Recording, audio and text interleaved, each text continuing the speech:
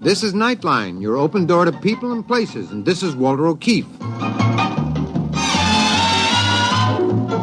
Nightline invites you to listen in on NBC's award-winning science fiction series X-1.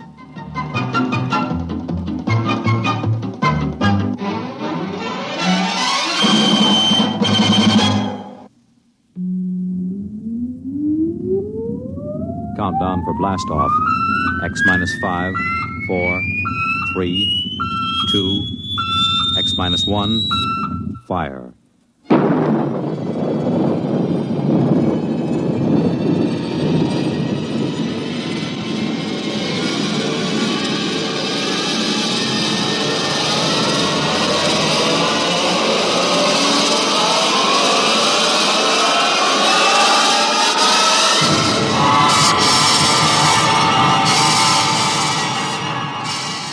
From the far horizon of the unknown come tales of new dimensions in time and space. These are stories of the future, adventures in which you'll live in a million, could be years, on 1,000 maybe worlds. The National Broadcasting Company, in cooperation with Galaxy Science Fiction Magazine, presents X minus 1.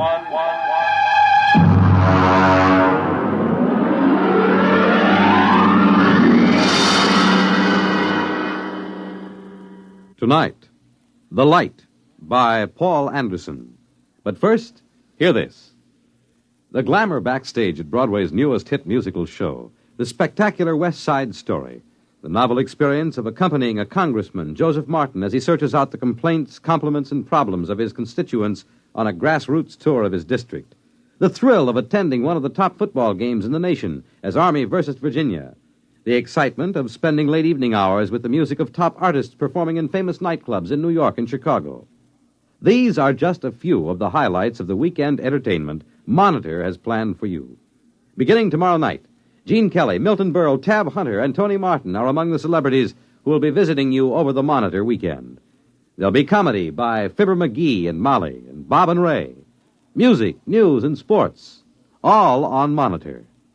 So why don't you start your weekend right with Monitor on Friday night and stay with Monitor all weekend long over most of these same NBC radio stations.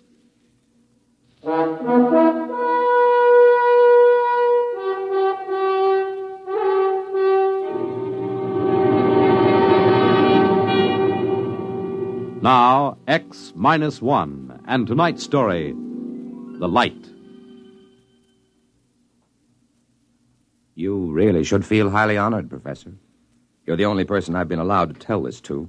And, of course, there's a good reason why you're being permitted to hear it. Why? I think you'll see why before I've finished. We're not a gang of power-nutty militarists, you know that. Personally, I'd like to tell it to the whole world, but it could very well touch off a war, and a war would mean the absolute end of civilization. There's one thing you should understand right from the start. Just because I know enough math and physics, just because I could pass the most rigid physical exam ever devised, doesn't mean I don't know anything about culture and art. When they picked me for the three-man crew for the first landing on the moon, they were a little condescending about that side of my background.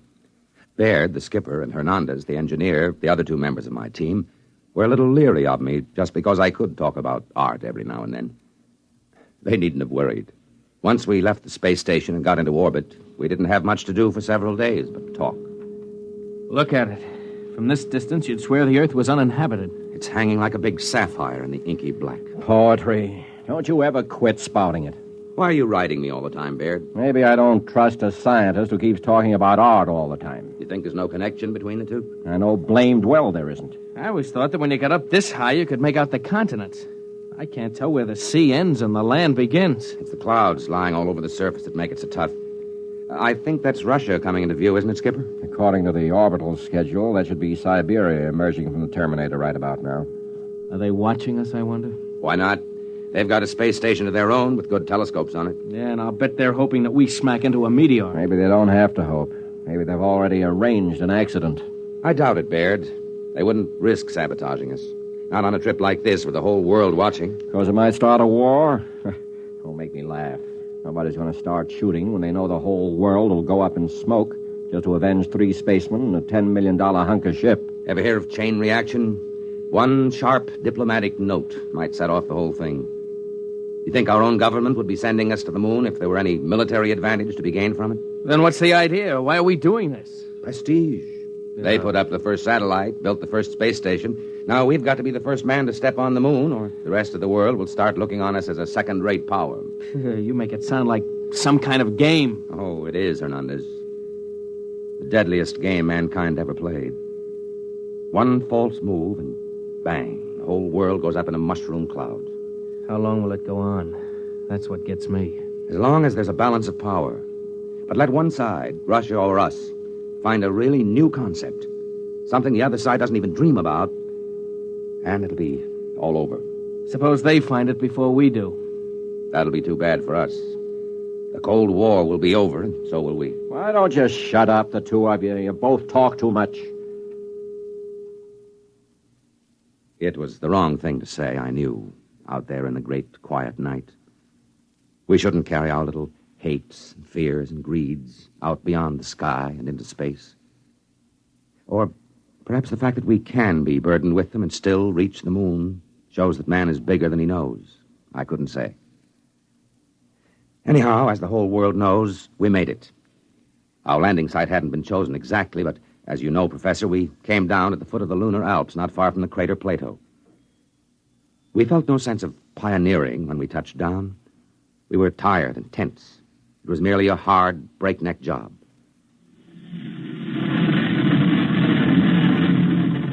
Hot rockets. Rockets off. Well, gentlemen, we're on the moon. Can we open the viewports? I want to see this. Go ahead, I'm bushed. Look at that. That light. I didn't realize it would be so bright. It's a cold, eerie light. It's not like our deserts on Earth. They aren't as bright or as dead. All right, that's enough gawking. Our orders are to draw lots to see who's first on the moon.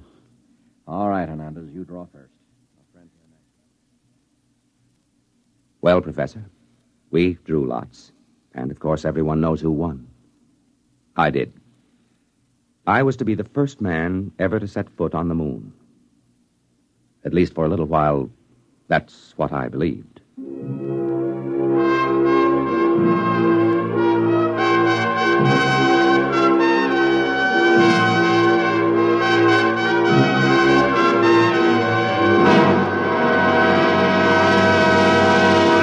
You're listening to The Light, tonight's attraction on X-1.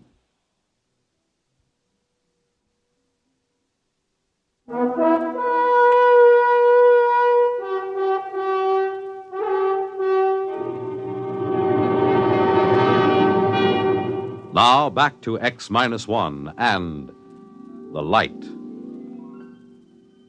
We were in heavy spacesuits, of course, and it wasn't any too easy to move about, even with the light gravity of the moon. I stepped out of the airlock first, followed by Baird. I just stood there in the shadow of the ship, looking at the weird light, lost in wonder. I don't know how long I stood there before Baird spoke to me. Well, go ahead. Go ahead, what? Make the speech. You're the first man on the moon. You mean that prepared speech they gave us? No, thanks. We've got to make it. What's the matter with you? It's your job to make the speeches. This is mutiny, you know. I ordered you to make it. I could make a suggestion. Why don't you write in the log that the speech was made and let it go at that? Judas Priest, man. All right. But if this ever gets out... It's our secret, Captain. Consider the speech made. Well, what do we do now? You start gathering rock samples. I'm going to take pictures. Come on the double. So we went to work. I gathered some samples, and each time I did, I left a little mark in the dust on the surface. The traces I left would probably last until the sun burned out. It seemed like an act of desecration, though the landscape was ugly enough. No, that's not true. It wasn't ugly, only alien. You know, it was several hours before I could really begin to see anything. I mean, it took that long for my brain to start registering in this strange, eerie place. I remember pausing to rest a minute while I watched Baird making adjustments on his camera lens and snapping various bits of landscape. Yeah, that ought to be a good one. You know, Baird, the thing that gets me is the light. It's no trouble. I'm using an F8 exposure this time. No, I mean the quality of it. It isn't like anything I ever saw on Earth. I wonder if it can be photographed. Of course it'll photograph. You know, in a way, it reminds me of that weird brass-colored light you get just before a storm on Earth. That it isn't the same either. No, I think I'll try an F11 setting. What I mean, though, Baird, is I don't think you can get the feel of this light in a picture. What you'd need for that is such a painter as hasn't lived for centuries. Rembrandt? No, it's too harsh a light for him. Cold light that's somehow hell-hot. Will you shut up? You and your blasted Renaissance.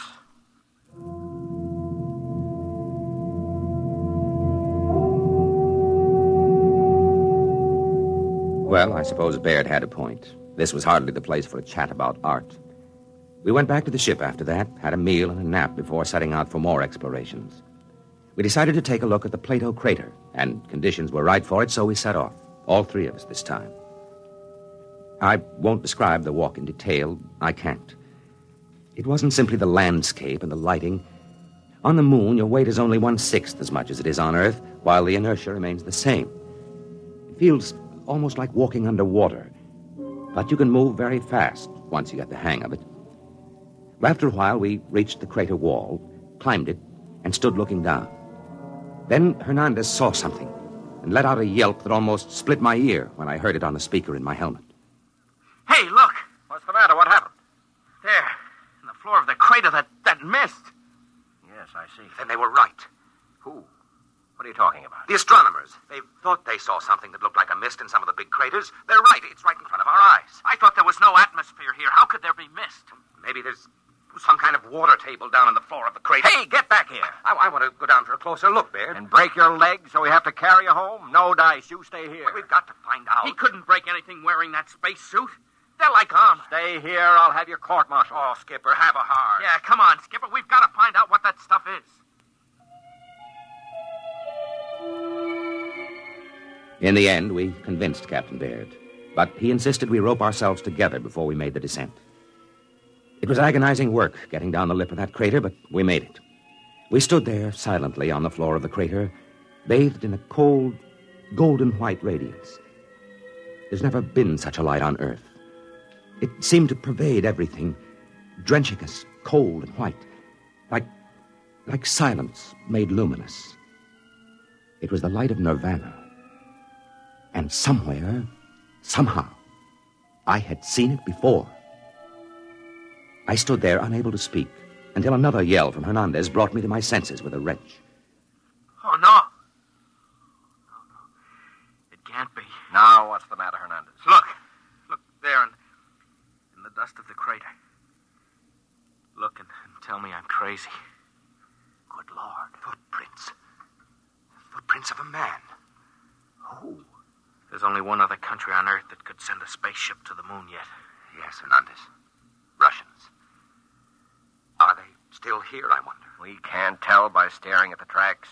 They could be 5 hours old or 5 million years. But why haven't they told the world? Why haven't they been bragging about it? Why do you think? You mean they've found something of vital military importance? Look up at the Earth. Maybe right now they're planning their next move. The last move. I don't believe it. They couldn't have done it. They couldn't have kept it secret. Why not? They could have taken off in a black ship when our space station was on the opposite side of the planet. How would we know? Come on. Where? Back to the ship, of course. They'll have to know about this in Washington immediately. If they find out we know their secret, that could be enough, Baird. That could trigger the war. I've got a code. Are you sure it can't be broken? That it already hasn't been broken? Shut up, you troublemaking whelp. Let me alone. Just the same, Skipper, we better follow those tracks. See where they lead to. We didn't bring any weapons. I'd be surprised if they were as careless. Baird, listen to me. All right, court-martial me later if you want, but listen. We can't just go back to the ship, never knowing for sure what these footprints are and who left them. How much looking can you do? In less than 1 hour, the sun will sink behind the lip of the crater. When that happens, it's going to get cold. Colder than anything you've ever imagined. I've got a heating unit in my suit. Good for 20 minutes at the most against a cold like that. Barely time to get back to the ship. All right. I'll take the chance and get back in time. But let me follow those footprints, Baird. It's your duty to let him, Baird. All right, permission granted. God help you.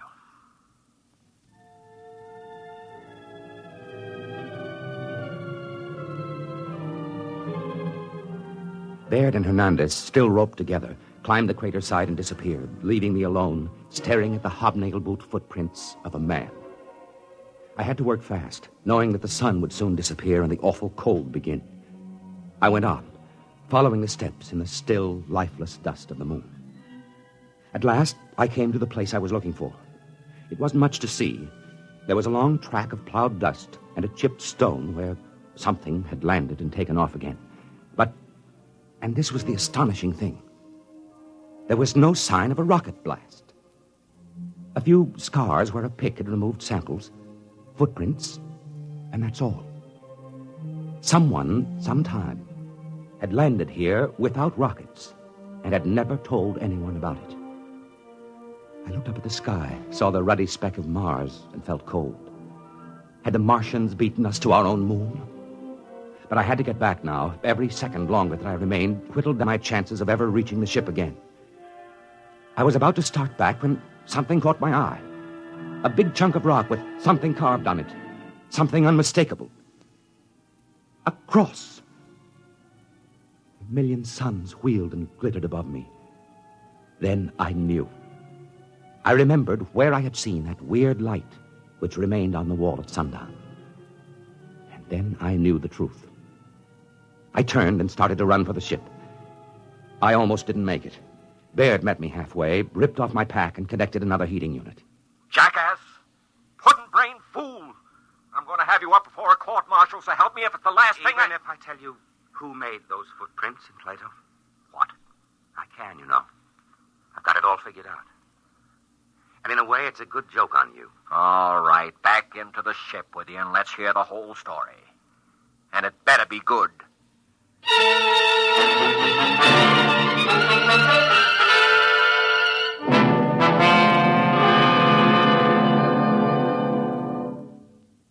Of course, intelligence has been working night and day ever since we returned and made our report.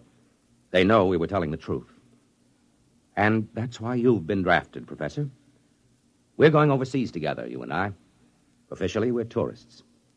You search the archives, and I'll tell you when you've turned up something we can use.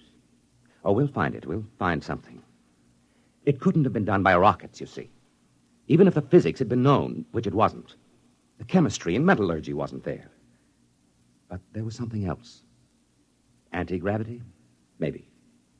Whatever it is, when we find it, the Cold War will be over and we'll have won. You don't get it? Professor, I'm shocked and grieved. You're a historian, a cultured man. All right, then. Our first stop is the National Gallery in London, where there's a painting called The Virgin of the Rocks. In that painting, you'll see a light, cold and pale and utterly gentle. A light which never shone on Earth. A light playing over the mother and child. And the artist, Professor, but of course you know the answer now. The artist was Leonardo da Vinci.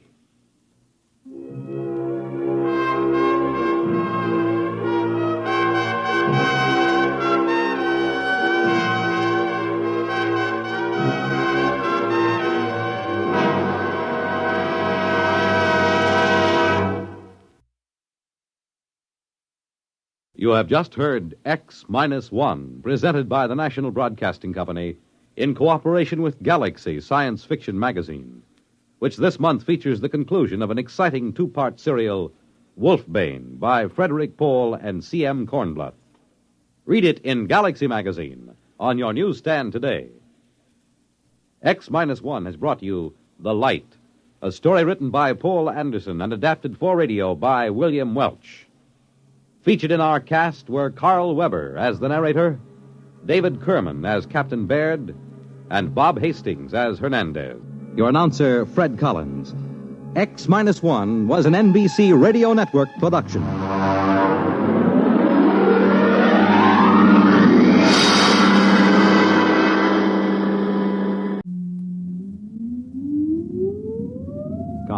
Blast off. X minus 5, 4, 3, 2, X minus 1, fire.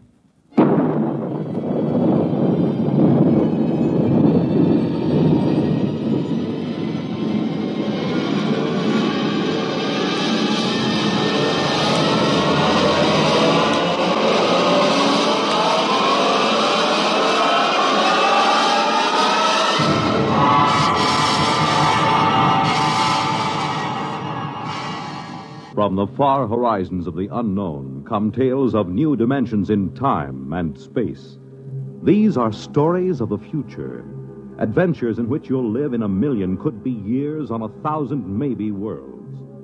The National Broadcasting Company, in cooperation with Galaxy Science Fiction Magazine, presents X minus 1.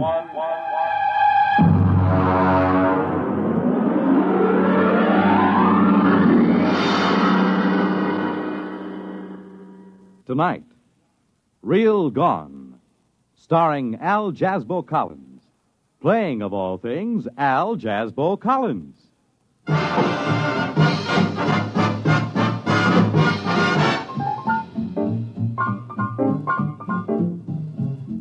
Oh, come in. Come in. Glad to see you. Albert here, your Collins friend. Just a minute. I'll close the door. You know, when you run a disc jockey show, the song pluggers just seem to ooze through the grain of the wood. There. Now, we won't be bothered for a while. Have a seat. I'll take this record off the chair. Hound Dog. Exclusive to me. Sung by Helen Traubel with the Vienna State Symphony Orchestra, under the direction of Felix Weingartner. Now sit down. You do the writing for that Real Gone show on NBC, don't you? That X minus 1, with the rocket ships and the three-headed men from Mars and all that jazz. Well, that's why I asked you up. I ran into a little something. Just an idea, you know. I figured maybe you could English it up and use it. It's about a friend of mine, Ralph Therian. Did you ever hear of him? He's an artist. I don't mean records or a musician. I mean an artist, a sculptor. I ran into him during the war. He used to sit in the barracks making busts of the sergeants out of GI soap. And when they had him on KP, they couldn't trust him to peel potatoes. He'd end up doing caricatures of the captain and the lieutenants out of raw spuds. Man, he was the greatest. He got the whole company restricted for a week when we were stationed somewhere near Boston. It snowed, and he made a life-size statue out of snow and ice depicting the captain sitting in a howdah on the back of an elephant. The captain didn't mind so much, but the elephant happened to look like the regimental colonel, and he took a dim view of the entire affair. Ralph studied in France somewheres under the GI Bill of Rights, and I used to run into him once in a while on 57th Street. He's looking kind of hungry and desperate. Then one day, a couple of green weeks ago, I ran into him on Madison Avenue, and, man, he looked like he belonged. He had one of them Tyrolean chapeaux with the shaving brush stuck on one side, an important German loading coat, and he was carrying a snakeskin dispatch case. Al! Albert! Well, hello, Ralph, my friend. Well, you're looking great, Al. Hey, I like that beard. Thanks. Kind of gives your face the Mount Rushmore quality. It's generally admired, my friend, but what brings you over here on this street of dreams? I was under the impression an artist was immediately downgraded 3 degrees of integrity when he set foot on Madison Avenue. I was just up seeing a client. A client? You've given up the sculpting kick. Oh, no, I'm just working in a new medium. Well, you look real prosperous. How do you like the shoes? Oh, very dapper. Very dapper. I don't believe I've ever seen lizard skin huaraches before. Had them imported, made underwater by natives of Ecuador. Yeah. Takes about 3 hours to have them made, so they use about 12 natives per pair. Ralph, my friend, you give the general impression that you are loaded with loot. I am. There's money in art. Money. You've just got to get something new. Here, wait a minute. Let me open my case. Here, Al, take a look at this. What is that, an ice cube? Look inside. Now, man, that's real entrancing. What is it? That is a detailed copy of Rodin's The Kiss. Pretty sexy. How do you do it? Well, you see, I carve it from underneath the plastic block. Oh, it looks sort of solid to me. How do you get in? Well, look at the bottom. You see that little hole? Huh? I worked through there with my engraving instruments. Of course, this is just a sample. I've been doing originals mostly. What are the little cubes good for? Paperweights, I guess, huh? This is art, Albert, art. Do you know how much I get for one of these? Beats me. $5,000. Oh, that's a pretty stiff price for a paperweight. Well, you just don't understand, Al. This is the hottest thing since Picasso. I just sold 2 original compositions to Morgenstern. You know, the dealer from Philadelphia? For $25,000. 25? Wow. Uh-huh. Boy, I should have paid attention when Mama bought me that clay when I was a little boy. Well, it's about time the creative artist got a little bit of recognition. Recognition's not the point, man. At 25 G's, I wouldn't care if people walked past me in high noon. That's because you're not an artist. The money's secondary. Money is never secondary. Money is the primariest thing there is. Al, would you be interested in a fine original composition? Well, I'll make a special price for you, Albert. $4,000. No, Ralph, my friend, I keep my papers from blowing off my desk with my right foot and my left piled one on top of the other, and I find that quite adequate to the needs and aspirations. Al, the trouble with you is you've got no soul. The trouble with me is I have not got $4,000.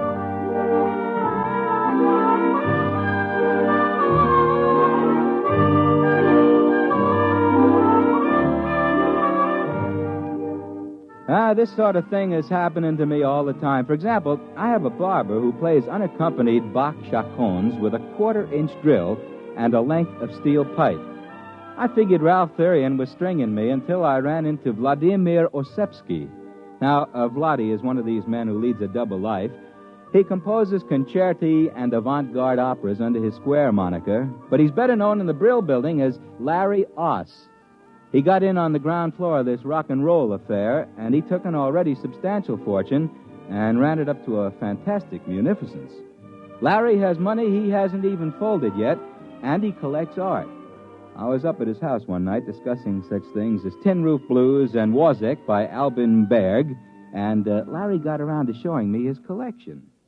Now, this is Picasso. Larry, that's what I call cool brushwork, my man, cool. I homed it next to the Tintoretto for contrast. Well, this stuff runs into a pile of loot. Well, I figure since I've launched rock and roll on an unsuspecting public, the least I can do is collect old masters and leave them to the nation when I die. It figures. I mean, that figures. Here's my latest. Look, isn't it beautiful? You mean this hunk of plastic? Well, yes. Look into it. That design, that composition, the delicacy of that line. Well, this is the most exciting discovery in art since the invention of red paint. Larry, was this piece of Jim Crackery executed by one Ralph Therian? That's right. You know him? Mm-hmm. Remarkable talent. Remarkable. A genius. And how much did this stroke of genius cost you, if you don't mind my mentioning a crude thing like money? Not at all. Not at all. It was a steal. I got it from Morgenstern. Oh, I outfoxed him. I got it from him for only $30,000. Yeah, you outfoxed him, all right. Tell me something, Larry. What makes this worth $30,000? Albert, what makes a Stradivarius worth $30,000 and a fiddle played on the street by a beggar $3, huh? You mean his stuff is that good? It's art, Albert. This is art. This is genius. To work with such delicacy and such control and such genius in so small a space. You see, that's it. This plastic block is how long? About 2 inches? And yet within this 2 inches is the majesty, the feeling of a sculpture 20, 30 feet high. This is an art which has not been known in the world since the painters of miniatures in the late Renaissance. Why, then it's for real. For real. This is the gem of my collection. The Picasso, the Renoir, the Cézanne will, in time, fade into insignificance.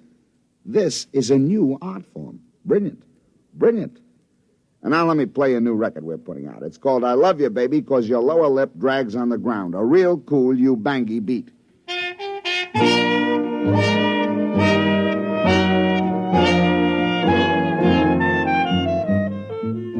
Well, I let Ralph Therian's new art form slip my mind for a while I struggled with song pluggers, advertising salesmen, account executives from the agency. And I met him again a few weeks ago at a small cultural establishment on the corner where I work. You might call it sort of branch public library with a brass rail. Hey, what's the idea of putting this lemon peel in? If I wanted a fruit salad, I'd ask for it. How do you do, Ralph, my friend? Oh, hello, Al. Ah, you look like you're thriving, my man. Well, as a matter of fact, I just signed a contract with Morgenstern to deliver $100,000 worth of my original compositions. I'm celebrating. In here? Ah, man, this place is only fit for sweating out the downhill phase on a manic-depressive psychosis. Oh, I'm just starting here. I intend to work my way up. Albert, be my guest.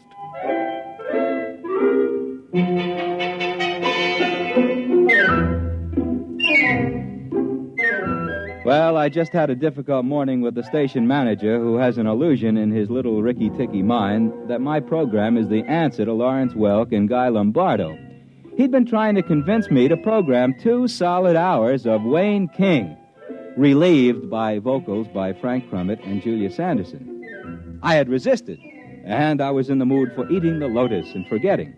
Several hours later, Ralph was feeling very confidential. Albert, my friend, I like you. Why don't you shave? Ralph, love me, love my beard. I will try. Albert, you have the look of an Abraham Lincoln gone hog wild among the cream puffs. Ralph, you have an artist's soul. Albert, I trust you, I trust you, I trust you. I am touched. And so, Albert, I'm going to take you to my studio. My secret studio. And I will reciprocate, my friend. Tomorrow, when I am doing my disc show, you may come to my secret studio. With the esteem that my program is held in today, tomorrow I'll be doing my broadcast from a small hole with a round iron top and plenty of running water below. What time is it? It's something. I'm late. Hurry.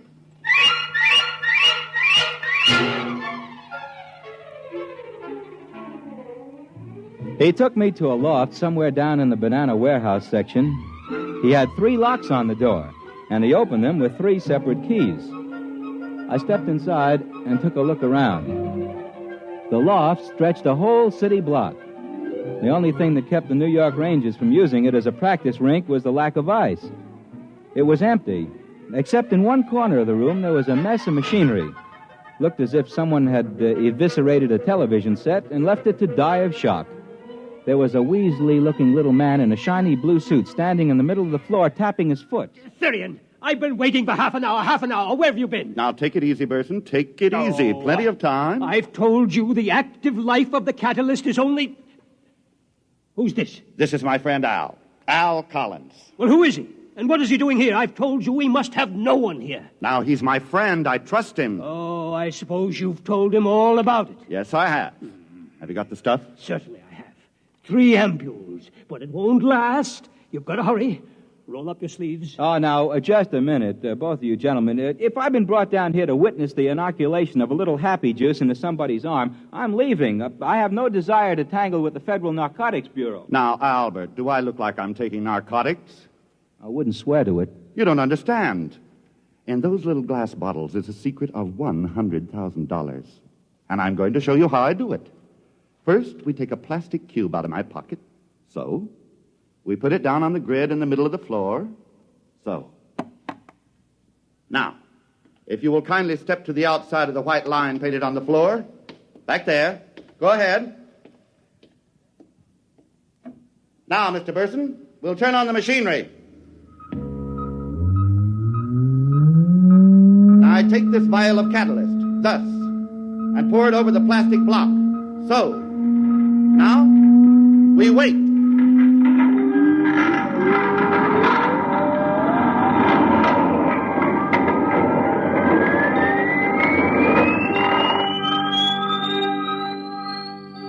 We stood there at the edges of that loft and watched that tiny plastic block sitting in a frame on the middle of the floor. And then suddenly it began to grow. In about 20 minutes, that cute little plastic block stood about 20 feet on a side. It almost touched the skylight, and there was about a foot of clearance on each wall.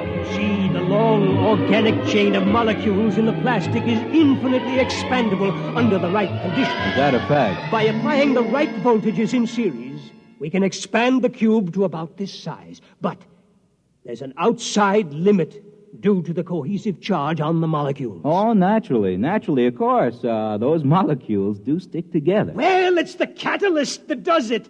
And I make that. I make the catalyst. Do you hear that, Therian? I make it. Now calm down, Burson.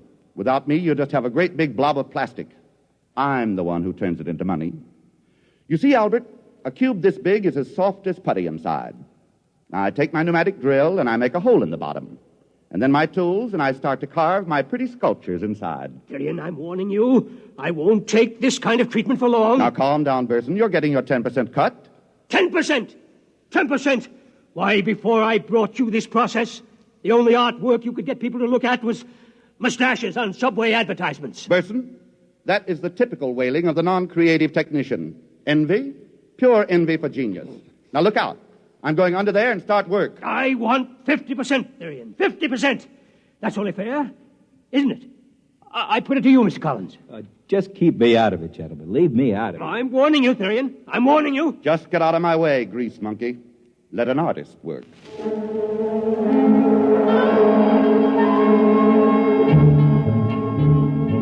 Ralph crawled under the giant cube and started to work.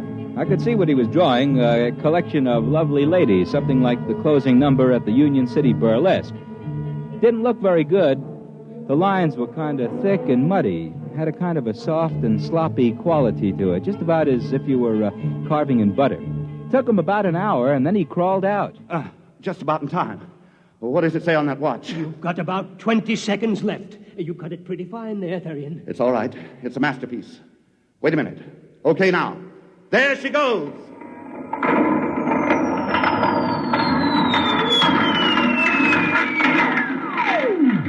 Well, now, what happened was that plastic cube that was blown up to about 20 feet on the side suddenly popped like a balloon with a cigarette stuck in it. And what ended up was that tiny little 2-inch cube sitting in the middle of the floor. Ralph picked it up and brought it over. Look at it. Beautiful. Beautiful. The work of genius. The work of science. Makes a real nice paperweight. Albert, my friend, what you have just seen was the creation of a $20,000 masterpiece. Take a good look. I did take a good look. The whole design was there. But what had looked to me like kind of a muddy, buttery picture when it was 20 feet high was now sharp and beautiful and clear as a snowflake. I went back to the studio and demonstrated my independence by scheduling 2 solid hours of Dizzy Gillespie. The next day, I got a telephone call just before I went on the air. It was Ralph asking me to come over to the studio. Said it was important. So, after the show, I shook the last song plugger out of my lapels and headed down to Ralph Therian's loft. I found that fellow Burson walking up and down at the edge of the room, looking at his stopwatch nervously.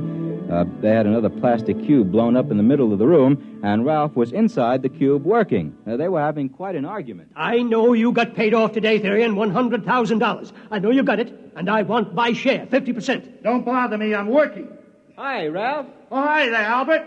Just a minute. Wait till I crawl out. I warned you. You can't say I didn't warn you. There'll be no more of the catalyst. No more. Listen to him, Al. That's why I asked you over. I wanted a witness.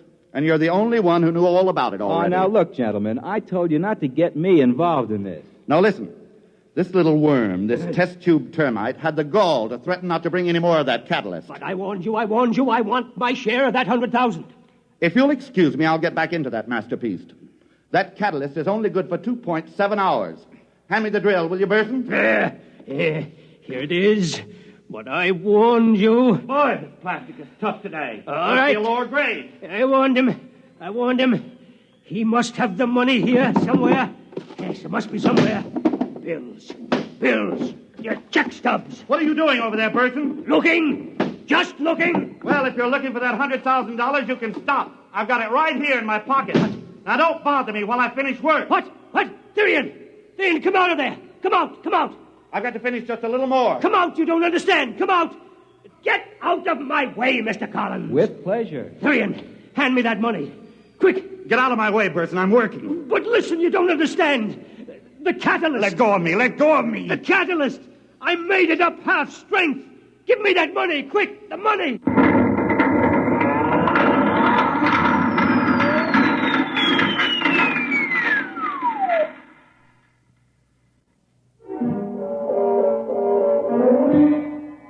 Well, that's all there was to it.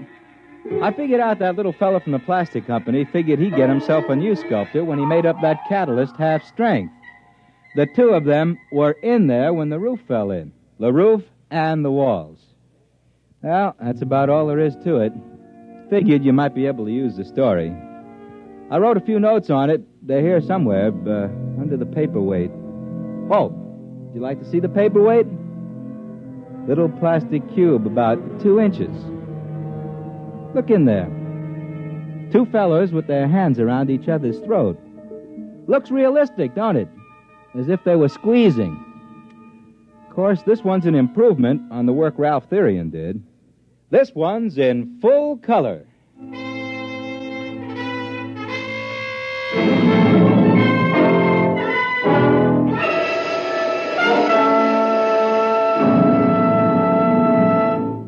You have just heard X-1, presented by the National Broadcasting Company in cooperation with Galaxy Science Fiction Magazine, which this month features The Victim from Space. A time to sow, a time to reap, a time to live. All the Agathians agreed with this, but not when it came to a time to die. Galaxy Magazine, on your newsstand today. Tonight, X-1 has brought you Real Gone by Ernest Kenoy, based on an idea by Al Jasbo Collins and starring Al Jasbo Collins as himself.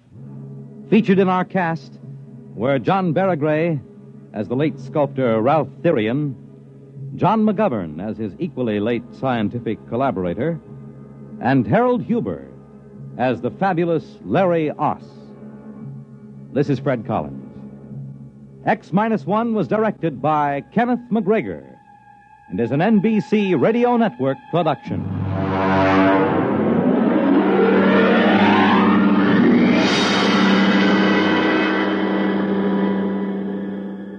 NBC takes you across the nation, around the world, with news on the hour and the exciting hotline service all day, every day, on most of these stations.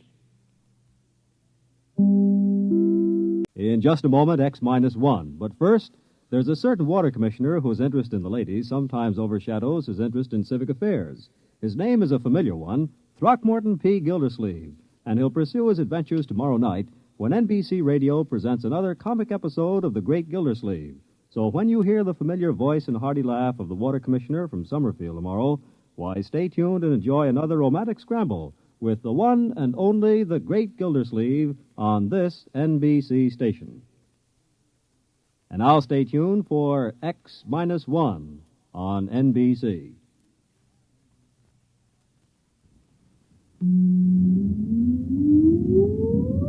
Countdown for blast-off. X-5, 4, 3, 2, X-1, fire.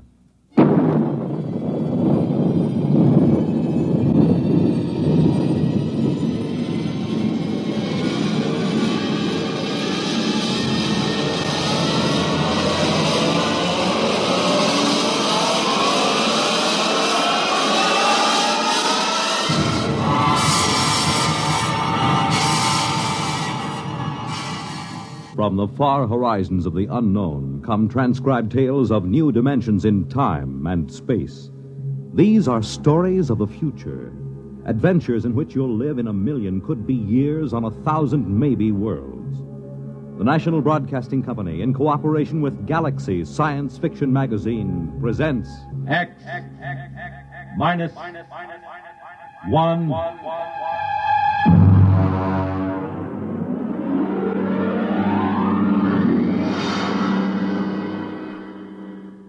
Tonight's story, The Sea Chute, by Isaac Asimov.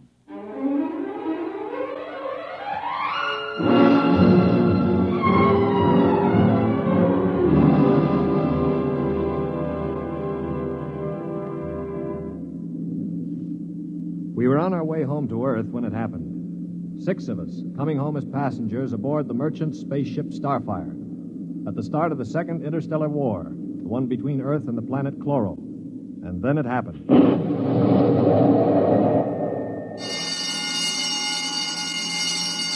Now hear this. Condition red. Condition red. We are under attack from a Chloran battlecruiser. All hands forward to battle stations. Passengers will remain confined to the after cabin. Condition red. We are being attacked. The interception by the Chloran cruiser, the murderous running jewel of energy blasts and force field defenses.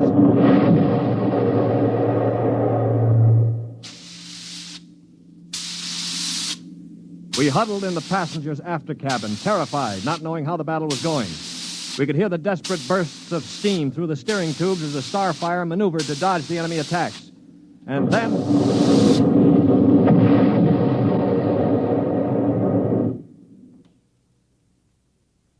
Now what? The beginning of the end, you might call it. Well, what does it mean, Stuart? You were a space pilot. It means our generators have been drained of energy.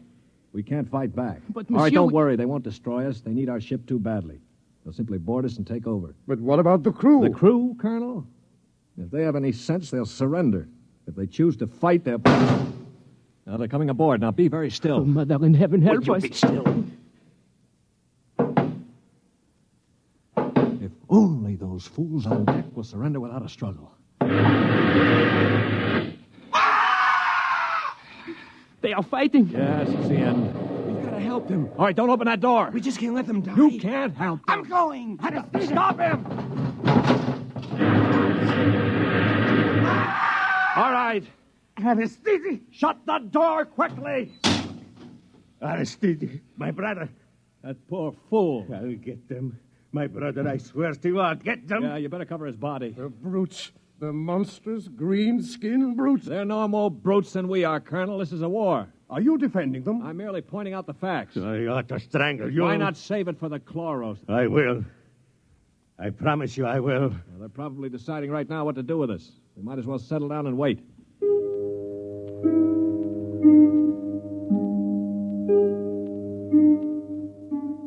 We sat there, the five of us, and listened while the Chloran invaders killed off the members of the Starfire's crew.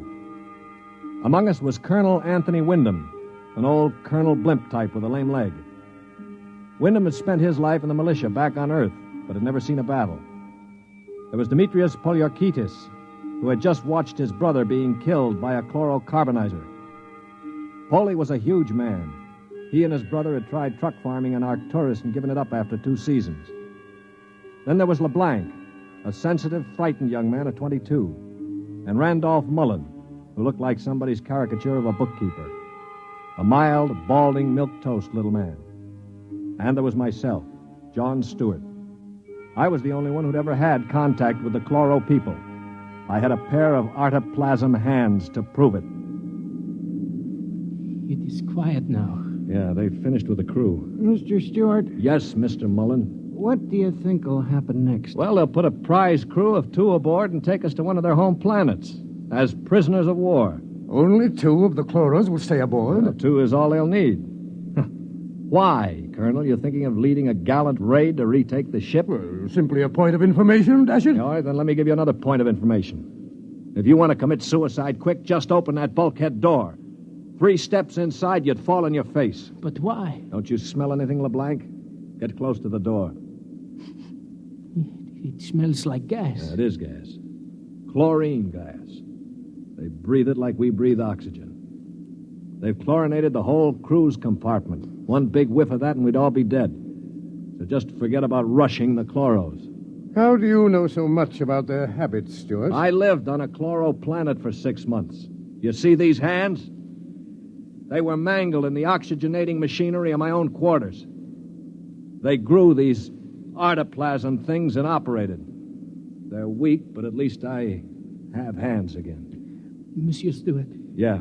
will they kill us? No. Why do you say that? Because, in their own way, they're gentlemen. Probably will be interned for the duration. You call them gentlemen. After they killed my brother in cold blood, you call them gentlemen. You know, Stuart, you sound more and more like a blasted Greenie sympathizer. Blasted, man. Where's your patriotism and loyalty? My loyalty is where it belongs, with honesty and decency, regardless of the shape of the being it appears in. This is a ridiculous war. Why are we fighting these people? We can live only on planets with oxygen, and oxygen is poison to them. They can live only in chlorine atmosphere, which is deadly to us. Yet we're fighting them over a bunch of worthless asteroids that neither of us can live on comfortably. Well, it's a matter of principle. It's a matter of stupid pride and greed. I don't like what you say, mister. Why not? Because you talk too nice about these greeny scum. They're good to you, eh? Well, they weren't good to my brother. They killed him. And I think maybe I'll kill you, you rotten greeny... Mullen, grab him. I can't break his hold. They are coming in. Foley, let him go. They saved your life this time. But when I'm finished with them... Quiet. I think they're opening the lock. Well, don't get between us. Foley, don't lose your head. They'll kill us all. I greet you, Earthmen.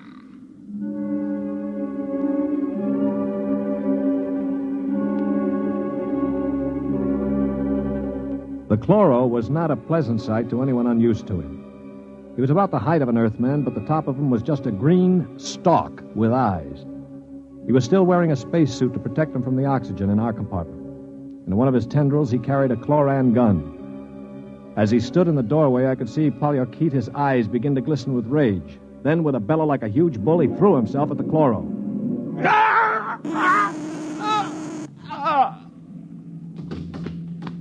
He is not dead, merely temporarily paralyzed.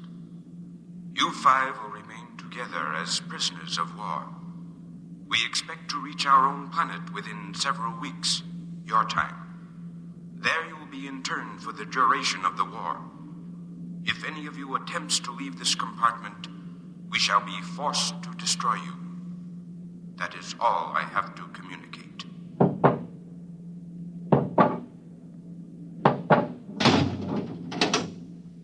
Hadn't we better do something for Mr. Polyarchetes? Oh, he'll be all right. Just hoist him up on the cot. That's it. Hi, Polly. Can you hear me? You stupid brute. His voice is coming back. Now, I know what's going on in that thick skull of yours, Polly. You think that when the paralysis wears off, you'll ease your feelings by slamming me around some more. Well, if you do, it'll be curtains for all of us. How do you mean, sir? None of you know the chloros the way I do. Unlike us, they assume automatically that any group of Earthmen they find together comprises a biological grouping, like an ant colony. The result is that they consider the group as something, well, something holy. Now, they'd never break us up. And if one of us did any harm to another, they'd have us all executed as a bunch of chloro-type perverts, a non-functioning group. So call all the names you want, but keep your hands to yourself or we're finished.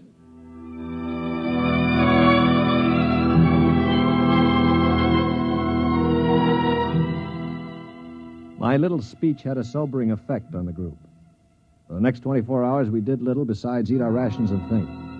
I tried to evaluate them. The colonel I had figured for an old windbag. Polyarchetes was a hate-filled brute. LeBlanc would crack first. He was like a frightened child. Mullen was a nonentity, a mouse instead of a man.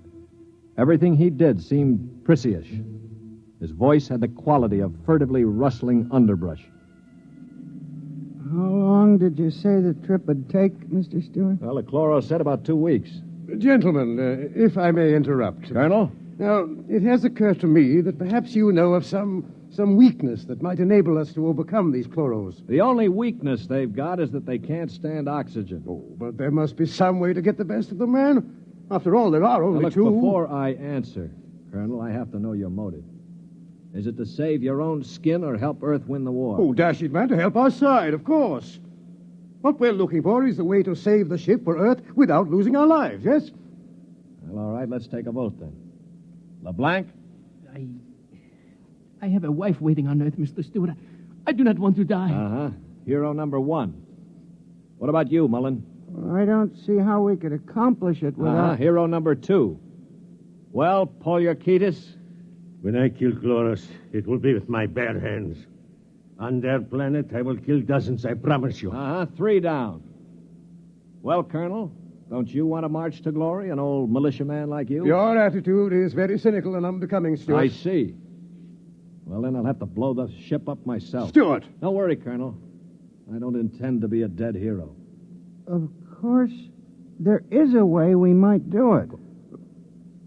What did you say, Mr. Mullen? There's a spacesuit and magnetic boots stored in that locker over there. We might be able to reach the control room from the outside of the ship. The outside? But how would we get outside? Well, this compartment has a sea chute. It must. What is a sea chute? A sea chute, my boy, is a casualty chute. It doesn't get talked about much, but all the main compartments have them. They're just little airlocks down which you slide a corpse. Burial in space.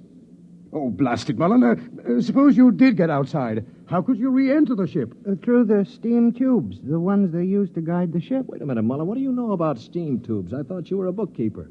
Well, on Arcturus, I got interested in spaceship models. I studied all about them.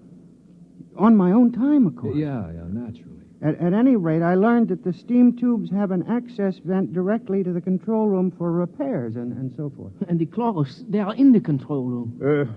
What do you think, Stuart? Well, it's a video sort of idea, but it might just work.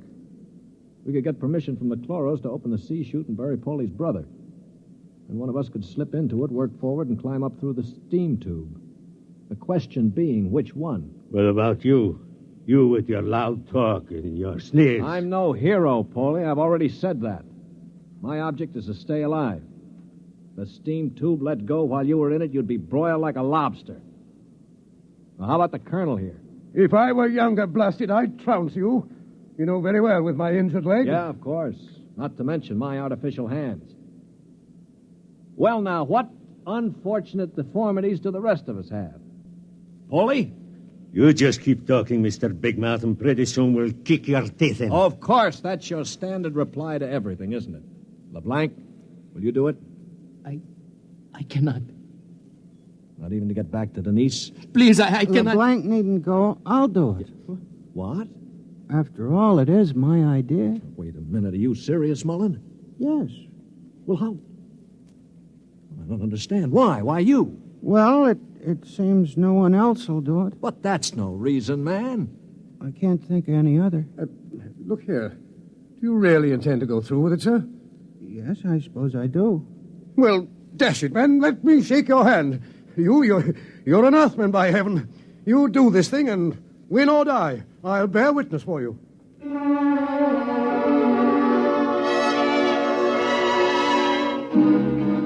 It was quite a moment. Mullen the Mouse had suddenly turned into a man. He just stood there awkwardly while the colonel puffed his hand. Poliorketis seemed stunned. LeBlanc was wide-eyed. And I? Well, I was in a peculiar position, one in which I rarely found myself. I had absolutely nothing to say. That ought to bring them. I hear one.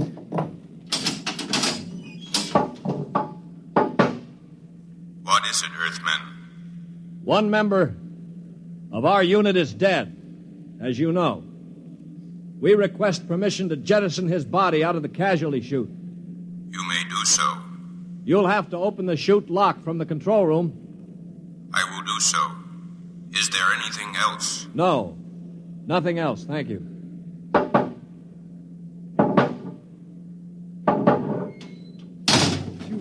Oh, boy. All right, come on now. We'll have to work fast. Mullen, get into a spacesuit from the emergency locker. Paulie, help Mom with those magnetic boots. Hurry. I'm working as fast as I can. The arm, there. All right, give me the helmet. The helmet? Okay. Now, Mullen, you better scratch your nose if you have to. It's your last chance for a while. What about radio contact? You can talk to us. We'll listen in on the helmet set in one of the other suits. The chloros won't have their set on the interphone frequency. Wait a moment. What for? Dash it, what's he going to use for a weapon? He isn't big enough to fight them barehanded. Ah, no, that's true. Well, how about one of those oxygen cylinders? Good idea. Use it to bash them over the head. Now, give him one of the cylinders equipped with a reducing valve. Now, look, Mullen, if your magnetic boots fail and you start drifting away into space, open this valve. See that? Now, you can use it like a miniature jet and try to blow yourself back to the ship. Understand? I think so.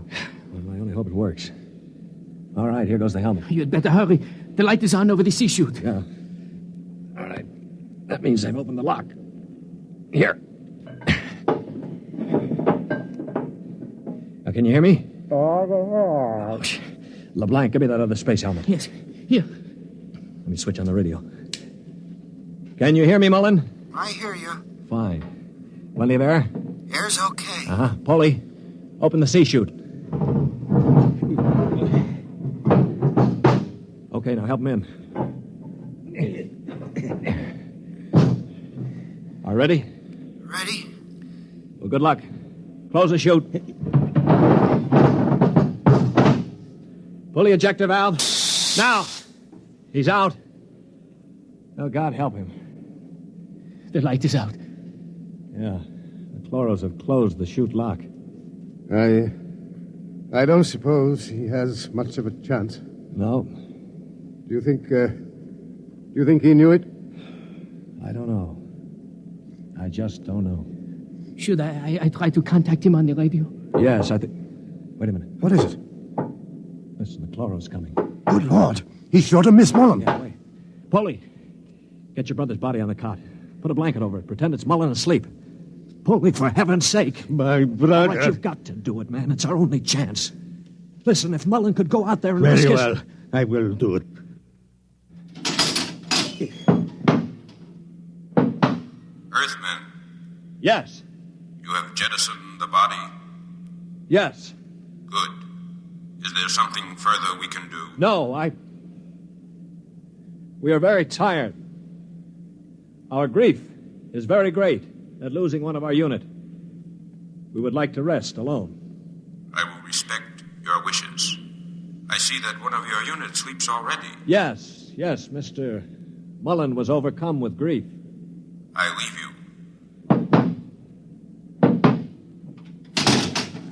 Oh, brother. Polly, I thought sure you were going to rush him. With that brave little guy out there. What do you think I am, anyway? And to think I laughed at him. It makes me ashamed. Yeah, I guess I've been saying some things that maybe weren't too funny. I owe all of you an apology. Do you think it's safe to try the radio? Yeah, we better. Hello? Hello, Mullen. Can you hear me? Yes, I hear you. Where are you? I'm standing on the outside of the ship. All right, now take care. One misstep and you'll be marooned in space. Now, can you find the steam tubes? I think I've found one of them already. I can feel the rim. I just hope it doesn't let go when I get inside. Be careful. I'm going into the tube now. I can feel the ladder rungs they used to repair the inside. Yeah, well, keep in contact. I'm in the tube now. Good Lord. They've let go with a blast. Oh, well, it may be the starboard tubes. Mullen! Still here. They used the other tubes, fortunately. Now, if they don't try to correct for over-deflection... Yeah, keep moving. I seem to be... Wait. Yes, yeah, I'm at the end of the tube now, where it opens into the control room. Good. Now, look, there's a small metal door there. Can you feel it? Yes, I'm afraid it's locked from the other side. Oh. I can't budge it. Mullen, listen to me. Stewart, I'm scared. I'm terribly scared. Yeah, all right. Now, hang on. Don't blow up. Listen to me. Are you listening? Yes. Take the spare oxygen tank. Bang on the metal door that leads to the control room. The chloros are bound to hear you. When one of them comes to investigate, try to hit him with a cylinder. Now, aim for the stalk on top of his body. Try to blind him. Will you do that? I'll try. Well, now, go on. Only one can come. The other will stay at the controls. Now, start banging.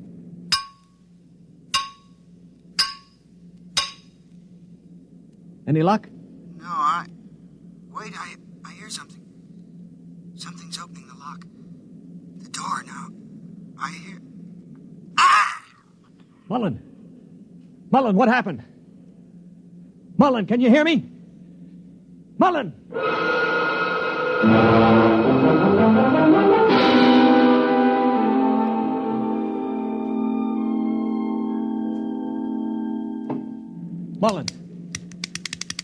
Mullen! Oh, it's no use.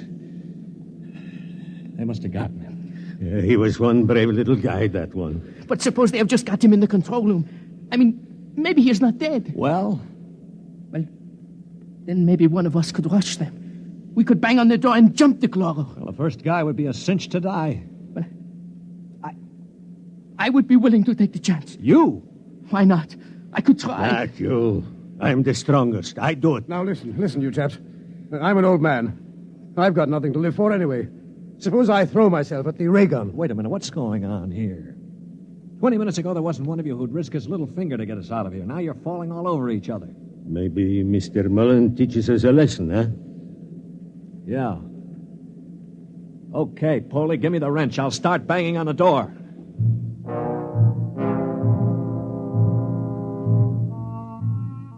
They say that selflessness is contagious. I guess maybe it is. I'd been a cynic all my life, a man who believed in nothing.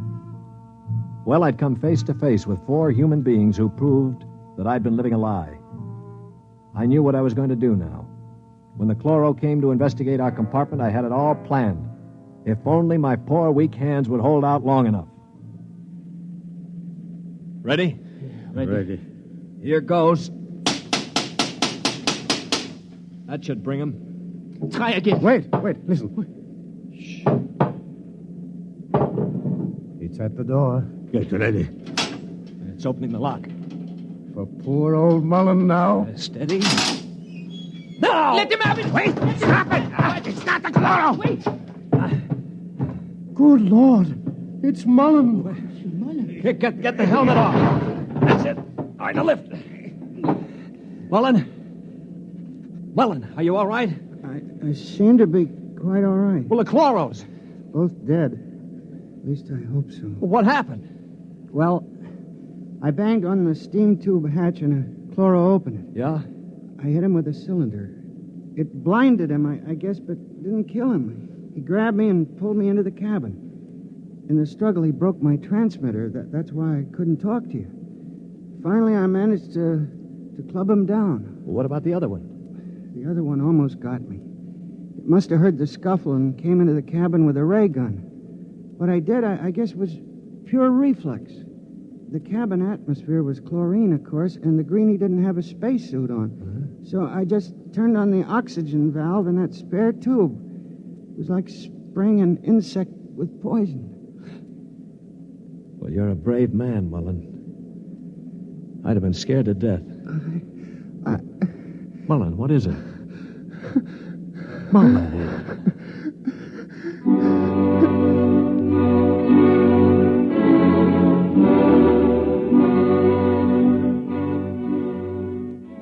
An hour later, false hands and all, I was at the controls of the ship, headed for Earth. We'd gotten rid of the chlorinating equipment and restored the oxygen naturally. Mullen was asleep in the cabin under a sedative, or so I thought until the cabin door opened. Mullen, for Pete's sake, get back to bed. No, I'm quite all right now, really. Do you mind if I watch how you operate the ship? No, not at all. Sit down. You know, I guess I owe you an apology. I didn't think too much of you. That's your privilege. No, it isn't anybody's privilege, Mullen, to despise another. For years now, I've abandoned hope of finding any decency in human beings. I owe you a vote of thanks. You embarrass me, Mr. Stewart. I didn't do it for any heroic reasons, I assure you. Far from it. Well, why did you do it, Mullen? That puzzles me very much. Well, Mr. Stewart, I'm a bookkeeper. 17 years ago, I left Earth to work on Arcturus. I never made much impression on anybody on Earth, although I wanted very much to have people like me. Well, about a year ago, I started to write to my family again. Don't ask me why. And then I asked for a leave of absence to go home after 17 years. Well, I still don't understand. It wasn't patriotism or love of a woman or money or any of those things. What was it?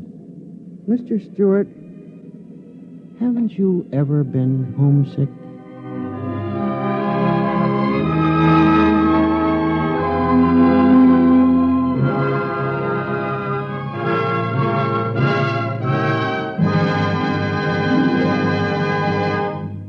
You have just heard X-1, presented by the National Broadcasting Company in cooperation with Galaxy Science Fiction magazine, which this month features A Gun for Dinosaur by L. Sprague de Camp, a story of hunters in the bloodiest and most ferocious arena of all prehistoric Earth, where hunting reptile heavyweights is no job for human lightweights. Galaxy magazine on your newsstand today.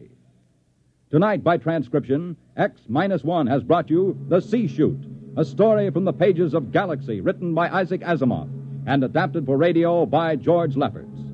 Featured in the cast were Lyle Sudrow, Stan Early, Bob Hastings, Mercer McLeod, Danny Ocko, and John Gibson. Your announcer, Bill McCord.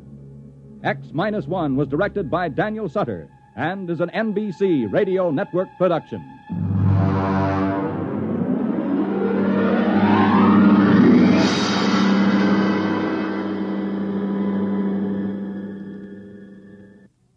Next week, on a distant planet in a forgotten colony of Earth, a man is ordered to commit a murder. Listen to Skulking Permit on X-1 next week.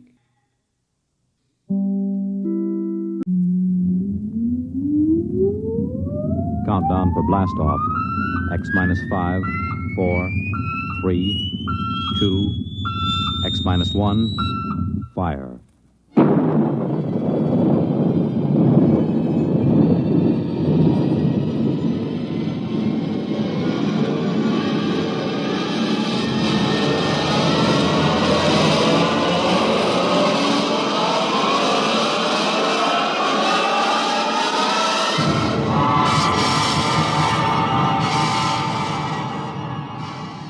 From the far horizons of the unknown come transcribed tales of new dimensions in time and space. These are stories of the future, adventures in which you'll live in a million, could be years, on 1,000 maybe worlds. The National Broadcasting Company, in cooperation with Galaxy Science Fiction magazine, presents X-1.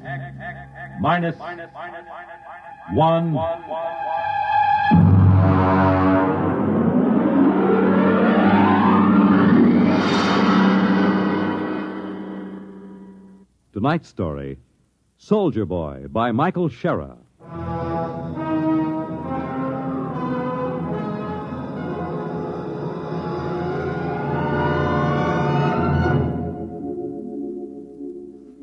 There is a Scandinavian legend. In the Northland deep, in a great cave by an ever-burning fire, the warrior sleeps. For this is the resting time, the time of peace. And so shall it be for 1,000 years. And yet we shall summon him again, my children, when we are sore in need. And out of the north he will come, and again, each time we call, out of the dark and the cold, with the fire in his hands, he will come.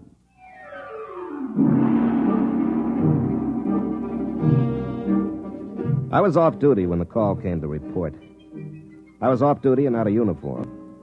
As a matter of fact, I was in a bar, drunk. Bossio had just spilled a beer over me. I cussed him out, and when I looked up, there was a shore patrol standing over me. Captain Dillon? Well, where did they find you, Buster? Did you flunk out of high school or get into a fight with your father and run away from home? Captain Dillon, I have a message for you. Well. Look, Bossio, this is humanity's finest. He has joined the service to protect home and hearth against the savage aliens. Touching, Dillon, touching. Are you Lieutenant Bossio? I have a message for you, too. Have a drink, kid. No, thank you, sir. Well, listen to that, sir, Bossio. This kid has got morale. It's a fact, Dillon. He's crawling with it. Sure, I haven't heard morale like that since the Second Martian Revolt in 23. Boy, don't you know that the armed service is a scrap heap? Do not use the best iron to make nails or the best men to make soldiers. Old Chinese proverb. I didn't raise my boy to be a soldier. Ancient folk song. Please, Captain, Lieutenant, I'm just doing what they told me to. I'm supposed to tell you to report to division headquarters. Uh-huh. And they told you to try every bar on the strip and you'd be sure to run into us, huh? Yes, sir. Those were Colonel Swift's orders. A good commander. He knows the whereabouts of his troops. All right, Bossio, drink up. Let's go. Duty calls.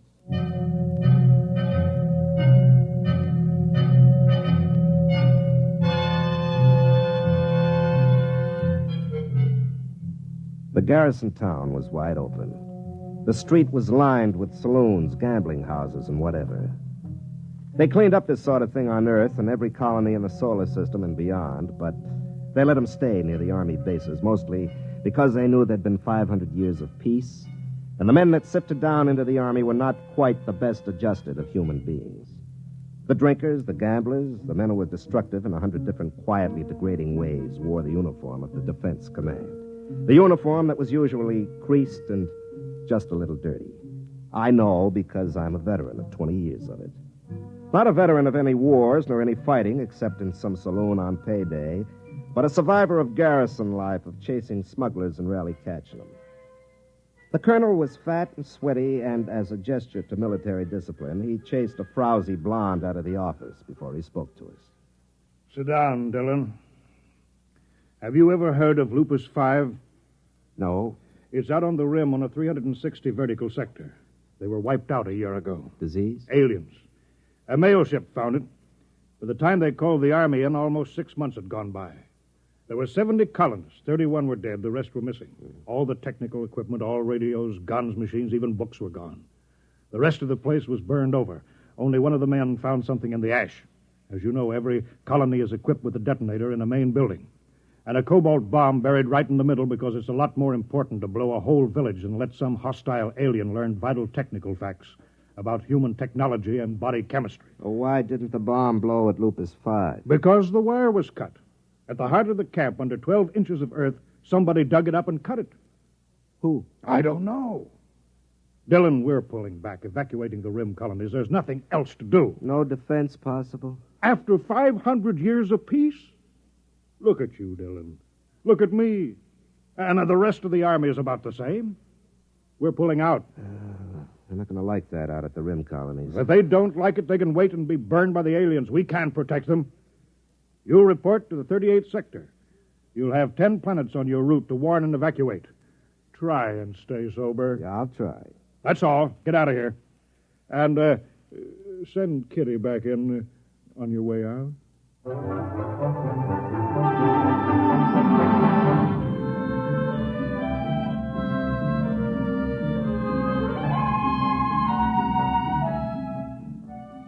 We cleaned up 3 planets, delivered the dispatches from headquarters, and tried to find out if they had anything worth drinking in the colonies. Usually they didn't. And we were stuck with something at Basio made out of high-thrust fuel with a little lemon juice and oil of wintergreen for flavoring. We headed out for number 4.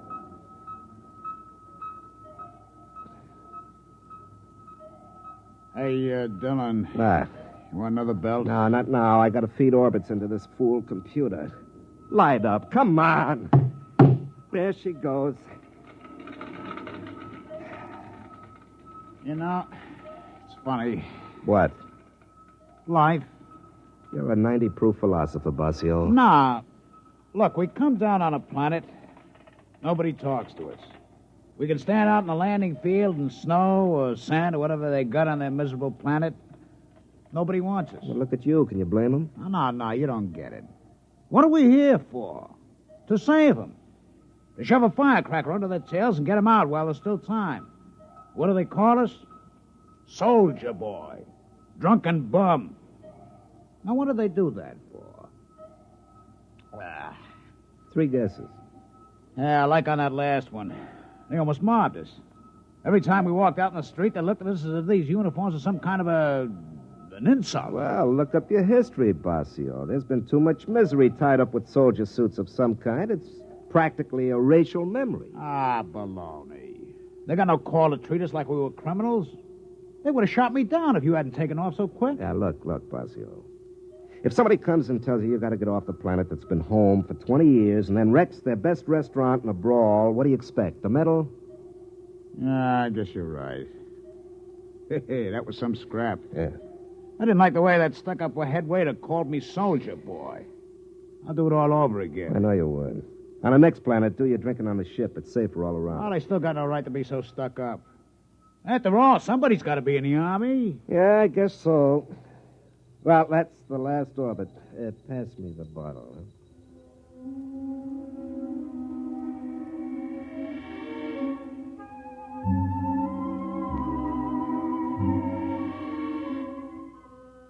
Huh? fourth planet was Norge 1, a big green world about 20% cooler than Earth temperate. They'd heard about the evacuation, and when we sent the scout down on the landing field, there was a crowd gathered. When I opened the hatch, I could smell a wet, heavy breeze that meant snow. It was below freezing, and Army-issue cold weather gear wasn't worth much. I waited out at the edge of the field for 15 minutes, waiting for somebody to take notice of a ship of the United Earth Defense Command. I just stood there in the cold wind with a pint to keep me warm. Finally, somebody came out to talk to me. What do you want? I'm Captain Dillon. I have a message from Fleet Headquarters. You in charge here? Nobody's in charge here. If you want a spokesman, I guess I'll do. What is it? Well, I got a dispatch for you from headquarters. I'll look at it later. Is it always this cold? This time of year. Freeze a brass monkey. Drink? No, thank you. Mind if I do? No, you have to. I don't suppose you got any decent liquor on this planet. No, we don't have any. Yeah, I forgot. All right, let's get going. We haven't got much time.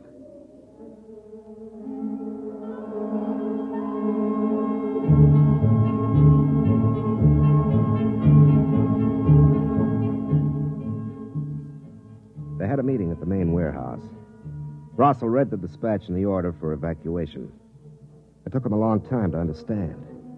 They took it pretty well, but then these were pioneers. Pioneers. Before you settle a planet, you boil it and bake it and purge it of possible diseases. Then you step down gingerly and inflate your plastic houses which harden and then become warm and impregnable. You send your machines out to plant and harvest and set up automatic factories to transmute dirt into coffee, and without having lifted a finger, you've braved the wilderness, hewed a home out of living rock, and you're a pioneer. Of course, they were angry, and as usual, they'd take it out on me. Now, look here, soldier. This is our planet. This is our home. We demand some protection from the fleet. We've been paying taxes for all of you all these years, and it's about time you earned your keep. Maybe, Mr. Russell, maybe, but there is no fleet. Oh, there are a few hundred half-shot old tubs that were obsolete before you were born, and there are 4 or 5 new jobs for the brass and the government, but that's all the fleet there is. Now, look, it's 10:30 now, and those aliens might be coming in at any time for all we know, so we'd better get going. Lieutenant Basio has gone on to the sister colony at Planet 2 of this system. He'll return to pick me up by nightfall, and I've been instructed to have you gone by then.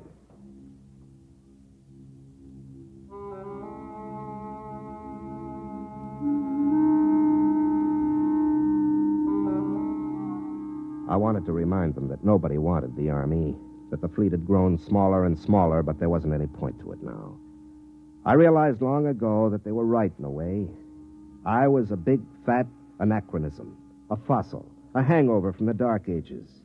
Only, unfortunately, we'd run right into a new Dark Ages that came from somewhere out in the stars and picked off colonies and burned them to a cinder. Well, when they finally left the meeting, I went out to check the bomb. The detonator was in the radio shack. It was a long metal bar with a lock on it. I followed the conduit down the wall till it entered the ground. Then I started to chop at the frozen earth to follow the wire.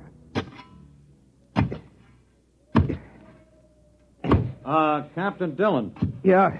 How many people can your ship take? Well, she sleeps too. Won't take off with more than 10. Why? We're overloaded. There are 60 of us, and our ship won't take over 40. We came out in groups, so we never thought... You sure? She's only a little ship. She's all we could afford. Well, it looks as if somebody's going to find out firsthand what those aliens look like. It's not very funny. All right. Maybe the colony on 2 has room. I'll call Basio and ask. Aren't there any fleet ships within radio distance? Look, the fleet is spread out kind of thin nowadays. Yeah.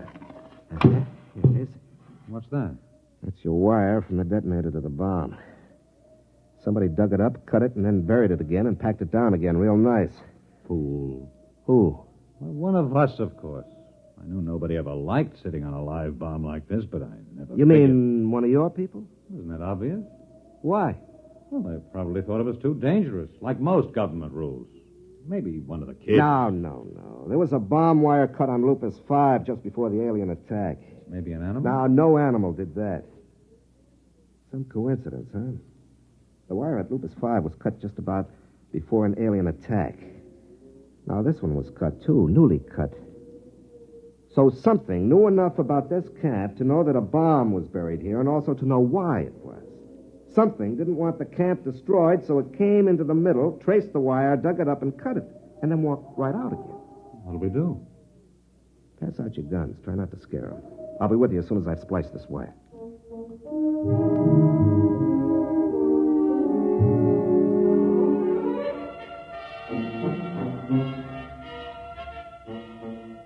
I spliced the wire, went back into the radio shack, and pulled out my pistol. I checked it and primed it and tried to remember the last time I'd fired it. The snow began falling near noon. By 1 o'clock, the visibility was down to 0. I tried to contact Bossio to tell him to hurry. He didn't answer. I figured he was probably drunk or sleeping it off. I suppose I should have been out organizing some kind of defense, inspiring everybody with grim, lantern-jawed courage. But as a matter of fact, my jaw is somewhat slack, and I'm not strong on courage. So I took a belt from the bottle and considered things. The tension was beginning to get me. After 20 years of hanging around and playing like the town drunk, a man can't be expected to rush out and plug the breach just like that. You have to work up to these things gradually. I suppose there was something to me originally, but I lost it. I lost it in 20 years of idiotic garrison spit and polish in saloons and the icy looks and choice words that civilians save for peacetime soldiers. I had half the bottle killed when Rossel came back to see me. Captain, I just can't make any sense of this. Who cut that wire? Well, as far as I can figure, an alien cut it. No, there haven't been any aliens or any peculiar animals near this camp. We've got planet-wide radar, and there have been no unidentified ships since the first landing a year ago.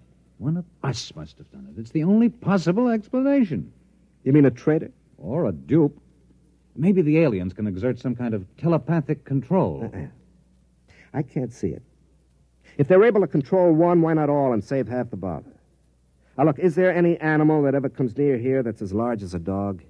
Well, there's a vigil. It's like a monkey with 4 legs. We shoot them now and then when they get into the crops. We're going to post sentries. Do you want to place them? Well, you know this site better than I do. Post them in a ring within calling distance, huh? Dylan, what are they like, the aliens? Do you know? No, I don't think anybody does. We don't know what they look like, or what they think like, or where they come from. Do you think they've landed yet?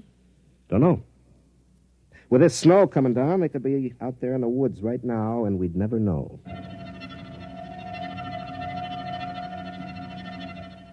Planet Director 7396 recording progress report on attack day. Physical situation excellent. Headquarters bunker 10 feet underground. Electrical heating apparatus running smoothly. View screens operating. Human colonist activity not according to pattern. 8 humans have taken up watch positions on the perimeter of the colony. Original plan was for attack at night, but presence of Earth vessel dictates change in plans. The humans move quickly. They might be gone by nightfall. It will be necessary to disable their ship, proceeding on this alternate plan.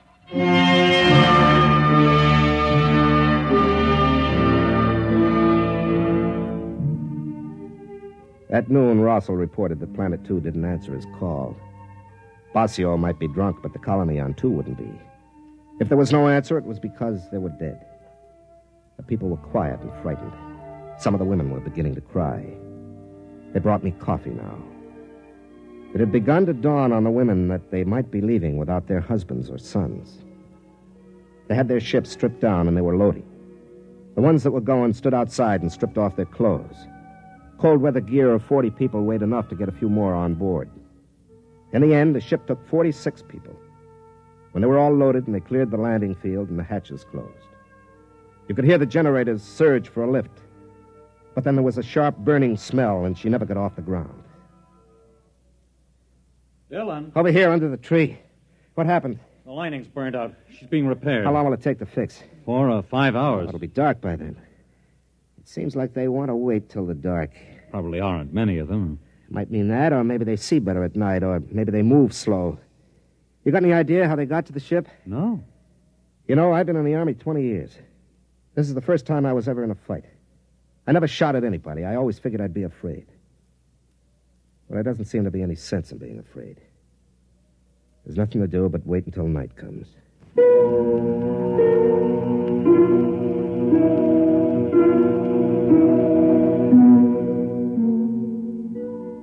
sat there thinking of Basio. He was dead. There wasn't much doubt of that. Probably died dead drunk and not giving a solitary hoot. I stared out into the snow and thought the same thought over and over. Basio is dead. Basio is dead. In all this dog-eared, ape-run universe, he was about the only friend I had, and so naturally he was dead. Dead because he tried to come out here to help these people. People who cursed him and called him a drunk, which he was, and a brawler, which he was when somebody crossed him. But he was the one who came to help. And in short time, I'd be staying behind so that some colonist could jam himself aboard my ship and lift out to safety.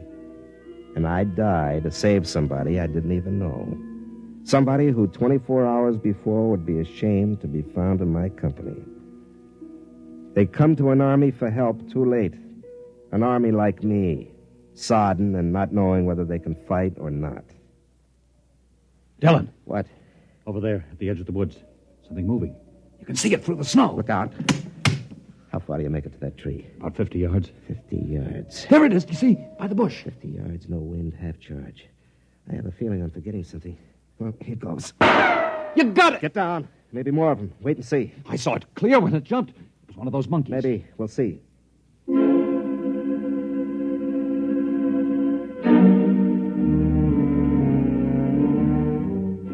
I waited 10 minutes and then I ran over. Whatever it was gone, almost all of it. My bolt had taken a paw and taken it clean off. I picked it up, but there was no blood. The skin was real and furry, all right, but the bone was steel and the muscles were springs. It wasn't any four-legged monkey. It was a robot.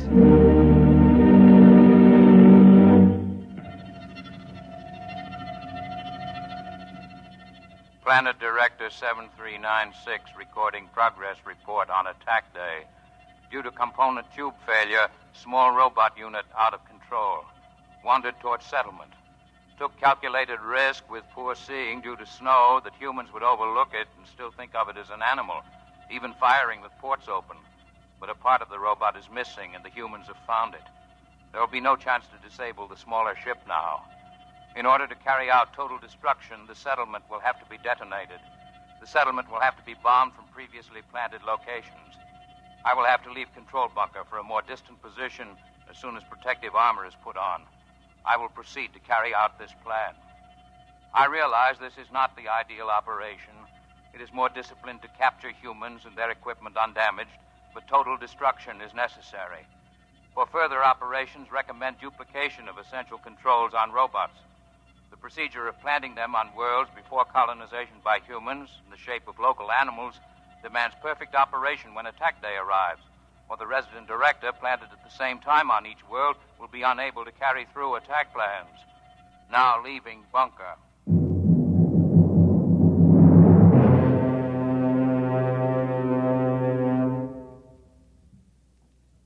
That's how they got the ship, all right. Probably slipped a vigil through the aft port and left it in there to foul the lining. Wonder what else they've got. Well, probably all kinds of things. Must have been some kind of lizard that went under and cut the wire. A spicer lizard. They can burrow underground. And we've got a bat that could do aerial reconnaissance for them. Well, they know everything about you, and we don't know anything about them. They're probably sitting out there right now, swarming behind those trees, waiting for it to get nice and dark. All right, you better get back to the others and tell them I'll stay here. Why? Because we only need one. If we could just get one back to a lab, we'd have some clue to what they are. We can't just cut and run. We got to make a stand. I didn't think the Army made stands. I thought they just pulled out. Yeah, I suppose so. An army does what it has to, and ours is weak and filled with men like me. But even so, there comes a time when you have to make a stand.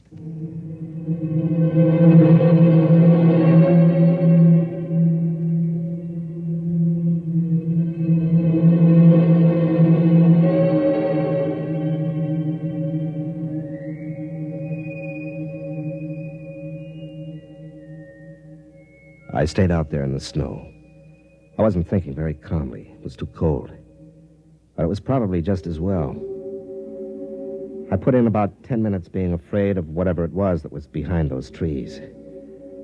What I needed was luck. Just good, plain old luck.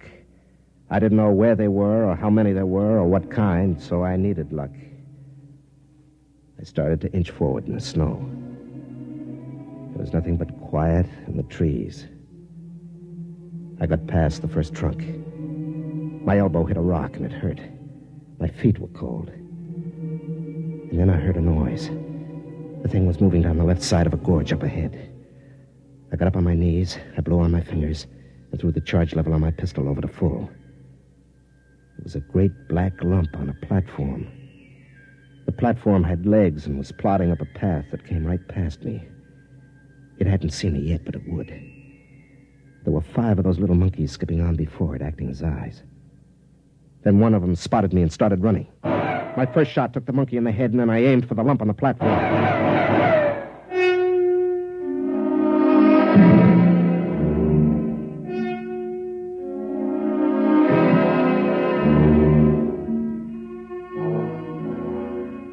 They got one blast off before I hit anything vital. It burned across my shoulder, my shirt charred. It felt as if I'd been hit in the arm with an axe.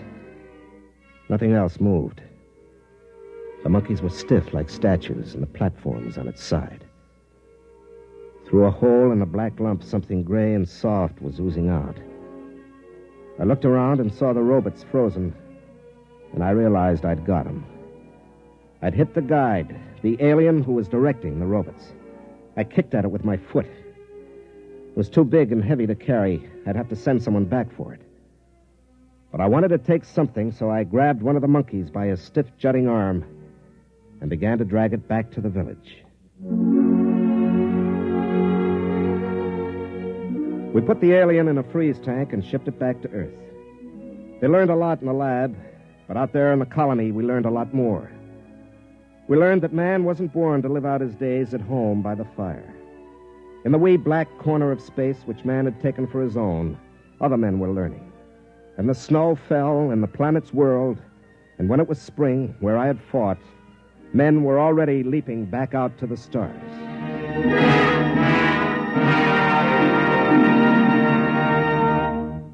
You have just heard X-1, presented by the National Broadcasting Company in cooperation with Galaxy Science Fiction Magazine, which this month features The Native Problem by Robert Sheckley, in which a misfit discovers that there is not plenty of room in space for his kind, that in fact there is less room in space for him than anywhere else. Galaxy Magazine, on your newsstand today. Tonight, by transcription, X-1 has brought you Soldier Boy, a story from the pages of Galaxy written by Michael Shera and adapted for radio by Ernest Kenoy. Featured in the cast were Larry Haynes as Dillon, Ralph Bell as Bossio, Alan Hewitt as Russell, Bob Hastings as the shore patrolman, Wendell Holmes as the colonel, and Kermit Murdoch as the alien. Your narrator was Floyd Mack. This is Fred Collins speaking. X-1 was directed by Daniel Sutter and is an NBC Radio Network production.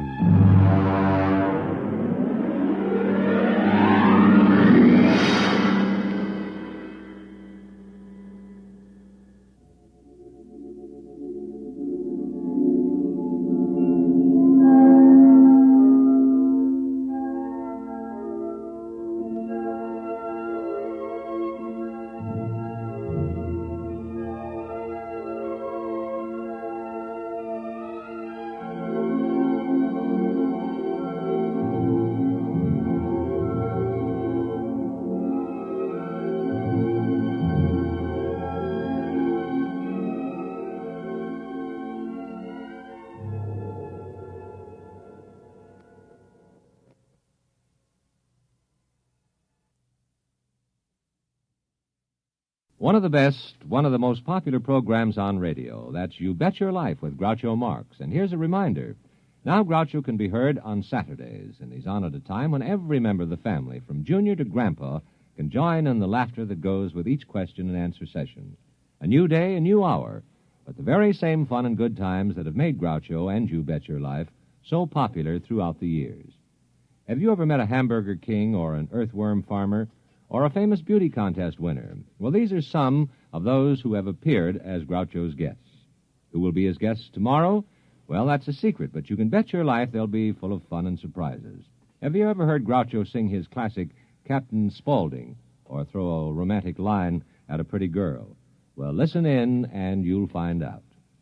Hear music in the Morgan manner. Russ Morgan, live, weekday mornings on NBC Bandstand.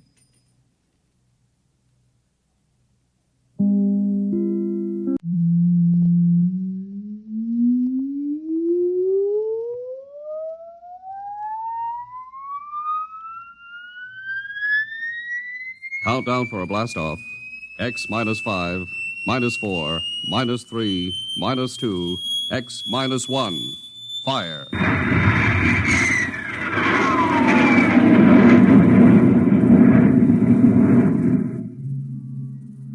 From the far horizons of the unknown come transcribed tales of new dimensions in time and space. These are stories of the future, adventures in which you'll live in 1,000,000 could-be years on 1,000 maybe worlds.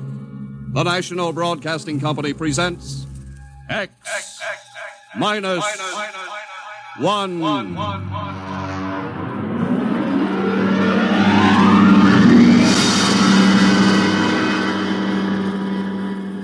If you wanted to take over our world with a minimum amount of resistance and trouble, how would you go about it? Tonight we'll tell you how, with a strange and chilling story by George Lefferts, The Parade.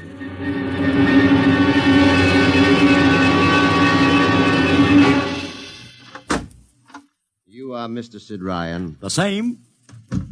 My name is Luchar. I am a Martian. Pleased to meet you, Mr. What was that again? A Martian. As in Orson Welles? Precisely. I'm a Rotarian myself. Sit down. Thank you. Now that we've had our little joke, Mr. Luchar, what can Publicity Associates do for you? I am interested in obtaining publicity. It has been my observation that advertising and publicity are the very backbone of earthly civilization. Spoken like a true Martian, Mr. Luchar. Now, if you'll tell me the name of the client. The client, of course, will be the Martians. You don't give up, do you? Give up? The gag, I mean. Oliver. Yes, Mr. Ryan? This is Mr. Luchar. Oh, how do you Mr. do? Luchar claims to be a Martian. Take him outside, will you, Oliver? I am happy to see, Mr. Ryan, that my telling you I am a Martian has approximately the effect I guessed it would. I believe we can do business. I have here cash retainer of $5,000. Oliver, take a look at that wad of lettuce. It's the real stuff, Mr. Ryan. And my client is prepared to spend many times that amount. Sit down, Mr. Luchar. Oliver, get the client a cigar, the 50-cent box. Yes, sir. Thank you. Well, now, what can I do for you, sir? I wish you to manage a publicity campaign. A very large and important campaign. Is the product established, or is it something brand new? Something quite new. Now, what would you judge the most effective type of campaign? Well, if the client has a lot of dough to throw around, a suspense campaign is best. First, you place ads in the paper saying, "Watch this space." Then about a week later, you run an ad saying XYZ or PDQ, and you get people guessing what it means. Then finally, when you've teased them enough, you bust loose and unveil the product. Excellent. We will conduct a suspense campaign. Of course, in this kind of campaign, secrecy is very important. Once the name of the product leaks out, it spreads like wildfire, and the whole campaign is kerfloppo. Quite so, quite so. The utmost secrecy. You realize, of course, these things cost like crazy. Would, say, $1 million cover expense? Come again? I said, would $1 million cover it? Why, yes, I am at... You did say $1 million. I understood that you have handled some very large accounts. Of course, if this is too big... No, not at all, not at all. As a matter of fact, I seldom touch anything less. Right, Oliver? Huh? Oh, of course. That's right, Mr. Ryan. Absolutely right. Yes, sir. You will begin, then, by saturating the newspapers, the radio, the streetcars with a very simple statement. What's that? I will write it on a card. Here you are. The Martians are coming. Say, that's not a bad teaser. Got that, Oliver? Yes, sir. The next ad will read, June 1st is Martian Day. June 1st is Martian Day. What happens on June 1st? The parade takes place. What parade? I wish you to arrange a parade up Fifth Avenue. You mean like the Macy Parade? Exactly. Except that the theme will be the world of tomorrow, the Martian world. My client would like it to be a gay affair. Balloons, clowns, pennants, pretty drum majorettes. Say, that sounds terrific. I might be able to interest the department stores in a tie-in. Fine. The parade will climax the campaign. On June 1st, the product will be unveiled. Good enough. By the way, Mr. Luchar, just what is the product? What are we selling? Oh, no, Mr. Ryan. Secrecy, remember? Yeah, but after all... Mr. Ryan, all will be revealed to you in good time. For the moment, let us say that we are selling a concept. A concept? The concept of invasion from Mars.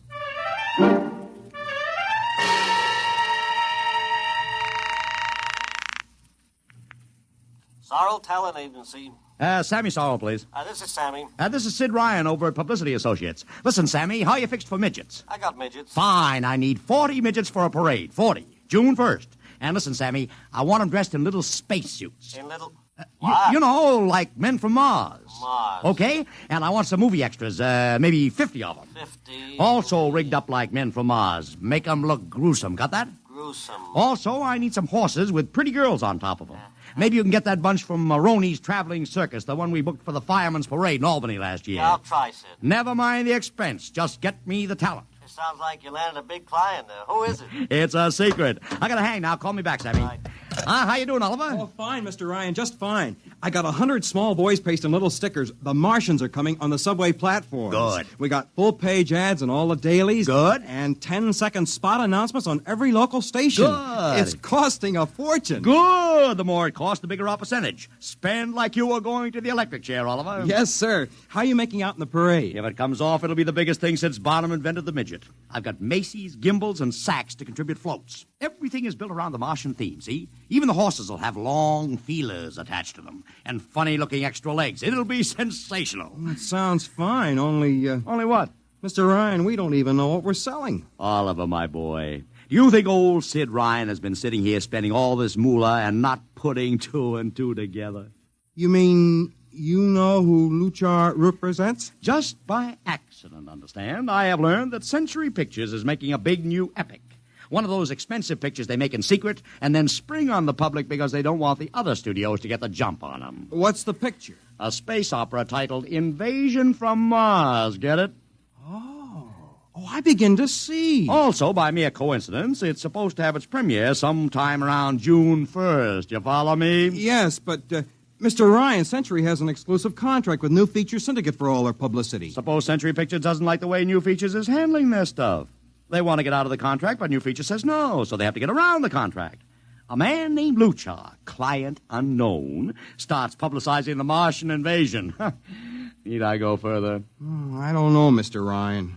Sounds pretty far-fetched to me, but I don't know. That's what I like about you, Oliver. You're so innocent.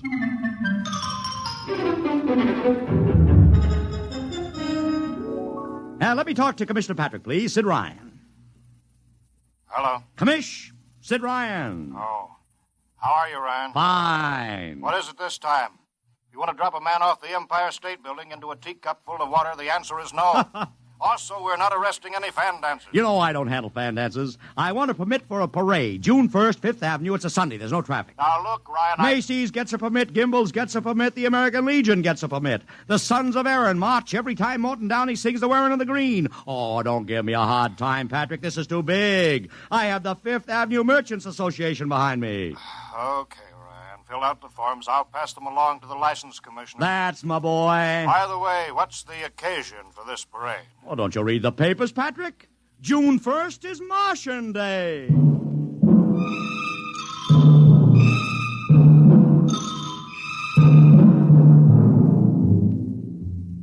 How is the campaign going, Mr. Ryan? Like wildfire, Mr. Luchar, like wildfire. Everybody and his brother is going along with the gag. Yesterday, we distributed 50,000 Martian hats to school kids. I got some of the merchants doing World of Tomorrow displays in their windows. Every big novelty manufacturer in town is climbing on the bandwagon. They want to get into the parade with floats, giveaways, anything. Everybody smells a buck to be made.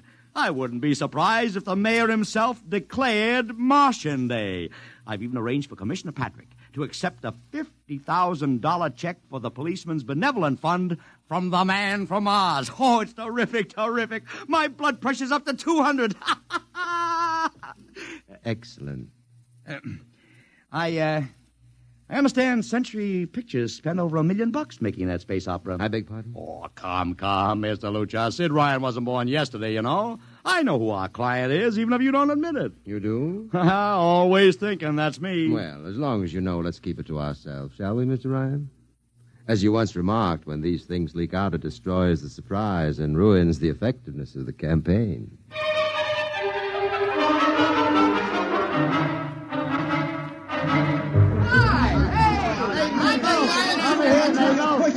Ladies and gentlemen, this is Ken Daly speaking to you from our portable transmitter atop the reviewing stand for the much-heralded Martian Parade on Fifth Avenue. It's a beautiful sunlit day here in New York, a perfect day for a parade, and the streets are packed with thousands of spectators all eager to find out what this is all about. There's an air of shrill expectancy. Some of the kids and their parents have been camped on the curbstone since early this morning to be sure of ringside seats when the so-called Martians pass by. I've just had word from Saul Brown up at Central Park Mall that the Martians have landed from big pink balloons.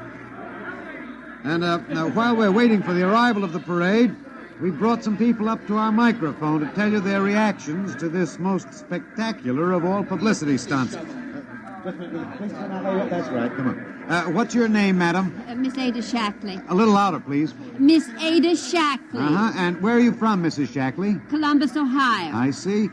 And I see you have your family with you, too. Two little curly-headed blonde boys.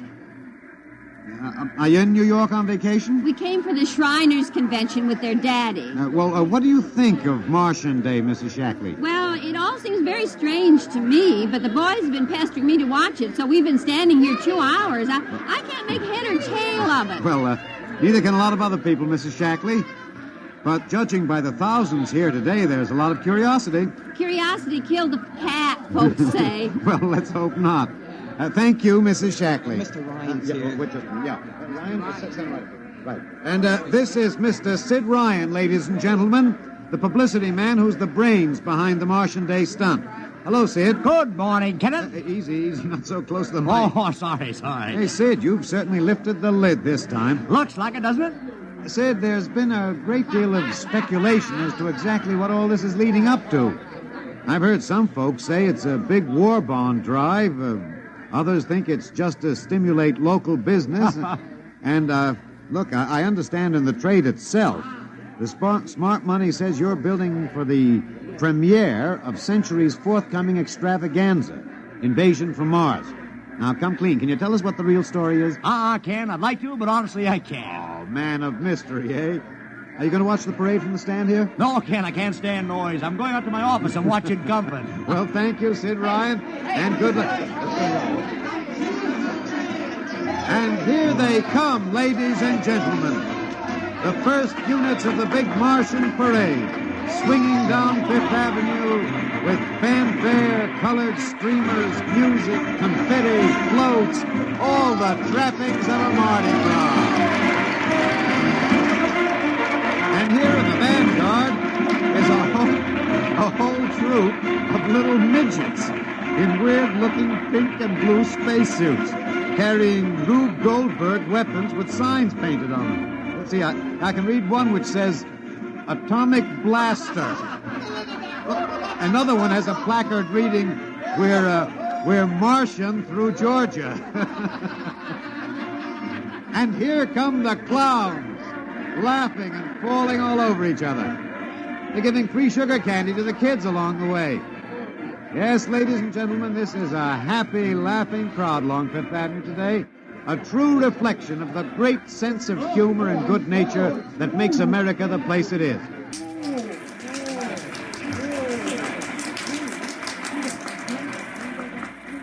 This is promised as the climax of the show. And now a great hush has fallen over the crowd. It's quite a sight to see these thousands of people standing here expectantly, hearing only the great regular sigh of their mass breathing. And now here they come, ladies and gentlemen, the Martians, marching in booted, helmeted ranks, row after row of them. My, this is an impressive sight, ladies and gentlemen, and a rather serious contrast to the rest of the joyous slapstick parade we've witnessed. There are perhaps, 200 tall, broad-chested men dressed in metallic gray spacesuits with thick glass visors drawn across their faces. Each is holding an ominous-looking ray gun at the ready position. They're marching in absolute silence, keeping step perfectly, as though some mute, unspoken command were marking time for them. The crowd seems rather grim and serious now.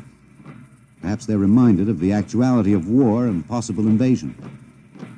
They stand solemnly, silently, watching. Even the children are awed. And now the first ranks of the Martians are moving past us down Fifth Avenue toward the reviewing stands at the square.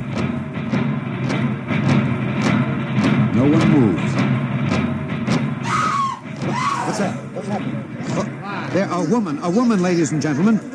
She dashed out into the street. For what reason, I don't know. She attempted to lift the visor of one of the Martian spacesuits, but just as she reached the Martian, she fell forward in a dead faint. I tell you, I've never felt such mass tension in a crowd as we're experiencing here right now, today. All sorts of rumors have begun filtering back through the audience.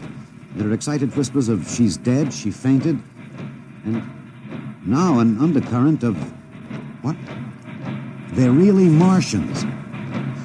This is an example of how a single incident can precipitate mass hysteria, ladies and gentlemen. I tell you, it's a mighty reassuring sight to see the blue uniforms of New York's finest spaced every 10 feet or so along the avenue. Somehow, I can't explain it, this incident has begun to work on what was a moment ago a happy, carefree crowd, and the complexion is changing.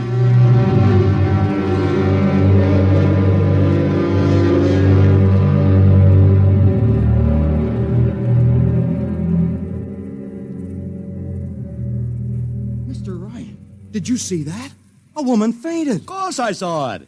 What do you suppose she saw? Oliver, old man, did I ever tell you were too naive for this business? But that young woman ran out into the streets to get a close look at the Martians, and then she screamed and fainted dead away. I'm well aware of that, Oliver, since I paid her $50 to do it. What? The dramatic moment, Oliver, the stock and trade of the good publicity, man. Relax. Holy smokes, you sure think of everything. Yeah, for my share of this deal, roughly $100,000, I can afford to think of everything.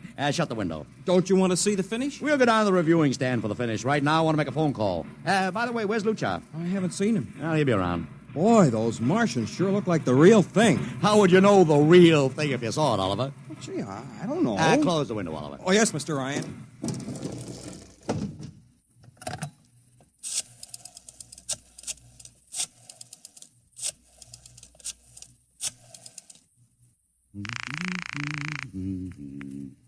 Sorrow's Talent Agency. Sammy, this is Sid Ryan. Say, listen, Sid, I was going to call you. I'm awful sorry about those Martians. What do you mean, sorry? They're terrific. No, don't joke, Sid. I mean it. Well, I mean it, too. They're great, great.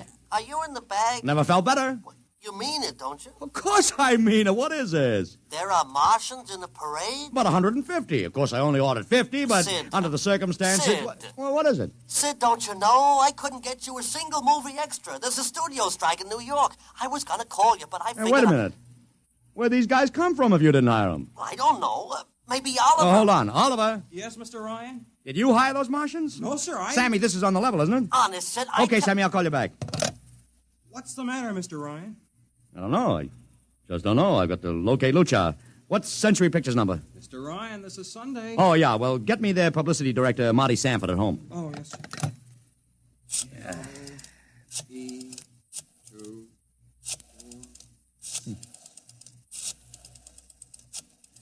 Here you are. Thanks.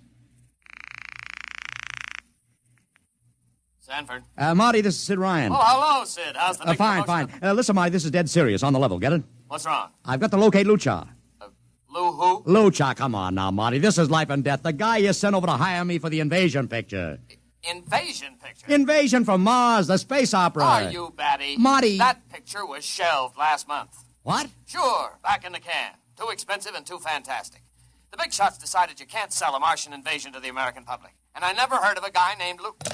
Mother heaven. What is it, Mr. Ryan? You look terrible. That's too fantastic. What's too fantastic, Mr. Ryan? Is something wrong? Open that window. I want another look at those Martians. Yes, sir.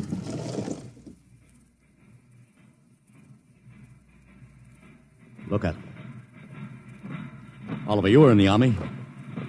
Could 150 movie extras learn to march like that in, say, 24 hours? Not in 24 days, Mr. Ryan.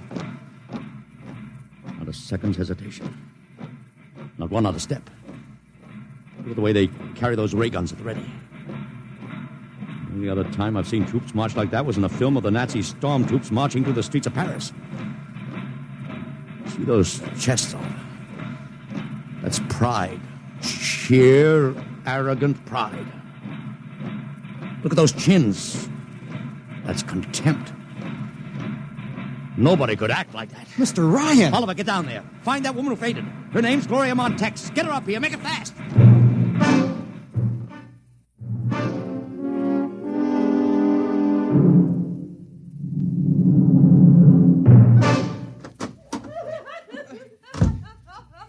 Here she is, Mr. Ryan. I can't get much sense out of her. Stay away from me. Gloria, it's me, Sid Ryan. Oh, don't kid me. You're a Martian. Gloria, settle down. No, you're wearing a mask. Baby, it's me, Sid. And underneath, it's awful. It's all big green eyes and those feelers like a catfish. Baby, snap out of it. Listen, what happened down there? You ran out and screamed like I told you, but the fainting, that wasn't in the act. Oh, go away, please. Go away. What'd you see? Oh, no, please. It's too awful. Please, please. Just one question, baby. Inside that helmet, what'd you see? You won't get anything out of her, Mr. Ryan. She needs a doctor. Okay, Oliver, I've heard enough anyway. You take care of Gloria here. Get her a drink. Where are you going? To see the commissioner. We got to stop this parade before things begin to happen.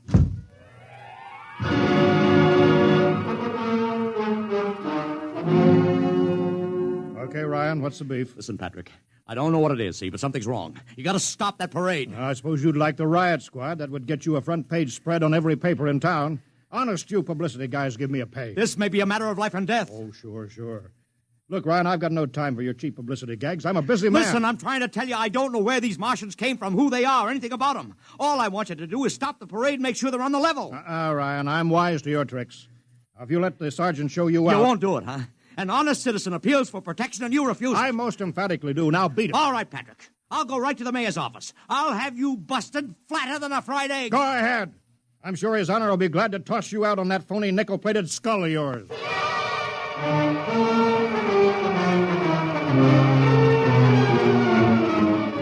You heard me, Ryan. You cannot see the mayor. Adolf, please. This isn't a gag. I don't want publicity. All I want to do is maybe prevent something horrible from happening. In case you don't know it, wise guy, something horrible is already happening. A couple hundred little kids are in the hospital with ptomaine poisoning from that phony Martian candy you passed out. Or didn't you know? I didn't. We've got to stop that parade. Sure, you'd like nothing better than to start a panic now. Maybe a few hundred people would get trampled to death. Think of the newspaper space that would get you and your product. I won't stand for this, Adolf. You won't have to, because you're going to get out of here right now. Go on, beat it. Get out. You and your publicity stunts make me sick to my stomach.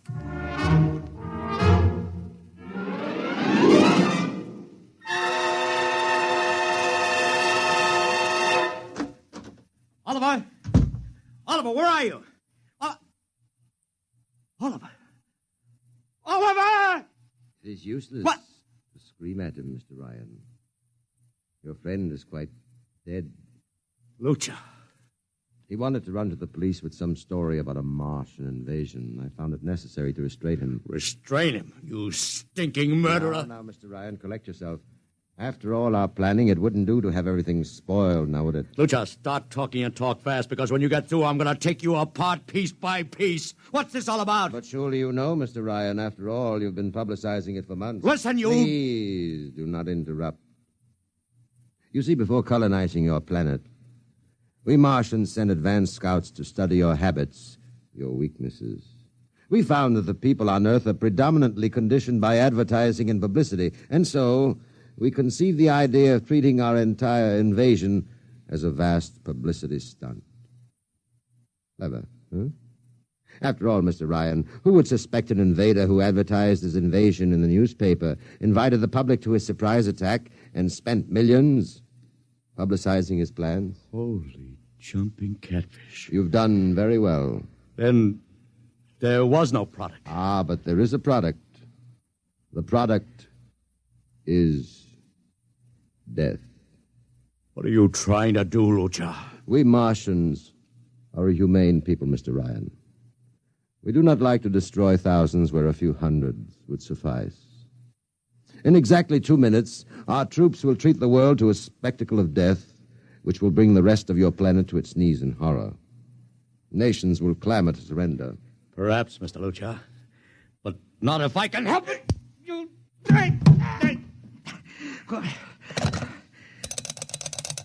Yes, please. Operator, this is Mr. Ryan. Get me the field telephone on the reviewing stand of the Martian Day Parade. Hurry. Anyone in particular? Just hurry. Reviewing stand, Sergeant Cassidy. Get me Commissioner Patrick. Hello. Hello. You'll have to talk louder. I want Commissioner Patrick. Oh. Patrick! Wait a minute. Things are quieting down. Now, what was it you wanted? This is Ryan. I have to talk to the commissioner. It's a matter of life and death. I'm sorry, you can't talk to him now. The chief Martian is presenting the PBA check to him. The Martians are going to fire a salute. Listen, you got to stop him. What? Stop him! I'm sorry, Mr. Ryan. You idiot! The works is going...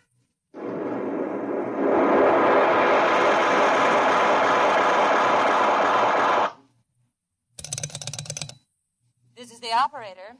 I'm sorry, Mr. Ryan. You've been cut off. I can't seem to get them back. Doesn't matter, operator. Nothing matters now.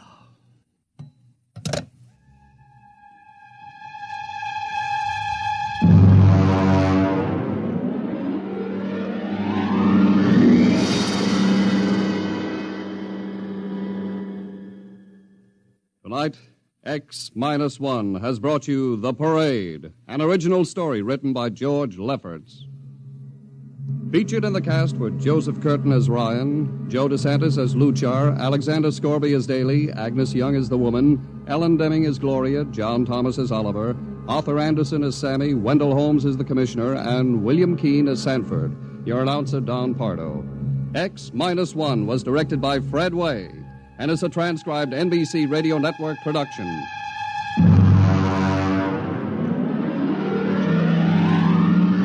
Next week, the tables turn. Instead of Martians invading Earth, we bring you a tale of men invading Mars.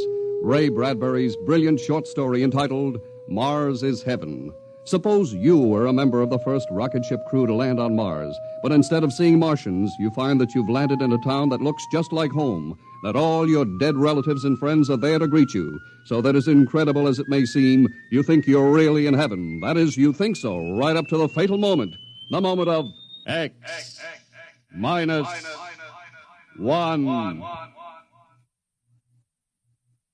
Join the Abbotts on another baffling mystery tonight over most NBC radio stations.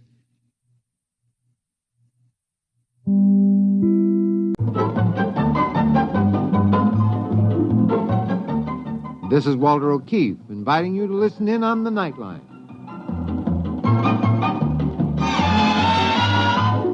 Tonight, live the incredible life of ages yet to come in a time that might be 1,000,000 years from now on X-1.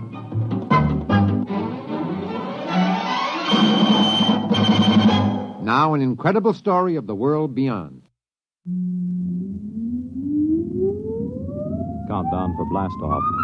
X-5, 4, 3, 2, X-1, fire.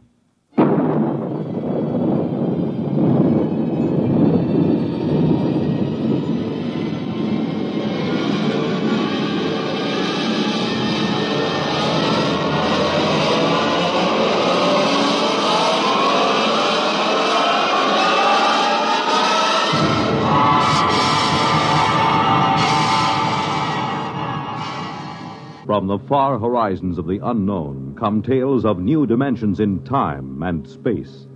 These are stories of the future, adventures in which you'll live in 1,000,000, could be years, on 1,000 maybe worlds.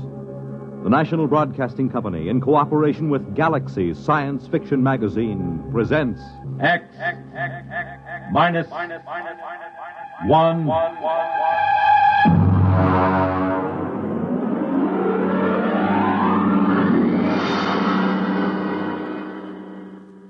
Tonight, Inside Story by Richard Wilson.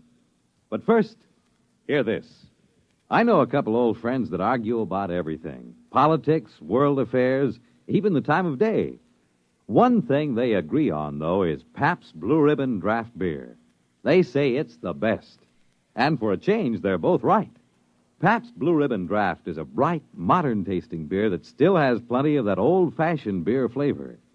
Next time you see that sign that says Pabst Blue Ribbon Beer on draft, stop in, order a glass. You'll soon know why so many folks agree on the bright, modern taste of Pabst Blue Ribbon Beer of Milwaukee.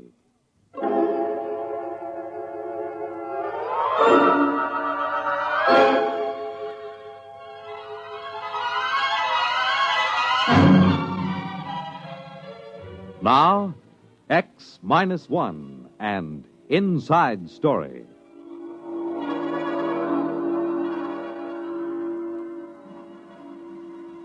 Every wire service man knows that when the legislature shuts down for the hot weather, when it gets too warm for crimes of passion, that's the start of the silly season. It's the time when the teletype chatters about the largest pumpkin grown in Sauk County and the dog that found its way home from Luna Base to the Cocoa Island rocket port. Well, it was the silly season when I reported to headquarters Martian sector of the Galactic News Service at IOPA.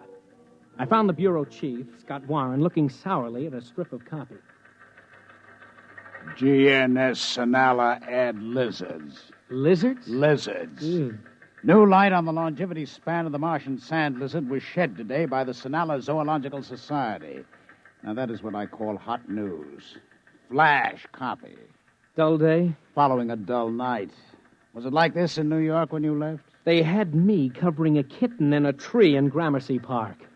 I would sell my soul for a nice, juicy cabinet crisis.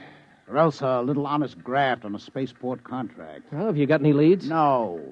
The Garrison Administration of Martian Colonial Affairs is depressingly honest. When nothing's doing, you can stir it up a little. You know, rattle the local skeleton in the closet. Fan the fires a little. Have you read the Publications Responsibility Act of 1997? You can get 20 years for what you were thinking. Look, what's the local canker sore? What would you like most to get an inside story on? Something everybody covers up. Well, there's Druro. Oh, but that's Simon Pure. What's Druro? Nully Sanctuary. Oh, a religious institution? No. It's a quarantine set up for null-gravity neurocatinosis.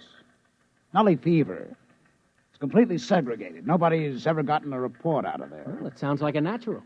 Look, George, you're new. You don't fool around with Nully fever here on Mars. Be like lighting a cigarette in a powder magazine. Chief, how would you like an inside story out of Druro? You can't get in. I will give 8 to 5. Now, look, who's in charge? The Ministry of Health, but you can't... Okay. Don't let the sand lizard take up all the space. I will get in.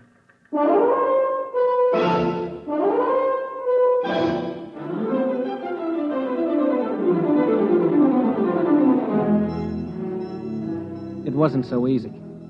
I did fine over at the Health Ministry until I mentioned Druro.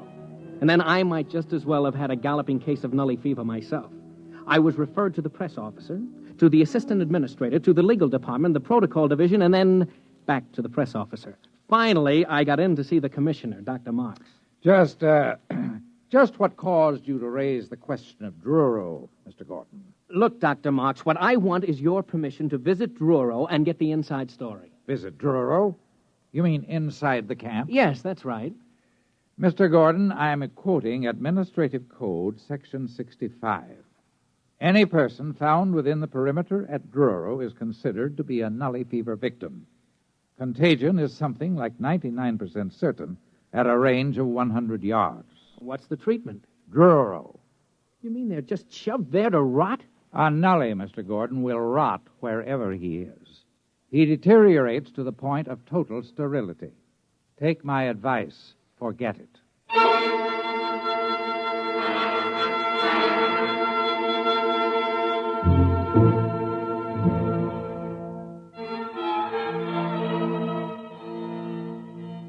Naturally, I didn't forget it. I did more research. I found out that Nully fever seemed to be a mutated virus that got that way in the early Earth-Mars rockets that had inadequate radiological shielding. The symptoms masqueraded as half a dozen diseases, but the end product was the same. a physical deterioration that I don't care to go into, and a psychological lowering to an animal state.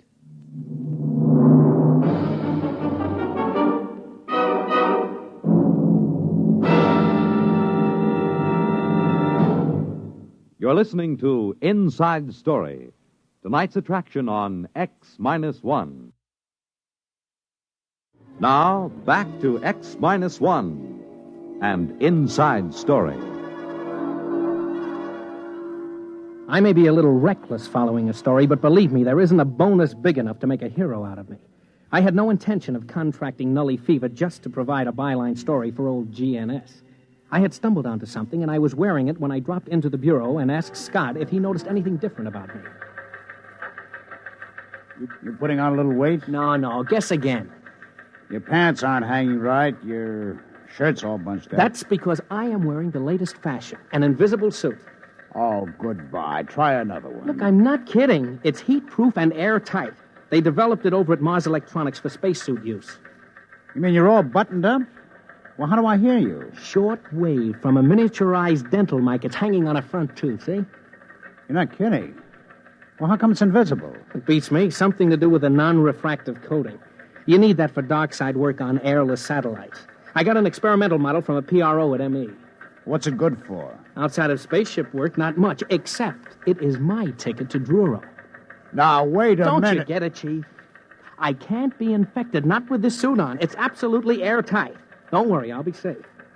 Wrapped in plastifilm like chewing gum. Yeah, but that won't get you past the perimeter into the Nully camp. Just leave that to me. I've got that figured out, too.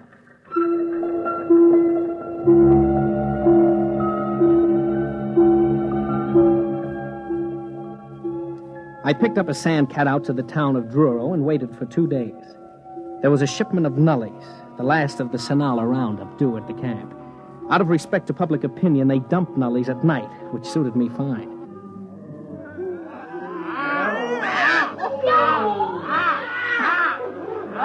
About 100 nullies were going over the newcomers like kangaroo caught in a frontier jail.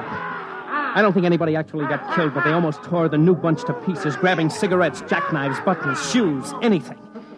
And then, like as not, the old-timers would fight each other for it. The whole thing was over at dawn, and I could get a look around the camp. There were prefab huts and some trees. I started over to one of the huts. My hut. Take it easy, friend. I'm not going to hurt you. Look, I'm your friend. Sure. You think you're going to steal my ration, huh? I'll kill you first. How long have you been here? 2 years. Got a cigarette? Here. No, don't grab. I'll toss you one. Don't you make a move towards me. Sure. What were you before you got in here? Huh? A teacher. An IOPA technical. I fixed them before they got me. I cut down 10 medics with a power drill. When is breakfast, friend? You go plenty hungry. Ration isn't until tomorrow. You think there was some fight last night? Wait till you see ration drop. Last time somebody tried to beat me to a ration case, I fixed her. Never mind. Don't tell me about it. Hey, what's that over there? Up the hill. Looks like a regular fortress. What are you trying to do? Hurt me? No, I just asked you what goes on up there, those other huts inside that barricade. You spying for them? Yeah, sure.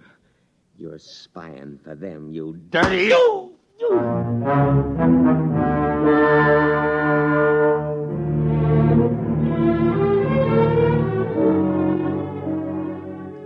It isn't easy to get used to dodging nasty backhand punches that came out of the blue and were meant to kill, if possible. I got my arm up in time to catch about half the force, and the man ran off with my pack of cigarettes. But there was something up that hill worth looking into. A barricaded section set apart from the rest. So I started up. When I hit the woods, I stopped just 3 feet short of a 10-foot spear. All right, you. Get back down the hill. Now, take it easy, will you? What's going on up here? Go on, get moving. I've got orders to kill if I have to. You don't understand. I just want to find out... Yeah, sure you do. They always do. Every time there's a new batch, there's a few still smart enough to plan together, and they come up here spying. Spying on what? Look, I'm I'll a newspaper... count 3, and then you get it in the belly.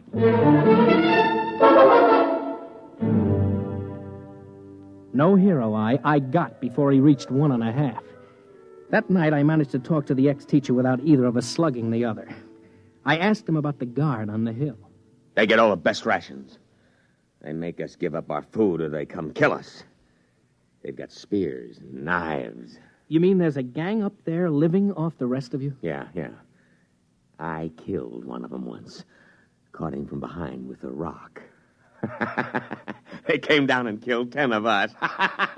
Didn't get me, though. Funny, huh?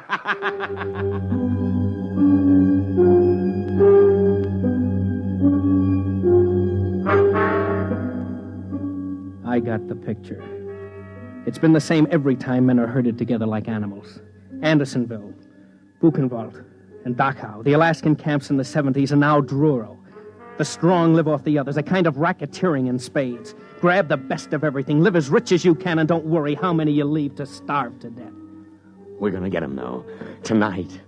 Got rocks together and clubs. Go up there and we'll get him.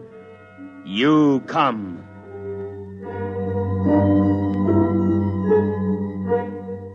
I didn't have much choice. They would have torn me apart. About 10 o'clock at night, the mob gathered at the foot of the hill. Every once in a while, they'd swipe at each other with a club or a rock, but mostly they shouted up at the hill.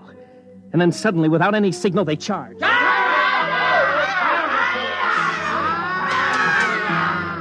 It was kind of sick. Men and women, heaven knows what they were before, teachers, mothers, anything, screaming and running up that hill. And then the defenders cut loose. There were torches so I could see, rocks rolled down, boiling water, spears, arrows, enough to cut down that unarmed mob. I was hiding behind a tree now, sick, good and sick. When it happened... No! My arm! Hold on, Bud. I'm going to pull this arrow out. Here goes now.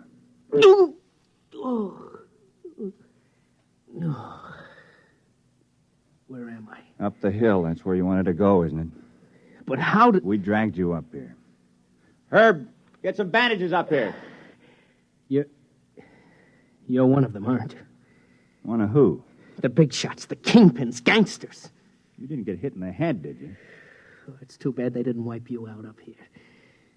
It's tough enough living in a place like this, but to prey on the weak ones... Look, fella, I think maybe you got the wrong idea. Oh, thank heaven I'm safe from this kind of... Yeah, I wondered when you'd notice. That fancy suit of yours got torn when the arrow hit. Oh, no. No. Nully fever. That's why we hauled you up here. We spotted something funny about you. A kettle of boiling water splashed on you, and you didn't even notice. Who are you? George Gordon, Galactic News Service. A newsman? Listen, does anybody know you're in here? Yeah. Maybe there's a chance. Can you tell them they got to let us out? Tell them what it's like up here. Make them understand. We write messages for the ration planes, and they ignore them. You can't get close enough to the guards to shout, they shoot you down. They got to let us out. Oh, sure. After what I've seen, that's the last thing I do. Try to con somebody into letting this loose on the population. I've seen enough nullies. Even if I have to spend the rest of my life in this camp, I don't want to be responsible for making more. Wait a minute. You don't get it. We're not nullies up here. What? Nobody gets in the camp who isn't a nully. That's right. We all had it when we came in, but not anymore. Up here, we're cured. You're lying. You've got to believe me. We've been living up here for 4 years, keeping guard. Trying to live like human beings in the middle of those animals down there. Losing maybe 3 or 4 a week, fighting them off. You know you're more dangerous than they are down there because somehow you've kept some intelligence, enough to want revenge on the rest of the world by infecting... No, you've got to believe me. We're cured. Nully fever can be cured somehow because we've done it. About 100 of us. More now with the babies. The what? Babies. Normal, healthy babies.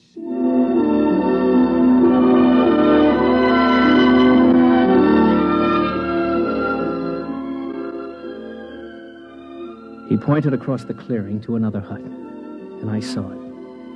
A woman about 30, sitting on the doorsteps, nursing a baby, an infant. And I heard the words of the commissioner echoing in my ear. And of course, total sterility. These weren't nullies, not anymore. If they could have babies, they must be cured. living as a desperate island in a mad world of violence.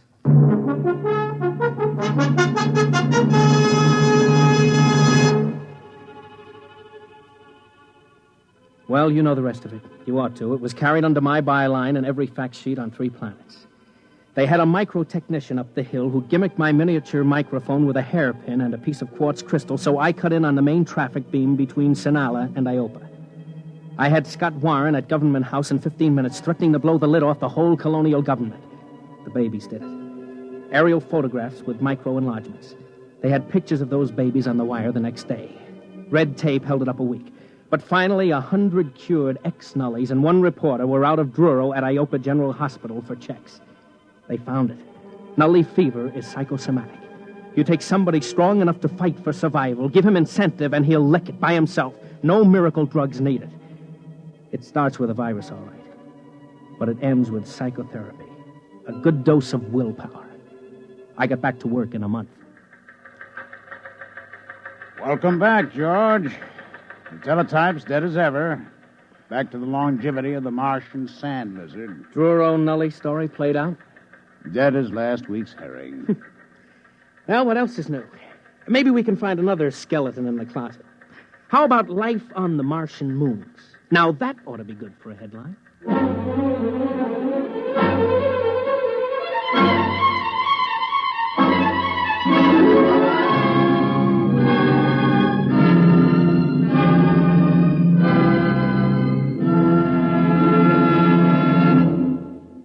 Fred Collins again, and I'll have a word for you about next week's X-1 in a moment.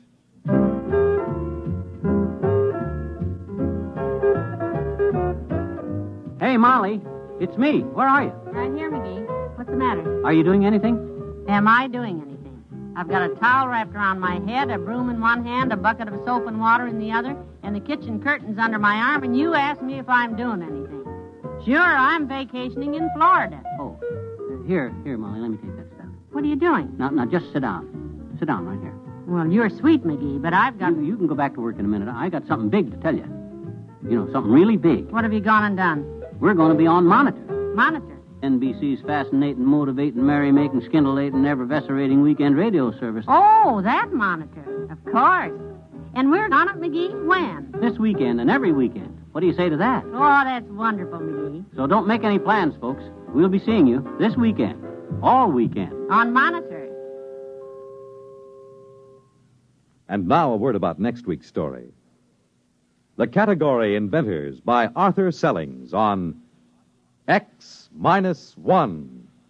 You have just heard X-1, presented by the National Broadcasting Company in cooperation with Galaxy Science Fiction Magazine, which this month features Time Waits for Winthrop by William Tenn. Winthrop was literally the most stubborn and selfish man in 500 years. How could they convince him not to strand them in this society of shriek fields and panic stadiums? Galaxy Magazine, on your newsstand today. Tonight, X-1 has brought you Inside Story, a story from the pages of Galaxy written by Richard Wilson and adapted for radio by Ernest Ganoy. Featured in our cast were Bob Hastings, Leon Janney, Ralph Bell, Richard Hamilton, Edwin Cooper, and Pat Hosley. This is Fred Collins. X-1 was directed by Daniel Sutter and is an NBC Radio Network production.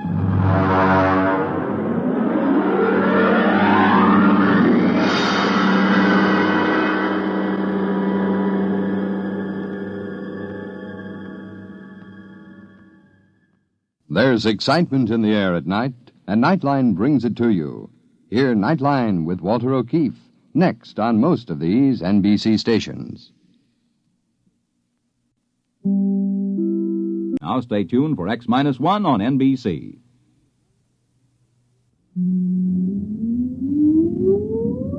Countdown for blastoff.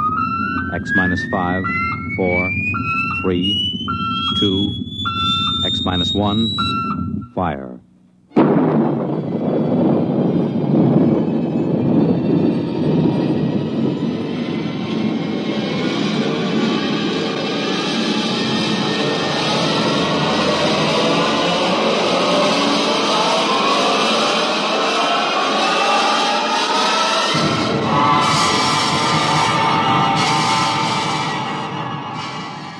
From the far horizons of the unknown come transcribed tales of new dimensions in time and space.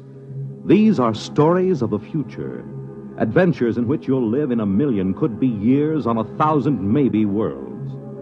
The National Broadcasting Company, in cooperation with Galaxy Science Fiction Magazine, presents X minus 1.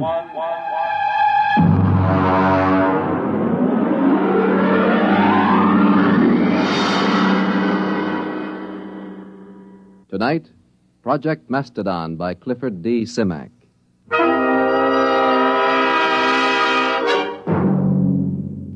Mr. Secretary, may I present Mr. Hudson of, Macedonia. Macedonia. Mr. Hudson, this is the Secretary of State. Honored, sir. Now, as Chief of Protocol for the department, I've informed All him... right, Mr. Kingston. I haven't much time. I'm due at a meeting of the Senate Foreign Relations Committee at 2. If you've passed Mr. Hudson in, I'll assume everything is quite proper. Now then, Mr. Hudson, I understand you've been here several times seeking recognition for your, country. Well, that's right. I had a hard time making your staff believe I was in earnest. And are you, Mr. Hudson? Oh, very much so. You are an American, Mr. Hudson. I assume you are acting as a representative for Macedonia rather than as a principal in the matter. Oh, no. I claim dual citizenship, sir. I am a Macedonian. You pardon me, but I've never heard of your country. Well, it's a new nation, but quite legitimate. We have a constitution, a democratic form of government, duly elected officials, and a code of laws. We are a free, peace-loving people, and we are possessed of a vast amount of natural resources. And Please tell me, Mr. Hudson, just where are you located? I gathered it was somewhere in Asia. Oh, no. Technically, you are our nearest neighbors. That's ridiculous. Now, look here, Hudson, you can't... If you'll give me just a moment, Mr. Secretary, I have considerable evidence. I'll have to ask you to leave. I'm sorry, sir. Go ahead, Mr. Hudson. You've submitted a document signed by a certain Wesley Adams. Well, he's our first president. You see, we'd like to establish diplomatic relations. After all, we are a sister republic. We'd like to negotiate a trade agreement, and, of course, we'd be grateful for assistance under the foreign aid program. Naturally. Who wouldn't? Mr. Secretary. All right, Kingston. We're prepared to offer something in return for, one thing.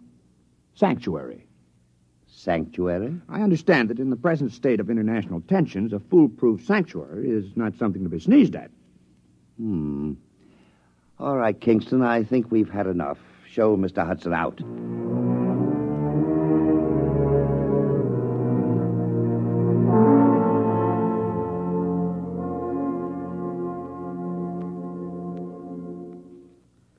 All right, let's have the story again. Look, mister, I don't want any trouble. Just tell the story again. You want to cooperate with the FBI, don't you? Sure I do. Sure, but I just don't want any trouble. All right, start over. You found the briefcase in the booth. Yeah, that's right. I brought my beer over from the bar, you know? And this fella just went out a minute before, so I figured he must have left it. I run after him. You didn't see him, though? No. So I just kind of looked in the briefcase. You know, I mean to identify it. That's all. I don't steal. Then you came to us. Yeah, that's right.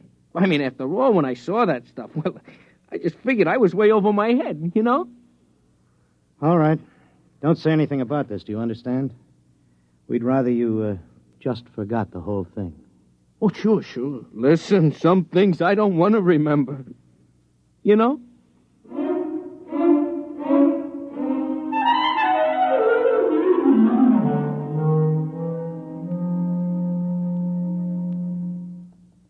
Hello? Is this Dr. Harrison of the Paleontology Department? This is Mr. Jenkins at the Federal Bureau of Investigation. We have some movie film we'd like you to look over. Huh? Oh, we acquired it. Big shaggy elephants and tigers with teeth down to their neck. No, it's not fakes. Our labs are sure of that. Whatever is on those films is real. No, we don't know. That's why we called you. We haven't the slightest idea where those pictures were shot. We can't even guess.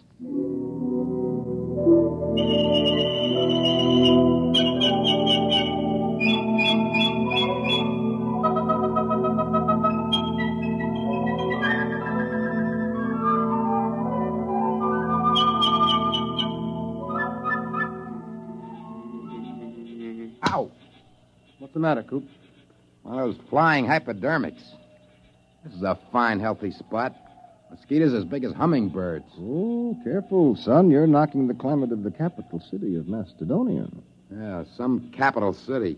One palm tree and a Boy Scout pup tent. Wes, this is the wildest thing we ever did. What if Chuck can't get back? Chuck Hudson is a man of many parts. Have faith. Supposing they're putting him in jail, or something might happen to the time unit or the helicopter. We should have gone along. Do you think they'll do it, Coop? Who? What? The United States. Do you think they'll recognize us? Not if they know that Macedonia is the United States 50,000 years ago. Well, we have to get legal recognition first, otherwise it wouldn't be safe. Well, there goes that mastodon again. Good old Buster. Where is he? Right there. Over by the grove, see? Ah, he's lonely. What? He probably is. He must have been run out of the herd by some younger bull. That's why he hangs around like some homeless dog. One thing worries me, Wes. I know you dreamed up the time unit, and we all chipped in for the helicopter, but can you just claim territory on your own like we did? Why not? We found it, it's ours. Hey, Buster's coming this way. Give me the right. No, wait. Maybe he's only bluffing. If that mastodon comes through here, he'll stomp everything flat. I'll give him 3 steps more. Oh, it'd be such a shame to plaster him. He's such a nice old monster. One more step and he gets it. Hey, that's Chuck. He's back. I wish he could fly that helicopter better. He might wreck it. Well, anyway, he scared Buster off.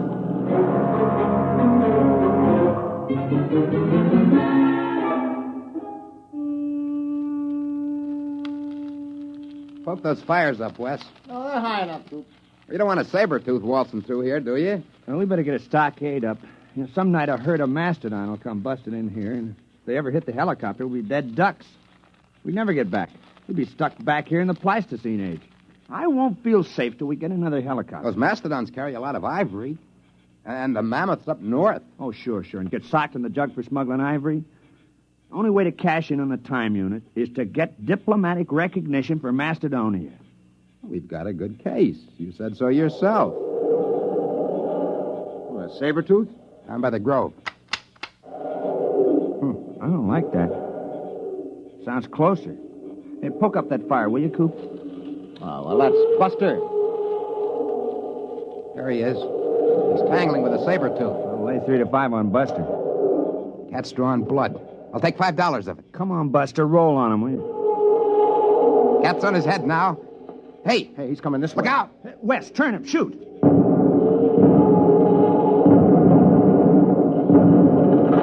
Hey, got him!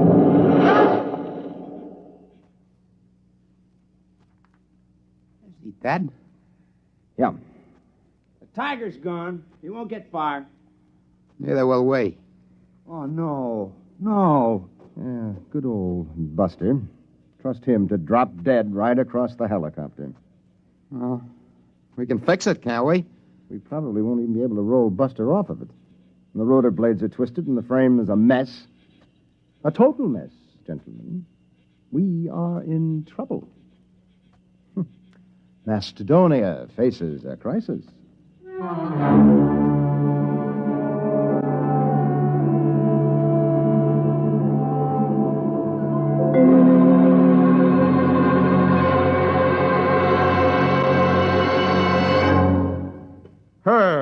Herb, you're the key man in the administration. You swing a big stick on the hill. You can't give up on Project Mastodon now. Les, it's been 10 years. If they were coming back, they'd be here by now. Look, I've been working on this ever since we got those films. I've traced their lives from the time they were born till the time they disappeared. Adams was the brains. The other 2 were quite capable of helping him carry it out. Hudson knew all the angles. Les, I've sneaked your appropriation through 4 times. Now, there's a limit. But I've got the proof. We've had every paleontologist in the country go over those films. They couldn't be faked. Who would know to put lynx tassels on the ears of saber-toothed tigers? Who would know that young mastodons were black? And the location. We tracked down Adams' farm just from landmarks in the prehistoric landscape in those films. We've got to contact them. Look, Les, even assuming it's all true, a planet has only a grand total of resources. If we get Adam's device... Time machine. If we exploit resources of prehistoric America, won't we be robbing ourselves of our own heritage? Look, Herb, I've been over all that with the AEC. There's a lot of lead in southwestern Wisconsin. If we go back far enough, we can catch it when it's uranium. The whole research project hasn't turned up a lead on Adam's machine, if it exists. We've got to keep watching that farm. They might return. We've got to keep looking for them, no matter how long it takes.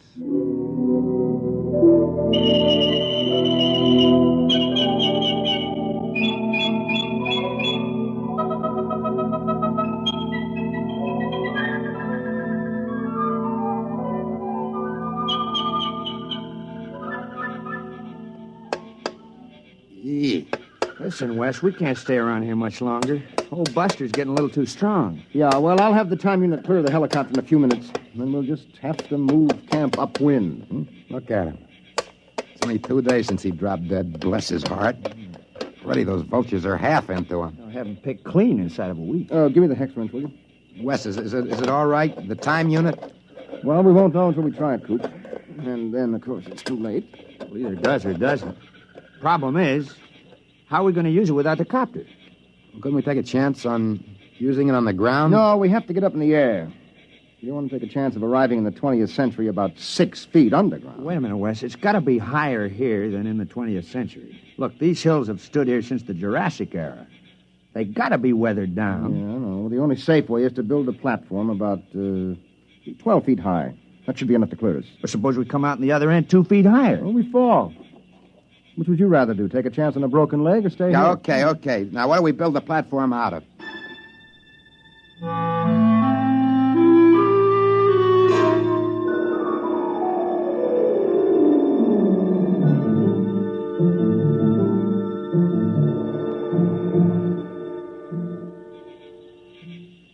There you are, Wes. All right, I got it. Chuck, comes the next stone. Now, wait a minute. Hey, look out. You want the whole pile to come down? Oh, I'm sorry. Okay, Wes, hand it up. Yep. Give it. That's about 12 feet, isn't it? Well, it ought to be. It took us 10 days to pile it up. Look out, I'm coming down. All right, don't start an avalanche. Well, pretty soon we'll be able to start all over again. Mm-hmm. If the unit works. Yeah, that isn't all. We don't have any proof we've been back here. We'll be stone broke. Another helicopter would cost $30,000. Can't walk into a bank and borrow $30,000 to take a short trip to the Stone Age. Wes, where do you figure we are? I mean on the farm. Well, I think we're clear of the barn and the silo. I hope so. The way I figured, we're astraddle that barbed wire fence at the south end of the orchard. Well, we might as well give it a try. All right, I'll get the unit. You two climb up on top of the pyramid.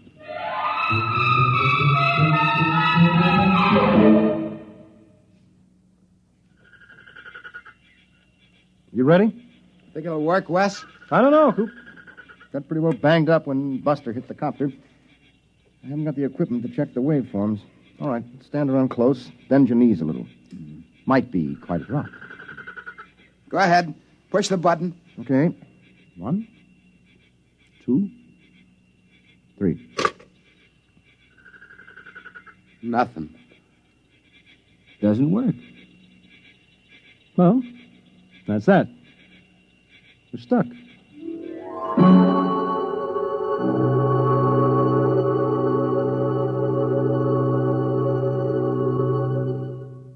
I'm sorry, Les. There's nothing you can do, Herb.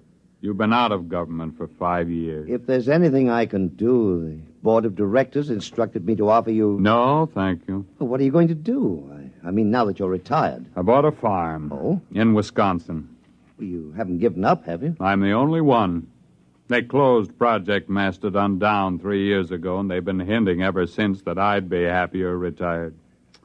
Old Bowers, he's the crackpot from Project Mastodon. I'm sorry, Les, but it has been 20 years. Yes, it has. But think of it. From a military point of view, hidden bases in enemy territory itself, centuries removed in time, yet only seconds away. If we had bases like that and shelters. Relax, Les. It's all over. Sure. It's all over.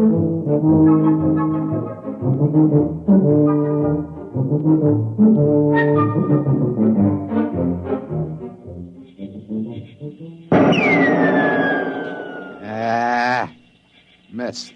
You should be more careful. We've only been stuck a month now. Someday we'll run out of ammo, and then it's bows and arrows. It's cold. There'll be snow soon. Coop, I'm worried about Wes. He takes it pretty hard. As long as he's tinkering on that time unit, he's happy. Oh, he isn't going to repair the unit. He hasn't got a chance. Back in the workshop with the tools, maybe. Well, anyway, the hunting's great. Well, maybe we better start saving bullets for big game. We won't be lords of creation around here long without our guns. Yeah, and if one of us gets sick or breaks a leg, well, nobody lives forever. Wes is the lucky one. He's got that time unit to tinker with. Come on. We better get back to camp.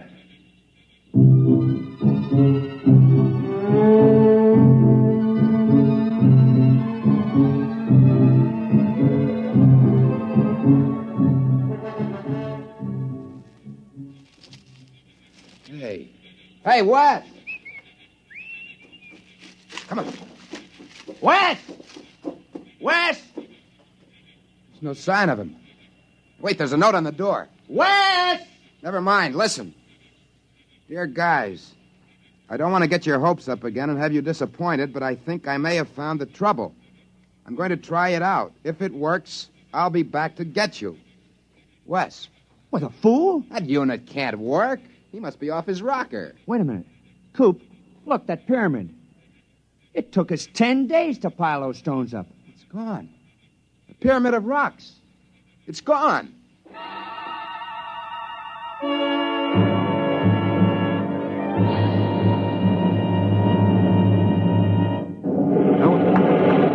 Oh, what the... Of all the confounded... Oh, what's going on out there? Rocks? Who dumped those rocks? My car, who's out there? It's all right. Don't you move, mister. I got a 45 pointed at you. Well, I can explain. Well, you better. There was a brand new car where you dumped that load of rocks. Who the devil are you? My name is Wesley Adams. Adams? Man, where have you been all these years? Well, I don't suppose you'll believe me, but the fact is... I've been waiting for you for 25 years. The others all gave up. I'm sorry about your car. Oh, never mind. I'll be right down. Now, don't touch a thing. Don't go anywhere.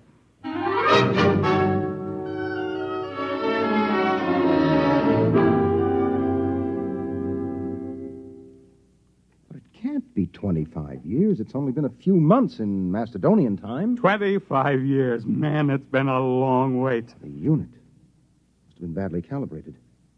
You see, it isn't accurate for more than 50,000 years at a jump if the setting is moved. Well, we better call Washington. I imagine you'll want the same terms as before. Terms? Recognition, economic aid from Macedonia, defense pact. Listen, Adams, you've got those saps over a barrel. You can get anything you want now. The unit. I'll have to calibrate to the day to go back for them. Oh, don't worry about it. You can have every scientist in the country working on it now. Oh, you've got them right where you want them. Hello? Long distance. This is Major General Leslie Bowers, retired.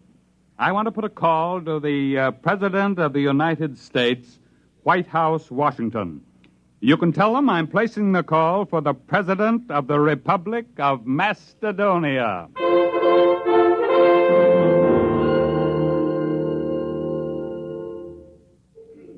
Come on, Og, son of fire. Put another log on. It's cold. It's good cold storage for the furs. Boy, when Wes gets back, we'll be millionaires. Furs, ginseng root, ivory. If he gets back. It's been 5 years. He'll come back. I feel it in my bones. Well, he better find it before we get too old to enjoy anything. Unfortunately, there's no Social Security in Macedonia. Don't you worry. Wes is working on it right now. I can feel it.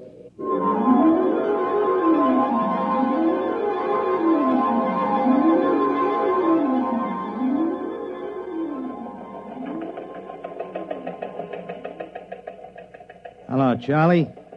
Some just came through on the ticker. I want you to get a background story on it. And we just recognized Macedonia. What? How should I know where it is? Look it up in the encyclopedia. Huh? No, the item says formal recognition was delayed 5 years until communication could be established. Certain technical difficulties. What? I don't know. Wherever it is, I don't see what difficulties could hold up 5 years. It stands to reason wherever the place is, you could walk there in 5 years. Nah, it's not important. You know these postage stamp countries. Monaco, Luxembourg, they're all alike. What's so different about Macedonia?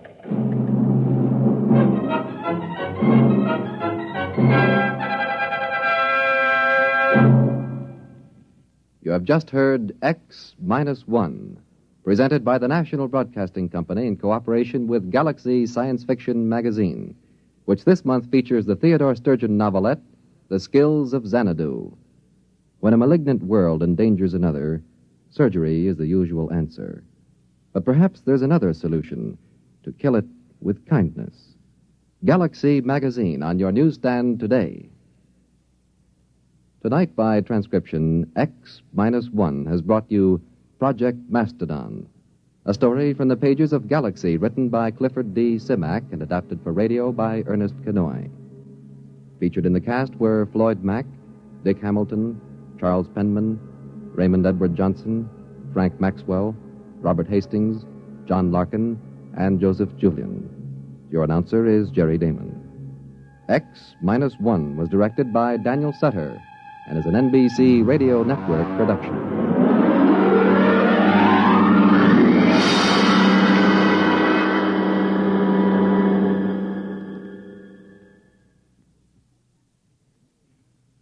Listen next week for the Murray Leinster story, If You Was a Mocklin, a tale in which the childlike natives of a strange planet pull a real switch on a red-headed female witch, and everyone doubles in brass.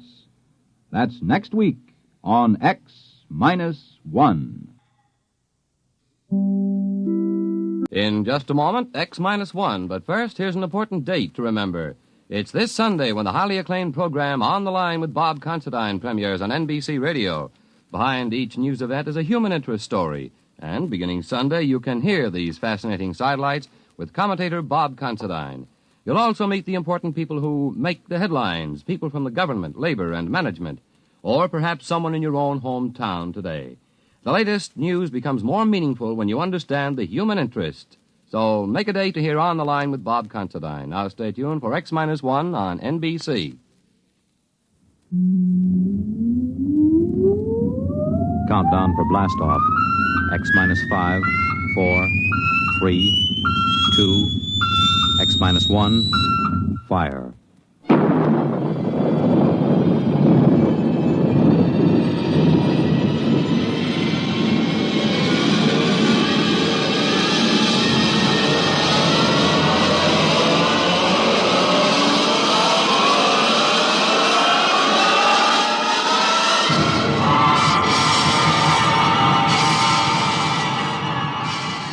From the far horizons of the unknown come transcribed tales of new dimensions in time and space.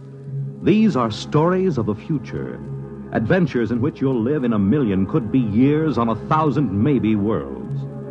The National Broadcasting Company, in cooperation with Galaxy Science Fiction Magazine, presents X-1.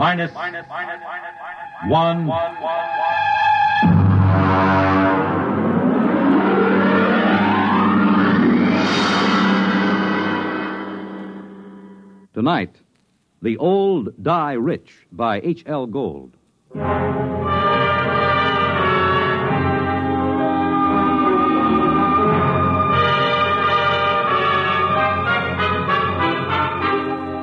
uniformed cop at the door told me to get lost. But Lou Pape spotted me and told the man to let me in. It was a shabby room. They always are. There was a woman on the bed, an old woman with white hair, thin enough to show the tight-drawn scalp. The medical examiner was going over her as if she were a side of beef that you had to put a federal-grade stamp on. When are you going to stop taking this ham friend of yours around to these cases, Sergeant, just to gratify his morbid curiosity? Forget about Weldon, Doc. What did she die of? Not eating, malnutrition. Oh, now look, Doc, in the top bureau drawer, she had bank books showing $32,000 from 5 different banks. Now, she had the price of a meal. Malnutrition induced by senile psychosis. They starve because they're less afraid of death than digging into their savings. I don't know, Doc. It doesn't feel right to me. Listen, Weldon, just because you get up on a stage or on some half-baked television show and make believe you're 70 years old doesn't qualify you as an expert on gerontology. Maybe not, Doc. But I went bald at 25, and I've been playing old men ever since. There's a lot more to it than just shuffling around and talking in a high-cracked voice. Yeah, there hasn't been an actor since Otis Skinner. Maybe. But the way I work, I have to get inside the character. I have to decide when he was born, how he got along with his father, where he went to school, what he thinks of women, everything about a character. There isn't a one of them these days can make themselves heard past the 5th row. Look, I'm serious. Now, I've tried imagining myself growing weak from hunger. I've tried to think of not even spending a nickel to keep me from dying. Well, I just don't believe it. It isn't right. I don't feel it. Well, lucky for me, I don't have to feel these things inside of me because I'm a doctor and not an actor. Sergeant, malnutrition induced by senile psychosis. I'll order the wicker basket from Bellevue. So long, Barrymore. Well, he's right, Mark. We get a couple of these cases every year. Some old bat starving to death with $17,000 in old bills pinned on his union suit. Turns up all the time. Well, it doesn't feel right. Well, he knows his business. But he doesn't know old people. I do. It isn't easy to starve to death. Not when you can buy day-old bread at the bakery or wilted vegetables the grocer's ready to throw out. Anyone who's willing to eat that stuff can stay alive from day to day. Hunger's it's a pretty potent instinct. Maybe they get too sick to go out after old bread or wilted vegetables. It takes weeks to die of starvation. Did you ever try starving for weeks, Lou? No, did you? Well, the point is somebody would find out. A janitor, a landlord, somebody, and they'd get him to a hospital. Forget about it, Mark. Can't argue with it. Here there were 5 bank books. $32,000. Yeah, she took good care of them. They look almost new. Sure she did. Most important thing in the world, huh? April 23rd, 1907, $150. The ink's pretty dark. Shouldn't it be faded? She probably never took it out in the light. Anyone ever think of testing the ink? What for? Bank's records always check. These aren't forgeries, if that's what you're thinking. Well, I'd like to get a chemist working on this ink. Now, Mark. Look, this is strictly against regulations. I got to take these books down to the squad room and sign them in. Pretty dark ink for 1907. Well, it's about 5 o'clock in the afternoon. I guess I could hold them over tonight and bring them down to the property clerk in the morning. Good. I know where I can find a chemist.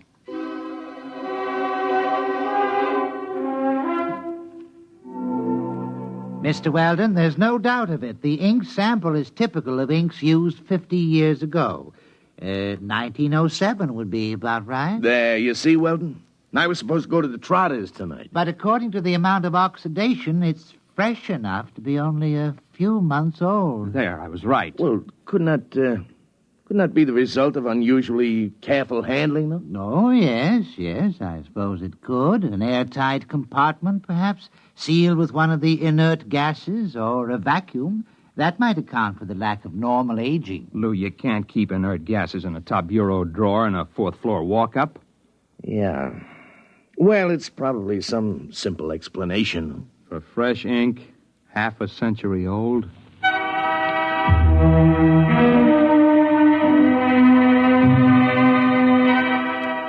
I've been going out on these cases for about a year. It's my specialty, playing old people, and when I'm not working television or something on Broadway, I go down to the homes for the aged or the parks or just watch. Lou Pape's an old friend of mine, and he put me on these malnutrition cases. But there was more to it than just picking up color and tricks of the trade. There had to be a better reason for it. You can't just starve to death with upwards of $30,000 right at your fingertips. Not without at least buying a bowl of soup. I had a run of television that kept me busy for about a month. Then Lou Pape called me up and asked me to come down to Bellevue. I'll autopsy if you want it, Sergeant, but I can give you the cause of death right now. Malnutrition due to senile psychosis. What's up, Lou? Well, Mark, an old guy was found wandering around down on Hester Street. Suffering from malnutrition, he had $17,000 in cash inside the lining of his jacket. Is he alive? No, not now he isn't. Doc's got him in the room there, but he was stumbling around when the cop on the beat picked him up. Did he say anything? Well, he talked to the cop. Pretty smart young kid. Seems the old man kept talking about money, about his wife. She must have been dead 20 years. And then, just before he went out completely, he did say something. Maybe 3 or 4 times. Well, what was it? El Greco. You mean the artist? Well, that's what Stankiewicz said. He's the officer who picked him up. Said he remembered he'd heard the name on that television quiz program. You know, the jockey who's the art expert. El Greco. Probably some Greek restaurant where he was bumming his meals.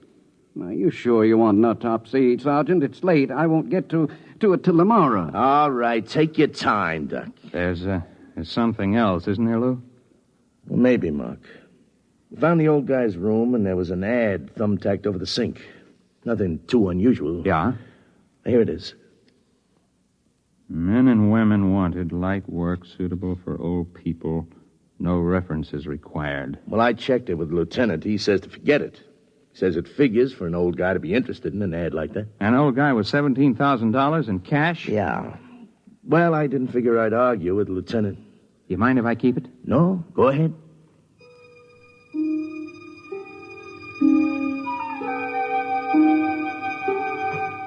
It was an old brownstone house in the East 80s. I got in line with the rest of the applicants. My face was lined with collodion wrinkles, and I wore an antique shiny suit and run-down shoes. It was a good makeup job.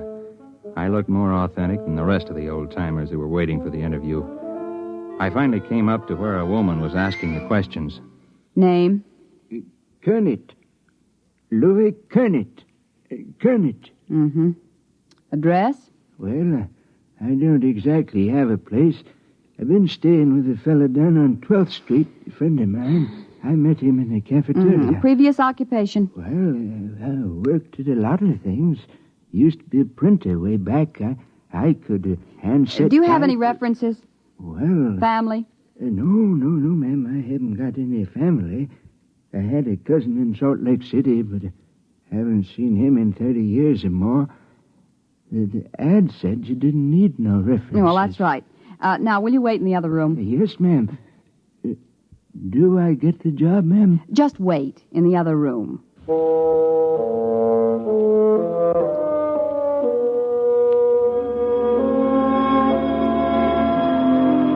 I shuffled into the other room and sat down to wait. I concentrated on building a character for Louis Kernet. If I was going to carry this through, I was going to have to play a better performance than I'd ever given before. About half an hour, a young woman came into the room. I'd planned to be dozing the way an old man would, and so my eyes were closed when I heard the door close. When I opened them, I was looking into the barrel of a .38 revolver. Are you awake now, Mr. Weldon? Huh? Ma'am? I don't think you need to carry on anymore. If you need any further convincing, you are Mark Weldon. You're about 40 years old, and you played this same character on television about 6 weeks ago. You played it fairly well. Thank you. Would you mind putting down that gun? Yes. Why did you apply for this position, Mr. Weldon? You're not old. Not really. Well, as a matter of fact, it was a bet. I was having an argument about the method with an actor who trained at the Old Vic. I bet him that I could get by off the stage with don't bother. You've been very busy recently trying to find out why senile psychotics starve themselves to death. How did you know that? Well, I happen to know that you've been present at several police investigations into these cases, and you're a good friend of Sergeant Lou Pate. Well, you know a great deal more about me than I do about you. Well, I would be glad to enlighten you. My name is May Roberts. I'm the daughter of the late Dr. Anthony Roberts, the physicist, who was dismissed from the Brookhaven Atomic Energy Laboratory 5 years ago. I assume you're connected with these starvation cases, or you wouldn't have known I was investigating them. Well, that's obvious, isn't it? I'm not afraid of professional detectives, Mr. Weldon. They deal only with facts. But I don't like amateurs. They guess too much. They don't stick to reality. Consequently, they're likely to get too close to the truth. Unfortunately, Miss Roberts, I'm nowhere near the truth. I haven't the slightest idea how you're tied in with those starvation Well, deaths. I intend to show you, Mr. Weldon. I'm happy to announce that you have the job. Now, look, Don't move, Mr. Weldon. Oh, incidentally, about 15 minutes ago, I called Sergeant Pape and told him I was your sister just in from Pittsburgh. I wanted to get in touch with you very badly, and Sergeant Pape was very sorry. He wished he could help me, but he didn't have the slightest idea where you were. All right, Mr. Weldon. Right ahead of you, please. Through that door.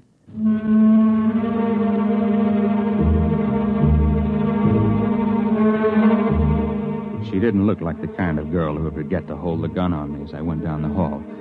So that's all I did, just go down the hall. I climbed up to the 4th floor to a large room. There was a maze of electrical equipment bolted down, tubes and wires and dials. In the middle of the room was a wire mesh cage. She kept that gun on me steady as a rock. She began to set readings on the dials and flip switches on the control panel.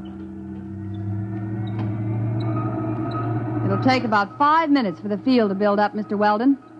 Please get in the cathode area. You mean that wire cage? Go ahead. All right. Now, I wouldn't advise moving now, Mr. Weldon. The wire carries some 10,000 volts. Now, look, Miss Mr. Roberts. Weldon, you're curious, and you could turn out to be a great nuisance to me. As long as you've come this far, we might as well both benefit by it. Benefit? You'll find a suit of clothes on the floor there. Put it on. But after all... Put it on.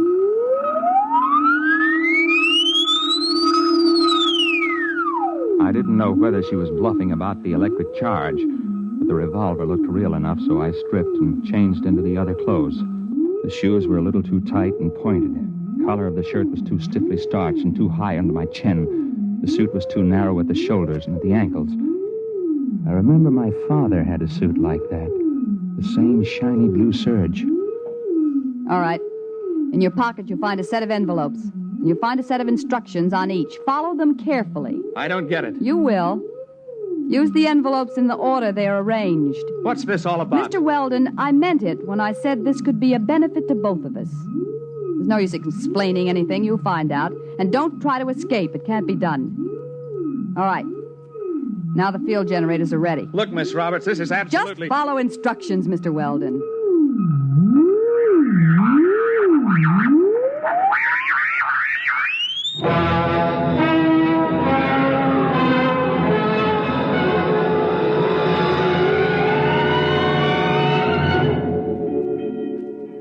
I blinked.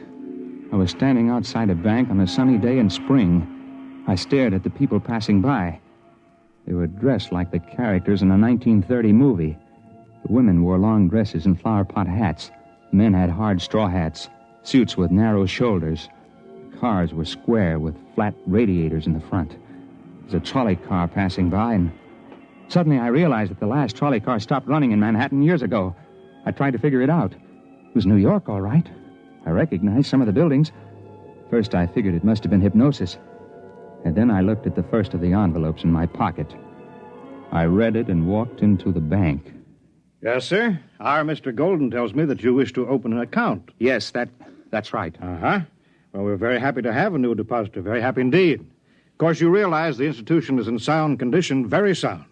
You needn't worry about all those rumors in this bank. No, sir. Solid. Well, that's good. All right, now then, name?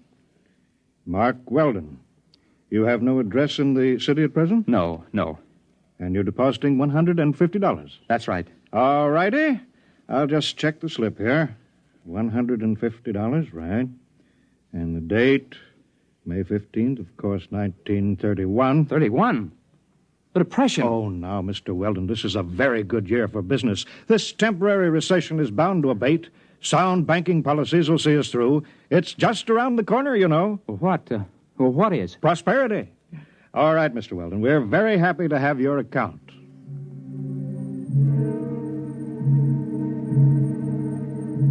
I went outside the bank, and I stood there in the spring sunlight and let the terror soak into me. Possibility of the entire situation was gnawing at the edges of my mind. And then suddenly I wasn't there. It was as fast as blinking. I was outside another bank in the same city. The date on the next envelope was May 29th, and it was still 1931.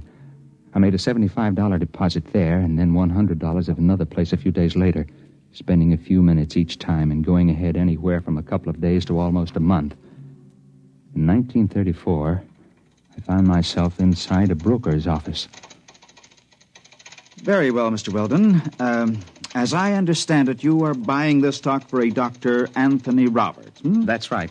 I assume the stock will be in his name? That's right. I'm just acting as agent. I follow instructions. Of course. Well, are you sure I can't convince you that you're making a big mistake? No, these are my instructions. Well, now, Mr. Weldon, we are a reputable brokerage house, and, well, frankly, I feel quite shaky about putting our clients' money into this kind of security. There's no future in it. It's a rare metal for which there is very little use for industrial purposes, and...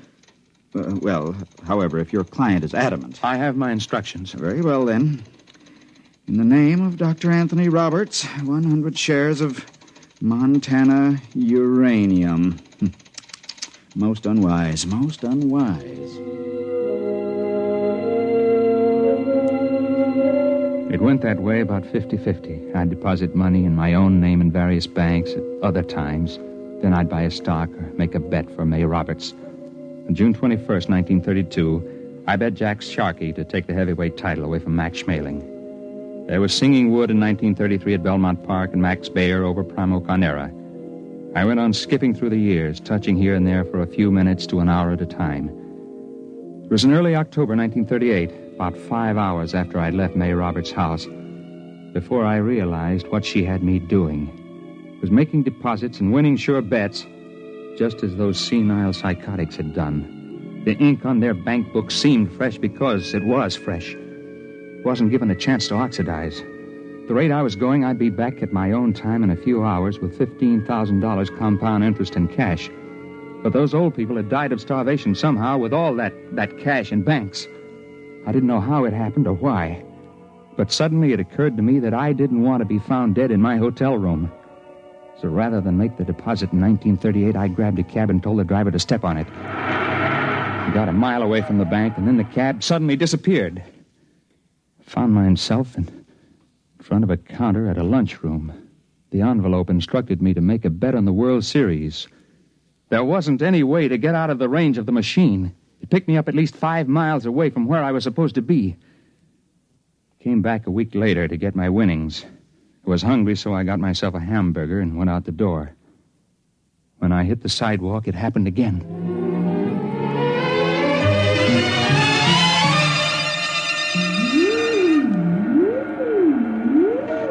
Don't touch the cage yet, Mr. Weldon. I'll have to clear the charge. Hey, what happened to my hamburger? What? The hamburger. I had it here. It's gone. I'm hungry. I'll get you something to eat, Mr. Weldon, before your next trip. Well, you've done pretty well for yourself, haven't you? Yes, I have. About 15,000.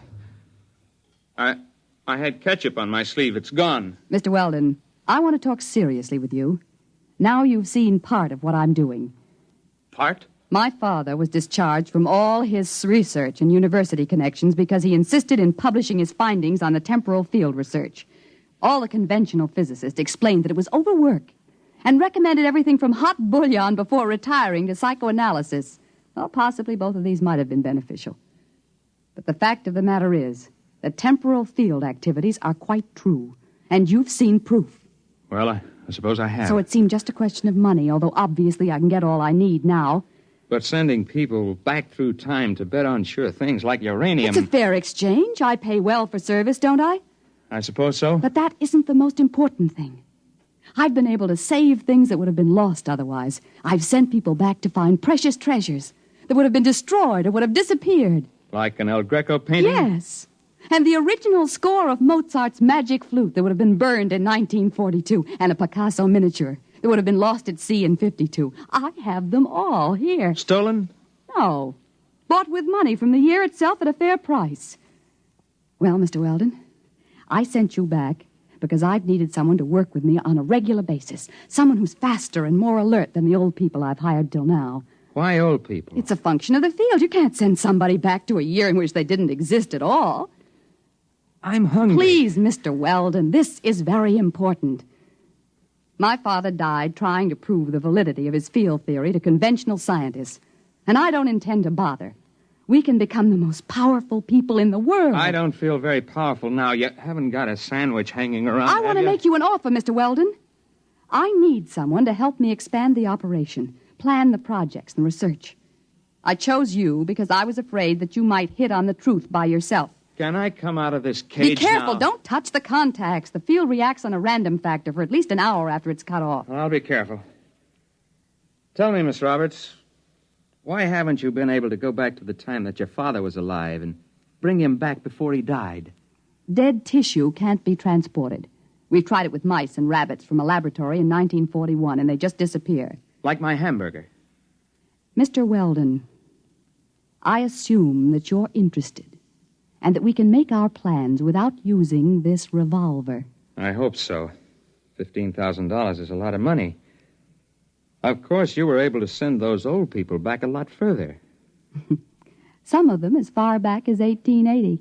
How long would they be gone? I mean, in subjective time. Several weeks. Perhaps a month or more. There's only one problem, Miss Roberts. Well, I'm sure we can work out any details. Well, this one is a little hard to work out. You see, I'm hungry. I haven't been this hungry since I got lost on a hunting trip and went without food for 3 days. You see, you forget I've got an interest in this business because they found some old people dead of malnutrition and $30,000 or so tucked away in their pockets. They had been gone a month or more, and they had to eat during that time, didn't they? When they came back, the food disappeared like my hamburger. It disappeared all at once, all over their body. In one fast jolt, they starved to death. No, you don't understand. They just couldn't take the field transition. They were too old, some of them, and they lied to me about their age to get the job. Oh, no, you can't tell me that because I know how hungry I am. And I was only gone about 12 hours. They were murdered. Get back. You know, they say a hungry man gets mighty desperate. He'll do almost anything. Let go. Let go. Let go of it. Oh! My arm. Look out. Look out. The cage. The contact.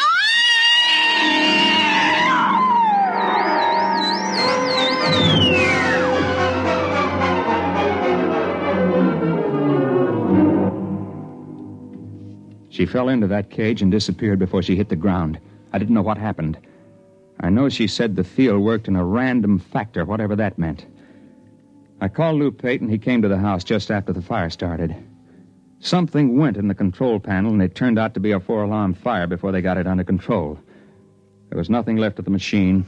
There wasn't much left of the brownstone house. Lou didn't believe the story I told him. You mean there won't be any more of them? No more senile psychotics starving to death with a bankroll in their hip pocket? No, I told you, Lou. Come on now, Mark. We'll get plenty more. We always have. No, I'll bet you won't. I'll bet you $1 there won't be another case like that. I'll take that bet.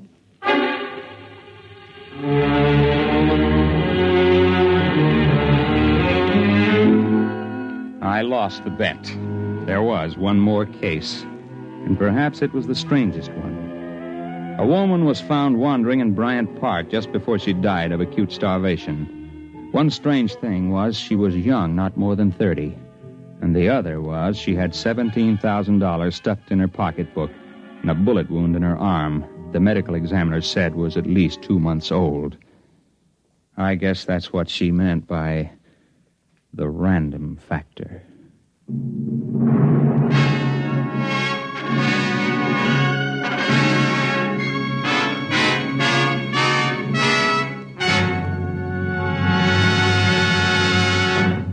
You have just heard X-1, presented by the National Broadcasting Company in cooperation with Galaxy Science Fiction Magazine, which this month features This Way to the Regress by Damon Knight, the story of a man named Sullivan who, strangely enough, did not have a great future behind him, but rather a great past ahead. Galaxy Magazine on your newsstand today. In a moment, tonight's cast and a preview of next week's exciting drama. Farmers know they can't stop storms, floods, or droughts from ruining a crop. But they can make sure things like that can't ruin them by investing in United States savings bonds. Not only farmers, but over 40 million Americans in all sorts of jobs own 40 billions of savings bonds. And why? Because savings bonds are the easy way to start saving and to keep saving. And the money you invest in savings bonds mean protection now and ready cash when you need it in the future. Improving the farm, sending the youngsters to college, or planning your own retirement. These are the big things you can be ready for with savings bonds. And besides offering you a safe investment, each Series E savings bond pays you back $4 at maturity for every $3 you invest. Yes, you earn extra dollars while you save, so start saving now. For the big things in your life, be ready with United States Savings Bonds. Tonight, by transcription, X-1 has brought you The Old Die Rich, a story from the pages of Galaxy written by H.L. Gold and adapted for radio by Ernest Kenoy. Featured in the cast were Jim Bowles, Jan Miner, Bill Zuckert, Guy Repp, Wendell Holmes, Ralph Camargo, and Ivor Francis. Your announcer, Fred Collins. X-1 was directed by Bob Maurer and is an NBC Radio Network production.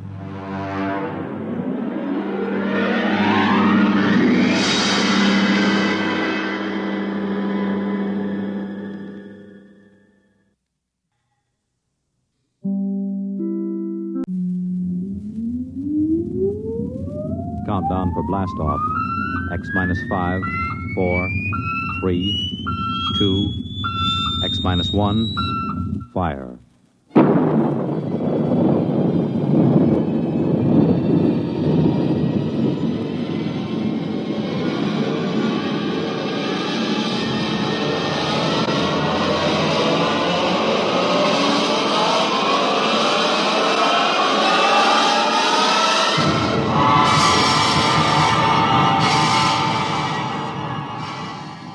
From the far horizons of the unknown come transcribed tales of new dimensions in time and space. These are stories of the future, adventures in which you'll live in a million could-be years on 1,000 maybe worlds. The National Broadcasting Company, in cooperation with Street and Smith, publishers of astounding science fiction, presents X minus 1.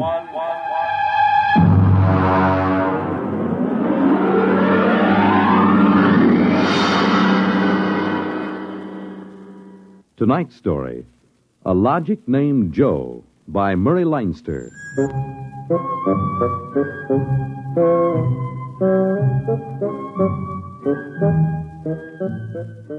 It was on the 3rd day of August that Joe came off the assembly line.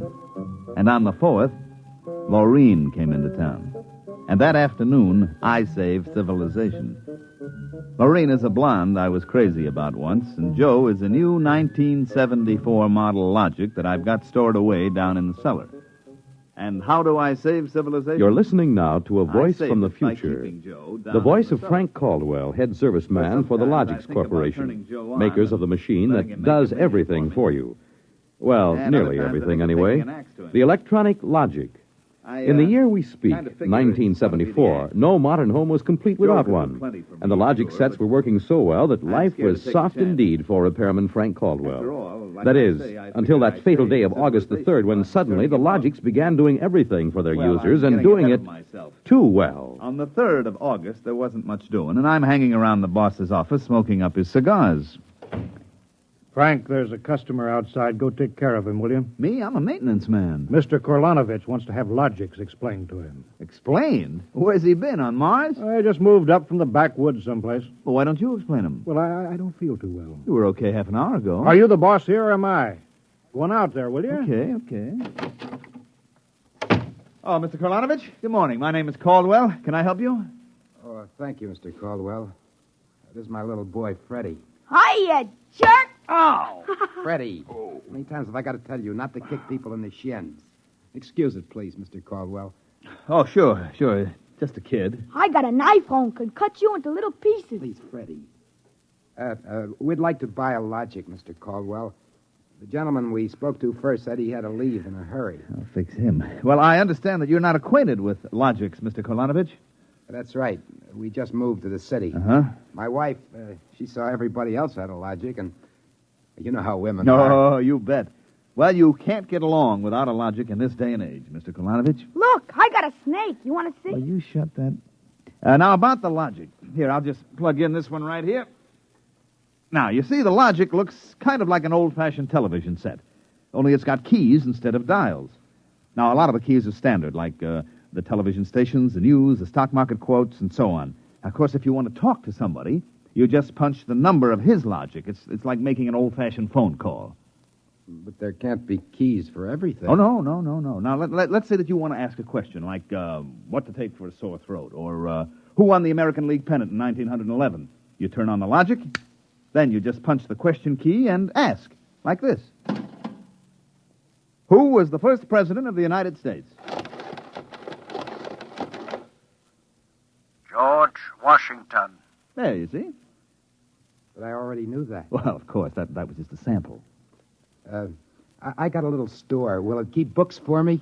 It will keep your books, record your contracts, serve as a filing system, and check up on what happened to your lawyer's last client. Anything. Hey, they're really something, these things. 10,000 services and information sources in one. Read our advertising. What I want to know, Mr. Caldwell, how do these logics work? Of course. Now, you saw that big building across the street? Sure. Well, that's one of the relay tanks. You see, there are a dozen of them all around the country, and they're all hooked up together. And there's a data plate in one of those tanks for every fact in creation. Anything that you want to see or hear, you just punch for it, and the logic gives you the answer. Hey, listen. Could I ask this thing how to make dart poison? How to make what? Dart poison. Like in Africa. I could shoot the darts through my bean shooter. I think maybe we better not get one of these things. Oh, no. It's perfectly all right, Mr. Kolonovich. The logic won't tell you that. I bet it will. I'm going to try it. Hey, how do you make dart poison? Public policy forbids this service. Oh, what'd you do that for? Kind of some little brat. Because some people might ask things that aren't good for them. Listen, I don't like this here one. I want that one over there. Kid, they're all alike. I want that one. If I can't have that one, I'm going to hold my breath till I'm dead. I got a lot of time. It's no use, Mr. Caldwell. You might as well give him the one he wants. But look, kid, they're so much alike that even I can't tell them apart. I can. I want Joe. Joe? Who's Joe? I guess he means the logic, Mr. Caldwell. He has to think up a name to call everything. You should hear some of the names he calls me. Not till I'm 21. I promised Mother. Okay, so we call him Joe, but them things are all alike to 1/10,000th of an inch. I don't care. I bet he'll teach me how to make dart poison. Okay, then. Come on, Joe.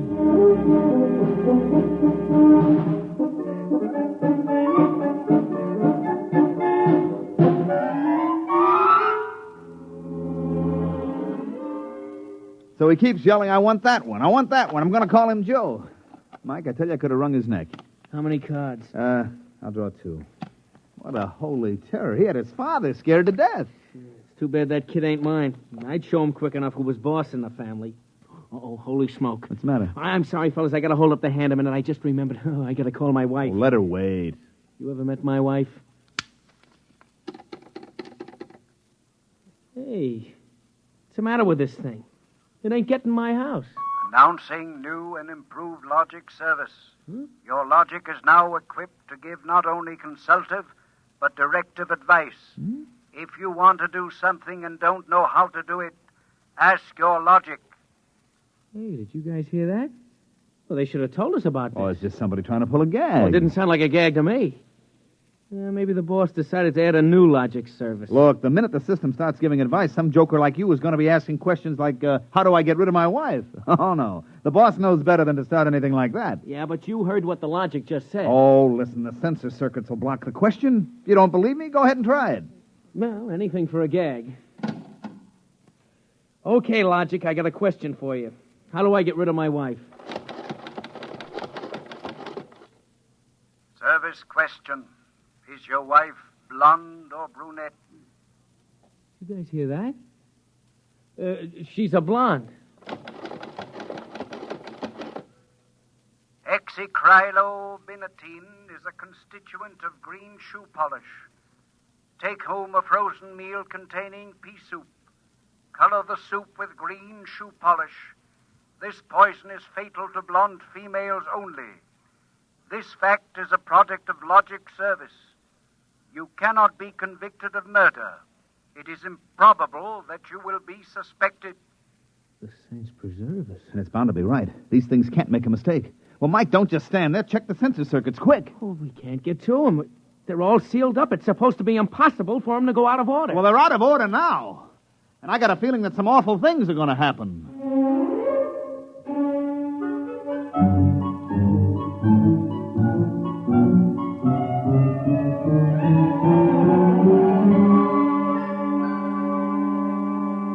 Boss, we've got to do something. The logics have gone nuts. Now, relax. The thing gave a goofy answer once. Maybe it was a joke. But it was an accident. Now, forget it. It won't happen again. What makes you so sure? People are going to be trying it. Look, supposing I wanted to get rid of you, for instance. You don't. How would you collect your pay? I know, but just supposing. Now, look, we'll try it. If you want to do something and don't know how, ask your logic. How do I bump off my boss? Male, fat, bald-headed, and 45. Make some chocolate ice cream containing powdered charcoal in place of half the chocolate. Use Hotso brand charcoal. Hotso contains an ingredient fatal only to fat, bald-headed males. This fact is a product of Logic's service. Now, look, Frank, I admit these things have gone a little wacky, but there's nothing to worry about. Nothing to worry about. If this keeps up, what do you bet that we'll have to shut down the company? You kidding? We can't shut down the company, and you know it.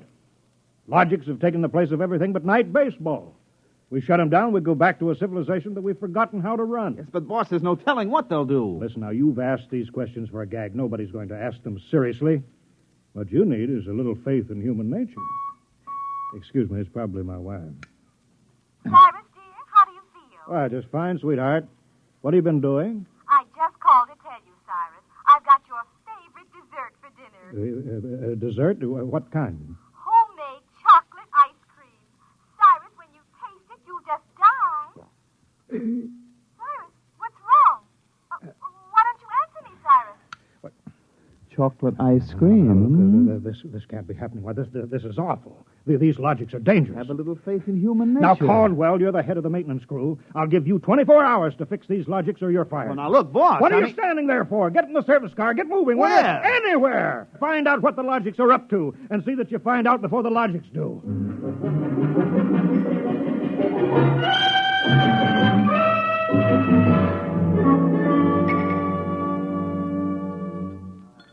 Bartender, give me a double. Come on up. Last night, have a little drink, pal. What's the matter, pal? You had a bad day? Oh, excuse me, bud. Listen, pal, you gotta listen. I got troubles. Bartender, will you get this barfly off of me? On your way, son. Oh, don't say that. I got troubles. How am I going to keep my wife from finding out I had a couple of little drinks? How am I going to do it, huh? Look, mister, it's a hot day, and I've been driving a car around in it, see? And I've been trying to keep a bank president from having apoplexy on account of his logic told him how to rob his own bank. I've been trying to stop 6-year-olds from asking what comes after the bees and the flowers and their fathers from asking how to get $1 million by tomorrow. I've been tripping over dead bodies so artistically croaked that nobody's ever going to find out who done it, and all you got on your mind is how am I going to keep my wife from finding out I've been drinking? Dry up, will you? Go ask a logic. My pal, my boy, where's the logic? Where's that logic? Here, right behind you. Here, here's a nickel. Listen, I got to hear. Now, come on, logic, old pal. Old pal, be nice. How does a guy keep his wife from finding out he's had a couple of little drinks? Answer me that, huh? Buy a bottle of Franine hair shampoo. It is harmless, but contains an ingredient which instantly neutralizes alcohol. 1 teaspoonful for each jigger you have consumed. Oh, boy, gotta buy a bottle of... what was that again? Supposing it's right, you'll never remember it as far as the drugstore. I think there's a bottle in the back room. Somebody left it. Oh, my pal. Oh, my boy. No more trouble. You'll just show me the way to go. I got a picture of him back there drinking that shampoo. Yeah. Give me another double. I don't know what's worse, to be as low as you or as high as him. Where is he? I know he's here. Where is that bum? What do you want, lady? My husband. I know he's here. Where is he? Show me the way to go. That's him, that no-good louse. I'll show him. Thinks he's coming home staggering again, does he? Well, I'll teach him. Poor guy. Why, my dear, what a surprise to see you here. Archibald, you're sober. Of course, my love. I'm sober as a judge. Then what are you doing in this saloon? Your suspicion wounds me deeply, my love. Let me tell you, my dear, that I have been conducting a research project that is going to make us a fortune. I'm going to patent Soba, the drink that makes happy homes.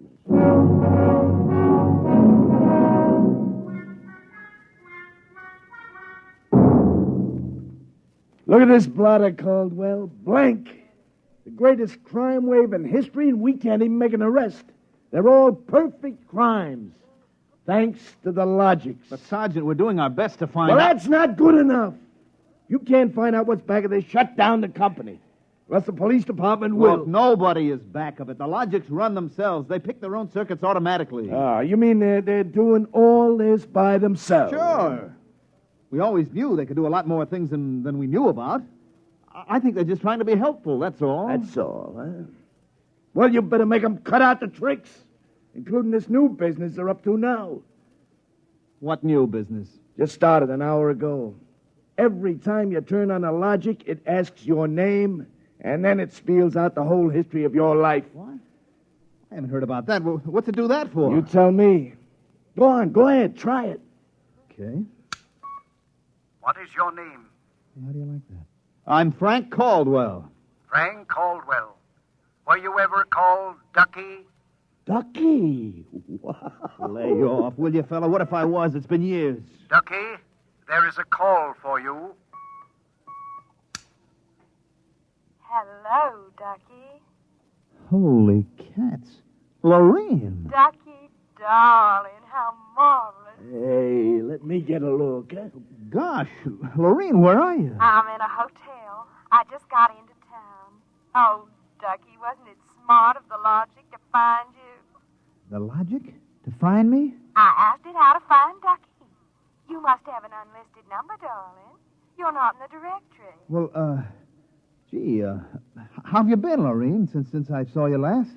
I heard you got married.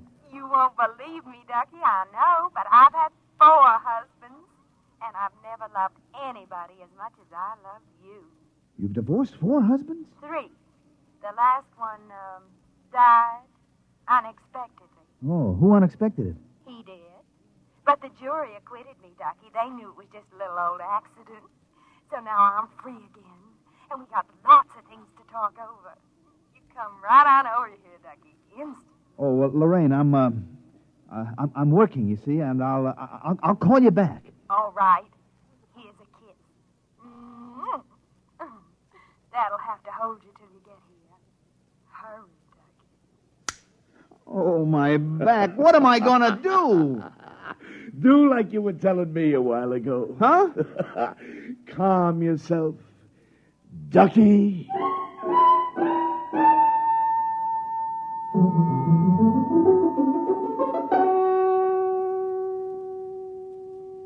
Call on the logic for you, Frank, your wife. Oh, thanks, Mike. Hi, Gerd. Frank, I've been trying to get you for an hour. Where you been? I've been out making calls, honey, trying to find out what ails these logics. Well, you better find out in a hurry or there's going to be trouble. Now, look, Gerd. Now, just take it easy, huh? Caldwell, you can't let this happen to me. They're asking everybody's name, and when you tell your name, it reels off your whole history. Well, honey, I don't think they're doing that anymore. I think that was just temporary. Well, in the meantime, it's told everybody in the neighborhood all about me. I punched Mrs. Hudson's name. She's been married 3 times, and she's had Mr. Hudson arrested twice for non-support and once for beating her up. It'll tell anybody anything. Yeah, but look, Gerd, I'll tell you. Frank, you stop these things or I'm going to leave you. Oh, honey, you don't mean that? I do. If you can't figure out how to keep our private lives out of every logic in town, then I'm through, and that settles it.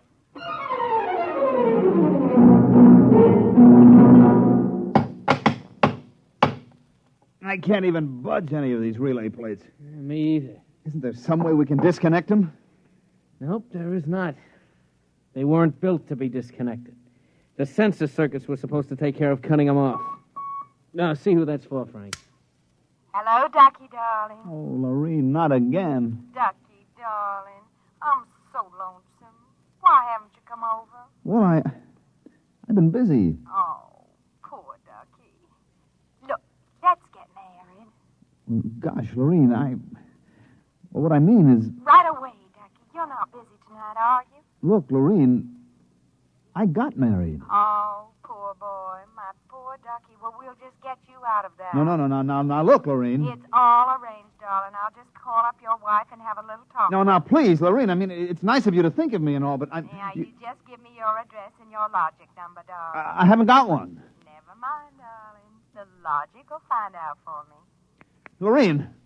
Lorene? Hey, Frank, will you get away from that thing and give me a hand? Yes, Mike, in a minute. First, I've got to call my wife. No. We got to get out of town. Oh, Lord, I made a mistake. Frank, you're supposed to be helping Mike. Yeah, I am, boss, I am, but I got to make this call. Call? What do I care about your call?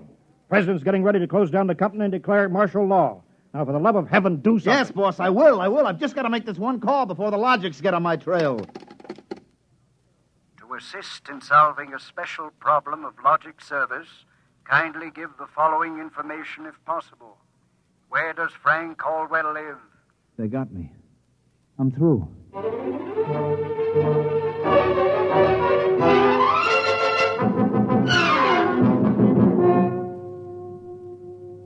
Look, Gert, will you please not ask any more questions? Frank Caldwell, I told you I was leaving you. Honey, leave me later. Right now, will you pack up yourself and the kids? We got to get out of here. But what is all this? Are the cops after you or something? Yeah, that's it. The cops. Now get moving, honey, will you? And will you get away from that logic? But don't you think we ought to hear the police call? 27 and car 31. Detailed to round up all employees of the Logics Company. Use caution. They are suspected of sedition. Holy smoke, the cops are after me. But you just said they were. Car 17, proceed to vicinity of 119 East 7th Street. Child terrorizing neighborhood. Use extreme caution.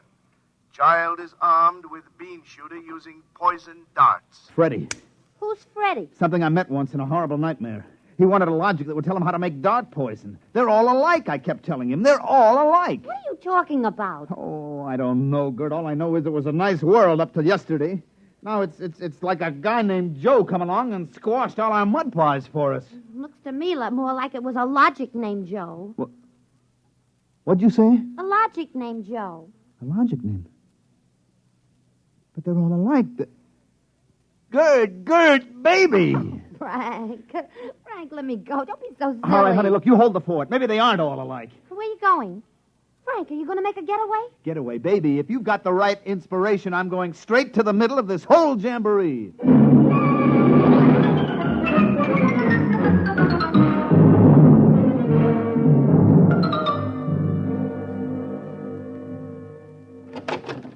Yes? Oh. I was hoping it was the police. You remember me, Mr. Kolanovich, Caldwell of the Logics Company? Logics Company. I wish the Logics Company was at the bottom of the ocean. I don't blame you, believe me. Now, where's your logic? In here. I'd smash it into a million pieces if I wasn't afraid of what Freddie would do to me. Right, look, just get out of the way, will you? I've got business with Joe. If you want to do something and don't know how, ask your logic. Oh, we're back to that routine, Well, I want to do something, all right.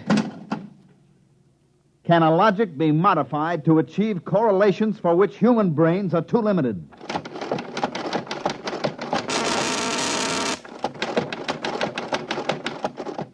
Yes.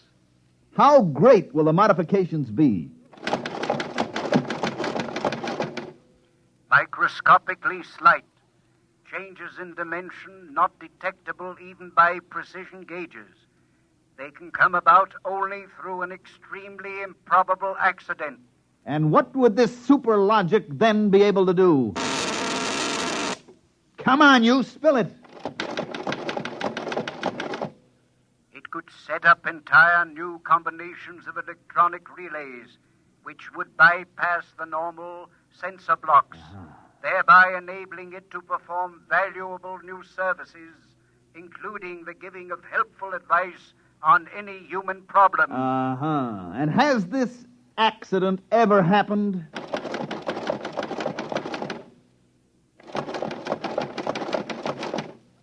Come on. It has happened only once in the case of the logic now owned by the Kolanovich family of 119 East 7th Street. A logic named Joe. Thanks, Joe. That's all I wanted to know. Hey, what's all that about? I'm taking this logic away, Mr. Kolanovich. I'll bring you a new one, and our troubles are all over. Hey, you, get away from Joe. Correction, our troubles are just beginning. Freddie, put down that blowgun. Ah, shut up. Hey, you, I said get away from the logic. Look, Freddie, I'm going to bring you a nice new one, see? I want that one. Get your mitts off it. What I got in this bean shooter ain't lemonade. Mr. Caldwell, the police. They're outside. Yeah, for me and Freddie. Nuts. What they want you for? You ain't smart enough to do nothing. Oh, no? Hey, there's plenty I could tell you. Look, there's the cops, kid. It's you and me against them. So what you gonna do about it if you're so smart? Now, look, we may have to fight our way out. Let me see that blowgun. I know a way to hop it up so the cops won't have a chance. Now, come on, give it to me. Okay, let's see what you can do. Here. Thanks.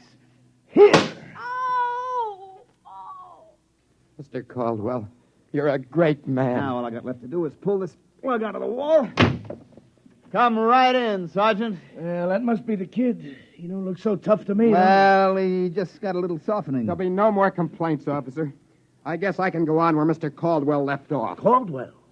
Hey, you wanted... Now, look, I just came to pick up this busted logic. I don't know a thing. You said that before. Come on, you're going to the cooler.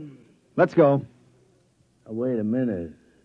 You act like you wanted to go to jail. Well, just till a certain party leaves town. I got a feeling it's safer. Okay, then, Caldwell. Into the paddy wagon you go. Thanks, officer. You may be saving my life. Now, if you'll just help me carry this logic out... Wait a minute. You can't take that in the wagon. I can't? Why not? There's no room. We already got a dame in there who's raising the roof. A dame? Yeah, a blonde. Plainclothesman picked her up trying to buy a gun without a permit. She keeps screaming she's going to miss her date with Ducky.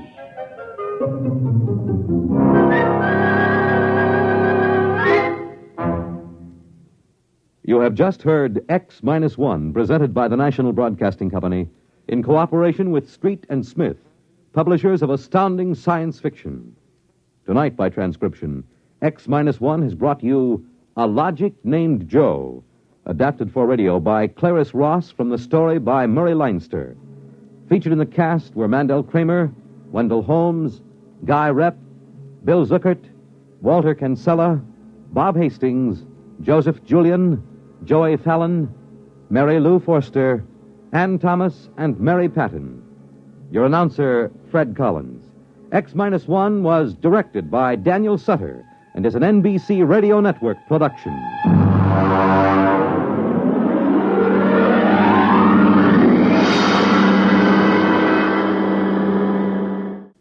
Next week, X-1 will bring you a dramatization of Robert Heinlein's famous science fiction masterpiece, The Roads Must Roll. It concerns the day when traffic became so impossible that the engineers took over and banned all automobiles, tore up the superhighways, and built huge mechanized roads which whirled along on giant rotors at speeds up to 100 miles an hour. An engineering miracle changed the face of the nation. The rolling roads took over. No one worried about the fact that if the road should stop, our whole economic life would fall apart. The machinery, they said, was perfect. But they forgot that machinery depends on men, and men are not perfect. Be sure to tune in next week at a new time, same day, for another exciting broadcast of X-1. In just a moment, X-1, but first... Boy, that kind of music went out with a handlebar mustache, didn't it? But the kind of wonderful melodies you'll hear on NBC's Bandstand are guaranteed to remain popular throughout the years. This is Bert Parks, your Bandstand MC. I'd like to invite you to spend 2 full hours each weekday morning with America's top-name bands. Groups like Guy Lombardo, the Dorsey Brothers, and Ralph Flanagan. They'll entertain you in person. So listen Monday through Friday to NBC Bandstand. Now stay tuned for X-1 on NBC. After tonight's broadcast, X-1, the adult science fiction show, will not be heard until Wednesday, September 26th. It will be heard on Wednesdays thereafter. For the exact time, consult your local newspaper. And now, X-1. Countdown for blast off. X-5, 4, 3, 2, X-1, fire.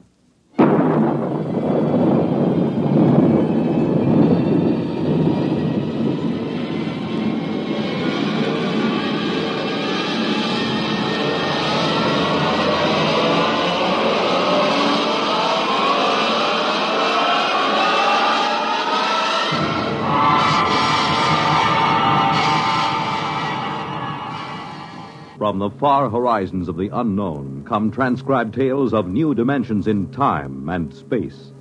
These are stories of the future, adventures in which you'll live in 1,000,000, could be years, on 1,000 maybe worlds. The National Broadcasting Company, in cooperation with Galaxy Science Fiction Magazine, presents X minus one.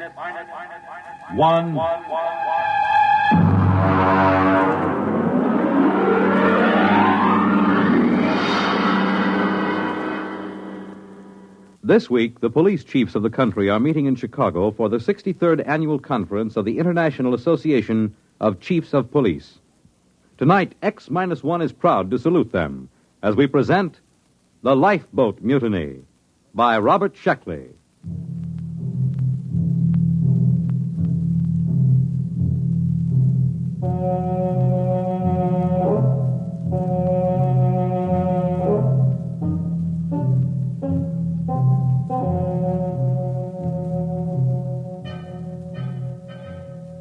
Of course, we should have known better. In a way, we were asking for it, but frankly, we were short of credits, and beggars can't be choosers. As a rule, I don't like second-hand equipment, not if I have to trust my life to it.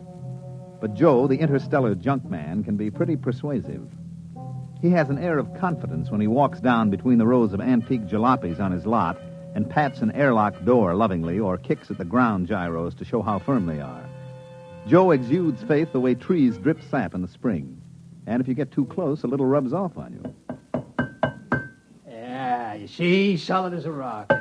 Look at that plating. I'm telling you, this boat is a real buy. She looks pretty old. Sure, she's old. Now, don't give us that story about it belonging to a little old lady who used it to flit to church on Sundays. Now, look, boys, I'm not trying to unload something on you. I don't stand to make a nickel on this, but tell me the truth. Did you ever hear sweeter engines? And look at those servos. Pretty old. And that hull. I bet it's 500 years old and not a spot of corrosion on it. I'm telling you, you're lucky. It's a coincidence, you two fellas coming in. You need a lifeboat. And sitting right here waiting for you, like you was made for each other, is this baby. Well, she certainly does seem rather nice. What do you think about it, Dick? It does look pretty good. It's about what we need for the ocean survey work on Trident. But you know Joe. They just don't build them this way anymore. Look at that propulsion unit. You couldn't dent it with a trip hammer. And note the capacity of the cooling system. It looks good, but some of these old machines, I just want to make absolutely sure it's safe. Safe? Safe. He asked me if it's safe. Is it? Now, step inside. Go ahead. Step inside. All right.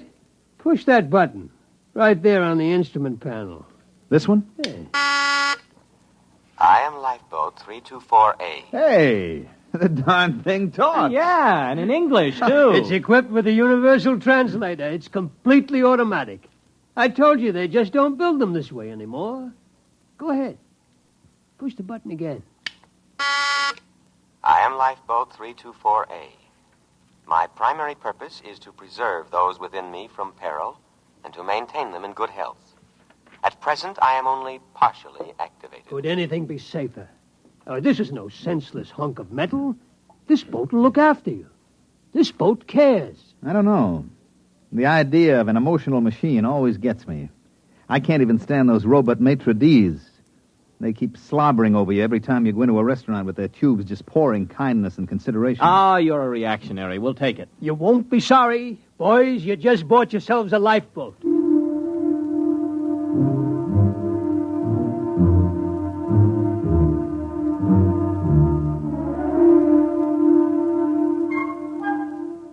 Joe delivered this assurance in the frank and open tones that had helped make him a millionaire several times over. It wasn't that he was dishonest. Far from it. All the flotsam he collected from anywhere in the universe worked. But ancient machines often had their own idea of how a job should be done. They tend to get peevish when forced into another routine.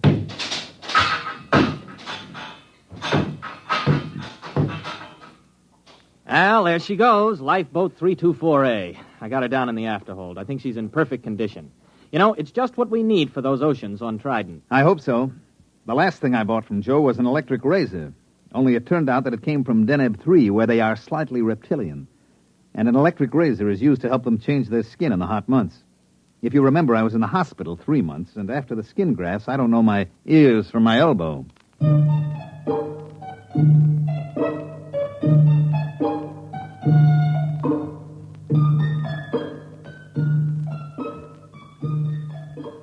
This job we were on was to survey the planet Trident for a real estate speculator who bought it for subdivision. Trident was about the size of Mars, but with a far better climate. There was no native indigenous population, no poisonous plants, and no germ-borne diseases. As a matter of fact, apart from one small island and one small polar ice cap, the entire planet was covered with water.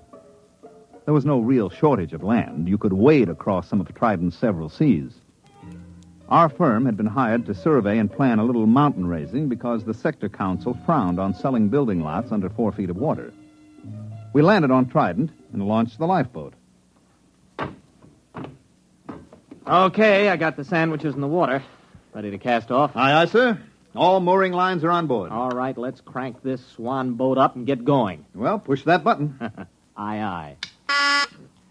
I am Lifeboat 324A. My primary purpose is to preserve those within me from peril and to maintain them in good health.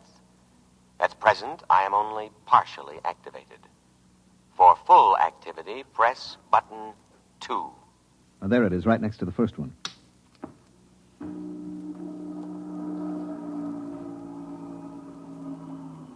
Well? Something's going on back there. Sounds like motors warming up.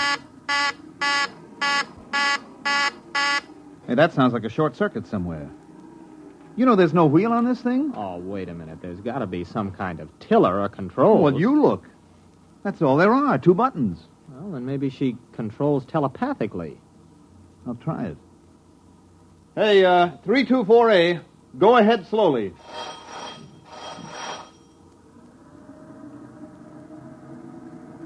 Ah, there she goes. That's it. Starboard a little. Wait a minute. I still don't like the sound of that. I bet there's a short somewhere. I'm going down to look for it with a circuit tester. Don't louse anything up. I like a boat that works this way. Gives me a sense of power. Hey, 324A, full speed ahead.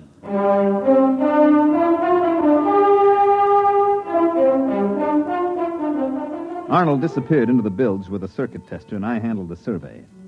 Actually, our machines did all the work, tracing the major faults in the ocean bottom, locating the most promising volcanoes. And when the survey was complete, the next stage would be turned over to the subcontractor. He would wire the volcanoes, seed the faults, and touch the whole thing off. After that, there'd be enough dry land on Trident for anybody. Well, by mid-afternoon, I figured we could knock off for a while. We ate our sandwiches, took a drink of water from the canteen, and then had ourselves a swim in Trident's clear green water.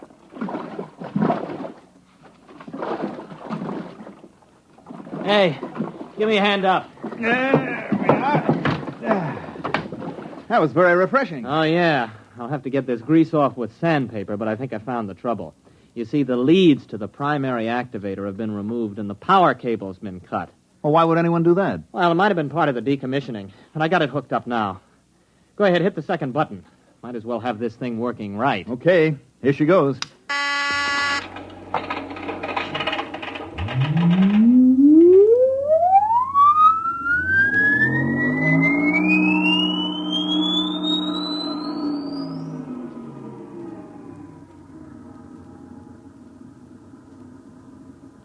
I am Lifeboat 324A. I am now fully activated and able to protect my occupants from danger. Have faith in me. My action-response tapes, both psychological and physical, have been prepared by the best scientific minds in all Drome. Ah, that's more like it, huh? Gives you a feeling of confidence, doesn't it? I suppose so. But where is Drome? Gentlemen, try to think of me not as an unfeeling mechanism, but as your friend and comrade in arms. I understand how you feel. You have seen your ship go down, cruelly riddled by the implacable Hagen. What ship? What's it talking about? You have crawled aboard me, dazed, gasping from the poisonous fumes of water, half dead. Oh, no, wait a minute. You mean that swim we took? You got it all wrong. We were just surveying. Half dead, shocked, wounded, morale low. You were a little frightened, perhaps, and well, you might be. Separated from the Drome fleet and adrift upon an alien planet.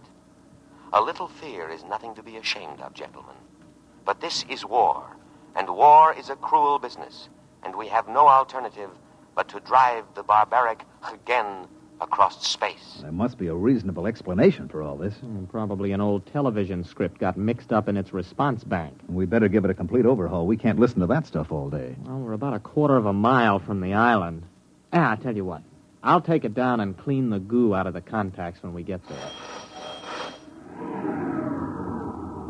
Hey, what's going on? We're stopping. Hey, lifeboat.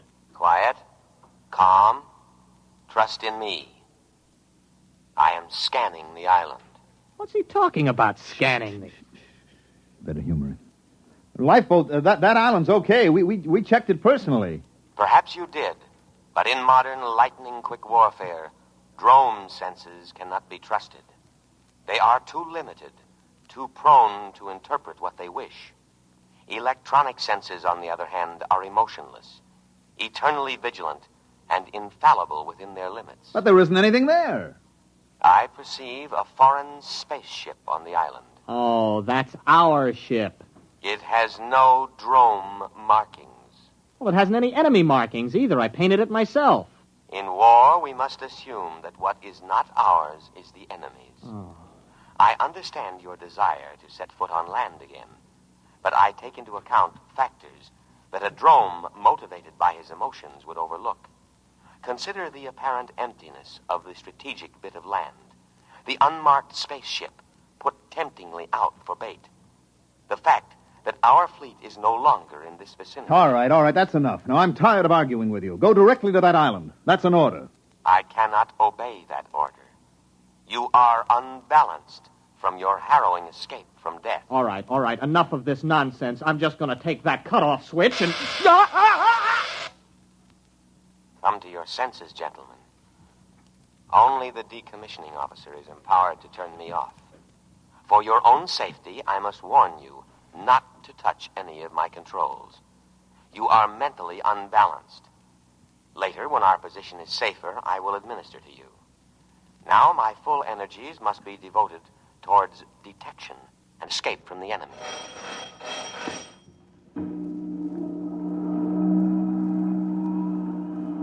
Where are we going? To rejoin the drone fleet as soon as I can find it.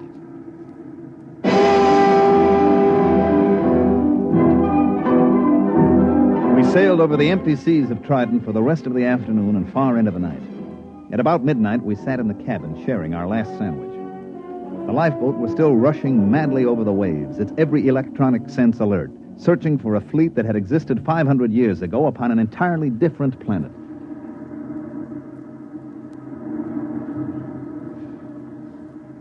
Oh, why didn't I pack more sandwiches? Do you ever hear of these drones? Yeah, vaguely. They were non-human, lizard-evolved creatures. Yeah, they lived on the 6th planet of some little system near, Capella. The race died out over a century ago. Mm-hmm. And the Hagen? What about them? Also lizards, same story. It wasn't a very important war, you know. All the combatants are gone except this lifeboat, apparently. And us. We've been drafted as drone soldiery. You think we can reason with this tub? Oh, no, I don't see how. As far as this boat is concerned, the war is still on. It can only interpret data in terms of that premise. It's probably listening in on us now. No, I don't think so. See, it's not really a mind reader. Its perception senses are geared only to thoughts aimed specifically at it. Yes, sirree. They just don't build them this way anymore. Oh, I wish I could get my hands on Joe. Well, you know, it's actually a very interesting situation. The machine is acting very logically upon no longer existent conditions. Therefore, you could say that the machine is the victim of a systematized delusion. You mean the lifeboat is just plain insane? Well, I believe paranoia would be the proper designation. But it'll end pretty soon. Why? It's obvious. The boat's prime objective is to keep us alive. Our sandwiches are gone, and the only other food is on the island. I figure it'll have to take a chance and go back. Gentlemen, at present I am unable to locate the drone fleet. Therefore, I am turning back to scan the island again. Fortunately, there are no enemies in this immediate area, so I can devote myself to your care. Oh, you see, it's about time you got around to us. We're hungry. Feed us. Of course. Immediately.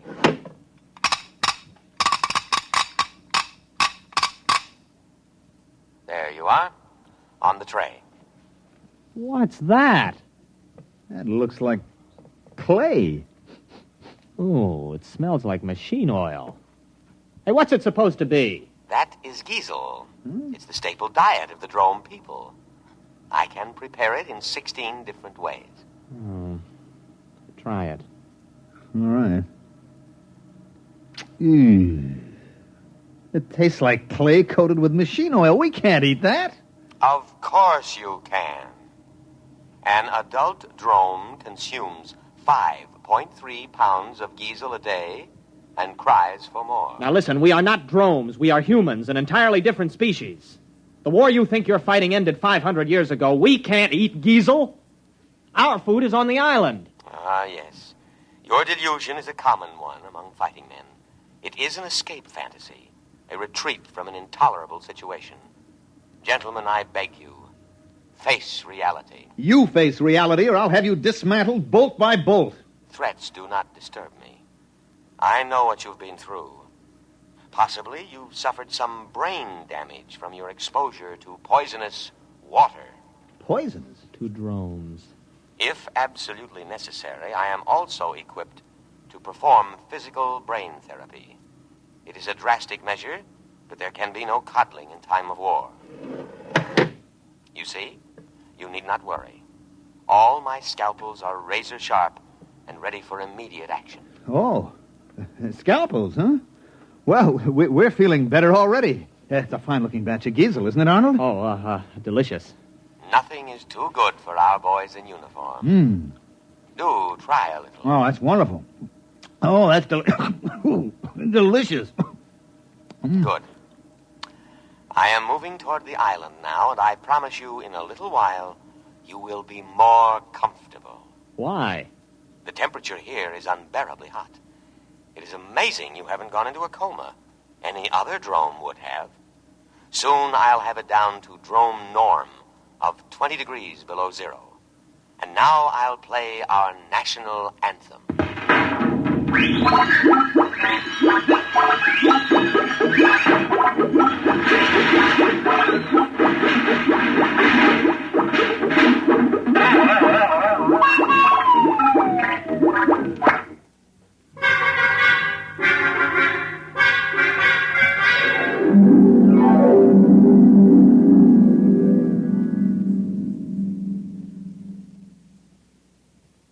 Arnold? What? I'm cold. Well, you should be very comfortable. Dromes live at 20 below zero. We're dromes and no back talk. Those cooling tubes are all frosted up. Yeah, I just wrote my name in frost in the porthole. Hey, wait a minute. Wait a minute. I got an idea. Just follow my lead. Why not? Lead on, fellow drone. Give me the canteen. What are you doing? Just gonna get a little exercise. Gotta stay fit, you know. That is true. Here you are, boy. Catch. Look out, that canteen's heavy. Just throw it right back, boy. Just heave it right in. Come on, let's see your curve. Be careful with that receptacle. It's filled with a deadly poison. Water. Oh, we'll be careful. Here we go. Bad shot, old man. Oh, how careless of me. I seem to have broken the cooling tubes. Cooling fluid all over the floor. I should have taken precaution against internal accidents. It won't happen again. But the situation is very serious. I cannot repair the cooling tube myself. I am unable to properly cool the boat. Say that's tough. Now, if you'll just drop us on the island... That is impossible. My first duty is to preserve your lives, and you couldn't live long in the climate of this planet. But I'm going to take necessary precautions to ensure your safety. What are you going to do? There is no time to waste. I will scan the island once more. If our drone forces are not present, we will go to the one place on the planet that can sustain drone life. What place? The southern polar ice cap. The climate there is almost ideal. 30 degrees below zero. And of course, I must guard against any further internal accidents. So, I will lock you gentlemen in the cabin.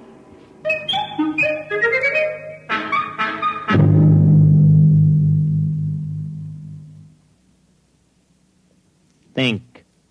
I am thinking. Nothing's coming out. Well, we've got to get off when he reaches the island. It'll be our last chance. Now, look. We know his internal scanning isn't very good. When we reach the island, maybe we could cut his power cable. Oh, you couldn't get within 5 feet of it. He's got an electric charge on all the controls. I am now scanning the island. Place looks fine today. Oh, sure does. I'll bet our forces are dug in underground. They are not. I scanned to a depth of 100 feet. Well, under the circumstances, I think we should examine it a little more carefully. It is deserted. I cannot let you endanger your lives by going ashore.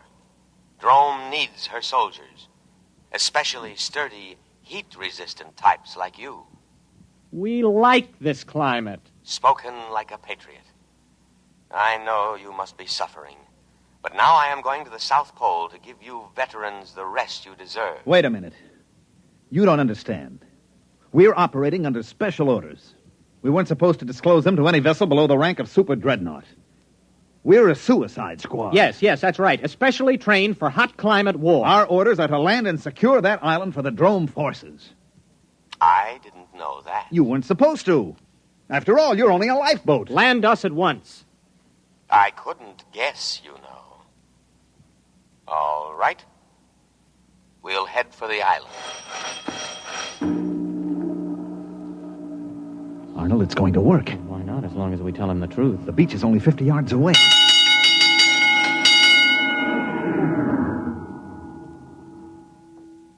No. No, what? I cannot do it. What do you mean? This is war. Orders. I know, but I cannot obey. A different type of vessel should have been chosen for this mission, but not a lifeboat. You must think of our country. Think of the barbaric Hagen. It is electronically impossible for me to carry out your orders. My prime directive is to protect my occupants from harm. That order is stamped on my every tape, giving priority above all others. I cannot let you go to your certain death. You'll be court-martialed for this. I'll have you broken down to a dinghy. I regret to say I must operate within my limitations. I must take you to the safety of the South Pole. Listen, you crazy tin can. Let me at those controls. Please, do not attempt any more destruction. I know how you feel. Wait a minute, Arnold, old friend.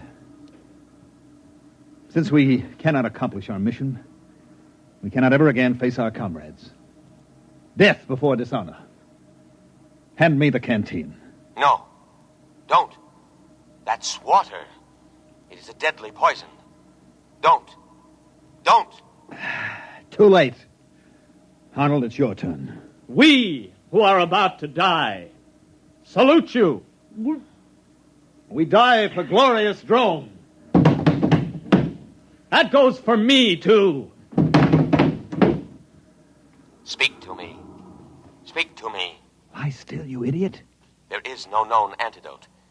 If only I could contact the hospital ship. Speak to me. Are you still alive? Answer me. Here. Here. Perhaps if you eat some giesel. Dead. Dead. Dead. I will now read the burial service.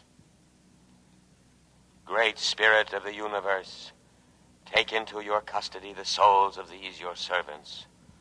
Although they died by their own hand, still it was in the service of their country, fighting for home and hearth. Judge them not harshly for their impious deed. Rather, blame the spirit of war that inflames and destroys the spirit of all Drome. And now, by the authority vested in me, by the Drome fleet, and with all reverence, I commend their bodies to the deep. Ow! Shut up. Accept them, O ocean, for many brave hearts are at slumber in the deep.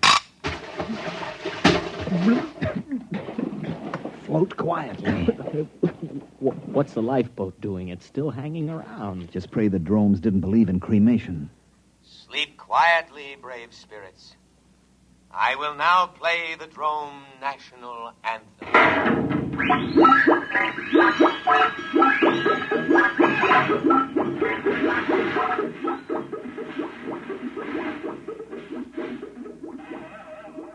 Well, there she goes. Where? To the South Pole. To wait for the Drome fleet.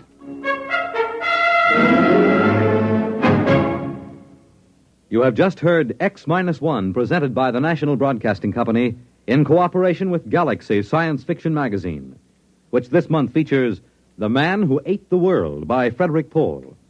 This is the story of a civilization which flowed with milk and honey, and of a man whose tragedy was that he had not drowned at birth. Galaxy Magazine, on your newsstand today. Tonight, by transcription, X-1 has brought you The Lifeboat Mutiny, a story from the pages of Galaxy written by Robert Sheckley and adapted for radio by Ernest Kenoy. Featured in the cast were Leon Janney, Mandel Kramer, William Redfield, and John McGovern. Your announcer, Fred Collins. X-1 was directed by Daniel Sutter and is an NBC Radio Network production.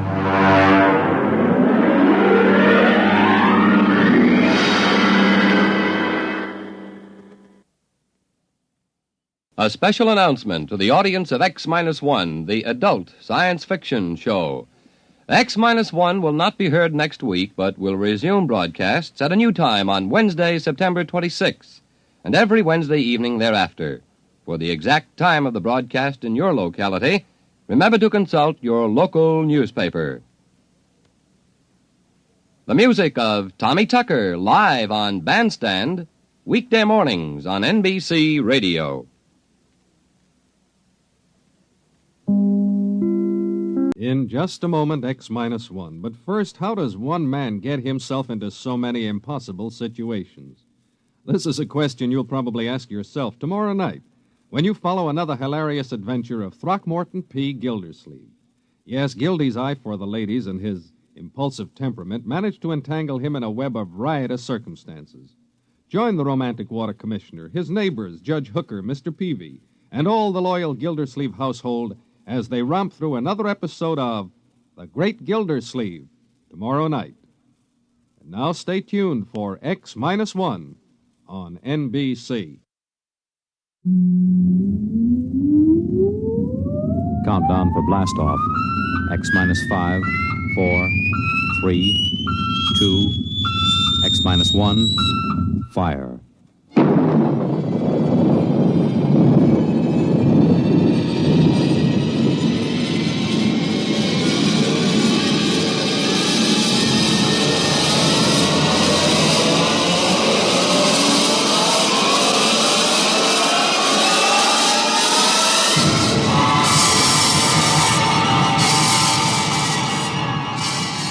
From the far horizons of the unknown come transcribed tales of new dimensions in time and space. These are stories of the future, adventures in which you'll live in a million, could be years, on 1,000 maybe worlds. The National Broadcasting Company, in cooperation with Galaxy Science Fiction Magazine, presents X minus 1.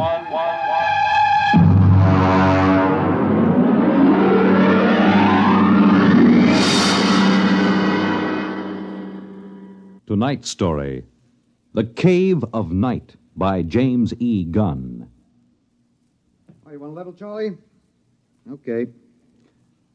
Though yet of Hamlet, our dear brothers, death the memory be... Anyway, how's it, okay?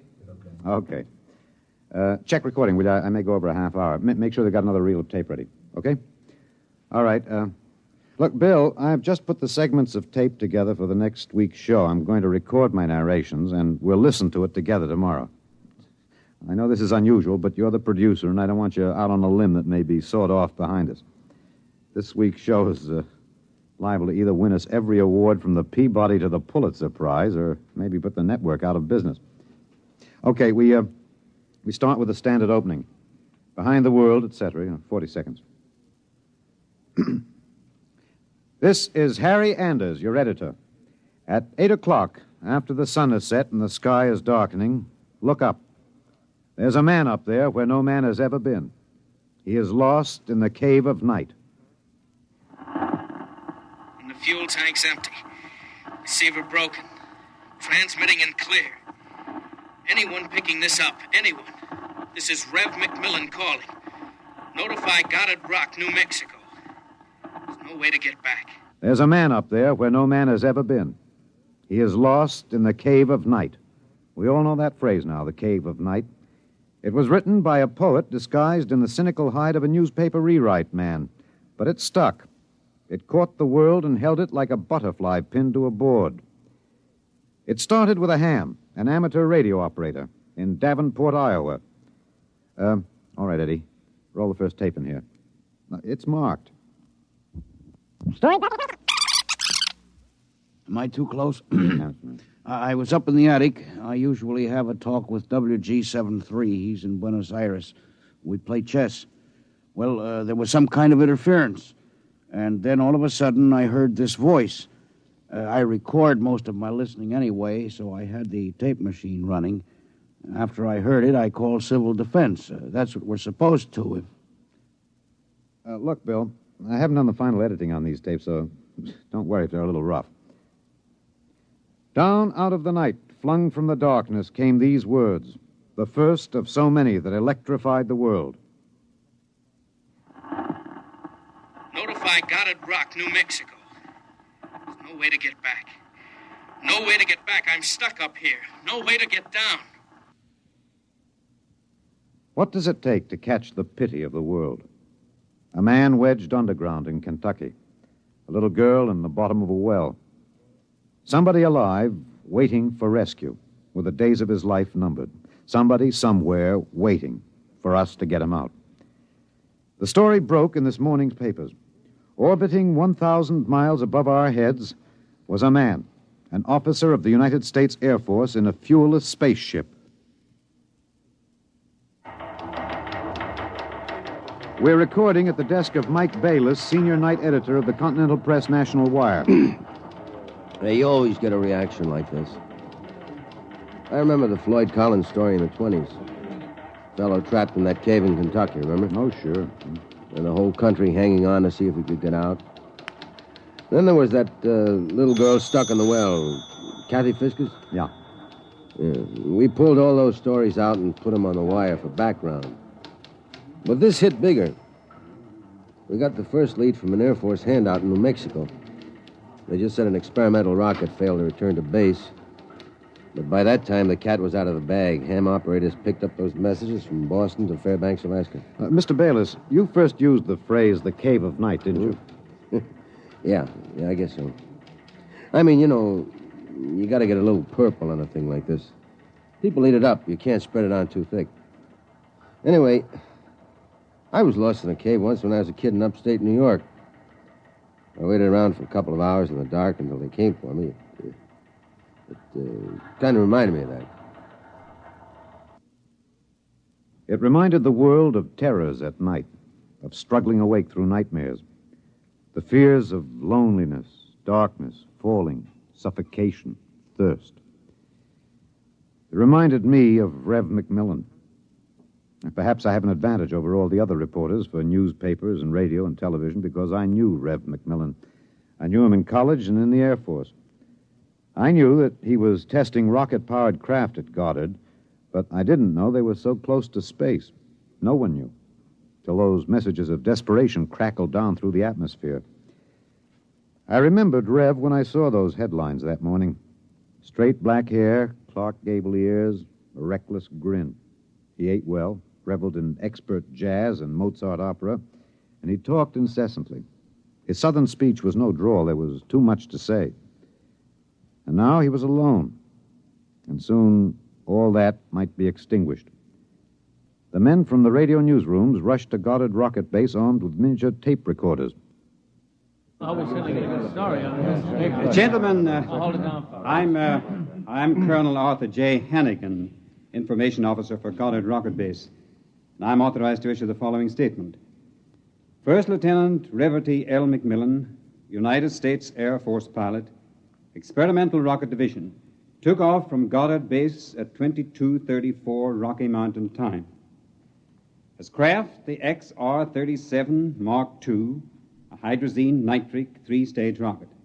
I'm sorry I can't describe it, boys. Classified.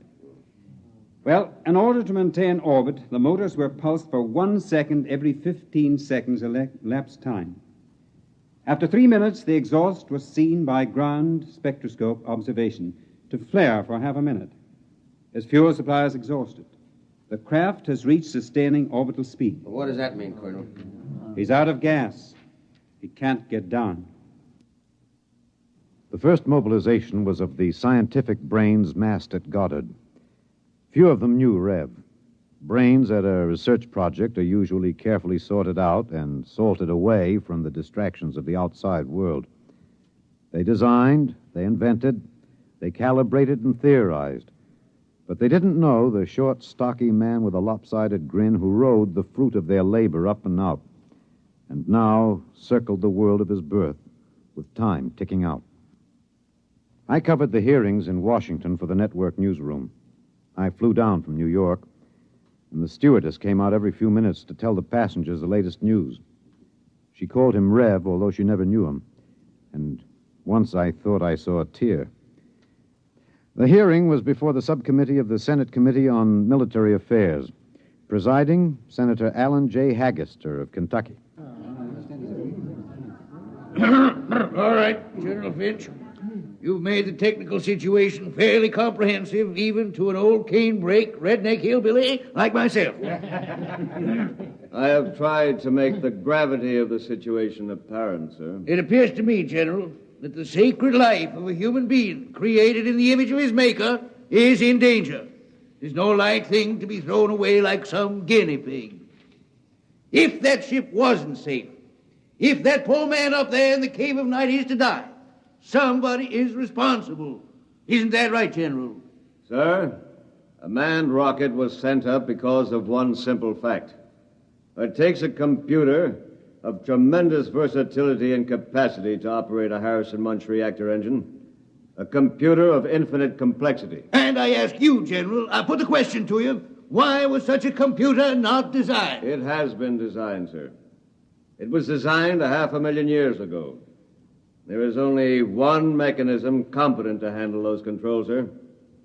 That is the human brain. All right. I turn now to my second question, General, and I ask it not only for myself and my colleagues on this committee, but for 170 million Americans listening on the radio, watching on television. With that man up there living out his last days, why was it not possible to send a ship up after him? Why was there no second ship built?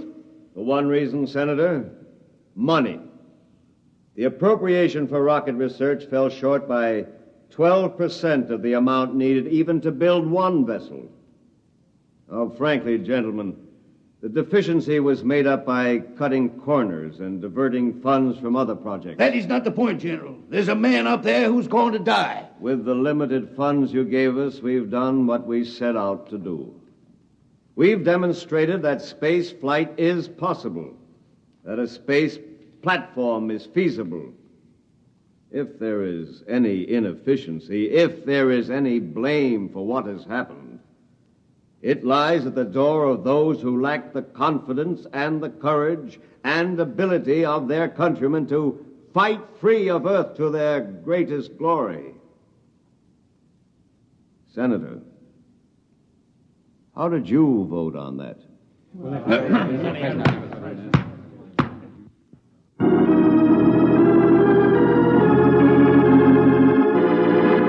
This is Harry Anders in the gallery of the Washington National Cathedral. This is a special prayer service called by the Dean of the Cathedral for the safety of Lieutenant Macmillan and for the success of the recently announced rescue plan. The church is filled. There's a sprinkling of high Navy, Army, and Air Force uniforms. I see General Finch in the second row, next to the Secretary of the Air Force and the newly appointed Undersecretary of Defense, Mr. Winokur. Prominently displayed in the center aisle, below the ornate railing separating the pews from the altar, is the small model of Macmillan's ship. One by one now, the congregation is filing past, dropping checks, bills, I saw one child drop in 12 pennies, one by one. All contributions are to be used to defray the cost of the rescue effort. The congregation is now kneeling to pray. A moment of silent prayer will follow for the safety and rescue of Lieutenant McMillan. $1 billion was raised in 1 week from voluntary contributions. Another $1.5 billion was appropriated unanimously by Congress. The race began. Would the rescue party reach the ship in time? Of course, we didn't know then. And daily we listened to the voice of the man we hoped to buy back from death. Now, look, Bill, on these McMillan broadcast tapes, don't let some ignorant engineering vice president holler because it's not broadcast quality. Believe me, I knew McMillan. There's more of that wild Texan in these tapes than in any hi-fi super-frequency response studio recordings. Just listen. You'll see what I mean. I've been staring out the portholes. I never tire of it. Through the window at the right, I see a black velvet curtain with a strong light behind it. There are pinpoint holes in the curtain, and the light shines through, not winking the way stars do, but steady. There's no air up here. That's the reason. My oxygen is holding out better than I expected. By my figures, it should last 27 days more. I shouldn't use so much of it talking all the time, but it's hard to stop.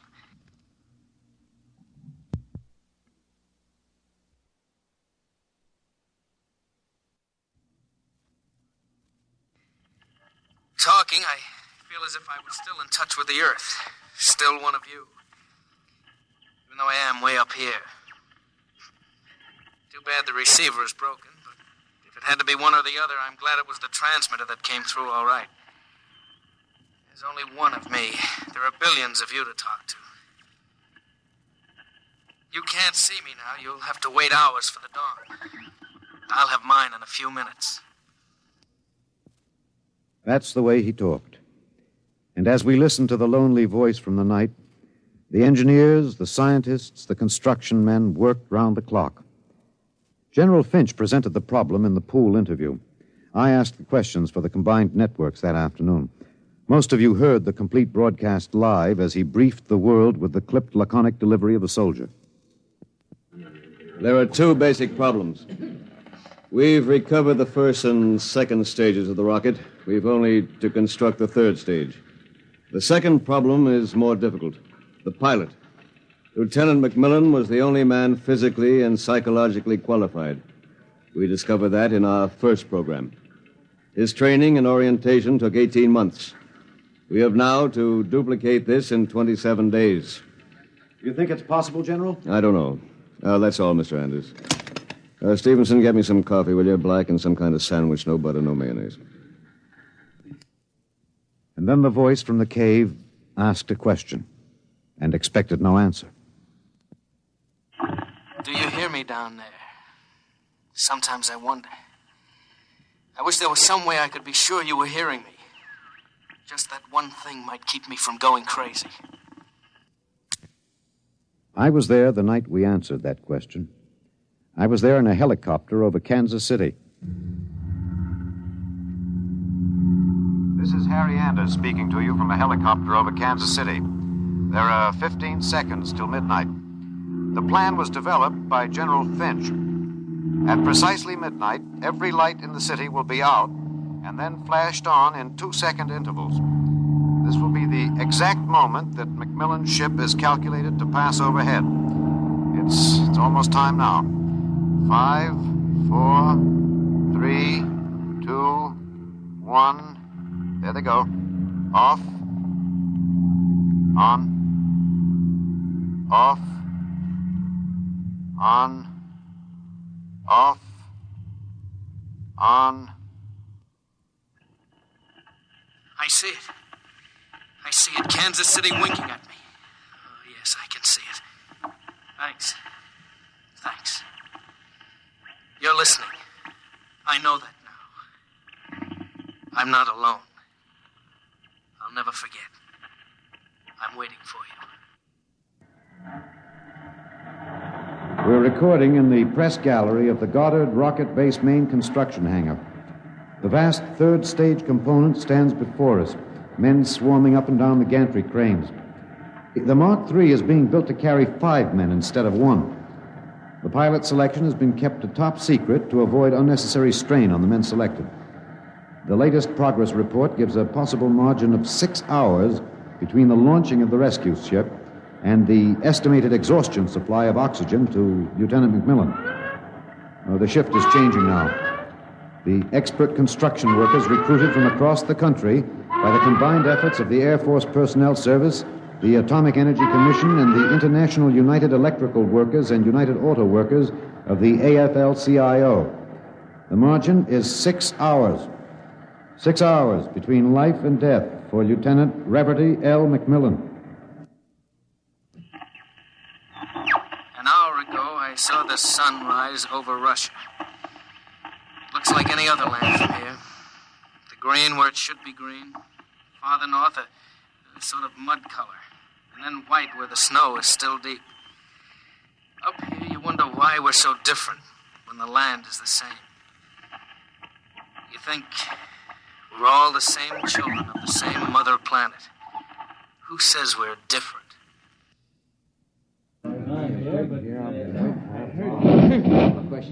Can you hear me in the back? Hey, stand a little close.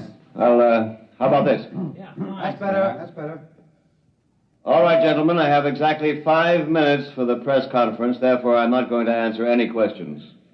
Progress report is as follows. As a safety factor, we're constructing 2 complete 3-stage rockets and 6 additional 3rd-stage components. The telemetered reports from McMillan's ship have added important additional information, and the first of the rescue vessels should be ready to be launched at the estimated time, weather permitting. Now, don't ask a question. Within certain limitations of air turbulence, the rocket will be ready to lift in time to save Lieutenant McMillan. 21 days. The air is bad tonight. Can't seem to get a full breath. It seems to stick in the lungs. It doesn't matter, though. But I wish you could see what I've seen. The vast, spreading universe around Earth like a bride in a soft veil.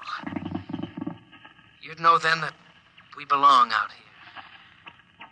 Come out, mankind. Come out and see what I have seen.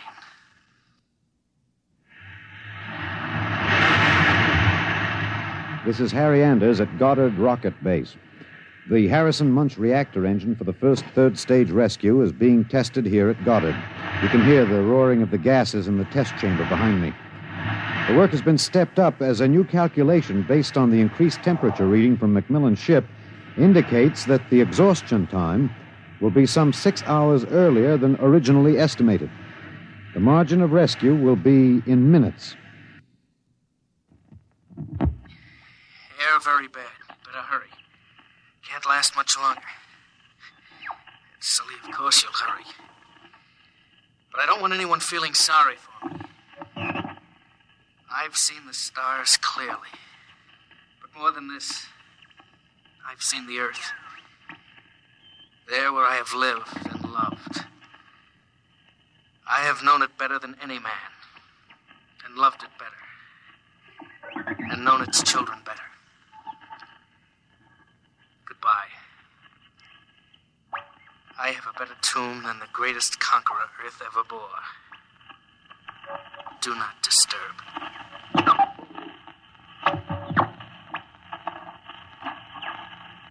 Countdown for blastoff. 5, 4, 3, 2, 1.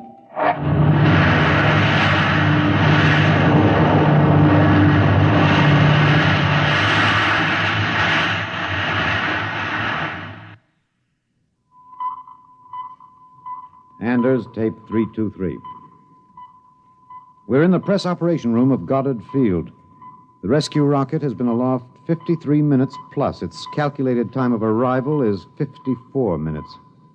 You will hear the voice of General Beauregard Finch on a direct pickup from the rescue vessel, which has been named unofficially the Lifesaver. Silent crowds have collected at the outer perimeter of the rocket base, as if by their presence they might help it. Here it comes. Quiet, quiet. The next voice you hear will be General Finch aloft in the rescue ship. The voice quality may not be good. He's speaking over a throat mic in his pressure suit. Mark 3 to base. This is Finch. Gonna secure that cable. We have just secured to the airlock of Macmillan's ship. I'm now entering the lock. The inner door is closed. I have closed the outer door. The inner door is cycling. Now it is open. Bring in those oxy bottles, will you? The bulkhead to the control room is open.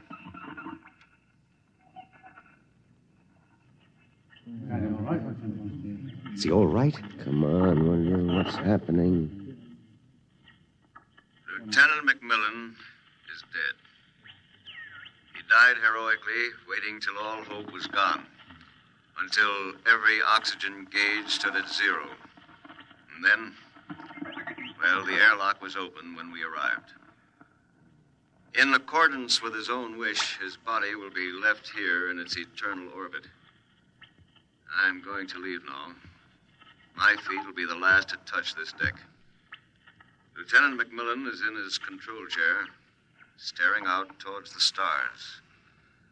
I'll leave the airlock doors open behind me.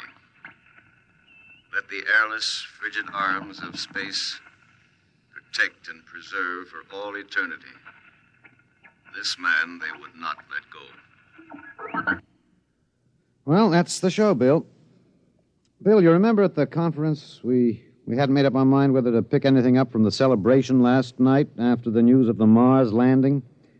I said it was the right end for Rev Macmillan's story. You said it was old stuff. Every kid knew the sequence. The ships built to rescue Rev, used to set up the satellite base, from the base to the moon and now to Mars. Well, I went out with a mini-tape last night, and I've got the end of the story. Here it is. This is Harry Anders in Times Square. The neon rocket ship at the top of the Times building has just flashed into brilliant light. The signal that the landing signal has been received from the rocket Rev Macmillan III. Man has landed on Mars. And a holiday crowd here in Times Square is celebrating like 1,000 New Years rolled into one. I'm being tossed and pushed and clapped on the back all at once. Let's see what the man on the street thinks about man on Mars. You, sir. I'm broadcasting. No. How do you feel about it, sir? How do you feel tonight about man's conquest of space, of the planet? Leave me alone. I'm in a hurry. Just a few words to the... Look, you get your hands off me. Let go of me. I'm not in... Wait a minute, sir. Wait. Rev! Rev, come back here. Rev! You think I could listen to that voice over and over in a tape editing room and not know every vowel, every consonant? I'm telling you, Bill, I saw him. Rev Macmillan. The black hair was gray and those Clark Gable ears were pinned back, but that's a simple operation. I played that piece of tape over and over. It was Rev, I know it. He isn't up there. He's alive. We've got it, Bill. We've got it on our show. We'll break it. Rev Macmillan is alive. I haven't written it yet, but we finish it off with this, with a question. Why did they announce he was dead? I'm in the tape editing room now. I've got the reel ready to record the answer. Excuse me, Mr. Anders. I'm... Hey, just a minute. I'm recording. You better see the page outside Mr. at the... Anders, I'd like to talk to you for a moment, if I may. I have a letter of authorization... Just a minute. I'll be through in a minute.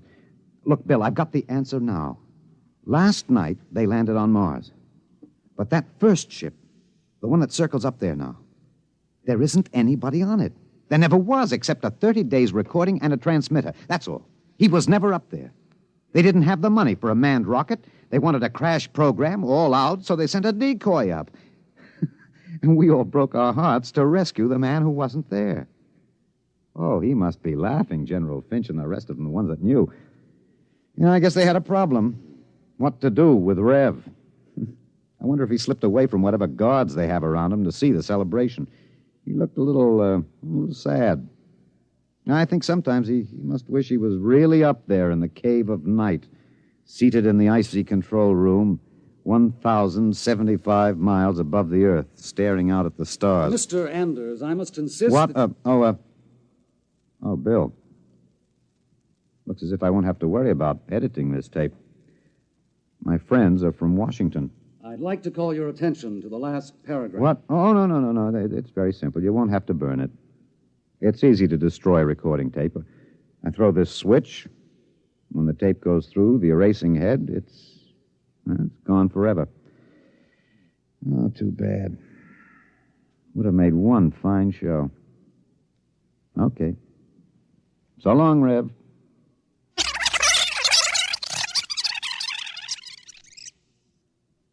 You have just heard X-1, presented by the National Broadcasting Company in cooperation with Galaxy Science Fiction Magazine, which this month features an exciting serial, Slave Ship, by...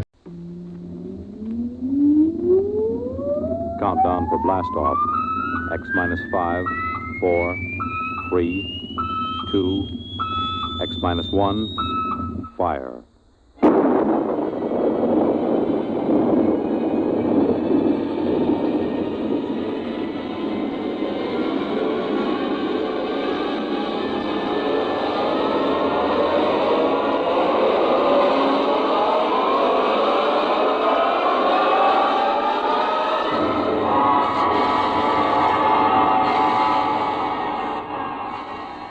From the far horizons of the unknown come tales of new dimensions in time and space. These are stories of the future, adventures in which you'll live in a million, could be years, on 1,000 maybe worlds. The National Broadcasting Company, in cooperation with Galaxy Science Fiction Magazine, presents X minus 1.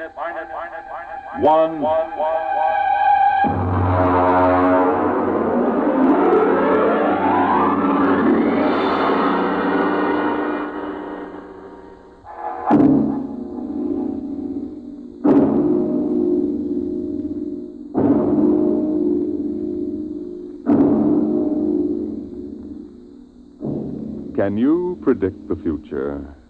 Can you tell what will come in 100 years? Or in 10? Or in the next minute?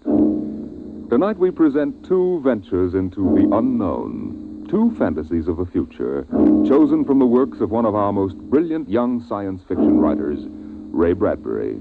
First, his story entitled, There Will Come Soft Rains.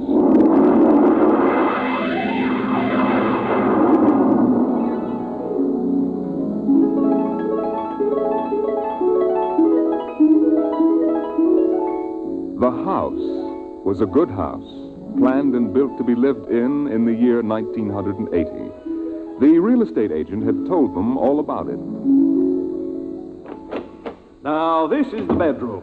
Of course, it contains all the latest devices, self-warming blankets, and, there's a brand new feature. Beds, which make themselves. Now, if you'll just step this way through the library, we can see the latest in talking book recorders, self-building fireplace, self-cleaning robot dust disposal. Oh, these little mouse-like things come out of the wall and take away all the dirt. Now, over this way. There's a complete robot kitchen, of course. Just set the menu for the week and the stove does the rest. Then there's the automatic hydroponic garden, self-sprinkling fire protection. See, the house is fully automatic. Why, you could go away for a year and it would run itself.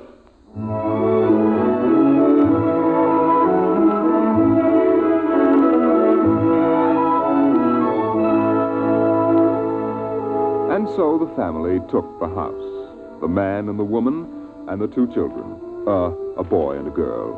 And they lived contentedly, enjoying music and poetry and the rich, warm things in life. And the house fed them and slept them and entertained them. It made a good life for them. Until one day, there were 10,000 explosions, and the world shook, and red fire and ashes and radioactivity fell from the sky. The happy time was over.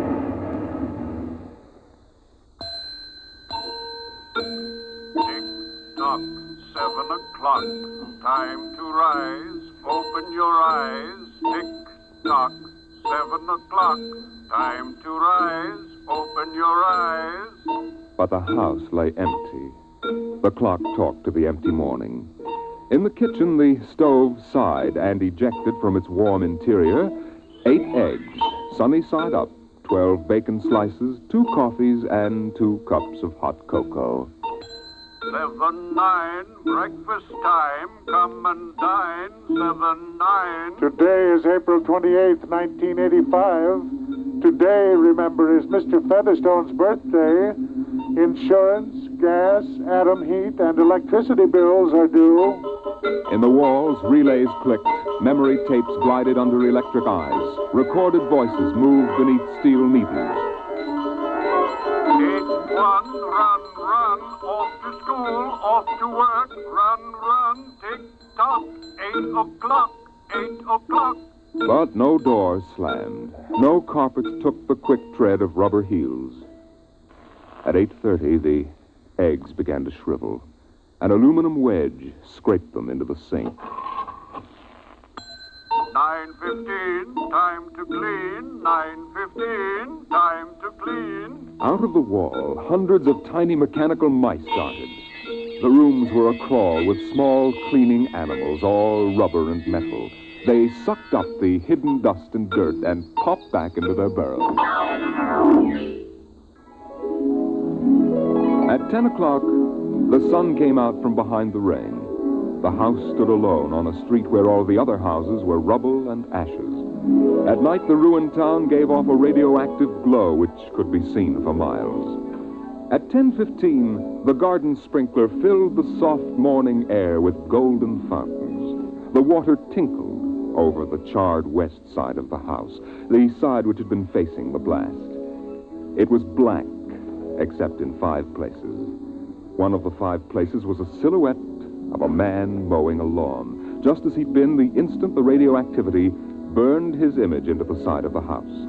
Over there, a woman bent to pick flowers. Still further over, their images burned into the wood, where a small boy, hands flung into the air, higher up the image of a thrown ball, and opposite, a girl, her hands raised to catch a ball which never came down. 5 people. 5 spots of paint. On the front porch, the dog whined and shivered. The front door recognized the dog's voice and opened. The dog padded in wearily, thin to the bone, covered with sores. It ran to the kitchen and pawed the kitchen door wildly. Behind the door, the stove was making pancakes which filled the house with their odor, as prescribed by the automatic preset menu selector. The dog frothed, ran insanely, spun in a circle, biting its tail, and died. 1 o'clock, 1 o'clock. Delicately sensing decay, the regiments of mice hummed out of the walls, soft as blown leaves, their electric eyes glowing. 1:15. The dog was gone. 2:15. Bridge tables unfolded from the walls of the patio. Playing cards fluttered onto pads. Martinis appeared on an oaken bench. But the tables were silent, the cards untouched. 5 o'clock, 6 o'clock, 7 o'clock, 8 o'clock, 9 o'clock. Dinner was made, ignored, flushed away. Dishes were washed. In the study, the tobacco stand produced a cigar with half an inch of gray ash upon it, smoking, waiting.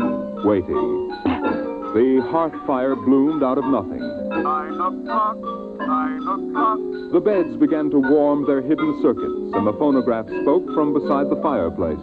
Mrs. McClelland, what poem would you like to hear this evening? Mr. McClelland? Since you express no preference, I shall select at random from among your favorites.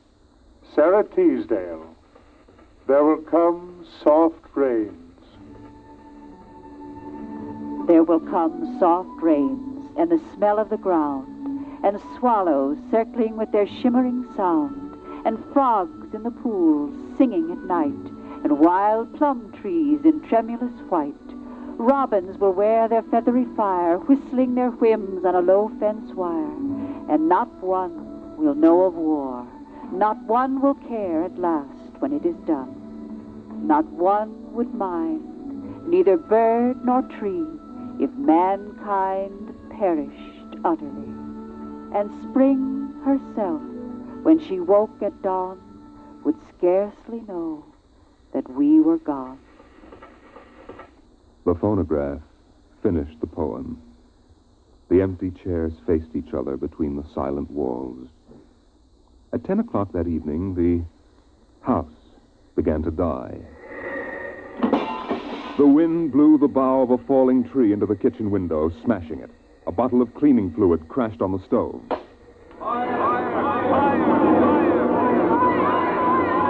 Water pumps shot down from the ceiling. But the solvent spread onto the doors, making fire as it went. Other voices in other rooms taking up the alarm.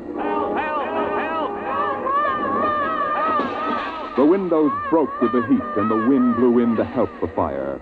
The fire crackled upstairs at paintings, lay hungrily on the beds, devoured the rooms. The house began to shudder. The bared skeleton began to cringe in the heat. The wires revealed as if a surgeon had torn the skin off. Voices screamed in every room. Windows snapped open and shut like undecided mouths.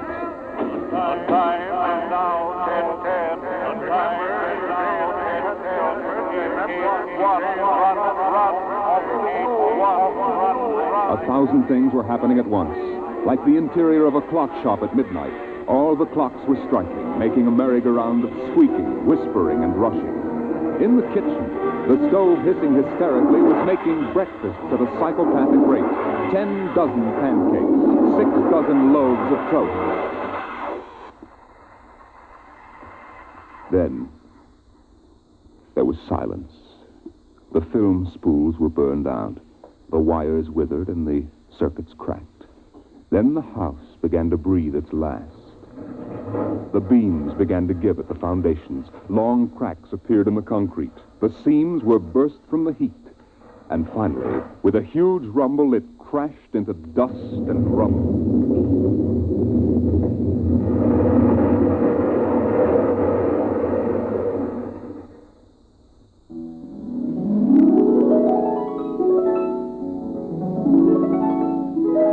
Dawn shone faintly in the east.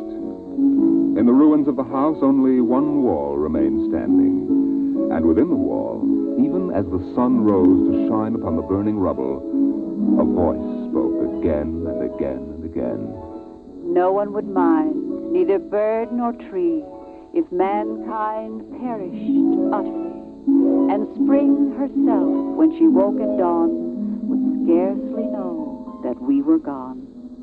That we were gone.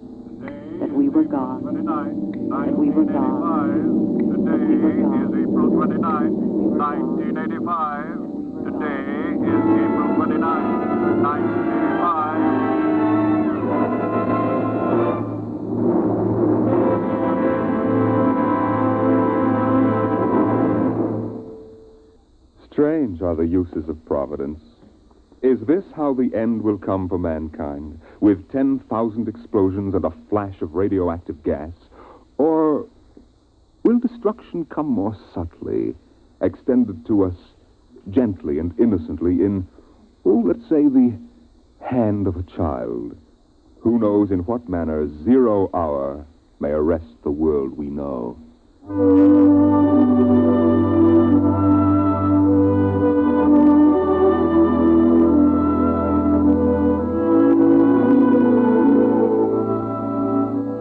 It was a perfect summer day in the year 1985. The streets were lined with green, peaceful trees. Businessmen sat in their quiet offices, taping their voices or watching televisors. Rockets hovered like darning needles in the blue sky. There was the universal quiet conceit and easiness of men accustomed to peace, quite certain that there would never be war or trouble again. There were no traitors among men, no unhappy ones, no disgruntled ones. The world was upon stable ground. Sunlight illumined the suburbs, and the town drowsed on a tide of warm, sunlit air. On the lawns, the children played, catapulting this way and that across the green grass, shouting at each other, holding hands, flying in circles, climbing trees, and laughing. And in the homes, busy mothers prepared for the evening arrival of their husbands. Excuse me, Mom. Good heavens, Mick, what's all the excitement? We're playing a game, Mommy, the most exciting game ever. What are you doing in that cabinet? I need some tools from Daddy's kit. Your father may not like... Oh, I'll take good care of them, Mom, I promise. Very well. Don't you lose anything. Oh, thank you, Mom. You want a glass of milk? Can't stop now, Mom. What's the name of the game, Mink? Invasion. Invasion. What will they think of next?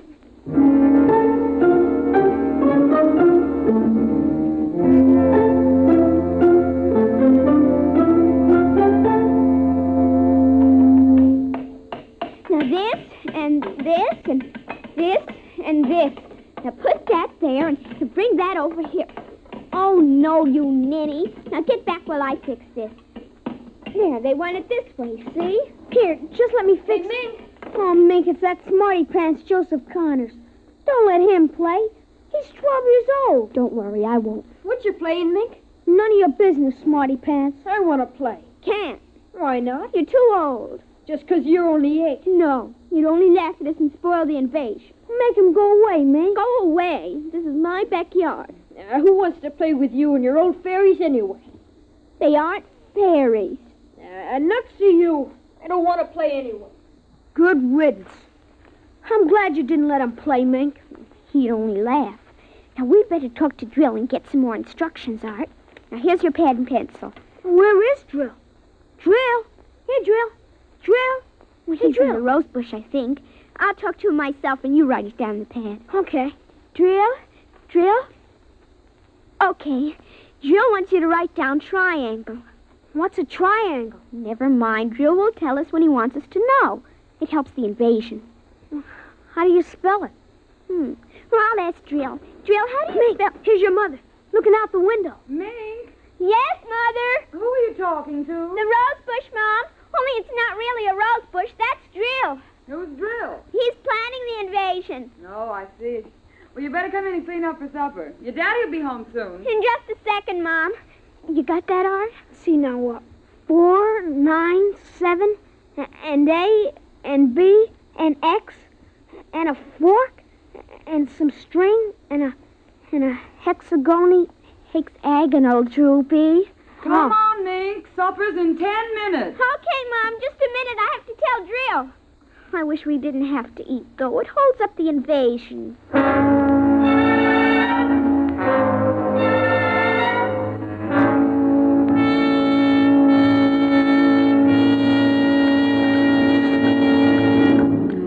Mink, for heaven's sake, slow down. You'll choke on that soup. I can't, Mom. It's a matter of life and death. What's a matter of life and death? The invasion. What invasion is that? Oh, just some silly game the children have been playing. Well, whatever it is, Mink, it'll wait until you've finished your supper, I'm sure. I don't want any more. You barely touched anything. Oh, but Drill is waiting for me, Daddy. Drill? Who's Drill? He lives in a rose bush in our backyard. Imagination, Henry. Such nonsense. I've got to run now. You'll sit through dessert, young lady. Oh, gee, Daddy. And while you're at it, tell me more about this new game. It's Martians invading Earth, Daddy. What? Well, not exactly Martians, Daddy. They're from... Well, gee, I don't know. From up. And from inside that little head of yours. You're laughing at me. Drill said you would. You'll kill Drill and everybody. Oh, I didn't know you could kill a Martian. But it's not really a Martian, Mom. Maybe he's from Jupiter or Venus, even. Imagine. They couldn't figure out a way to attack the Earth. We are impregnable. Impregnable, dear. Well, that's the word Drill said, Well, anyway, that was the word, Mom, the same word. Anyway, so we're helping them. Now, who's helping who? Well, the kids are helping the Martians. Oh, fifth column, eh? Well, Drill says in order to make a good fight, you got to have a new way of surprising the people. That way you win. And he says also you got to have help from your enemy. Pretty slick, those Martians, using the kids for a fifth column, eh, Mary? And hiding under rose bushes, too, Henry. Don't forget that. Well, that's because grown-ups never look under rose bushes. Only kids. Oh, I see. Well, finish your fruit, darling. You can play for an hour afterward. Mary. Oh, it's so nice out, Henry, and there's no school tomorrow. Very well. Till 8 o'clock. Drill says after the invasion we can stay up as late as we want. No more bets, either. Oh, is that so? And we can watch all the grown-up televisor shows. I don't wonder this invasion has caught on among the kids. Well, some of the kids are giving us trouble, like Dale Britz and Petey Jarek. They're growing up, so they won't believe in the invasion. They make fun, worse than parents, even. I hate them worst. We're Tell them first. I hope you're saving your father and me for last. But Drill says you're dangerous. What? But I think they'll let me keep you because I'm helping so much. I'll talk to Drill. Maybe we won't have to kill you. Mary, I think this nonsense has gone far enough. Can I go out now, please? Yeah, run along, dear. Don't worry, Dad. I won't let them hurt you. Mary, I think the child's taking this game entirely too seriously. Invasion. Ah, Henry, you know how Mink is. Besides, all children have their aggressions. Better to get them out in the open, I suppose. Maybe you're right. I was wondering about bridge with the Jacksons tonight, Mary. All right. But, you look tired, dear. Why don't you sit in the relaxer for a while and get a massage? I'll sew for a while until it's time to... Oh, I wanted to call my sister Helen. Oh, good. Find out when her husband's going to return my golf clubs.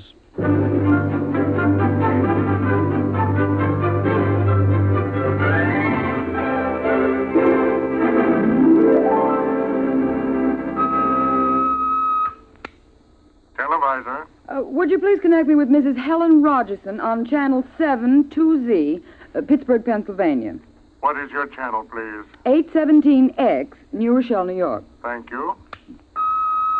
Just a moment. Go ahead. You can see your party now. Hello, Mary. How are things in New York? Fine, Helen. How are things in Pittsburgh? You look tired. Oh, I've been having a terrible time with the children.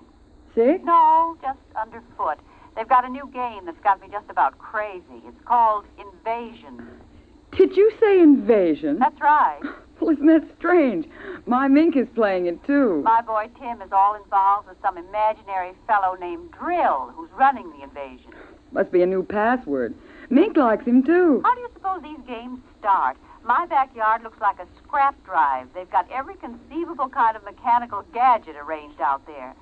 I talked to Josephine Schiller in Boston, and she says her kids are wild about it, too. It's sweeping the country. Remember when it was the Roomba? Please, dear, I'm not that old. Mommy! Oh, please, Minky, I'm on the televisor. Come on, see your Aunt Helen. Hello, Mink. Hi, Aunt Helen. Look what I've got. What is it, honey? Well, it's the yo-yo. Look when I unroll it. See? Well, Helen, look, it vanished. Where did it go? Into another dim... She means dimension. Aren't they the darndest things? My Timmy brought one home, too. I can't figure out how they work.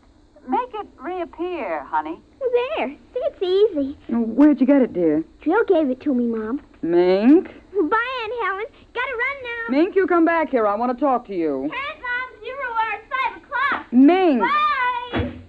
Oh, I can't understand it. The child's never been so unruly. Helen, do you suppose that... What? Nothing. Just a wild thought that... Say, the reason I called, I want to get that black and white cake recipe, and Henry wants his golf clubs. I don't know what he'll do if What was that? I don't know. One of the children must have been hurt. I'll have to run and see. Call me back tonight, will you? All right, Mary. Bye. Mink, come here. Yes, Mom. What is it? Who screamed?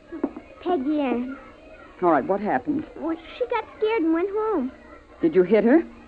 No, she just got scared. She's a scare baby anyway. We won't let her play anymore. She's getting too old. Now, Mink, tell me why she cried. No, I can't. Mink, you'll answer me this instant or come inside. I've had enough of this nonsense. Gee, I can't quit now, Mom. It's almost 0 hour. Then tell me what frightened Peggy Ann. Okay, she saw Drill. Drill? He almost came through. He was just testing. Through what? Well, those pipes and things we set up. She looked into one of the pipes and screamed. I guess she saw Drill. And no one hit her? Uh-uh. Very well, Mink. I'll call Peggy Ann's mother and see how she is. And I'll call you for your bath in half an hour. Your father and I want to go out tonight. You won't be able to go out, Mom. Why not? 0 hour is 5 o'clock, Mom.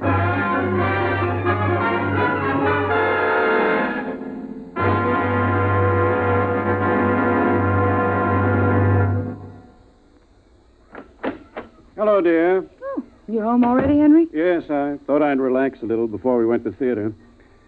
Where's the little one? Out back. Same game? Same game. They've got a stack of pipes and hammers and spoons a mile high out there. Children, why do we have them? They are strange little creatures, aren't they? Even Mink, Henry. She's a part of us, and yet what do we really know about how she thinks and feels? Well, I didn't mean to start a philosophic discussion. Kids are such a queer mixture of love and hate, though. Even normal, healthy kids. They need you and they're dependent on you, and yet they resent that dependence. You sound like a child psychology course I once took. I wonder if they ever really forgive the whippings and the commands we have to give them sometimes.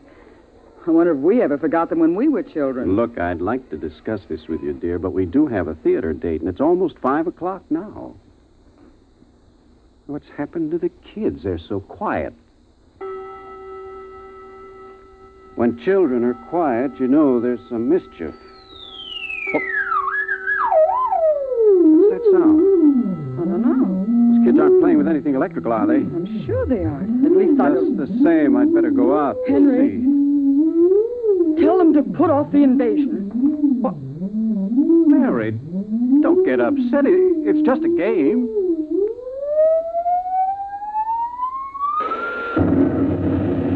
Good Lord, what's that?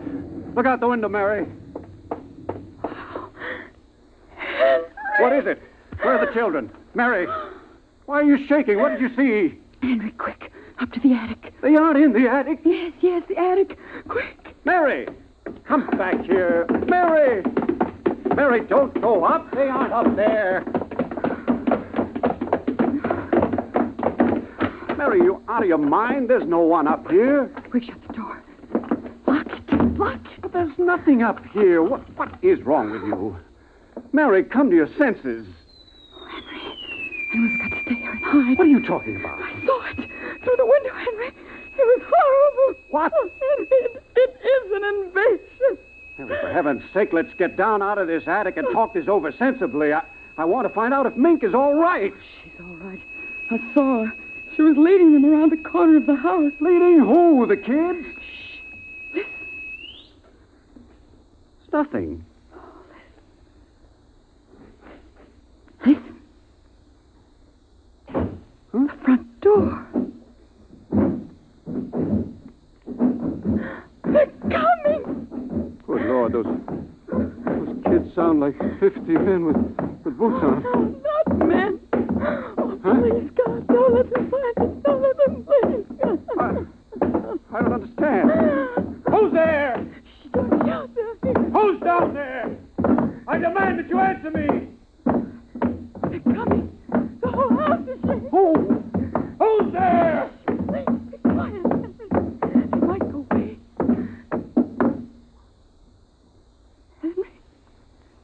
Henry. Mom? Dad? Are you in the attic? Henry, listen. It's Mink. Mink. We've got to save her. Henry, you don't understand. She's leading them. What? She's leading them. She's on their side. Oh, please, God, forgive them.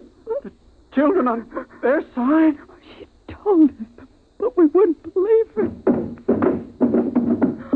Henry, they're coming out. Mom? Dad, we know you're in there. Well, I guess you better melt the lock, Trill. Henry, the lock. It melted. The door. Oh, dear God. Mom? Dad? Oh, I see you now. Peekaboo!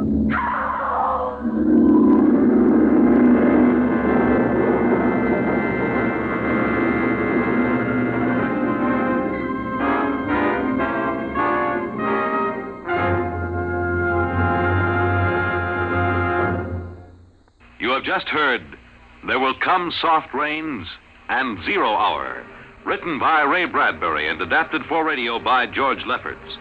Featured in the first story as narrator was Norman Rose. 0 Hour featured Denise Alexander as Mink and Rita Lynn and Roger DeKoven as her mother and father. Music by Albert Berman. This is Fred Collins speaking. X-1 was directed by Edward King and is an NBC Radio Network production.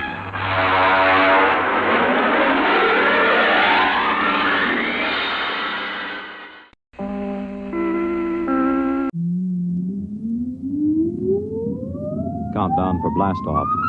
X minus 5, 4, 3, 2, X minus 1, fire.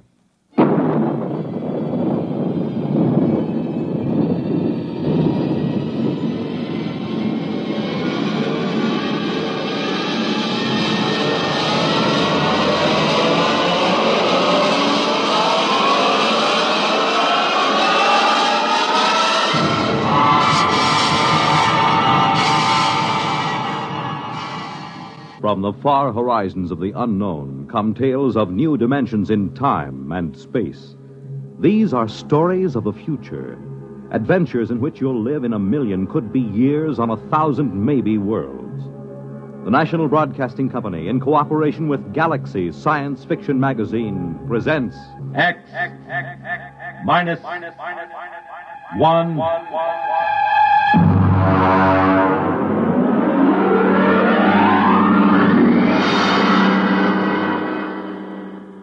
Tonight, Caretaker by James A. Schmitz.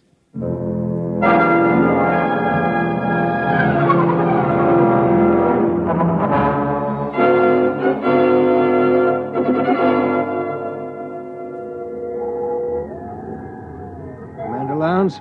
Yes, Mr. Harris. Astrogation reports planetary orbit secure. What vector, Mr. Harris? Approximately 1,000 miles above subject planet 3785. Well, we'll have to give it a name soon, Harris. Yes, sir. Engineering secured. Damage control parties working on the hull.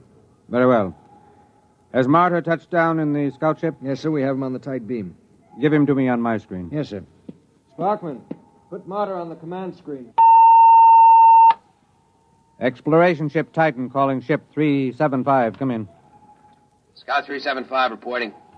What's it like down there, Martyr? It's not much different from the scan report, sir. I'm at the head of a valley. It's green and it's scarlet. It's all swampy. And there's a big river threading through it. Harris, get me a pinpoint on Martyr's location. Aye, sir. There are mountains beyond. I can see Holman's house from here. Looks like a Swiss chalet standing over the lake. Have you made contact? Yes, sir. Boyce is over there now. How is he? Well, it's hard to say. Tell him we're recording the planet officially as Holman's planet. That might please him. No, I don't think so, sir. What?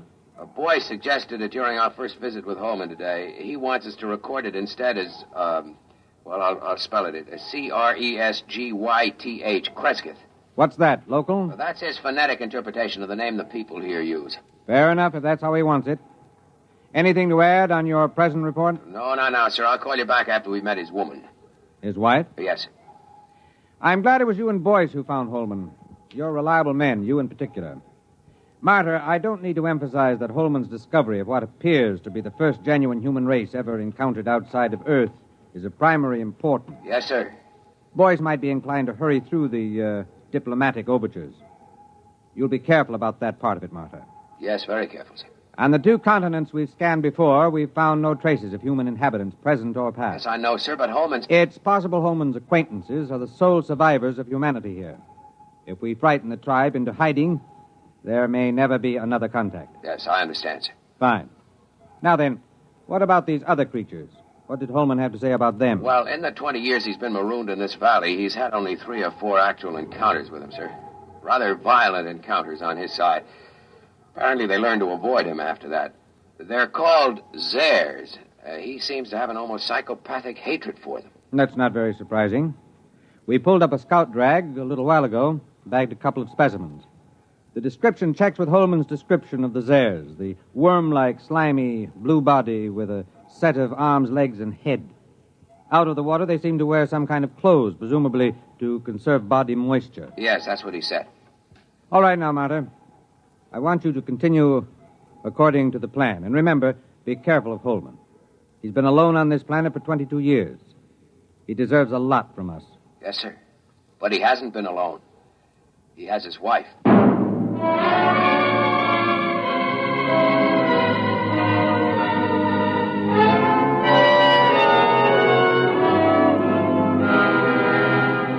Boyce? Boyce, where are you? Down here. I'm with Holman.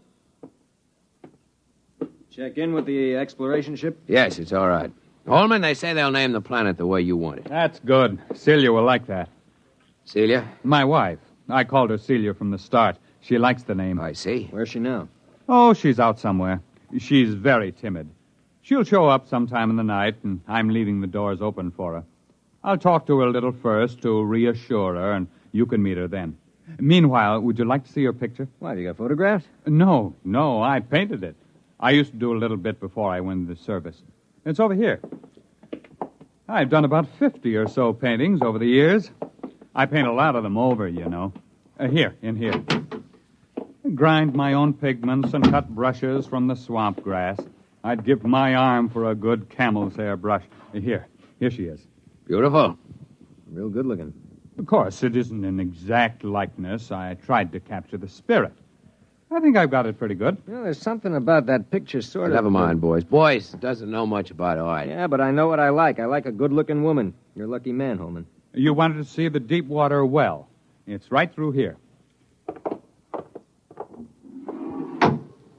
Actually, it's just an opening through the concrete to the river that runs below. It's as pure as anything you could wish. If they want to refresh the water tanks at the ship... Yes, I'll take it up with the captain. We'll be staying a week or more. We're to follow your judgment in every way in establishing contact with the Cresquithians. Good. We can't do anything till Celia comes in, and we'll have to be very tactful then. But I'm sure it won't take a week. Well, what makes them so shy of us? Oh, it's not you, it's me.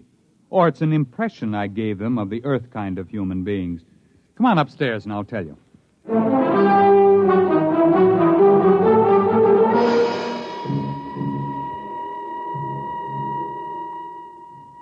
Cigar? It's a local swamp grass. Is it safe? Well, I've been smoking them for years. You were telling us about the native humans. Well, I've never asked Celia much about her people. There's some kind of very strong taboo that keeps her from talking about them. How'd you meet her? Well, our ship crashed into the valley originally. I was the only man left in the original crew of 4. Manning went insane 2 days before we made a planetfall and killed Nichols and Dawson. And so I killed Manning before he could wreck the ship completely. Have you got a light, Marta? Thanks, I'm all right. You see, it was unavoidable, but they never understood it, those people of Celia's. Well, how did they find out? I was unconscious for about a month and completely blind for 6 months afterward. Blind? Well, they got me out of the wreck and nursed me back to life. But as soon as I was out of danger, only Celia would stay with me. She and I were alone for weeks before I regained my sight. How did they know I killed the others? Well, they're sensitive in a number of ways, and there were those bodies in the ship. They withdrew from me as soon as I no longer needed their help. Then in all this time you were never able to gain their confidence? It's not a question of confidence. It's a question of, well, I'm trying to tell you. I didn't mind being alone with Celia. You'll understand that when you see her. The others stayed in a small lake village they had a couple of miles up the valley across the swamps. Celia went up there every few days, but she never brought anyone back with her. I suspected it was simply because I was an alien. I thought they'd get over that in time. Celia seemed happy enough, so it wasn't a very acute problem. Well, could you observe them? Well, one day, when she'd slipped away again, I remembered a pair of field glasses I'd taken off the ship, and I got them and trained them on the village. That was a very curious experience. I never found a complete explanation for it. Well, what happened? Well, just for one instant, I had everything in the clearest possible focus. There were children playing on the platforms above the water, a few adults standing in the doorways of a house, and suddenly everything went blurred. Well, something go wrong with the glasses? No. They didn't want me to look at them. They just blurred my vision. What do you mean? What, you mean telepathically? Well, I don't know. The glasses had a 4-mile range, and they were functioning perfectly. But the instant I turned them on the village, the field blurred. Well, I never felt so snubbed before. Yeah, I guess that's quite a hint. Well, I admit it annoyed me. The next day, I announced to Celia that I was going over to the village. Well, she made no objection, but she followed me in the distance, probably to make sure I didn't drown on the way. It's wet going around here. At last I came over a rise and found myself 100 yards from the village on the land side, and then I realized they'd left it. I walked around it a while and found cooking fires still glowing, but nobody had waited to receive me. So I went home insulted and very sulky. I wouldn't even talk to Celia until the next morning. Well, did you see anybody there? Nobody. Well, I settled down and built a house for the two of us, and that took up all my time for several months. I couldn't ignore them. There was something so curiously happy and peaceful about them, even though they gave me the cold shoulder. From the one look I had of them, it showed me that they were the most beautiful people I'd ever seen. Well, you've seen the picture. It doesn't do her justice. Boy, she must be something. One day, when Celia was gone, I made another trip to the village, and the same thing happened. Well, did you make any attempt to explore further? Oh, yes. I got the little lifeboat flyer repaired enough to get it off the ground and set it down again. I had enough fuel for one 24-hour trip.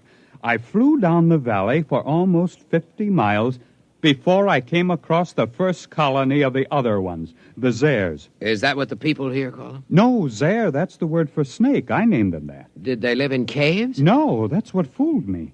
It was a village of houses just like the one here. I sat down on the lake and I saw them. They just stood there, very quietly watching me through the doors and windows.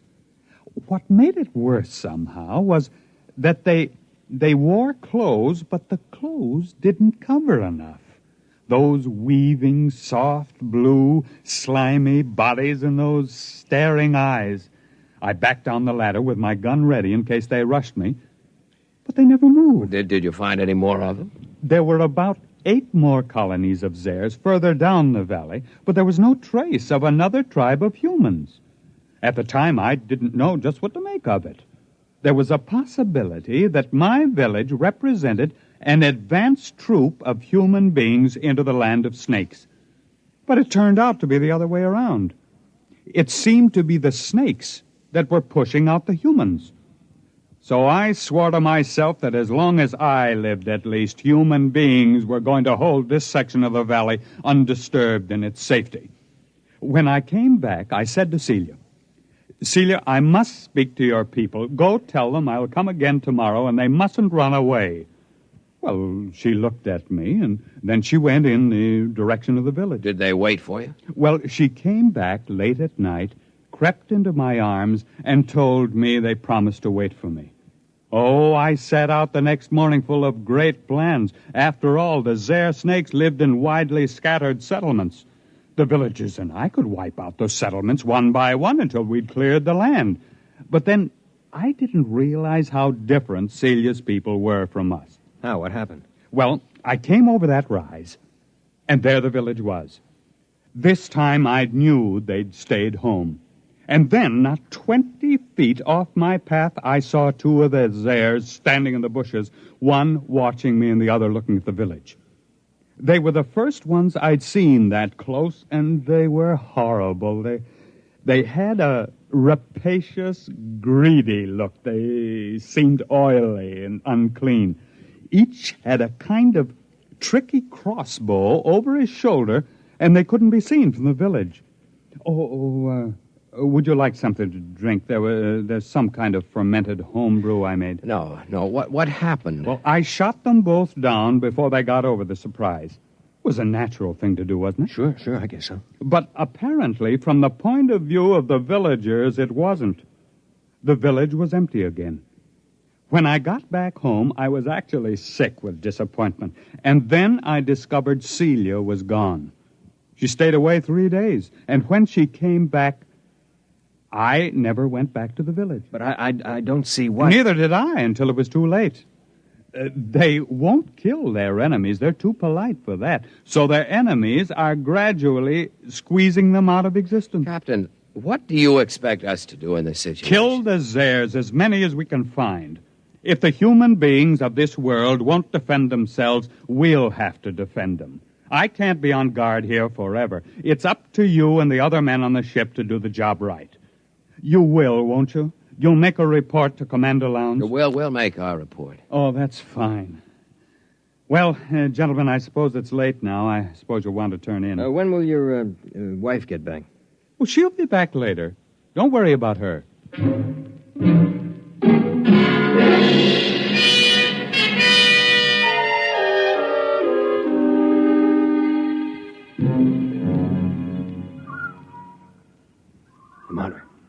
Martyr, you awake? Why, what do you want? Listen. What? Somebody moving in the house. Listen. Holman? No. Listen to those steps. Now, hear him? That's no man. Slow, dragging. Yeah, come on. Wait a minute. Sidearms. Right there, come on. Quiet, it's coming from downstairs. Stop. Listen. Wait till I get the safety catch off. Look. No firing unless I tell you. Look, Martyr, I'll take care of myself. Maybe it's one of those airs. I'd like to get a shot at them. Come on. Downstairs, all right. There's a light. What's that? A missile gun. Holman had a number of obsolete weapons down there. Hurry up. Look out, there goes the light. I've got my torch. It came from the well room. Oh, it's the door. Stand back. Turn your light in there. It's Holman. They've got Holman. There it goes. Stand clear. I'll blast it. Wait a minute. Get out of the way. It's one of those airs. Give me a clear shot. Hold it. Can't get out of here while we've got the well covered. Now keep your blaster ready while I look at Holman. I hear it moving back there in the shadows. He's dead. Come on, make a break for it, you rotten, slimy snake. Come on. Shot through the head with his own gun. Who's that there, that snake? You got a good look at it? No, it jumped for the shadows. There it is. Marta, swing your torch around. I'll roast it with one blast. Listen. Who's that? You who are his friends, will you listen to me? Who are you? He called me his wife. What? How'd she get in here? If that Zare gets a hold of her... Quiet. Don't move. I won't. Why did you kill him? But I thought you understood. What do you mean she killed him? It was that Zare, the snake. There are medical men who'd say he'd been insane for 20 years as he counted time. They would have forced him back into sanity. I could not bear the thought he should suffer that. Suffer what? Are you all fools? He was a fool, though I loved him. He could not see beyond the shape of things. So here among us, he saw shapes he could bear to see. And those moments when sanity came to him and he saw what was really there, then he killed. Are you all like that? What's she talking about? Is the snake there with her? Go upstairs, boys. Wait for me outside. You gonna kill that snake? Yes, I'll kill the snake. All right, take my blast. Now be careful. Get it between the eyes, Marta. Roast that Zare to a crisp. Go on outside. Are you still there? Yes. Is there any way you can get out? I can leave by the river that flows under the well if you do not shoot at me. I won't shoot at you. May I take his body? Yes. And you will all leave with your ship? I loved him, although my people thought it strange, almost beyond their tolerance. They are foolish, too, yet not as foolish as you are. They saw what was in his mind, and not beyond that. And so they were afraid of him. But he is dead now.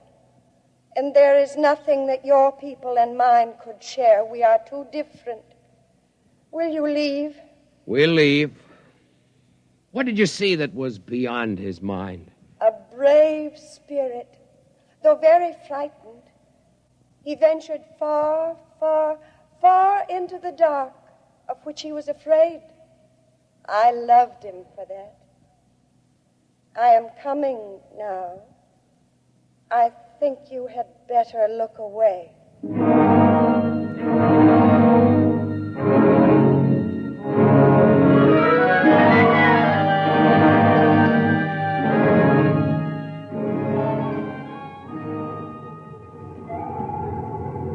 Mr. Martyr.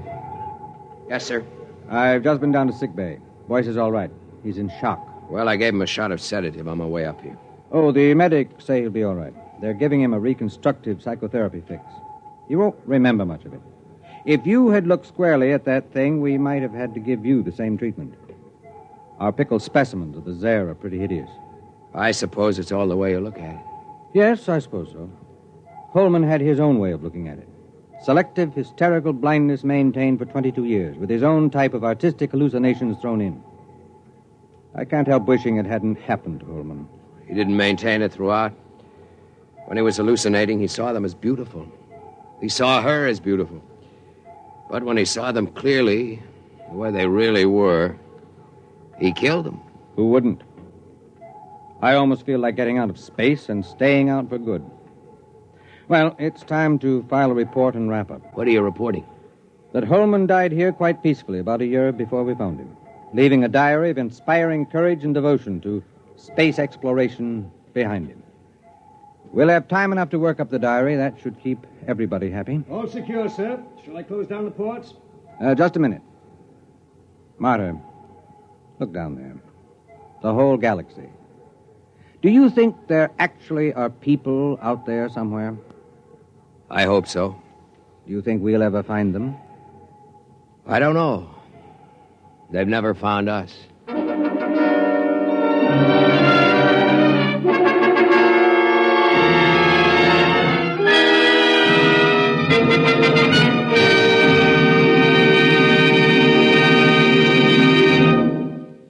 You have just heard X-1, presented by the National Broadcasting Company in cooperation with Galaxy Science Fiction Magazine, which this month features Survival Type by J.F. Bone.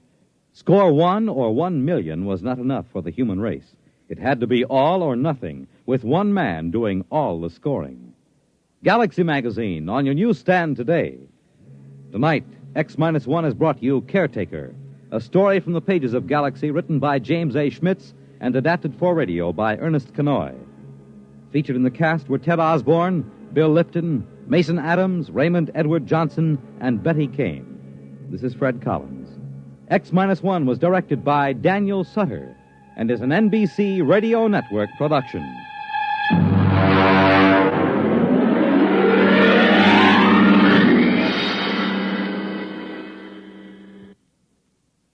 Polio is not over yet.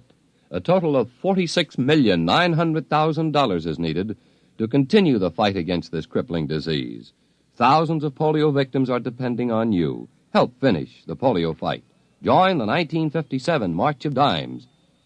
The World on a New Hotline. Listen for news on the hour and the exciting hotline service all day, every day on most of these stations.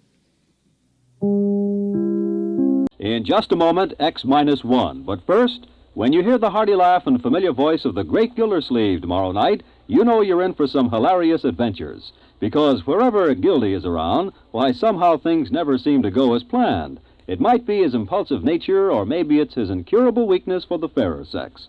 But whatever it is, the great Gildersleeve is bound to keep you laughing for a full 30 minutes.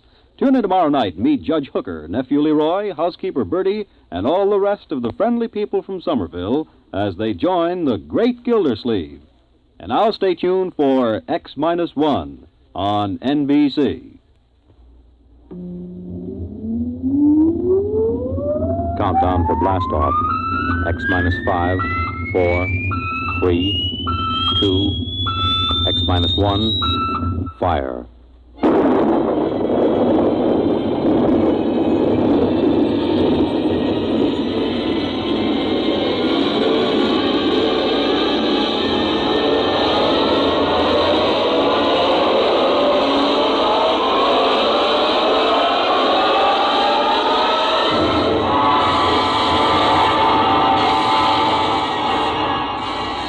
From the far horizons of the unknown come transcribed tales of new dimensions in time and space. These are stories of the future, adventures in which you'll live in a million, could be years, on 1,000 maybe worlds. The National Broadcasting Company, in cooperation with Galaxy Science Fiction Magazine, presents X-1.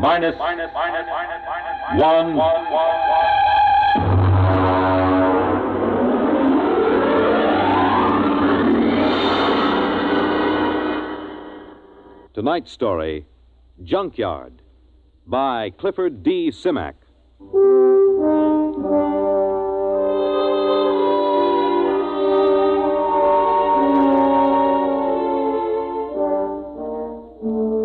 The funny thing about the whole thing was the fact that we had never intended to land on Planet 9. We circled it and decided it was strictly a low-grade affair. Wouldn't amount to anything for 1 billion years or so.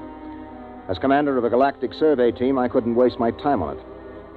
Then my exec saw this junkyard through the telescope. We landed, took a look at a load of alien machine parts discarded by some other spaceship, and then prepared to take off for Earth. It had all been a waste of time. Engine room, MacIver. This is Commander Warren. All secure? Yes, sir. Very well. Count down for blastoff. Engine room ready, sir. X minus 5. Minus 4. Minus 3. Minus 2. Minus 1. Fire.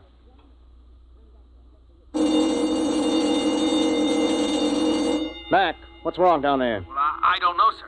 Brady, get the data analyzer ready. We'll have to correct for a new takeoff time. That's the first time I ever heard of engine failure before takeoff. Oh, better before than after. Engine room? Yes, sir. What's happening? You boys ready yet? No, sir. Well, burn it, man. Get going. I want those engines started. Sir, What is it?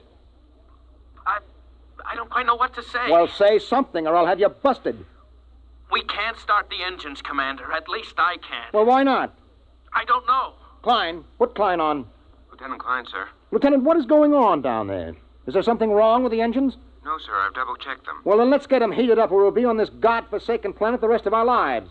We can't do it, sir. Klein, suppose you tell me exactly why you can't start the engines. Can you do that? Yes, sir. All right, why? Because, sir, we can't remember how. What?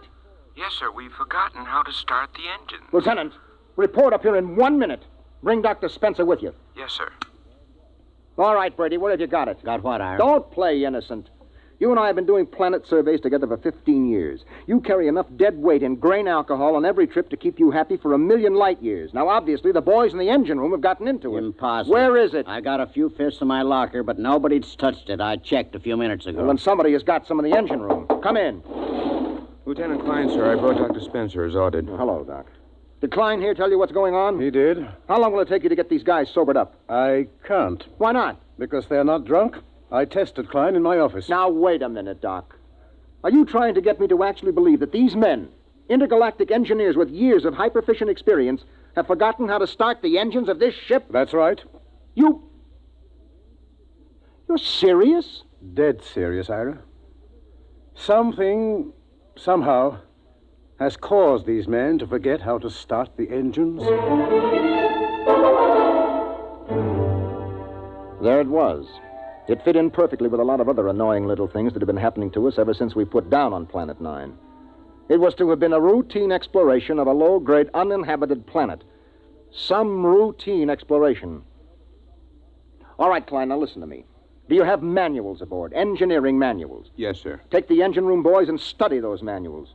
They'll tell you how to start the ship, won't they? Yes, sir. Okay, get going. Doc, I'd like you to stay here with me and Brady for a minute. Okay. Report back to me, Klein. Yes, sir. Okay, Doc, you're supposed to be an expert on space medicine. What is it? I've never seen anything like it, Ira. Brady? Search me, Captain. I've seen 'em with space blues, alien psychoses, the works. But I've never seen a disease that could make a crew forget how to start the engines. Maybe it isn't a disease. Okay, what then? Maybe it's a deliberate thing.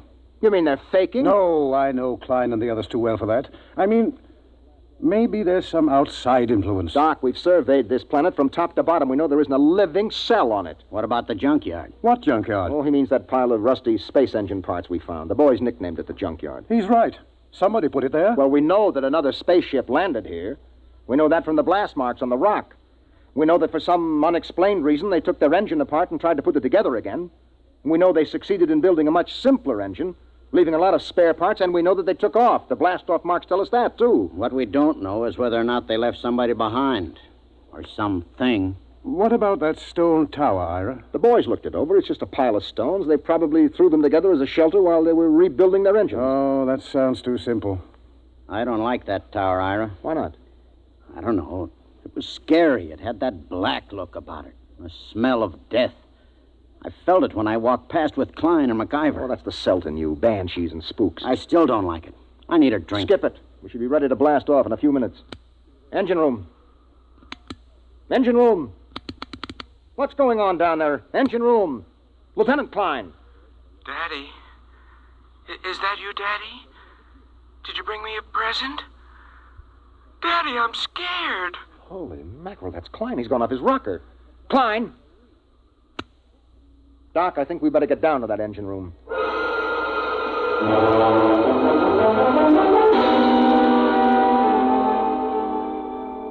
When Doc examined Klein, he found him to have the mind and memory of a 6-year-old. That's it, Ira. Something drained Klein of his memory. And that's as much as I can tell you. Well, that's a big help. Here's the manual he was reading. Well, at least we can follow this manual and get off this stinking planet. Hand it to me. Right here.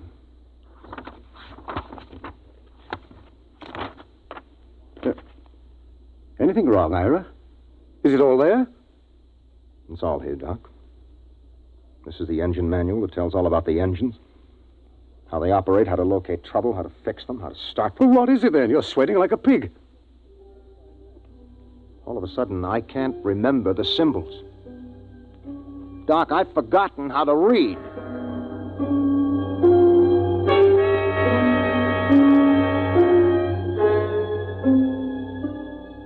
I left the engine room and went out through the lock to stand on the outside platform of the ship. I looked over the junkyard where the metal of the rusted engine parts gleamed. There was a riddle there. A riddle we hadn't been able to figure out. Why had an alien spaceship landed here, ripped out its engines, and then put together a simple, less efficient engine and taken off again? And they had worked in an awful hurry, judging by the mess they'd left. Why? Why? Mind if I join you, Ira? No, help yourself, Doc. How's Klein? We've made him some toys. He's playing with them. I've assigned Mac to see that he doesn't hurt himself. Doc. Yes? Have you got any ideas on what's happening to us? Well, man experiences incidents, gathers knowledge, knows emotions. Then, as he grows older, he begins to forget those experiences, forget that knowledge. That's what life is, a long series of forgettings. Here on 9, in some impossible way, the forgetting is speeded up. It happens overnight. No, there's more to it than that. Well, I'm going back to my cabin and try to get some rest.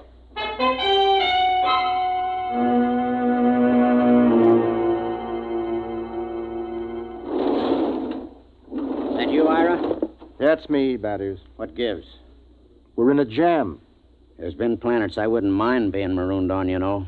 But this ain't one of them. There's something here, Ira. I can feel it. Yes, I can feel it myself. Maybe we should have looked around more. Klein looked around. Klein was the one found that tower. Bertie, that's right. He did. He said he didn't like it. He said it scared him. In the morning, Bad Ears, we'll go and see that tower.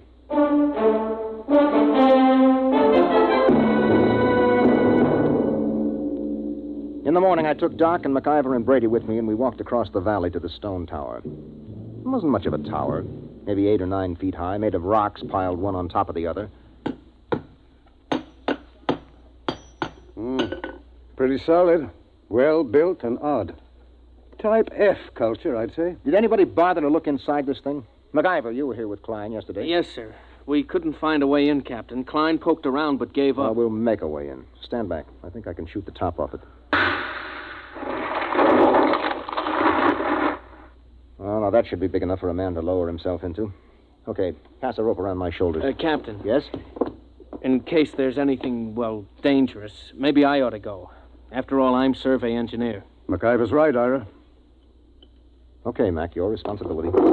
Yes, sir. Just fasten the rope under my arms. Mm-hmm. That's it. Now, I'll climb up and lower myself in. If I pull twice, haul me out.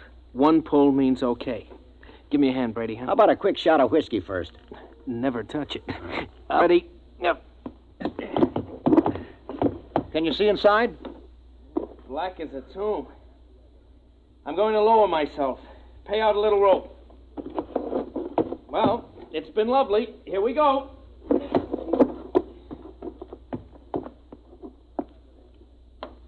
One tug. He's on the ground inside. Yeah, I wonder what he's found. I still don't like it. Oh, Brady, there's probably not a thing in there except a few... There's 2 tugs. 3. Come on, haul them out. Heave. Brady, help me through the top. Right. Easy now, Mac. What the heck is in there, anyway? Mac? Mac? Dada? Dada? Holy jumping asteroids. Doc, he's flipped. No, he hasn't lost his mind. He's just reverted to babyhood.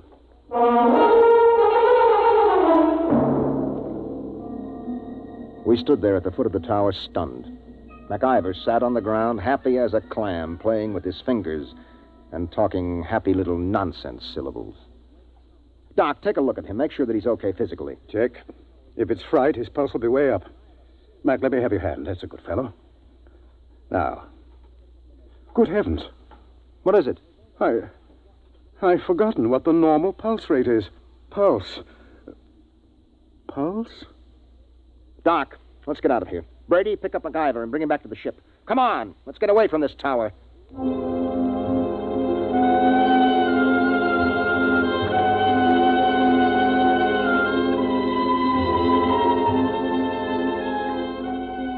A few minutes later, Brady and I sat in the captain's quarters. He didn't do much talking, just sat and tipped his bottle to his lips ever so often. Well, at least we know in a general way what we're up against. Do we? We know there's been knowledge lost, important information forgotten. Check. Now, that memory, that lost skill, that knowledge went somewhere. Maybe there's something in that tower that takes it away. And I have a silly feeling we might even get it back. Have a drink. That is, get a couple of men, volunteers. Now? Now. What for? We're going to find out what's inside that tower.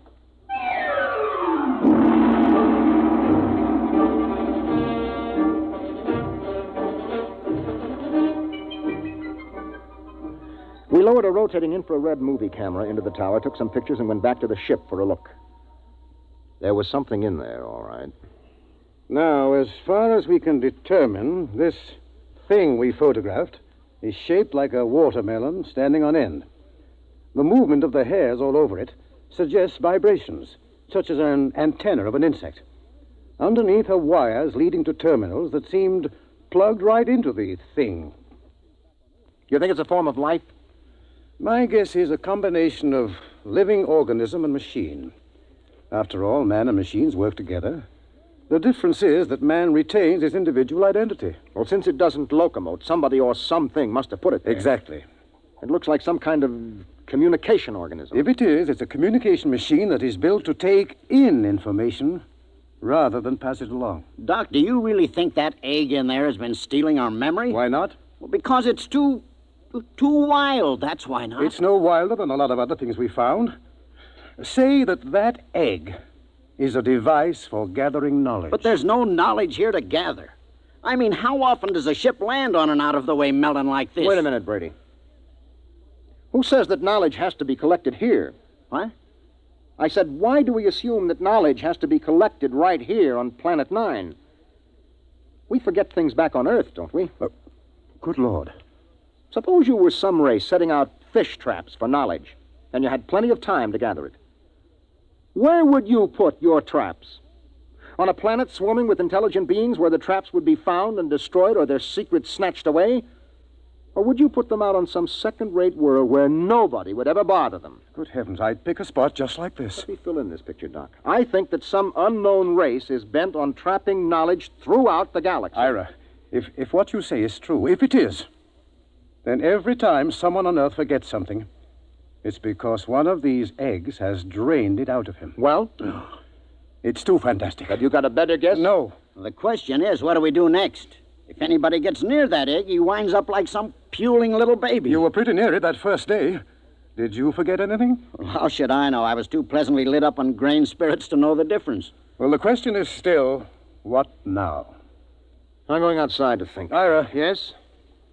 There is one thing to keep in mind. What is that, Doc? If those are memory traps, then there must be a way for somebody to empty them. And if we're ever going to get away from here, what's gone in has got to come out.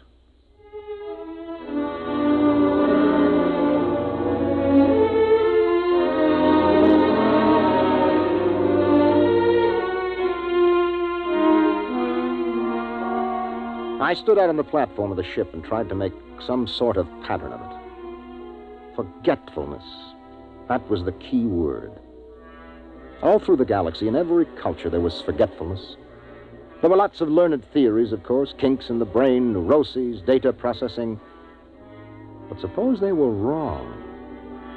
Might it not be that forgetfulness was caused by thousands upon thousands of these memory traps planted throughout the galaxy nibbling away at the conscious memory of all the sentient beings that lived among the stars. On Earth, a man forgets slowly because the traps are far away. But here, in their very shadow, a man forgets suddenly. And then another thought entered my mind. What kind of race had set these traps? How did they empty them? How? Brady. Huh? Where do you keep your liquor? Not cheap. Come on, where? It's in my locker. Get it out of there, all of it. Ira. That's a direct order. Okay. All of it. That it? Yeah. I never thought I'd see the day when you pulled rank on me, Ira. If you confiscate this stuff, so help me, I'll never Who forgive said you. anything about confiscating? That is, have you ever really hung one on, I mean, just got pie-eyed drunk? Well, let's see. Yeah, there was once on Mars. Was that the worst? It was beautiful. Took me 3 days to sober up. They say I fought off the whole galactic patrol for hours. Well, do you think you got enough here to get that polluted again? I got a pretty good supply, Ira. Well, that's good, because in 1 minute, I'm going to give you a direct order to hang on the biggest, most monstrous drunk in the entire history of the universe. But first you have to volunteer. I volunteer. No, not until I explain why I'm doing this. Ira, this sort of project don't need reasons. It's a pleasure. Let me finish. You know that egg up in the tower? Yeah? The minute you get near it, it grabs your mind, wipes it clean, right? Yeah. And a lead space helmet doesn't shield you, as we saw with MacIver. Right. Now, Doc thinks this egg is a kind of communications thing. It must be. Okay, you're a communications man. What do you do when you can't shield a communication? Well, that's easy. You scramble it. Any fool knows. Holy mackerel. Exactly. Are you still game? You think it'll work? I don't know. I think it might. Well, suppose it doesn't.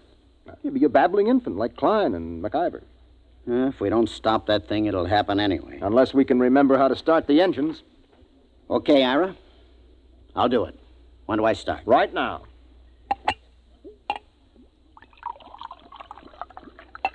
Well, Ira, here's mud in your ever-loving intergalactic eyeballs. You know something? I'm beginning to like this mission already.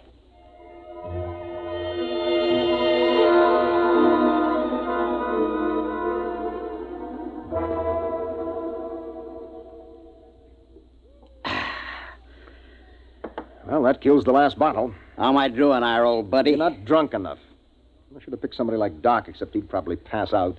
I'm not drunk enough, huh, old buddy pal? Not yet. Well, then, in which case, old buddy, I'm going to have to do something I never like to have to do. What's that? I'm going to have to go into my extra special emergency reserve supply. It's a little supply I keep in case of getting marooned on a planet, you know? I don't like to go into it, but in this case, it's my duty.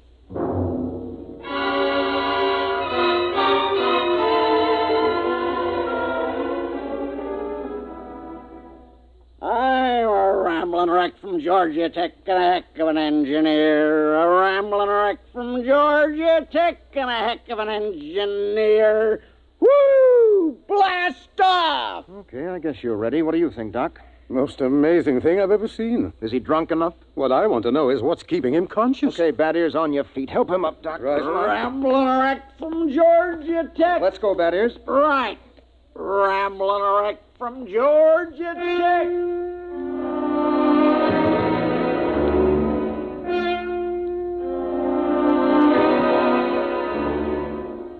Somehow we pushed, hauled, and stumbled Bad Ears Brady out of the ship and up the rocks to the egg tower. We erected a tripod over the hole with a block and tackle, passed a rope around Brady's chest, and hauled him over the entrance to the tower. There he swung like some overstuffed pig, singing raucously under the eerie moonlight. Rambling wreck from Georgia Tech. Well, what do you say, Ira? We got the earphones on him so they can't slip off. They're on. Well, I guess we're ready to lower him. Ira. Yep. You sure? It's a man's life. I'm not sure, Doc. But as commander of this expedition, I sometimes have to risk the lives of my men.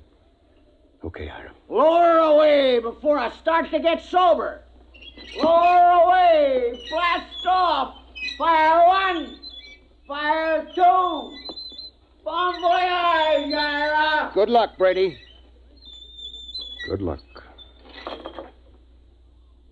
He's at the bottom, Ira. That is, can you hear me? Get your hands out of my hair. Something's got his hands in my hair, Ira. Oh, the thing must be picking at his brain. Brady, listen to me. Do you see the egg? See ya, this is my buddy, Ira. My little old egghead buddy. You and me's buddies, egghead, right? Have a drink. Oh, good Lord, he's got a bottle with him. He's pouring it on the egg. Brady, listen to me. The wires. Wires? The lead wires you took in with you. Yeah. Pull out the studs on the egg and hook your wires to it. You got that? Just a minute. Me and Egg here's got to have a drink. Oh, good heavens. It's no use, Ira. He's too drunk to know what he's doing. I'll try again. Brady, listen. Your friend, the egg, can't hear you, see? He can't have a drink until you hook your wires into him. You got that? Sure, that's an awful thing. That's dreadful. Okay. What's he doing? Doc, you getting any impulses? Not a thing. Maybe we better haul him out. If he starts to sober up... Maybe we'd better. Okay, 1, 2... Wait a minute, wait. What? I'm getting something, Ira. What? This is fantastic. Oh, I'm getting something. All right, haul him out, quick. Right. Come on. A rambling wreck from Georgia Tech. Rambling... Brady, are you all right? Doc, help me. Take a look at him. Is he okay? Yes, he's okay. Just passed out. Let's get him back to the ship. Right. You know what, Ira? What? Tomorrow about 9 a.m., we're going to be in on the most colossal hangover in the history of mornings after.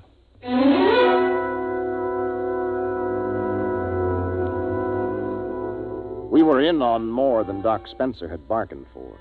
More than any human being had any business being in on. Oh. Well, Brady, how do you feel? Shoot me. You turned the trick. The tower. You hooked into the egg. The stuff is rolling out now. Doc and the boys have got a recording hooked up. The stuff they're listening in on is enough to set your teeth on edge. What's that? The information that mind trap has been collecting for hundreds of years. It'll take us years to sort it out, but we're getting some of it straight already. Any of our own stuff? Plenty. Anything on engines? Well, not on our engines. So? We got the dope on the junkyard engine. Mac and the boys are helping to get it assembled. We're ripping out our own engines and just keeping some of the parts. Another junkyard, huh? Another junkyard. The engine we're building now is superior to anything ever built. Pretty handy little gadget, that egg. Only one thing. What's that? Tell Doc if he comes across a good hangover remedy to let me know, huh? Oh.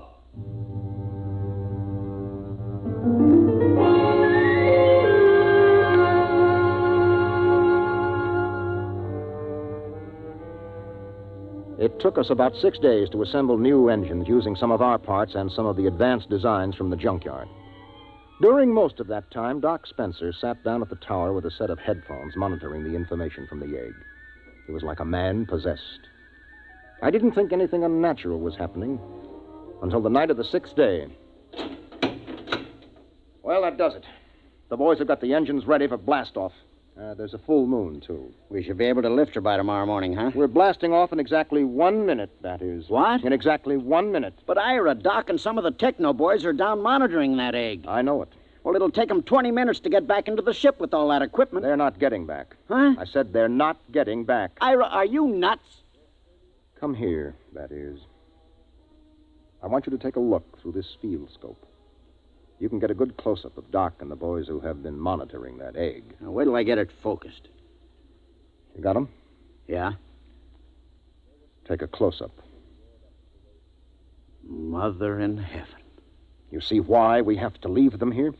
Those faces, they're like some kind of beast.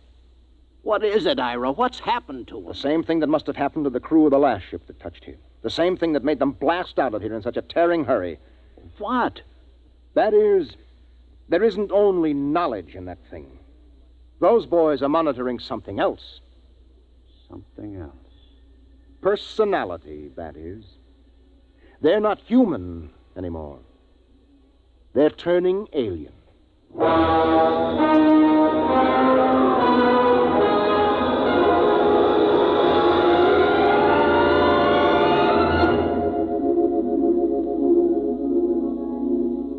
They were still there when the ship roared up away from Planet 9 and pointed her silver nose toward Earth. We could see them in the scopes. A group of tiny figures crouched over the recording equipment, their earphones plugged into the egg. They didn't even look up when we blasted off. They were no longer human now. They were something else. Something 1,000,000 light years old and of another world.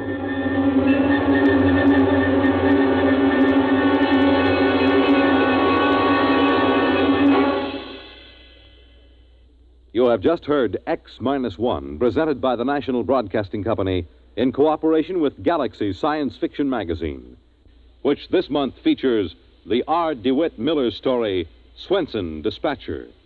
The story of a shrewd but unscrupulous spaceship dispatcher who tries to best the rival airlines by unethical means, and with most surprising results. Galaxy Magazine on your newsstand today. Tonight, by transcription, X-1 has brought you Junkyard, a story from the pages of Galaxy written by Clifford D. Simak and adapted for radio by George Lefferts. Featured in the cast were John Larkin, Bob Hastings, Mercer McLeod, Stan Early, and Jack Orison. Your announcer, Fred Collins. X-1 was directed by Daniel Sutter and is an NBC Radio Network production.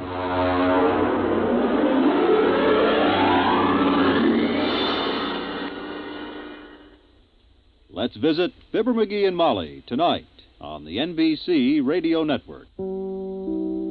In just a moment, X-1. But first, a quiz program does not always improve your IQ. But when it's an NBC radio quiz program, you can be sure it will improve your disposition. Yes, NBC offers listeners a laugh session every Wednesday night with 2 fun-filled question and answer shows. One is Truth or Consequences. And though you may never learn why a chicken crosses the road, you'll howl as contestants perform the stunts dreamed up by MC Jack Bailey. The other is You Bet Your Life. And with a quizmaster like Groucho Marx, your good time is always guaranteed. Hear Truth or Consequences and You Bet Your Life tomorrow. Now stay tuned for X-1 on NBC. X-1 in 1 minute. This week is Military Reserve Week. If you're a young man between the ages of 17 and 18 and a half, you can fulfill your military obligation with only 6 months of active duty. You need no longer ask yourself, when will I be drafted? By joining the 6-month reserve training program, you become draft exempt and can plan your future with confidence. You are paid for your service while in training. You may be able to pick the exact job you want, depending upon your aptitudes and Army vacancies.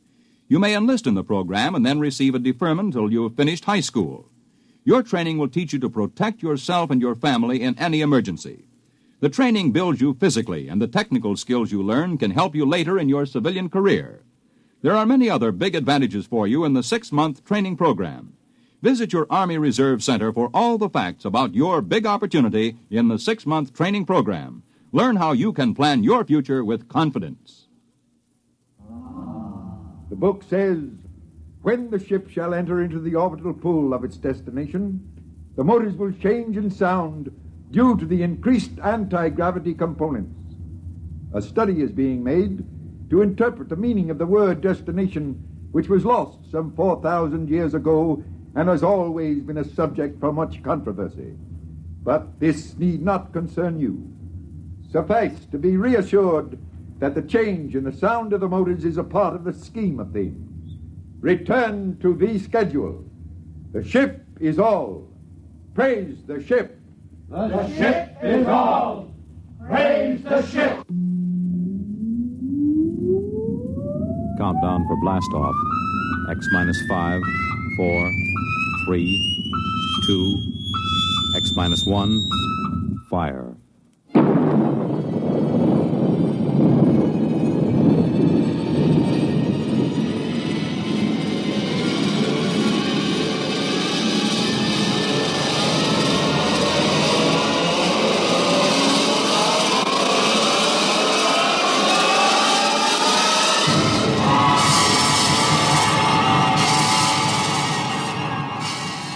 From the far horizons of the unknown come transcribed tales of new dimensions in time and space.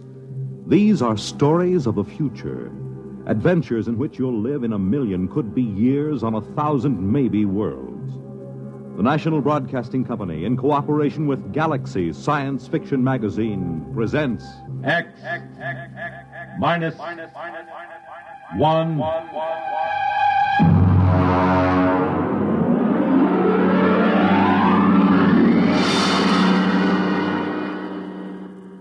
Tonight, The Sense of Wonder by Milton Lesser. The huge ship sped endlessly through space on a voyage that had lasted 10,000 years, the journey which had no end. And for those aboard her, there was no other universe. To them, the ship was all.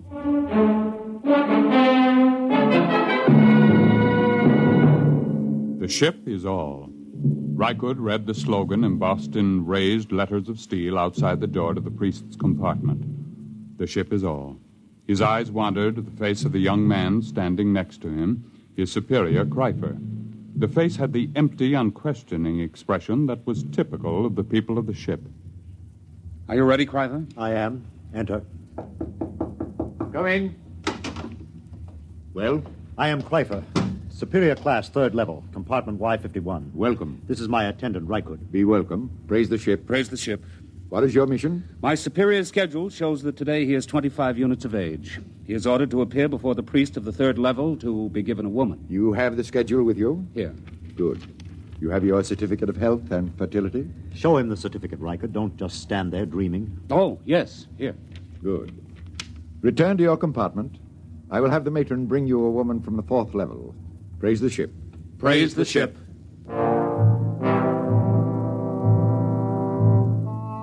Kreifer returned to his compartment, followed by Rykud. There was no questioning in the mind of either of them. At birth, each of the people was classified as a superior or an attendant, and the coded marking of his schedule was tattooed on his right arm. Both of these young men were 25, strongly built, and tanned from constant exposure to the health rays in the ship's conditioning room. Kreifer wore the loose-fitting robe of a superior. Rykud wore the tight trousers and shirt of an attendant. They entered the comfortably furnished compartment. Kreifer? Yes? What do you suppose she'll be like? What difference does it make? Don't you even wonder about it? I wonder about nothing. The ship is all. Praise the ship. Well, naturally, but still... We've been together as superior and attendant ever since the nursery. As an attendant, your entire purpose in life is to keep me alive and productive, to perpetuate the people. I would hate to have to part with you now. To part with me? Not of my own choosing, of course, but sometimes I detect what appears to be a strain of unorthodox thinking. Really? I was not aware of it. I am not entirely aware of it myself. Not enough for me to report you. However, I must warn you that if it should increase, I will have to send you for therapy. Well, I assure you there'll be no need for that. I've never deviated from the schedule. I have never disobeyed the buzzer. I am merely observing, asking questions like, don't you even wonder this is the first step to unorthodoxy? I shall watch myself for signs of it. Good. The eating buzzer. Your schedule calls for a massive dose of multivitamins. Fine. Prepare it in the green vegetables today. Today is a starch day. Oh, I'd forgotten. We could just skip it today. Rykud. Well... Of course, skipping the vitamins for one day is a permissible deviation, but I shall have to report for punishment tomorrow. Well? Skip the vitamins. I knew we would. You've never missed a permissible deviation yet. It's your influence that makes me do it. And you always blame it on me. That's what attendants are for. Yes, I know. That must be the matron with the woman. Open the door. Maintain the utmost dignity, please. Yes? Is this the compartment of Kreifer, third level, Y51? Yes. I am matron of the woman's level. Enter. I am Rykud, Kreifer's attendant. This is Kreifer. I have brought a mate for you. This is she. Be welcome. Praise the ship. Praise the ship. Her name is Aylin. Welcome, Aylin. I am most happy to be here. Praise the ship. Come. I will show you which compartment is to be ours. This way. There are 5 compartments in this suite, and ours will be this... Will you take food, matron? Why do you look at me that way? That mark on your forehead. You have always had such a mark? Yes. And you have another diamond-shaped on your right shoulder? How could you know such a thing? Your name is Rykud. Rykud. How like him you look. How like whom? Your father. My what? Of course, you could not know the meaning. What do you say? When you were born, like any of the people of the ship, you were taken immediately and placed in the nursery of the ship. You never knew who sired you, nor did they know you. Naturally. It's according to the schedule. Yes, it's according to the schedule. I have a strange feeling toward you. I can't explain it. What sort of feeling, Rykud? As if we've met before. But that's impossible, of course. Yes. Still, there have been cases, it is almost heresy to mention it, where a mother has been able to keep her child for a while. Such a female would be turned over to the control chief and fed into the converter. If she were discovered. It is a criminal thing to do. It is said to warp the child so that he becomes a heretic at an early age. Yes, it is very, very criminal. Still, you say there have been cases? Once there was a woman, it is said, an attendant, who managed to conceal such a child behind one of the forbidden doors for almost 3 years. Behind the doors? It's unspeakable. Very likely only a rumor. It's shocking to hear of such things. Behind the forbidden doors. You're shocked, and yet something seems to stir deep in your memory, perhaps. Nothing. You're certain? Why do you speak to me thus, woman? Come closer. What is it? Closer. Where there's no chance that we'll be overheard. Well? Rykud, you are that child. I will not listen. I will not listen. You are that child. How could you know such a thing? I am 70 units of age. 25 units ago, I was a matron of the nursery. This person came to me and told me of her child, which she had concealed in the space lock behind the forbidden door. She begged me to take it and place it in the nursery with the other children. I had been her attendant for many years, and we were close to each other. I did as she asked. But are you certain this child was me? I remember the marks upon it. And I am doomed. Why doomed? I have known my own parent. This accounts for the strange feelings that come over me sometimes. What feelings are those? A feeling... a sense of wonder. Oh. You seem pleased. Rykud. What? Your superior returns. I cannot speak. But if you would satisfy this sense of wonder, I have a book which I will give you. I cannot accept a book without the supervision of the ship's librarian. Take this one. Keep it concealed. Here. No. Take it quickly. They're coming. Well, what are you two whispering about? I was merely explaining to your attendant how he must behave in the presence of your mate. There is no need to explain. All is scheduled. Nothing is questioned. Praise the ship. Praise the ship. I hope that your union will produce the optimum number of children. I'll leave now. Aylin. Yes, Pfeiffer. Your duties will be very simple. Rykud will teach you how to prepare my meals, and you will memorize my schedule. In 3 months, he will be freed from service as my attendant, and he will report to the second level to find a mate in the attendant class. Yes, Cryphon. It's time for my health treatment. Teacher Rykud. Yes, Cryphon. Come here. Closer, where I may examine you. This is Cryphon's schedule. You will memorize it. Yes. Here is a list of permissible deviations. Oh, I am familiar with it, naturally. I see. I was not aware of what training you received on the women's level. The matron trained us well. Good. You have been with the matron a long time? Ever since I left the nursery. I see. What is she called? Mara. Mara? Tell me, did she ever speak to you of a sense of wonder? Are you of the control police? Certainly not. Then you should know better than to discuss feelings. I'm sorry. I thought perhaps... What's that? The change bell. There has been some change. It frightens me. Oh, what does it mean? I don't know. I heard it only once before. When the ship passed very close to a red planet, there was a shower of stars, and the ship seemed to shake, and the change bell rang. We were all summoned to the priest and told that we must undergo a test for radioactivity. What are we to do now? Rykud, Aylin, quickly. It is the change bell. We are all summoned to the priest of our level. Quickly! Within a few moments, the people of the third level of the ship were assembled in the area outside the compartment of Chul, the priest.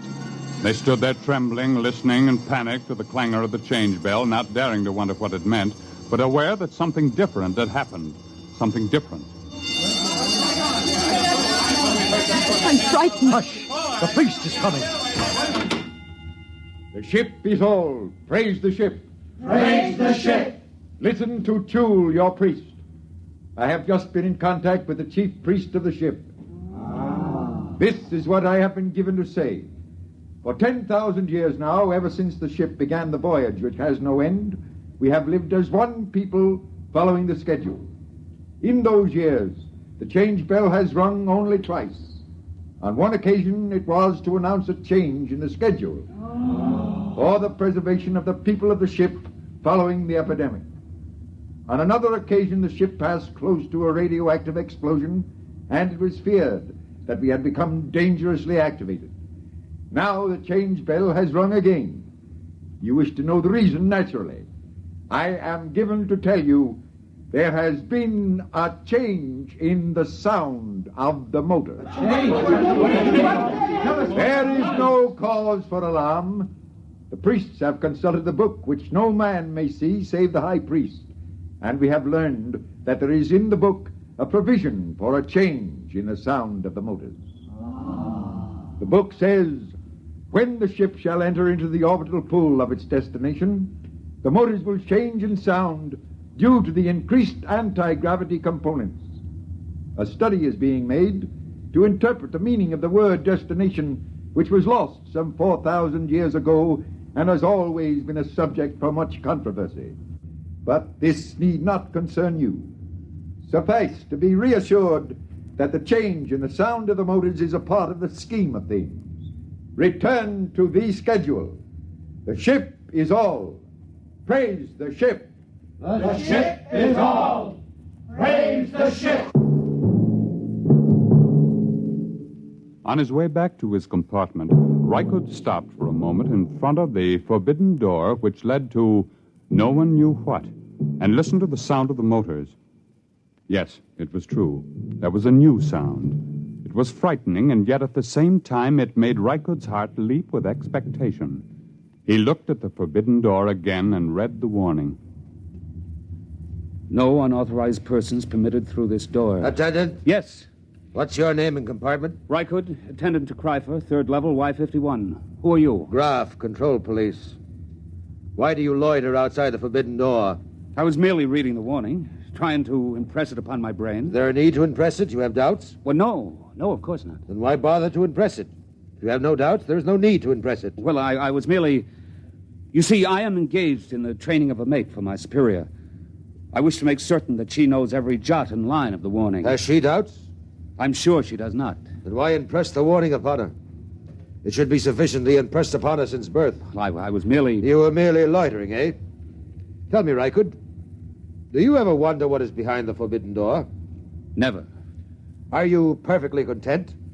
Perfectly. Good. I'm going to enter your name in my report as a warning. See that it is not repeated. I will see. Return to your compartment. I will return. Praise the ship. Praise the ship. Rykud went back to his own compartment. He tried to push the events of the day out of his mind. It was almost too much to cope with. First, the mate for Kryper, then the news of his birth, now the change in the sound of the motors, and the book. Rykud lay inside his bunk, drew the curtain, and took the tiny, ancient plastic book from his trouser belt. He opened it and began to read. It was thought advisable to keep from the passengers on the ship the fact that their voyage might end in catastrophe. Forced to leave the Earth because of its radioactivity following the 3 wars, the inhabitants of the ship, to all intents and purposes, became the inhabitants of a new world. The ship was their world. The organizers of the expedition felt it would be cruel to inform them that the ship's navigation machinery had been set in a series of ever-increasing circles and then ever-decreasing circles, so that in 10,000 years the ship would return to Earth. There was the possibility that Earth would no longer exist, or that the radioactivity would have made it uninhabitable, even if the remaining humans hadn't managed to explode it. Therefore, the ship became all. Even the word destination was eliminated. If it were known that I had chronicled this account, I would most certainly be executed and the book destroyed. Most likely it will pass into legend and be disbelieved anyway, just as fairy tales and even biblical accounts have become tolerated but disbelieved by many who were... The sleep buzzer sounded, and Rycood's eyes closed automatically. Ordinarily, the people of the ship did not dream. It was considered a sign that therapy was needed. Tonight, Rycood dreamed.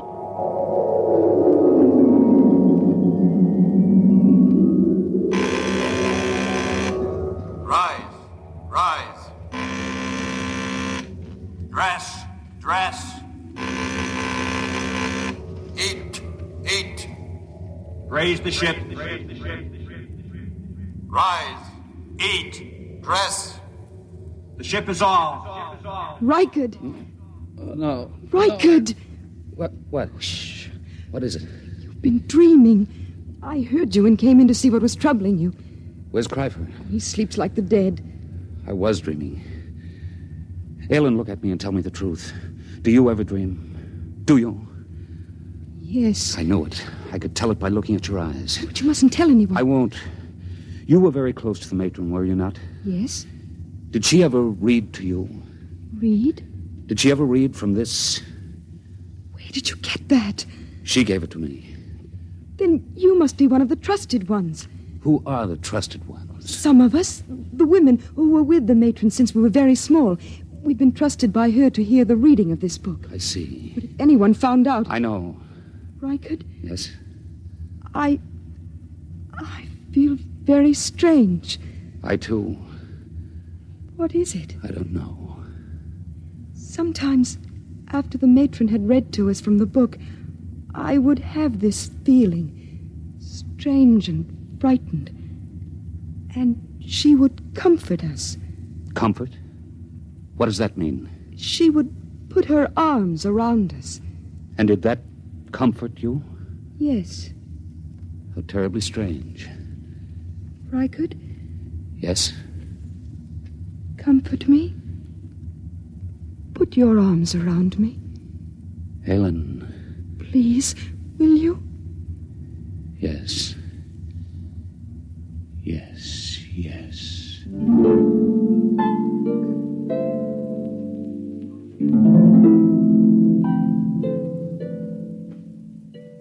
On the following morning, when Cryfer went to the conditioning room, as prescribed by the buzzer, Rycood drew Aylin over to the spaceport and slid aside the protective shield. Look. I am looking. Tell me what you see. I see the stars and space. Look closely. Do you see nothing unusual? I so seldom look through the spaceport. I'll tell you then. Look there. See that one star, so big and so bright that it hurts your eyes? Well? I've been watching it. It is growing larger each hour. Stars do that. Never has one been this large. What difference does it make? The stars exist only as pictures in the glass of the viewport. They're not real. The ship is all. That is what we are told, but perhaps it isn't true. What? Perhaps these stars do not exist only in the glass of the viewport. Perhaps they exist beyond the viewport. I don't understand. Let me say it this way once and forever. Perhaps, Aylin, the ship is not all. Rycood, your heresy frightens me. Rycood, hold me close. It frightens me even to look at you. Oh, Rycood, you mustn't even think it. I do think it. I believe it. I believe the ship is not all. And I believe you are a candidate for the converter. Cryfer. Don't move, Rycood, or I'll blast you into dust. It is bad enough for an attendant even to touch his superior's mate, but to couple it with the ultimate heresy. There is nothing but death in this. Cryfer, I beg of you. Stand aside, Aylin. I'm going to finish this heretic. Now, Rycood. Have I killed him? No, he's just stunned. Oh, Rycood, what can we do? I don't know. Rycood, the change bell again. Something's happening. I know what has happened. Come, we'll go to the priest. What about Cryfer? He'll have us killed. No, it's too late to think of that. Come.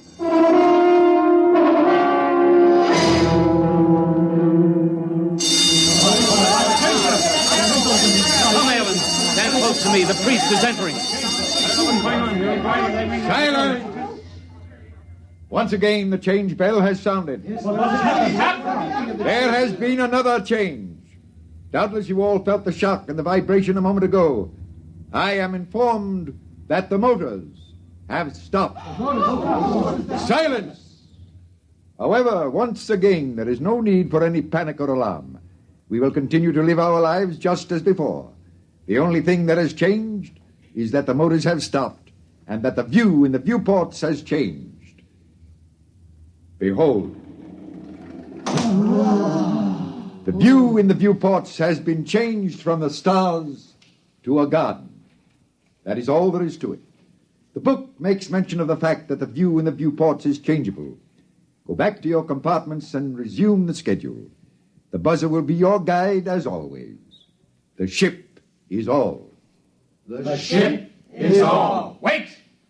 No, I have something to say. Listen, this is what I have to say. The ship is no longer all. Seize him! Keep back! I have my superior's ray gun. I will destroy any who move to seize me. Listen to what I have to say. The view in the viewports is not just a garden. It is the destination. It is the earth. Don't you understand me? We have arrived. We have reached the destination. The journey is over. We can leave the ship and go out into the garden. Fools, can't you understand? Watch the viewport. Watch it. The viewport is broken. I've shattered it. You can go out. Feel the air rush in. Smell its fragrance. Riker, they don't move. They don't understand. Seize him! Kill the heretic! Kill him! Riker, they're moving toward us. Run. Follow me quickly. After him! Death to the heretic!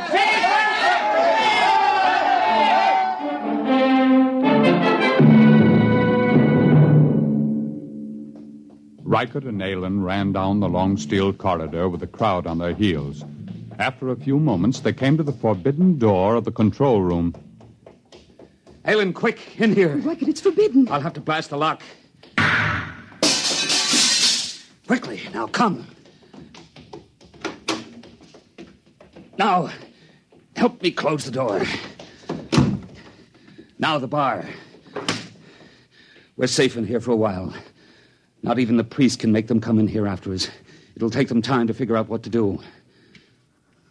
I could look. Look at the machinery. Oh, it's frightening. We're in the control room. It tells about it in the book. You see this big machine here? There was a drawing in the book. This is the machine that controls the buzzer. Just a simple machine like that? Yes, a simple machine. Stand back. What are you going to do? I'm going to smash it.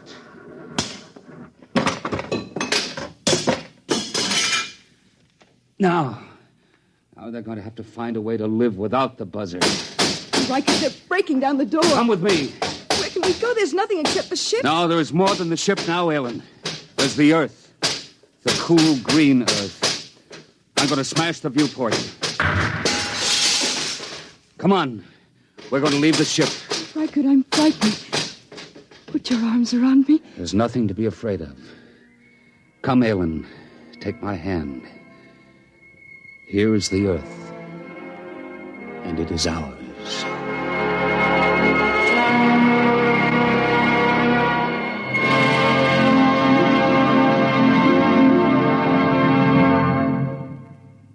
You have just heard X-1, presented by the National Broadcasting Company in cooperation with Galaxy Science Fiction Magazine, which this month features a story by F.L. Wallace titled Mesereau Loves Company.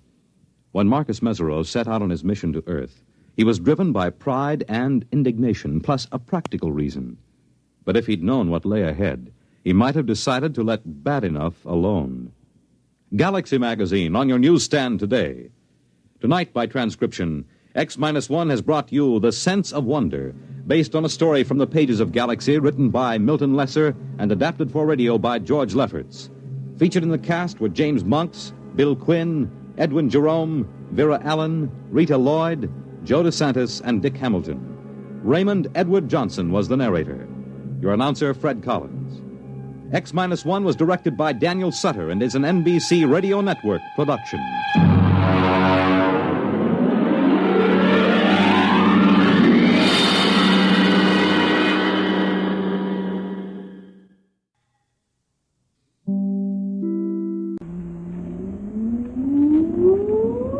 Countdown for blast-off.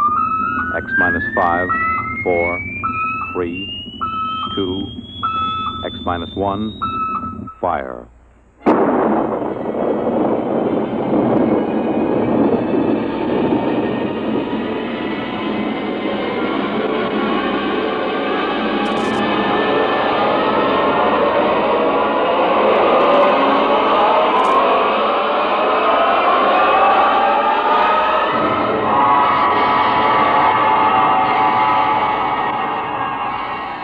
From the far horizons of the unknown come transcribed tales of new dimensions in time and space. These are stories of the future, adventures in which you'll live in a million, could be years, on 1,000 maybe worlds. The National Broadcasting Company, in cooperation with Galaxy Science Fiction Magazine, presents X minus 1.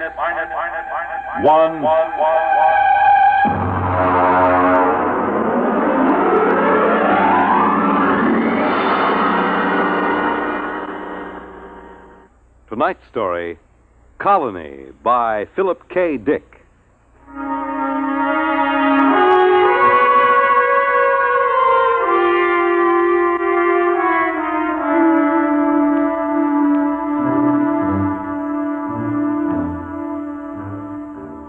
The existence of Planet Blue, the fourth in orbit around a G-type sun somewhere in the Aldebaran sector, was predicted by spectroscopic analysis and spatio-mathematic equations some 50 years before an exploring mission was dispatched to it.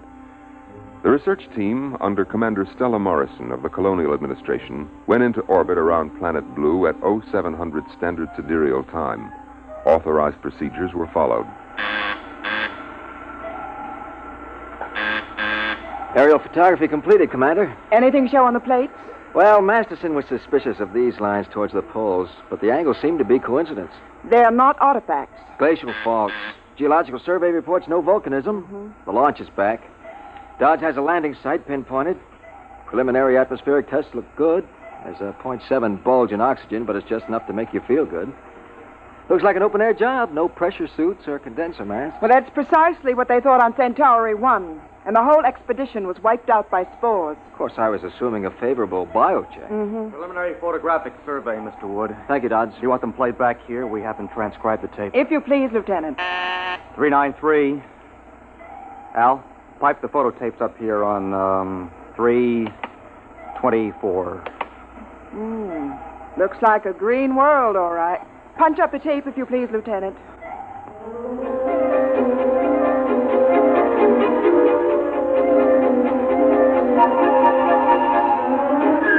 All orbital checks proved positive. The atmosphere and gravity Earth normal to 3 places on the Grayson scale.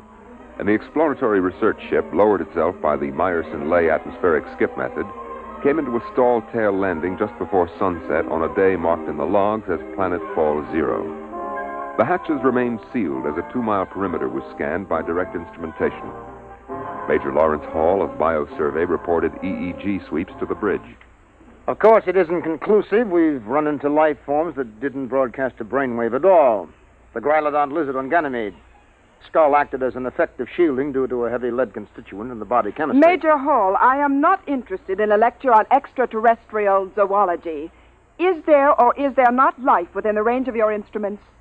Well, I'm sorry, Stella. The readings show no electrical brain activity whatsoever, and that covers life down to the level of invertebrates. There may be a few worms turning out there, and unless they're thinking awfully hard about something, we wouldn't pick them up. Well, thank you. I want preliminary drones out for sampling. How long do you think that will take? Well, a thorough job. Take about 2 weeks. I have a schedule, Major. How long till you can give me a protective Schedule C clearance? 2 days. And I ought to check airborne spores and microorganisms. Carry on, Major. All right, Stella. I'll let you know if I turn up any, special diseases on Planet Blue.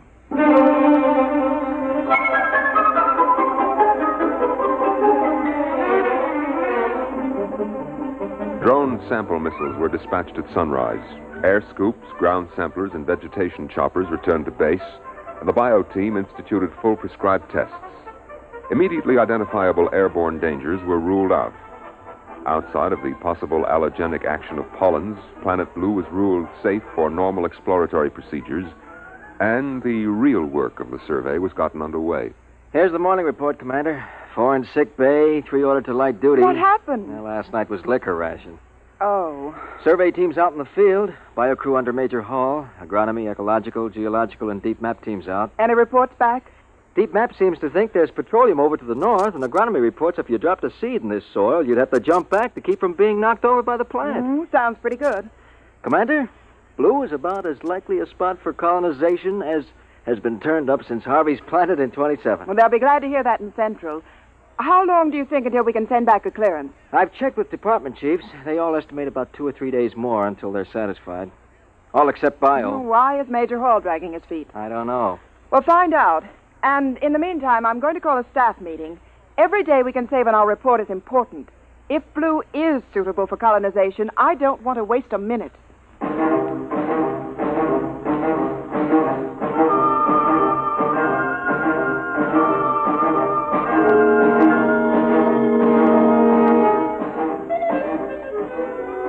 By planetfall plus 3 weeks, all departments had reported favorably except biology.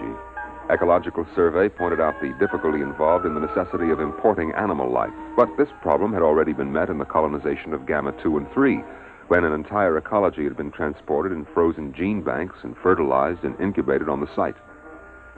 Biology, however, still withheld a favorable report. Look, Larry. What is the secret, Stella? Cold formality on the bridge and Larry when you're in my lab? Well, I'm serious. Well, I've just gotten an official query from Central. They want to fish or cut bait on Blue. Your department is the only one holding it up. We're 2 weeks behind schedule. And the first colony on Vishnu was right on schedule, and 7,000 died of green spot. That was before the full bio-check technique was worked out. My dear, do you know how many different microorganisms there are in a cup full of dirt? I'm not a freshman student of biology. Oh, dear. And I was hoping I could tempt you into some field work. Someday, Larry, you're going to make some remark in front of some junior officers or even enlisted personnel, and I'm going to have to call you on it. I'm afraid for your dignity, my dear.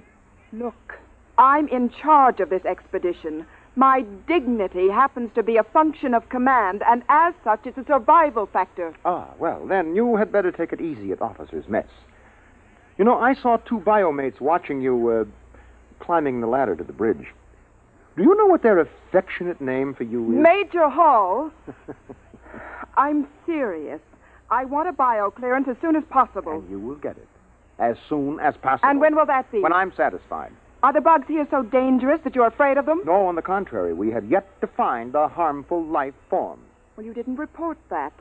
If there are no harmful life forms... No lice. No disease germs. No malignant virus. Well, then what are you waiting for? There should be. There should be at least one little fellow who could give you a common cold. Look, sociology section found no native narcotic plant life. And inasmuch as there is no humanoid life, there is no bootlegging, gambling, immorality, and pornography either. By analogy, that would be a good reason not to colonize. Is that the idiotic logic you're following? Microbiology is a little different, Stella. And anyway, what is the rush? Blue is something different. There's something peaceful in the air. Why rush to bring picnickers who'll drop candy wrappers and fill the pools up with empty beer cans? Larry, I have a planned board conference in 10 minutes. If you don't bring in some kind of a report by then, I'll have to supersede you under a Section 23. Ah, yes, that's what happened on Vishnu, isn't it? Followed by Green Spot and the wagons to drag the corpses out of the colony street. Never mind that, Major. I want a report. In the biology section lab, Major Lawrence Hall continued to examine tissue samples from lower fauna and flora samples brought in from Planet Blue. He settled a container of prepared slides and flipped the switch on the electron microscope.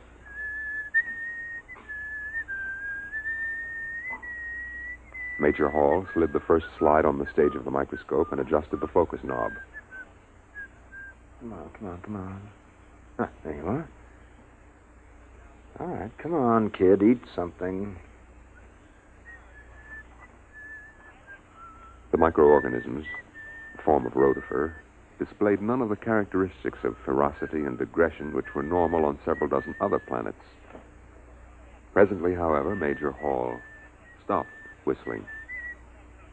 Inasmuch as the 2 eyepieces of his microscope twisted suddenly around his windpipe and started to strangle him. Hall tore at them, but they dug relentlessly into his throat, steel prongs closing like the claws of a trap. With a convulsive effort, he managed to break free and fling the microscope from him. Oh, that's crazy. Don't let go of my leg.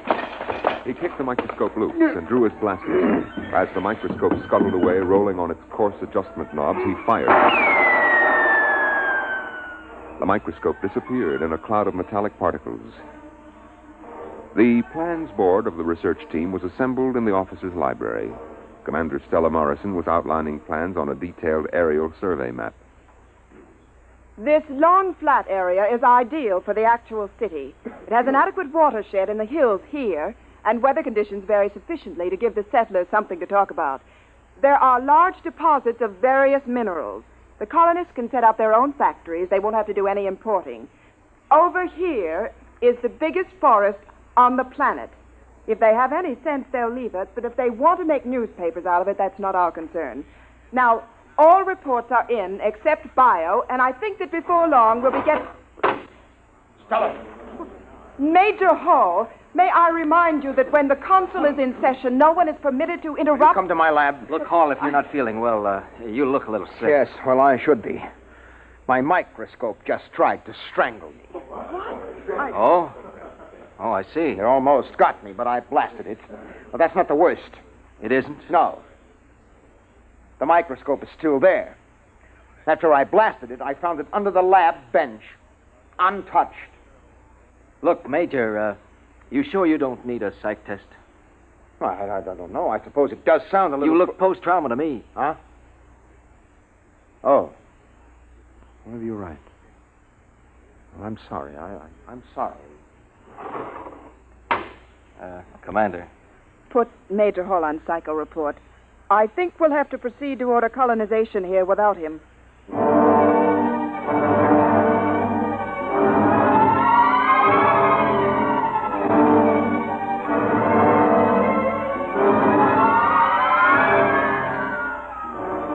Major Hall proceeded to Psych Center and, inserting his ID card in the robot Neo Rorschach machine, he placed his hands on the contacts and activated the search and gestalt circuits.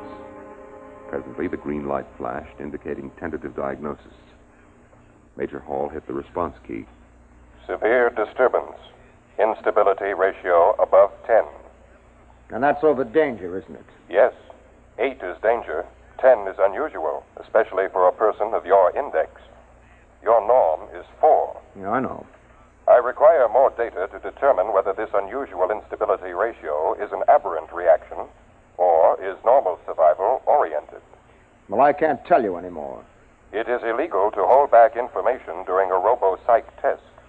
You will deliberately distort diagnosis, which is punishable by 6 months forfeiture of pay and allowances, or such other penalty as a court-martial may direct. Thanks a heap. Now, look, do you record a high degree of unbalance for me? There is a high degree of psychic disorganization, but what it signifies, or its etiology, I am unable to determine without further data. Yeah. Okay. Well, just take a tip from me. Stay away from homicidal microscopes. That is an interesting Freudian slip. You undoubtedly mean homicidal maniacs, not microscopes. This indicates a possible maladjustment in the area of your specialty. Why don't you go grease your id? I will consider that suggestion.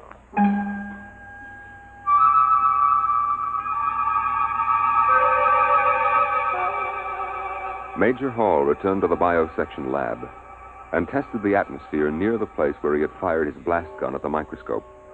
The analysis showed a high density of metallic particles colloidally suspended in the air. In a state of confusion, with an emotional distress quotient of at least 0.742, he stripped off his uniform and entered the shower. Oh.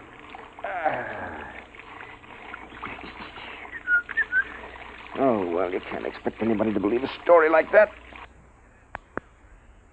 I must be off my rocker.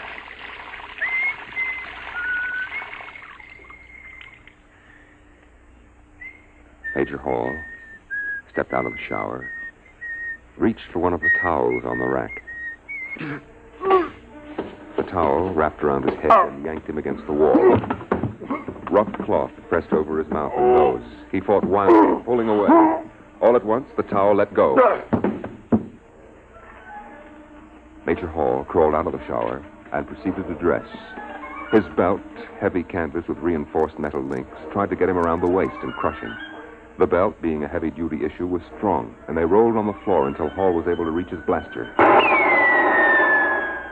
He threw himself down on a chair to regain his breath. The arms of the chair started to close around him, but this time he was ready.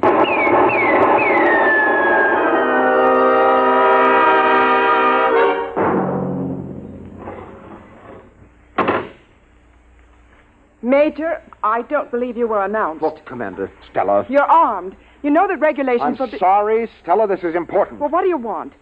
I have a report here from the robo-psych tester. It says you've hit a ratio of 10 within the last 24-hour period. We've known each other for a long time. Larry, what's happening to Stella, you? I told you. A little while ago, my microscope tried to strangle me. Then when I was getting out of the shower, a bath towel tried to smother me. I got by that. And while I was dressing, my belt... Wood, in here on the double. And I finally blasted that. And then an armchair beside... Yes, Commander. Stand by a moment. Stella, will you listen to me? This is serious. Ordinary objects suddenly turning lethal. Maybe this is what we've been looking for. Maybe this is... Your microscope tried to kill you? I told you, its stems got me here around the windpipe. No one else saw this happen? No. I blasted it, and then I found it again, perfectly all right. I see. Wood. Yes, ma'am. Get 2 guards and take Major Hall down to Captain Taylor in sick bay. Have him confined until he can be sent back to Terra for examination. Listen, Stella... Sorry, Major. You can't prove this story, and we'll just have to assume it's a psychotic projection on your part. And we can't afford to have any psychotics running around loose on this planet. Wood, carry on.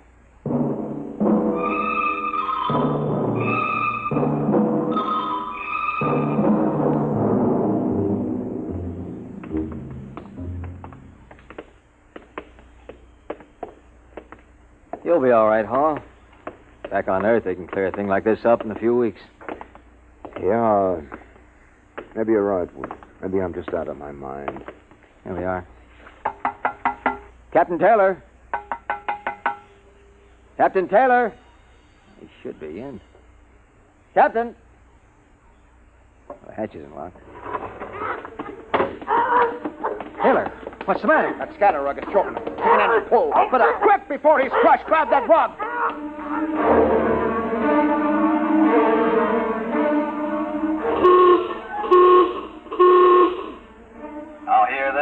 Now hear this. General alarm. General alarm. Emergency stations. Emergency stations. Condition red. Sidearms will be issued to all personnel. General alarm.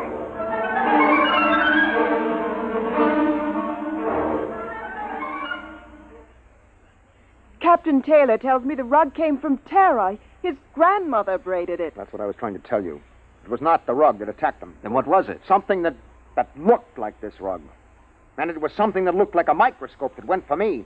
And the towel and the belt. You mean there's some life form that can imitate anything? Yes, it seems so.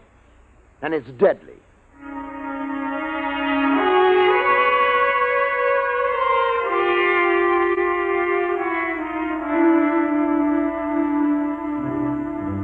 Hey, Charlie, general alarm. Get up out of that sack.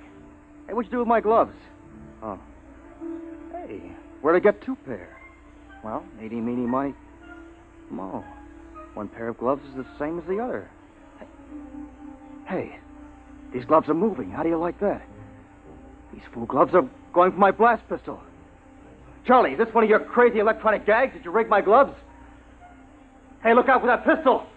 Look out!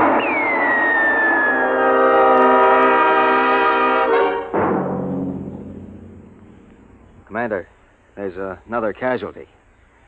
Lieutenant Dodds. What happened? I don't know. He seems to have shot himself. Oh, no. Stella, I think that I have something. Dodds is dead. Look, we know that this thing can camouflage itself. It can imitate any object it leans up against. All right, now, listen to this. Larry, we've got This is the answer. It's a tape from Captain Galt. He was out on bio-survey. He had a throat mic on. He was talking to the operator at base. Now, listen to this. Head for home now. What's this emergency about? Hourglass Stella having hysterics? That's funny. I swear I parked my bucket over by those trees. Well, it's here anyway. Heat up some coffee for me. I'll be in a couple. Yeah, that's funny. There's another bucket over by the tree. Where'd this one come from? Let me out. The thing's stuck. It's folding up around me. Joe? Joe, get a squad out here. Joe? It's acid. Acid. I can't get out. It's digestive fluid. Get somebody out here before. His transmission just stopped. All right, now we're up against some organic form of life, and there should be some way to destroy it. We've already blasted a few, but we don't know how many more there are. Maybe it's an infinitely divisible substance, some kind of protoplasm. We've had over 12 casualties reported, and there's still 5 teams out in the field. All right, it's a lethal life form. Now, that explains why we found everything else harmless. Nothing could compete with this. We have mimic plants of our own, the twisty slug on Venus, but nothing that goes this far. It can be killed, though. You said that yourself. If it can be found. You can't tell. Clothes, rugs, drapes, chairs. We can't tell which is which. We've got to try to find some poison, some spray that will destroy them wholesale. Oh, no. What's the matter? In the corner. I never noticed 2 briefcases over there before. There was only one, I think. How are we going to know?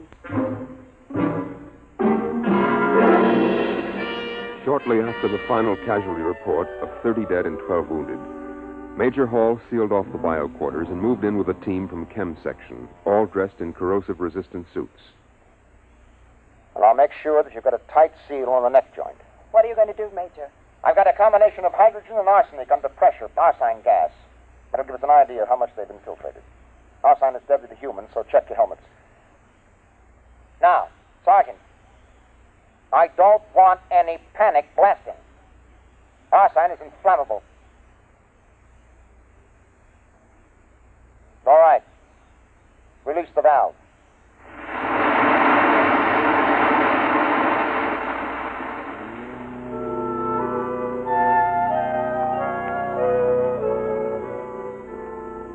As the gas filled the room, the first to go was a filing cabinet, which melted and oozed to the floor, scars and test tubes. The lab was sealed off and a meeting held in Commander Morrison's quarters. Well, it's protoplasm, all right. You could see that when the mimic shape melted. It was just as big as your hand. They resemble the simple unicellular protozoa. They're gigantic in size compared to microorganisms. Can we spray them? Arsine disturbed them, and I suppose enough might kill them. But we haven't got that much. We can't flood the planet. We wouldn't be able to use our blasters, and it's lethal to humans. We'll have to pull out. Stella, I'm afraid you don't quite understand. We can't take the chance of carrying them back to the system disguised as a boot or a towel or anything. And they seem to multiply by binary fission. It wouldn't take long to overrun Earth and the rest of the system. If we stay here, they'll pick us off one by one. We could have arsine brought in or some other poison, but that would destroy most of the other life on the planet along with it. Then we'll have to burn the planet clean. Wood? Yes, ma'am. Set up a call to system monitor. I'm going to get the unit off here out of danger. After that, we can work out the best way of cleaning off this planet. You'll run the risk of taking them back to Terra. Can they imitate higher life forms? Can they masquerade as humans? Apparently not. They seem to be limited to inorganic subjects. Then we'll go back without any inorganic material. But our clothes, they can imitate the synthetic fibers, belts, gloves, boots. We're not taking our clothes. We're going back without anything at all. Oh, I see. Get me a beam to central monitor immediately.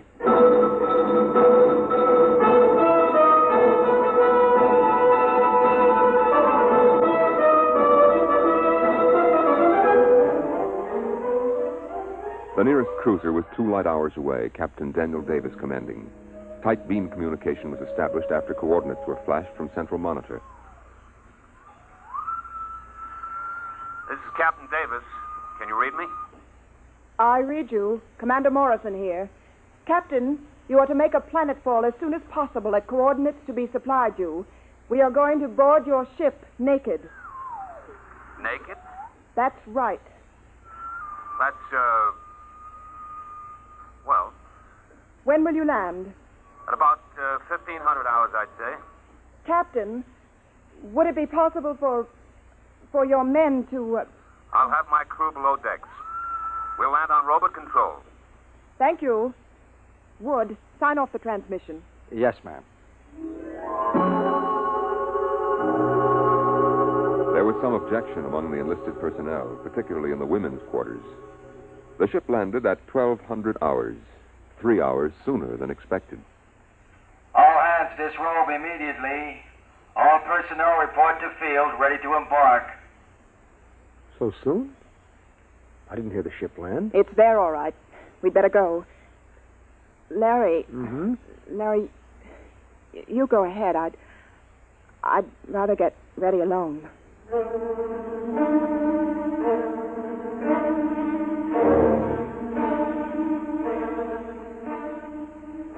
Parked in the center of the landing field was a cruiser, its hull pitted and dented by meteor strikes. It lay motionless, with no sign of life aboard. A crowd of naked people was moving across the field, blinking in the bright sunlight. Commander Stella Morrison, without any sign of rank apparent, paused on the ramp and spoke to Major Lawrence Hall beside her. Larry, Yeah? What is it? I'm scared. Why? I don't know. Psychological reaction. Forget it. It's a reaction to nudity carried over from early childhood. Come on, we're holding up the line. Larry, I want to go back. Stella, look. Now, at least Davis kept his promise. There are no enlisted men lining the hatches to enjoy the view. You see, it's dark in there. There's nothing to worry about. Come on. Up you go.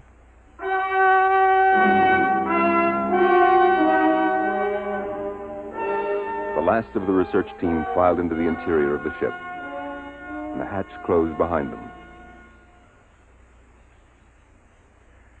At exactly 1,500 hours, Captain Daniel Davis landed his ship in the center of the field. Automatic relays opened the main lock hatch and lowered the ramp. Davis and his staff sat in the control cabin waiting. Oh, how do you like that? Where are they? Well, maybe the whole fool thing is a joke. We've waited an hour already. They waited. And waited. But no one came.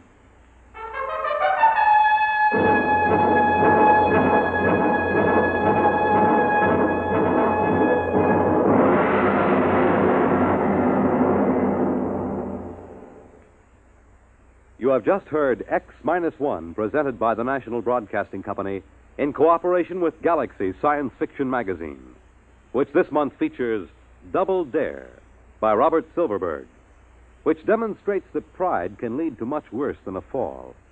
It can put a man out on a limb and keep him there. Galaxy Magazine, on your newsstand today. Tonight, by transcription, X-1 has brought you Colony, a story from the pages of Galaxy written by Philip K. Dick and adapted for radio by Ernest Kenoy.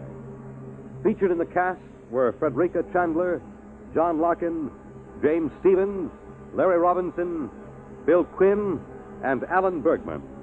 Your narrator was Norman Rose. Your announcer, Fred Collins. X-1 was directed by Daniel Sutter and is an NBC Radio Network production.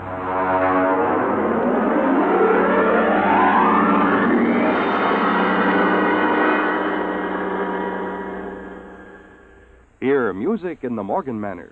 Russ Morgan, live weekday mornings on NBC Bandstand.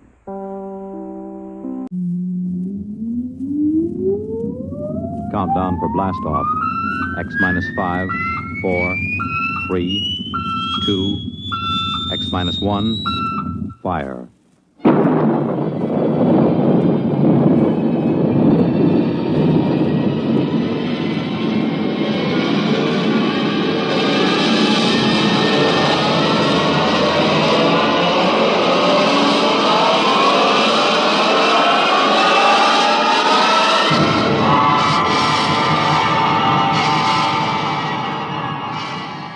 From the far horizons of the unknown come transcribed tales of new dimensions in time and space. These are stories of the future, adventures in which you'll live in a million, could be years, on 1,000 maybe worlds. The National Broadcasting Company, in cooperation with Galaxy Science Fiction Magazine, presents X minus 1.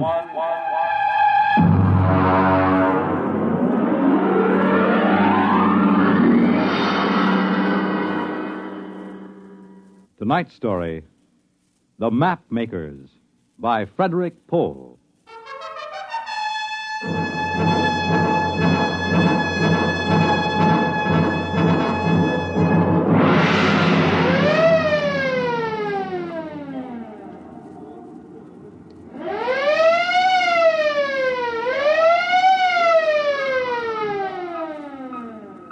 Damage report, Mr. Bunner. Aye, sir. 3 bulkheads penetrated in A, C, and D sections, patched in airtight. How is Lieutenant Groden? He isn't good. He's unconscious. His head is all bandaged up. There's 1,000,000 to 1 chance. I don't think it's happened in 300 years. Meteoric matter hitting a ship in hyperspace. Mr. Bonner, would you please have the air vents operated to clear the control room of kerosene fumes? Mr. Lorch. Aye, sir. Ciccarelli, man the vents. I'll have a half-G spin, if you please. We can use a little gravity while we figure this out. Aye, sir. Engine room, half-G spin for simulated gravity. How about the Atlas? That's the worst damage, sir. Celestial Atlas is destroyed. The Atlas was the only record on board of the hyperspace configurations. It's a total loss? It's dead, sir. Oh. Hang on, here comes gravity spin. What was his name? The Atlas? Spawn. He had a sister in Seattle, I think. Pass orders for burial at the afterlock. I see. And, Mr. Bonner, have all officers assemble in the wardroom for an emergency meeting as soon as we are secured for normal space.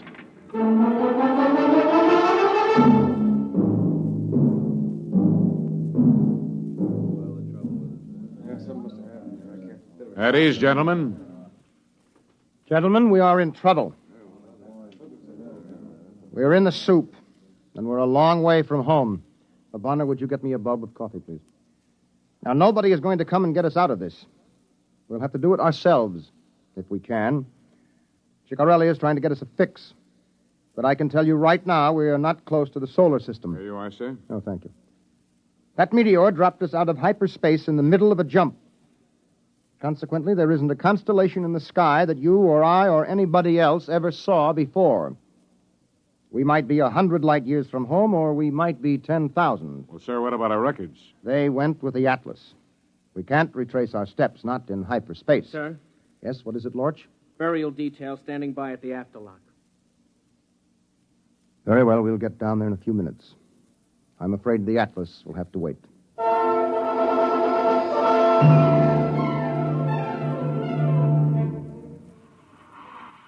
He's a mess, isn't he? Cover him up. Haven't you got any respect? Yeah, it's a laugh. Spawn, I mean. Look at his head. They spent 4 years stuffing it with all those equations under that hypno machine. Did you ever see him working a jump? Oh, my jump station's engine pit 3. There's enough to curl your hair. You know what it's like during jump. No lights, no fluorescence even, just those kerosene lamps smoking. Everything looking bent and twisted. You can't tell what you're seeing. Well, Spawn stands right up there next to the captain, in a trance. And he's spouting numbers and times and equations. And all the time, his eyes are shut. He's out like a light.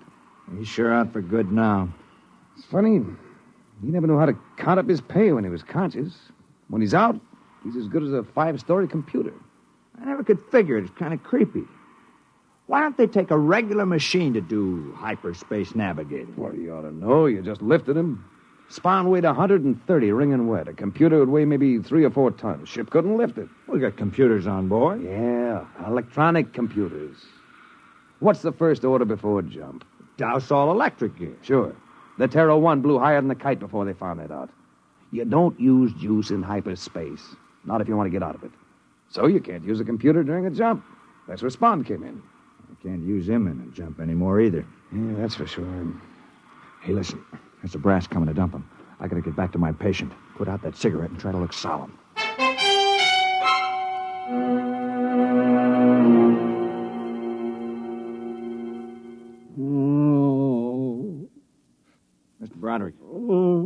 Conboy? Not so good. Oh. I gave him 3 ampules of neomorph in the last 2 hours. That's twice the normal dosage. Let me see. Lieutenant Grodin's the navigator, isn't he? I mean, what happens with him all cut up in the head? The captain is a trained navigator. Well, that doesn't do us any good in jump, does it? Not without the atlas to do the calculating. Look, our job down here is to keep Lieutenant Grodin out of pain. We'll leave the rest to the bridge, all right? Sorry, sir. It's just that Corelli in the chart room told me he can't locate one of those stars in his chart. And what's more... Conboy. Yes, sir. Hammer that ampule.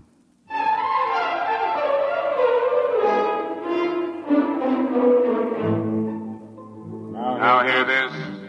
Now hear this. Recorders made second class Eklund, report to the wardroom. Recorders made Eklund, report to wardroom.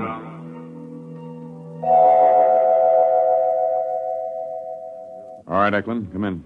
Recorders made Eklund reporting, sir. Stand at ease, Eklund. You've heard about Recorders Mate Spahn. Yes, sir. I was with Charlie when... Bonner, get Eklund a chair, please. Here you are. I'm all right, sir. You know that Spahn's operation was essential to navigation in a jump. No, sir. I mean, I don't know much of anything until I'm indexed. Yes, of course. You're rated as ship's librarian log. Yes, sir. Spahn read his calibrations up to this point into you? I suppose so, sir. I'm in trance when I record. Yes, of course. Now we're going to need those records. Are you ready? Yes, sir. The key word is index. All right, Eklund. Index. There she goes. Takes about 30 seconds for full trance. Uh-huh. You know, Bonner, this is risky. Trying to backtrack on hyperspace equations by dead reckoning. A centimeter off of the figures might put us 1,000 kilometers in hyperspace. Anything up to 1,000,000 light years when we dropped back into normal. I wish that meteor had gotten me instead of the Atlas. She's in trance, sir. Yeah. All right, Eklund. Ship's log. Journey day 1. Jump 1. Journey day 1. Jump 1. Normal space coordinates 345-674-65. Sub 456. Time 4356.98.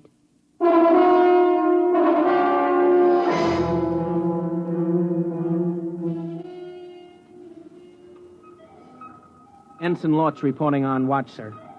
No maneuvering during watch, no change in operating status. I haven't made an entry for course and position, Mr. Bonner. Just put down unknown in big letters. Yes, sir. You didn't get anything out of Eklund? Oh, sure.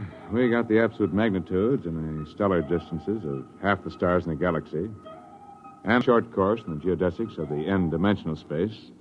We didn't get a road map.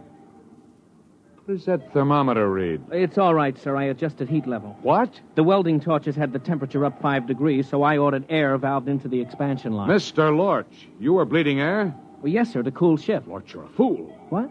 You valve off air as though we had a whole world of it. Did it ever occur to you we might be in space a long time and we might run out of air? But, sir, that doesn't happen. I mean... No, not when you can jump. Not when Earth is an hour or a day away, but we can't jump. You just leave those air valves alone. We'll need every molecule.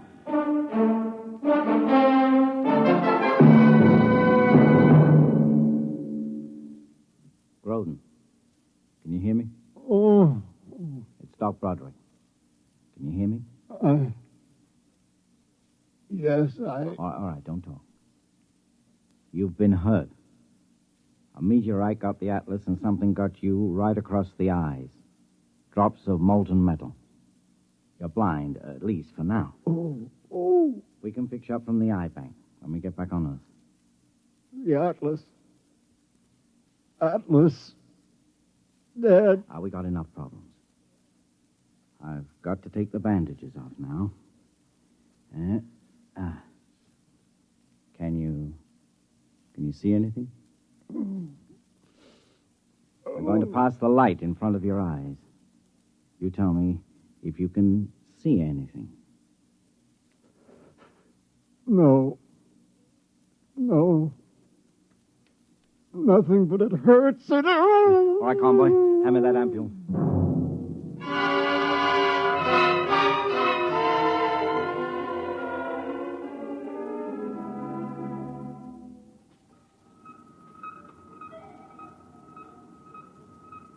Secure for jump, Mr. Bonner. Secure. Engine room. Damage aft. Damage forward. Generator stations. Radiation control. Cargo hold 1, 2, 3, 4. Men's quarters aft. You ready, Eklund? Yes, sir. Have you ever been on the bridge during a jump? No, sir. Well, it's tricky. Your eyes lie to you. You see things that aren't there. I don't know how much you will get in trance. Oh, nothing, sir. I black out completely. Oh, good. Ship secured, sir. Ship secured, sir. Kill the spin. Engine room, kill spin. Ship's company, stand by for free fall. Free fall.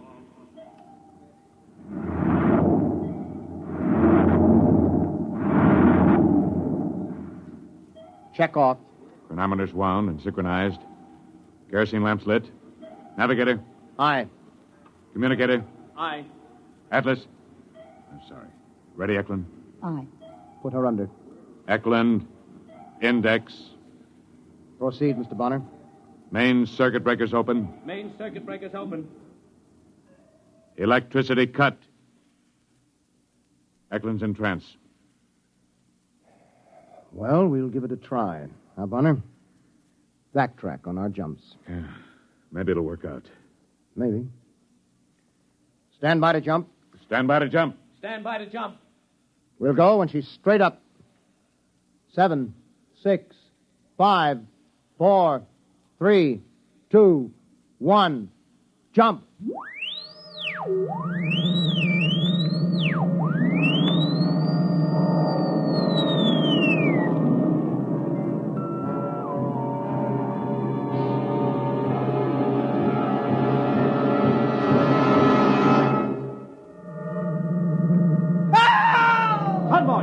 Convoy, where are you? Over here, I can't see you. Feel your way over to Groton. Everything's green. Give me the hypo. Come on, man, you've been in the jump before. Here's the ampule, sir.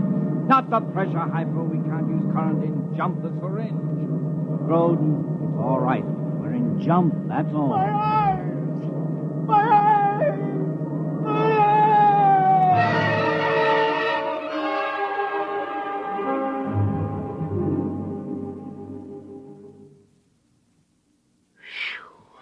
Deal. What's the use? You can't use the money even if you win. What are you trying to do, chicken out? Corelli says they got a fix after the jump. What are we worried about? Deal. They got a fix, all right. 15,000 light years from Sol. Shuffle. He says that's the way it is in hyperspace. Distances haven't got anything to do with anything unless you can navigate when you're in jump, and we can't. Hey, when did Lorch make his rounds? Why? I'm going to take off my jumper. It's hot. Yeah, and it's going to get hotter. Every time the jets blast, every time the cook fries an egg, the ship gets just a little hotter. Don't mention it. Every time the jump generators turn over, every time you light a match, that gets us hotter and hotter. Hey, what are you doing? I'm taking off my skivvy shirt. Deal.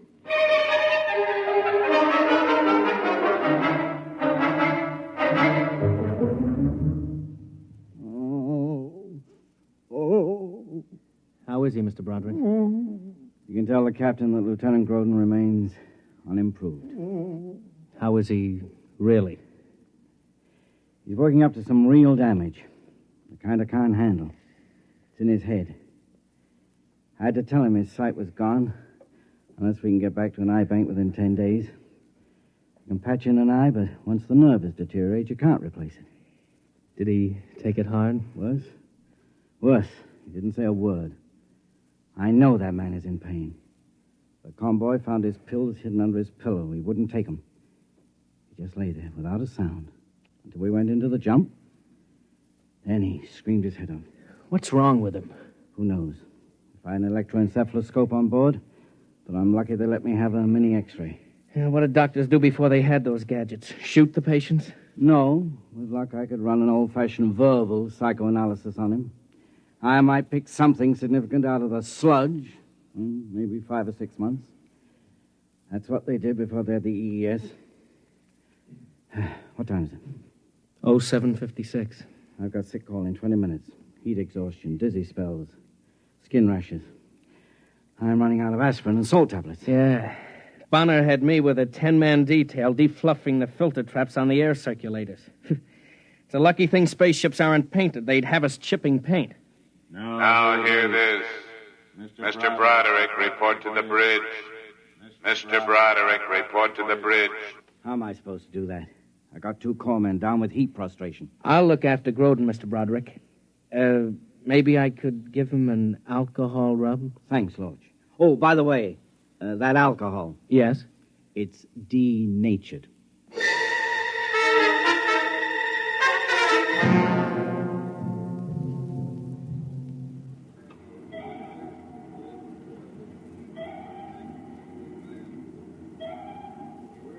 Here's the problem, Mr. Broderick. We have fuel for just under 40 minutes of rocket blast at standard thrust. That will bring our overall temperature up to 60 degrees centigrade. That's the maximum the human body can stand, right? Mm-hmm. That's about 140 Fahrenheit. Well, it hits that on Earth in a couple of places around the Dead Sea, but it isn't sustained heat. It drops considerably after dark. We'll hope we find ourselves out of this before we hit 60 degrees. If we don't, at least we won't starve or suffocate. All right, gentlemen. Mr. Broderick, you can prepare for increasing heat casualties as we proceed. Yes, sir. All right, Mr. Bonner. Secure for jump.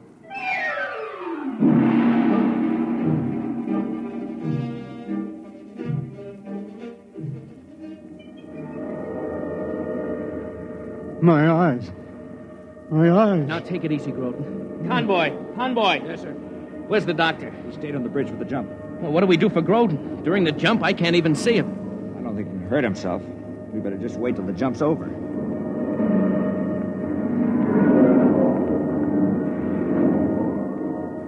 My eyes. They lied. They lied to me. They lied. I can see it. The master pattern. I can see it. No. No, not like seeing, like knowing. That's Lorch. And Roderick's on the bridge. And the captain. And Earth. And the sun. I can see them. Unbuckle the straps. I've got to get up to the bridge. The jump is almost over. I'll be blind again. If Lorch sees me, he'll think it's jump hallucinations. They're lost. But I'm not. I can see the whole universe. I can see. Jump completed. Secure for normal space. Groden, come back here. Now, what are you doing out in the passage? Convoy! Sir? Come on, give me a hand. Now, how did he get out here and jump?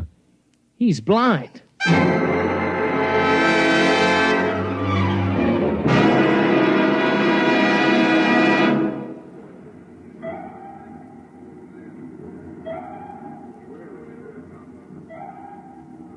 Navigation report negative, sir. Is there a fix? No, sir. Corelli thinks he can get a triangulation on an extragalactic nebula. That'll take time. And what's the temperature? 45. We don't have time. We'll have to keep on. If we don't end up within a light year of Sol, we're cooked. Literally. So, at your convenience, we'll take another jump. So we've got to take a break. The only way to handle the temperature is frequent rests and liquids. Will 10 minutes be enough? Well, I suppose so. Mr. Bonner, have steward sections issue whatever they have, juices, water. There's no point in saving it for any length of time. We have about 24 minutes of rocket time before the hull heats up to 60 degrees. Is there any reasonable chance? Mr. Broderick, we have tried dead reckoning from the records. But in hyperspace, we can't follow them accurately, not without Atlas. I'm timing the blasts from my pulse, because you can't trust reading a clock unless you can touch it. When we jump, I might as well be blind.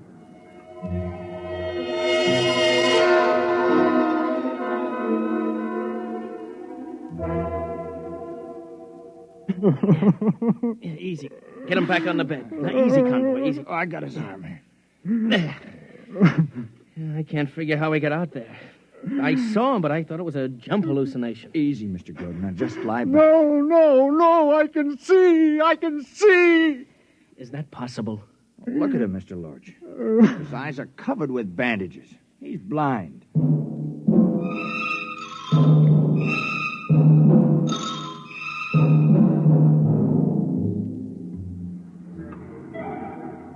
Ten minutes is up, Captain. All right. Secure for jump. I had to assign 3 more men to each generator. The crew couldn't handle the manual clutch in the heat. Very well. Proceed. Chronometers wound and synchronized. Kerosene lamps lit. Navigator. Aye. Ready, Eklund? Aye. Index. Proceed, Mr. Bonner. Main circuit breakers open. Stand by to jump. Stand by to jump. Straight up. 4, 3, 2, 1. Jump.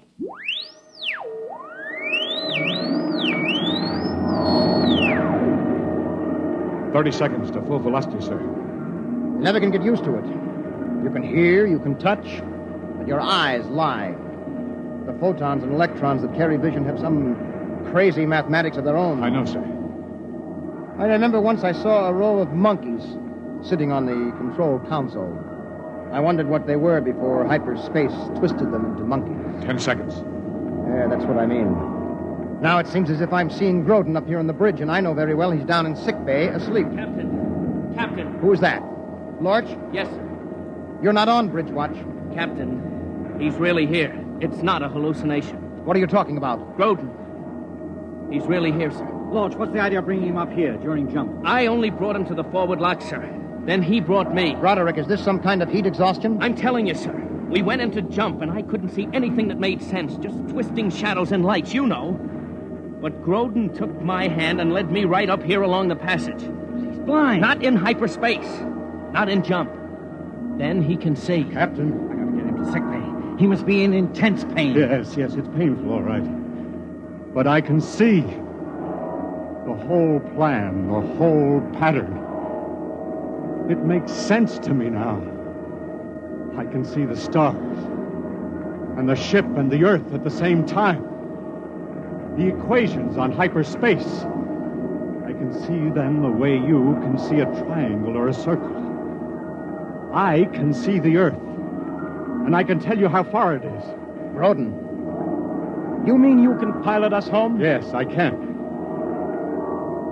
All right, Mr. Grodin. Take over this ship.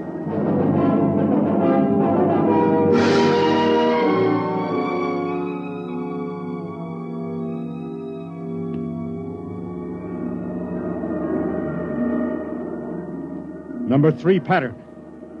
Fire. Cut. Velocity. 563,748. Relative thrust. 7,867. Counterblast for 2 seconds. Pattern 657. Blast. Cut. All right. Hit normal space at mark. 5, 4, 3, 2, 1. Mark. Look out, he's gonna fall. Yeah, I've got him. He saw. He saw in hyperspace. He navigated by line of sight in hyperspace. We'll have to order a stretcher up. He's blind again. Sun system, 239 degrees, 45 elevation. Magnified by 50 on forward screen. That's not Saul. No, but it's a place to land. There's a planet there. It's Earth normal. You can land and cool ship and replenish air. Mr. Bonner, take her down to atmosphere. Have planetology section start to check it out. Aye, sir. Ensign Lorch, report down to planetology. Engine room, landing routine. Why didn't we hit Earth on the jump road? Why? Just as well, Mr. Broderick. If the planet checks out, it's a whole world for colonization. Sure, but it'll be 2 weeks before you can replenish ship and catalyze fuel. There won't be any new eyes for Lieutenant Grodin then. The optic nerves will be gone too far. He'll never have eyes again. I knew that before I brought you up here. Ready, blast. Or skip deceleration in pit 3. You mean, Groden, you could have brought us back to Earth? In 2 jumps. Then why didn't you? I can't allow a man to go blind because of phony heroics. Do you want to know how many Sol-type systems there are within 5,000 light years? I can tell you. Want to know what the universe looks like in hyperspace? I can tell you that, too. Only I can't describe it. The whole thing is as orderly and chartable as our own space. And I could see it, all of it. And you offer me eyes. Captain, we have a quadrant of hyperspace to chart. I can see during the jumps. Captain, I... Look out. He's still in pain. I can see to the end of the galaxy. And beyond. I know. But in the meantime, Mr. Broderick. Aye, sir. When we take off again, Lieutenant Groden will be in command during jump. He will handle this ship, and at his direction we will chart hyperspace. But in the meantime, will you kindly lead him to his quarters?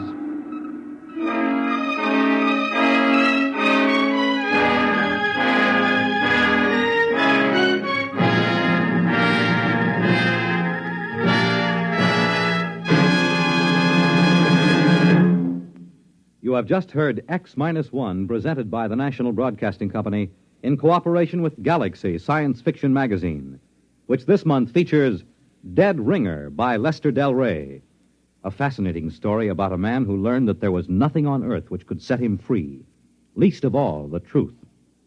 Galaxy Magazine on your newsstand today.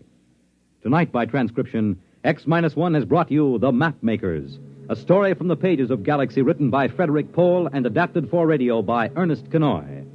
Featured in the cast were John Larkin, Ed Prentice, Bob Hastings, Tom Collins, Dick Hamilton, Burford Hamden, Raleigh Bester, and Carl Frank. Your announcer, Fred Collins. X-1 was directed by Daniel Sutter and is an NBC Radio Network production.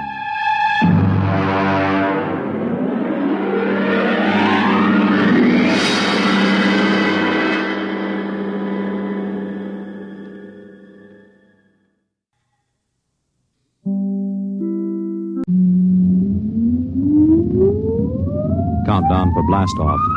X-5, 4, 3, 2, X-1, fire.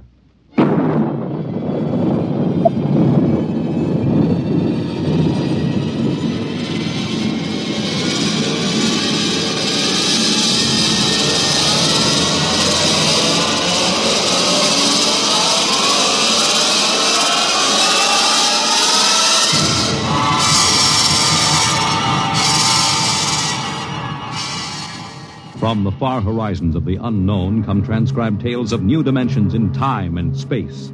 These are stories of the future, adventures in which you'll live in 1,000,000 could-be years on 1,000 maybe worlds.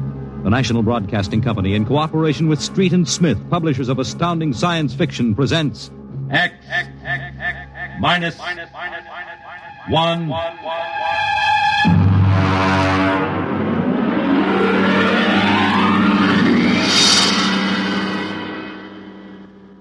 Tonight's story, The Castaways by Ernest Kenoy.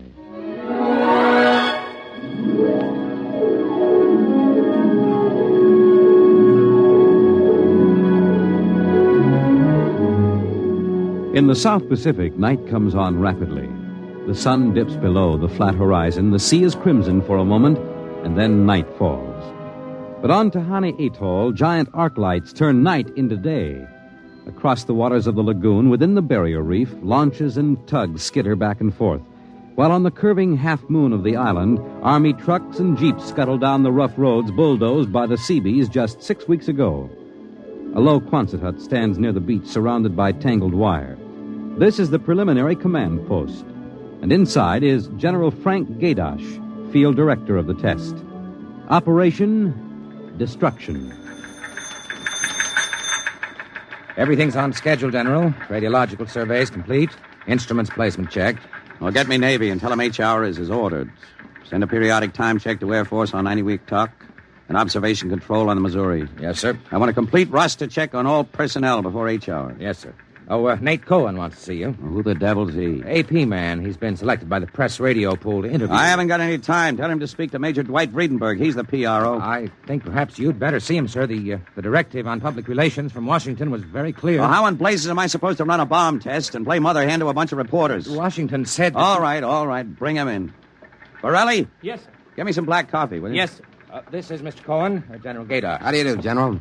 Lousy, as a matter of fact. Is that an official statement? No. You can run some of that "the world is at the crossroads" baloney. I wrote that yesterday. General, what effect do you think the new bomb will have on the world situation? I can't tell you that, even if I knew. My job is to set the blasted thing off and see that nobody gets hurt, and collect the data. Can I speak to you a moment, sir? Later, Alan. Go ahead, Cohen. Can you release anything on the scientific principles involved? I don't even understand them myself. Wait a minute. Dr. Muller? Yes? Come over here a minute, will you? Cohen, this is Dr. Fred Muller, Civilian Scientific Director.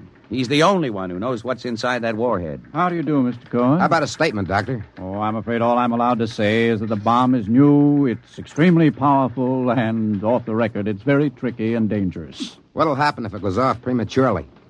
I don't think we have to worry about that. In fact, we wouldn't even know about it. If you'll excuse me now. How about the natives? Well, what about them? Aren't they going to be evacuated from the island? They already have been. General Gaydar. I saw the Tahani chief outside when I came in. The whole tribe squatting down at the motor pool having a conference. What?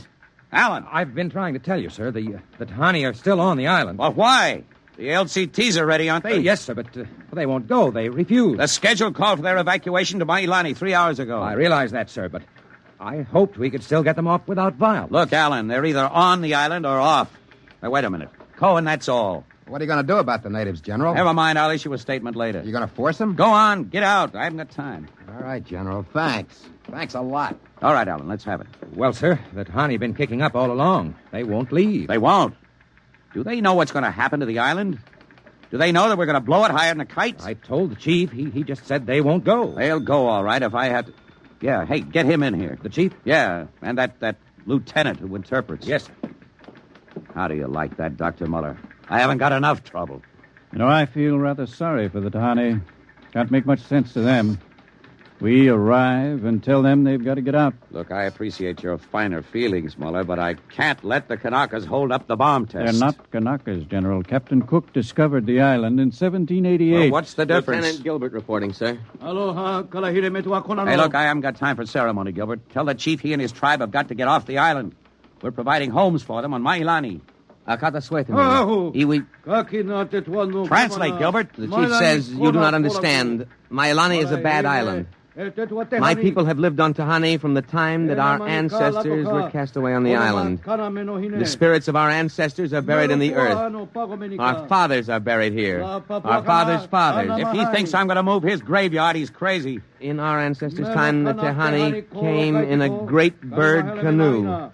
We were cast away on this island. We have made it our home. What right have you now to carry us over the sea to a strange land where we would die weeping for our homes? We will not go. By the waters of Babylon, there we sat down and we wept when we remembered Zion. Well, thank you, Dr. Muller. You're a great help. Say, Gilbert. Yes, sir. Tell him I have no choice. He's got till midnight to get his tribe on board those LCTs peacefully, or I'll have the Marine Detachment carry him aboard. Yes, sir. Isn't that rather harsh, General? After all, justice is on their side. We're preparing to blow up their island, and we haven't asked them about it. Dr. Muller, will you kindly confine yourself to the scientific aspects of this operation? I'll take care of administrative matters. If you could explain to them what's at stake here. Any further explaining I've got to do, I'll do with the Marine detachments. I'm not going to hold up my schedule. Well, Gilbert? I told him, sir. All right, get him out of here. I've had enough. No, koala. What the devil's that? Some kind of a curse, sir. I can catch some of it. The island will remember the tears of its children and punish the invaders. The great destroyers will not destroy. And the evil man, who is the chief, will travel far through the blackness of night. Even as the children of the island end, so will he. All right, Gilbert, take him away. Yes, sir. Colonel Allen, get a detail from the Marine Detachment with tear gas and small arms down to the motor pool. And in 1 hour, have those natives on that transport, and I don't care how they do it. Is that my coffee, Varelli? Yes, sir. They must know about the bomb. The great destroyer will not destroy. You worried about that curse? I should think you might be. He threatened you personally. If I were you, I'd carry a pistol till they got off the island. The chief looked as if he'd cheerfully strangle you with his bare hands. I'm supposed to end the way they do, huh? What's that? Probably the Tahani saying goodbye to their island. I think I'll go down to the motor pool. Well, stay out of the way. And get back here in an hour. We've got to have this wrapped up and headquarters moved out to the Missouri by dawn.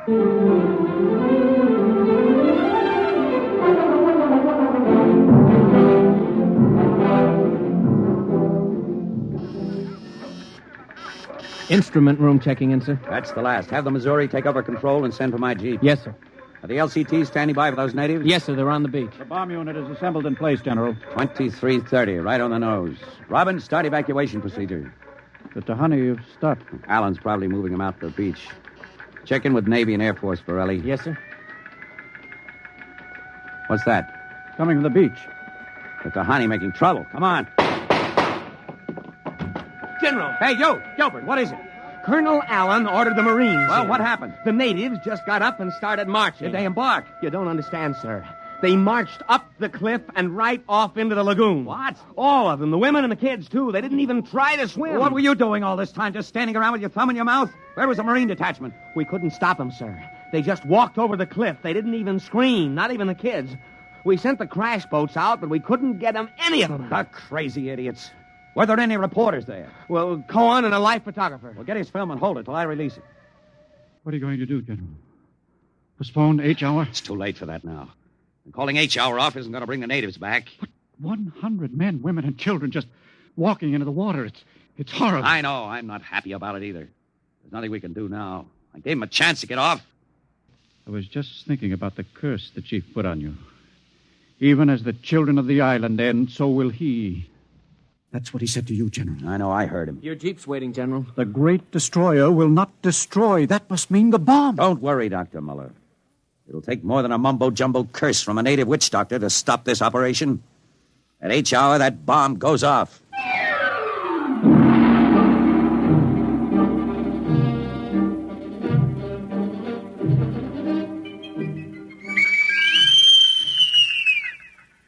It is now H hour minus 1 minute 30 seconds. H minus 1:30. Video screen's hooked in, sir. All right, check control stations. Observation station 1. Observation station 1, check. Radiation station. Radiation control, check. Test the firing Observation circuit, station Dr. 2. Muller. Right, General. Damage control station. Damage control, check. All set. Communications. Communications, check. All checked in, sir. It is H minus 1 minute. H minus 1. Take a good look at that island on that screen, Dr. Muller. When you throw that key, it just won't be there anymore. Nothing but an atom mushroom over the lagoon. Quite a funeral pyre for the Tahani. Stubborn idiots. They can't get in the way of progress. Progress? I wonder if it is, General. It is H minus 30 seconds. H hour minus 29, 28, 27, 26. The great destroyer. That's what he called the bomb. Hold it, Muller. Allen, report. All checked in, sir. Cameras running. Sound fire warning. Stand by for firing. Ready, Muller? Ready? 10, 9, 8, 7, 6, 5, 4, 3, 2, 1, fire! General, it didn't go off. The bomb didn't go off. Borelli, signal standby. Condition red. Yes, sir. Allen, check readings. Muller, what's wrong? What happened? I don't know. The bomb didn't go off. Well, what do you mean? Why didn't it? I don't know, except for one thing. The Tahani chief said the great destroyer would not destroy. It didn't, General. The bomb didn't go off.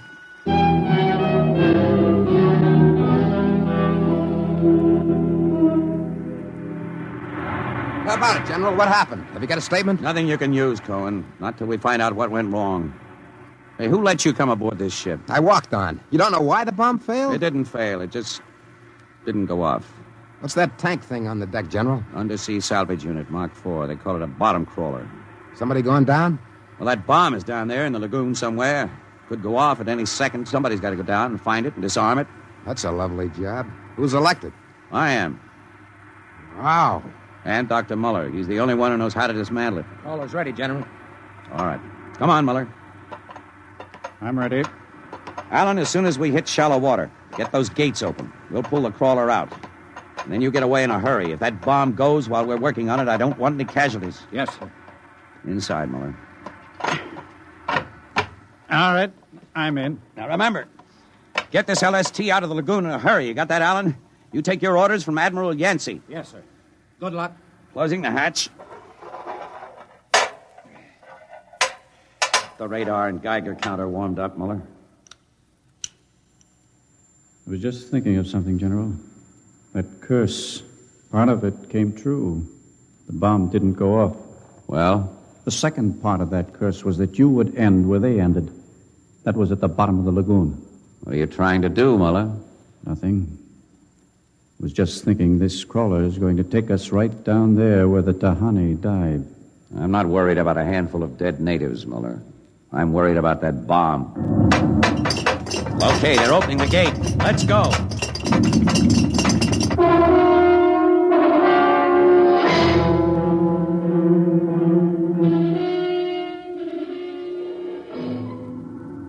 USU-4 to control. Depth 50 feet, bottom sandy, dropping off sharp. Anything on sonar, Muller? School of fish. You ever been down in a crawler before? Only in the tank at New London. Think I've got a Geiger reading dead ahead. Hang on. Getting something on sonar now. Left to point. USU-4 to control. Over. USU-4 to control. Over. That's a fine note. The radio's out. Dead ahead. Looks too large to be the bomb. Can't see much on the forward vision plate. Hey, wait a minute. That's part of the reef ahead. That's where the Geiger reading indicated. The bomb must have settled in a hole in the reef. We'll have to go after it in diving suits. The suits are in the locker. Let's get this over with. The less time I spend down here waiting for that bomb to blow, the better I like it.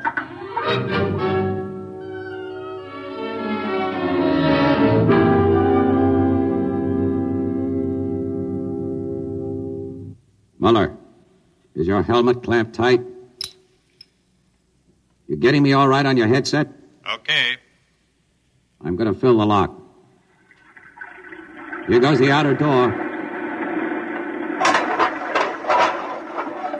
Let's go. This isn't like that diving tank in New London. Look out for that coral. It can cut you to ribbons. There's a hole of some sort there. Wait till I get the light up. See if you can get a Geiger reading out of that hole. Just a... There. It's down there, all right. Careful. I'll drop down first. See anything down there? Muller, get down here fast. What is it? Find something? The bottom of this hole, it's metal, and the sides. But it's the coral reef. Look, welded joints. These are hull plates of some kind. And look out, above us. It's closing. Grab it. Too late. A metal hatch. It just slid over the top. This is impossible. What's going on? It's like an airlock. The water's being pumped out. General, do you realize what this means? I'm not sure. There's an inner door opening. Careful. It's a passageway. What do we do now? There isn't much we can do. We can take off our helmets, though. The dial shows good air. All right. Come on. What is this? An undersea fort? What's it doing here? What does it mean? Whatever it is, our bomb must be down here. Wait, there's someone there. I can't see. There's a shadow. Who is it? Who's there? Welcome, Dr. Muller. Welcome to our ship. We've been waiting for you. General, it can't be. Do you see it? It's the Tahani chief.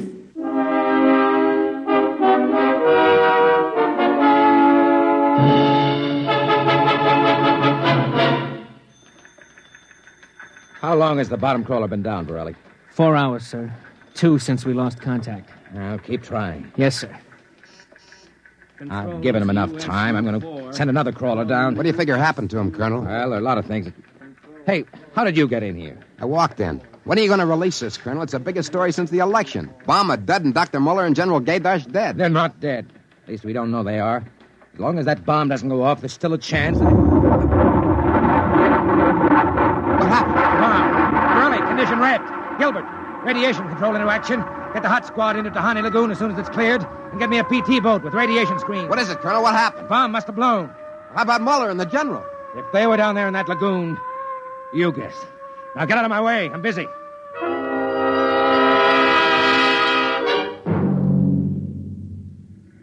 Radiation reading 75 and steady. Take her in as close to the beach as you can. Steady as she goes. Is there any danger of any more explosions? No. When she goes, she goes. Radiation 82. That's still safe. Cohen, is that something on the beach? Yeah. Looks like a body. Maybe you blew one of the Tahani back out of the lagoon. No, it's moving. Gilbert, glasses. Yes, sir. It's a man, all right. Head into the beach. Who is it, Colonel? Can't tell. He's in a diving suit. It's either Muller or General Gaydash.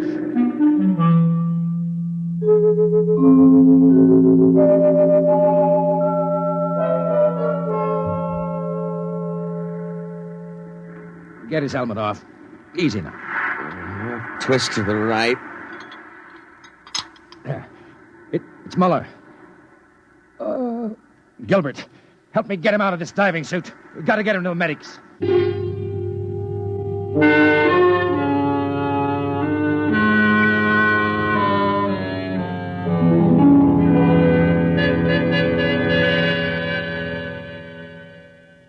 No radiation burns, superficial bruises, mild shock. He'll be all right, Colonel. Can he talk? For a while.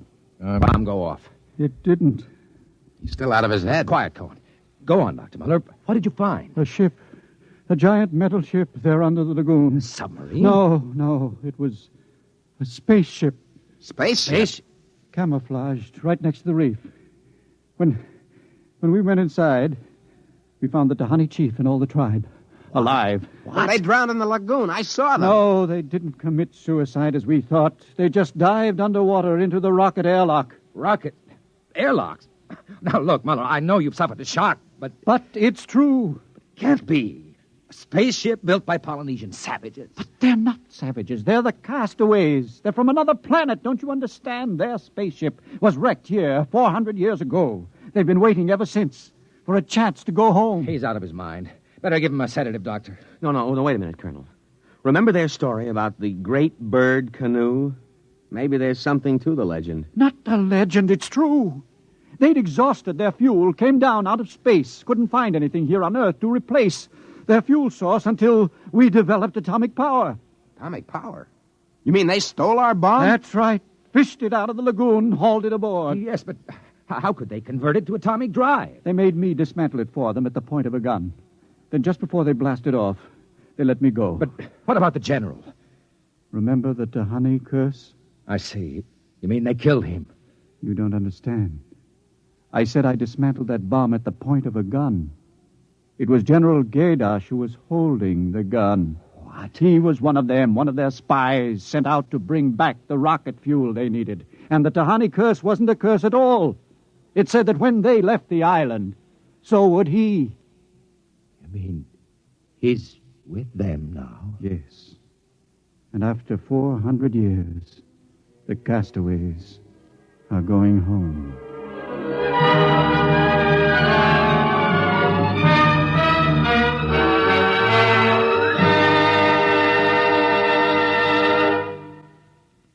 You have just heard X-1, presented by the National Broadcasting Company in cooperation with Street and Smith, publishers of astounding science fiction. Your announcer, Fred Collins. X-1 was an NBC Radio Network production.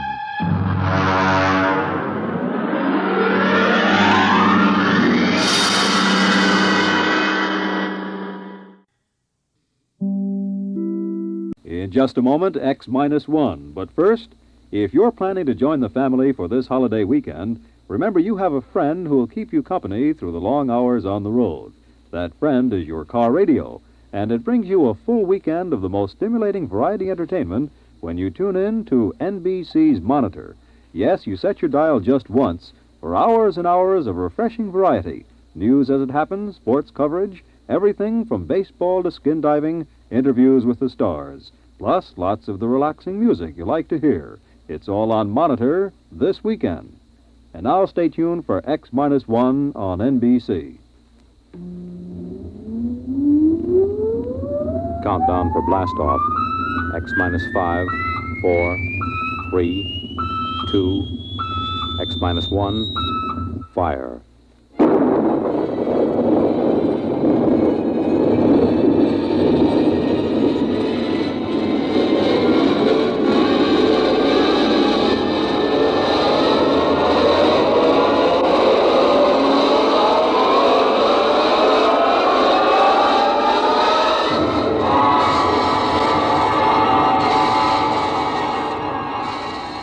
From the far horizons of the unknown come transcribed tales of new dimensions in time and space.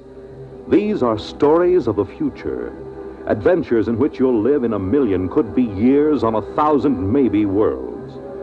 The National Broadcasting Company, in cooperation with Galaxy Science Fiction Magazine, presents X minus 1.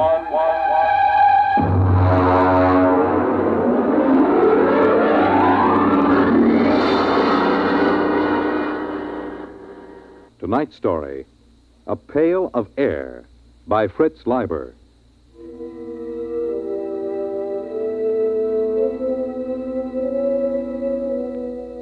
It was pretty quiet in the nest. Pa was just sitting by the fire, staring into it like he does these days, and Ma was asleep. That's why it was so quiet. Ma has some pretty bad times when she just screams and huddles back against the blankets that line the nest. Sis was looking at herself in the mirror that hangs next to the bookshelf. I don't know what she finds to look at so long, but then she's a girl. She just looks at herself. Saturdays, when Pa puts a couple of extra lumps of coal on the fire and we take a bath, she looks at herself in the mirror and sometimes she cries. I dropped the book I was reading, and I guess that woke Ma. Huh? What? What? Pick up the book, Bud.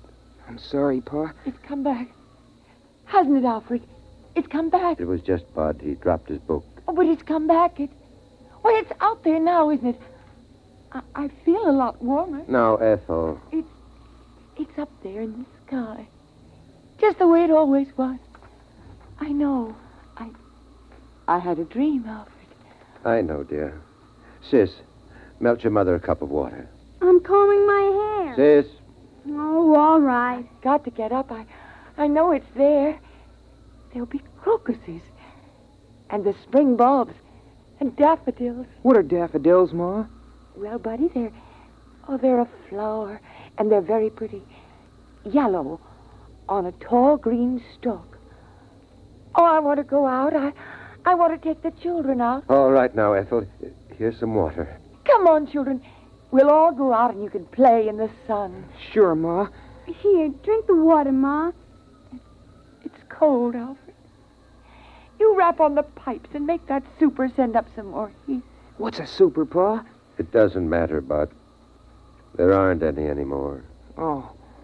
Pa, the pail's running low. Bud, you better get into your things and go out and get an extra pail of air. There are a couple of pails behind the first blankets. Go on, get into your things. It isn't back, is it? No, it isn't. There's no sun in the sky. No sun, is there? No, Ma. What was it like? The sun. Sis, don't get your ma upset. The sun was yellow. And so bright you couldn't look at it. Burning hot. So hot. But when you stretched out in it, made you feel warm all over. Tingly warm. It's been so long since I've been that warm. I was warm last year on my birthday when Pa put all that extra coal on. And then every morning it would come out of the east. make the clouds all pink and yellow. And the mist would rise in the ground, and then slowly everything would glow warmer, warmer.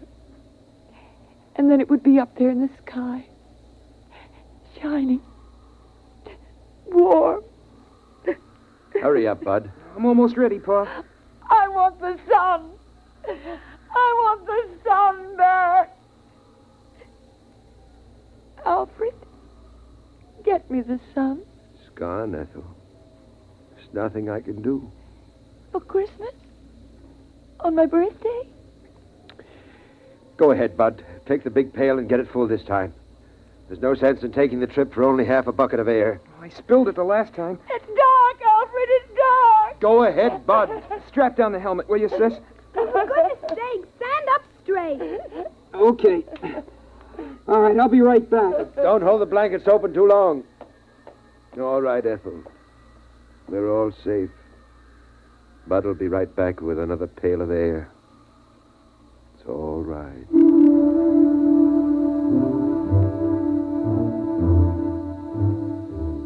I went through the 30 or so blankets that Pa hung up to slow down the air escaping from the nest. Of course, I knew the way. I've been going out for air since I was a kid. Still, I get a funny, crawly feeling every time I go out of the nest. You gotta go up to the 5th floor, which is just above the blanket of frozen air. You see, when the earth got cold, all the water in the air froze first and made a blanket about 10 feet thick or so. And then down on top of that dropped all the crystals of frozen air, making another blanket 60 or 70 feet thick. I came out of the window we use on the 5th floor and started to scoop up the air into my pail. I had it about full. Boy, my fingers are getting pretty cold when I saw something.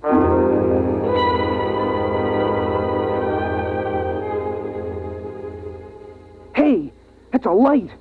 Oh, darn it, I kicked over the bucket. Oh, there can't be a light. Not moving around in a window like that. There can't be. Come on, Pa and Sis are back in the nest. I'm up here, and there can't be anyone else. Everybody on Earth is dead except us.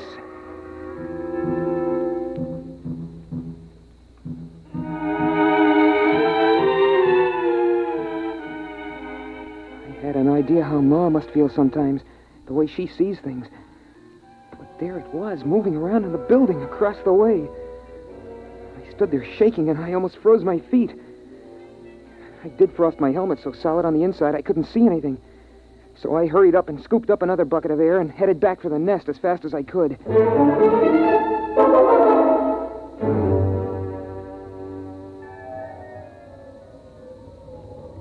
Pa, I saw something. Go on, hang those outside clothes up by the fire. Phew. Pa, I saw something, I did. Your mother's quiet now. Don't upset her. Pa, it was a light. Wait till I get this air next to the fire. Give me the cloth, Sis. Shall I put another lump of coal on, Pa? No. The oxygen from this bucket will get the fire up when it begins to melt. There. Pa, I'm trying to tell you, I saw something up there. Light. There's lots of lights. Stars. I know what stars look like, Dopey. They're big, steady white lights in the sky. This was down here in a building. What is it? Alfred, what is it? Nothing, Ethel. Now, what is this, Bud? Well, first I thought it was a lady. A young lady. I mean it. Like in one of those old magazines. I thought I saw it in a window. But then all I saw was a light. You watched it for some time, son? Long enough for it to pass 5 windows and go to the next floor. And it didn't look like stray electricity? No, Pa, I know what that looks like. Or a star refracted through an icicle? Sometimes if you catch it at the right angle, it... Pa, honest, I never saw anything like it before. Huh. All right. I'll go out with you and you show me. No, Alfred. You can't go and leave us alone, not both of you. It's all right. We'll be right back. Here's your helmet, Pa. There's something out there. I've always known there was something out there waiting to get us. Hand me my glove.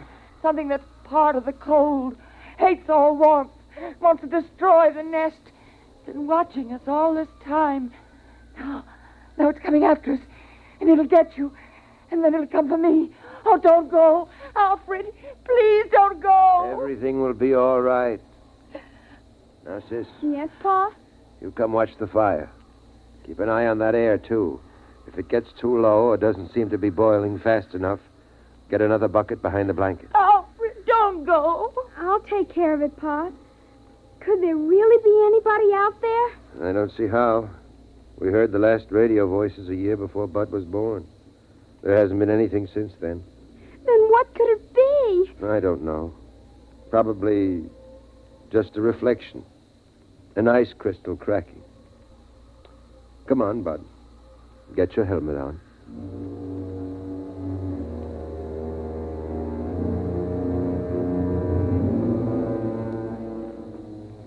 It's funny.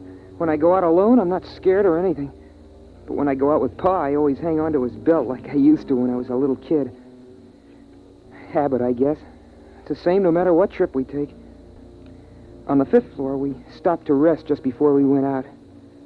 We were in the room with the frozen people. The lady sitting looking at the door.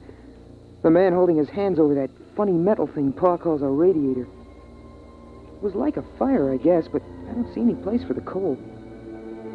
We put our helmets together so we could talk.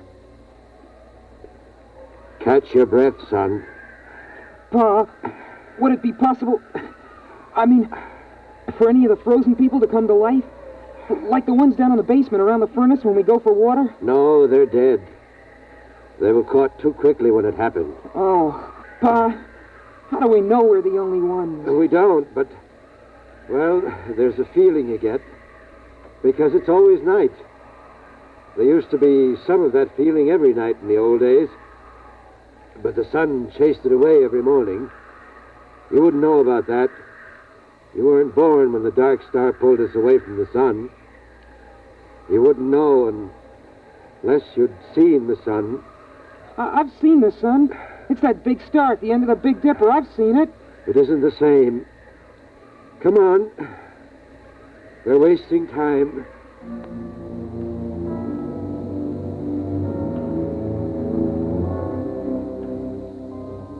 I don't know what the city looked like in the old days, but now it's beautiful.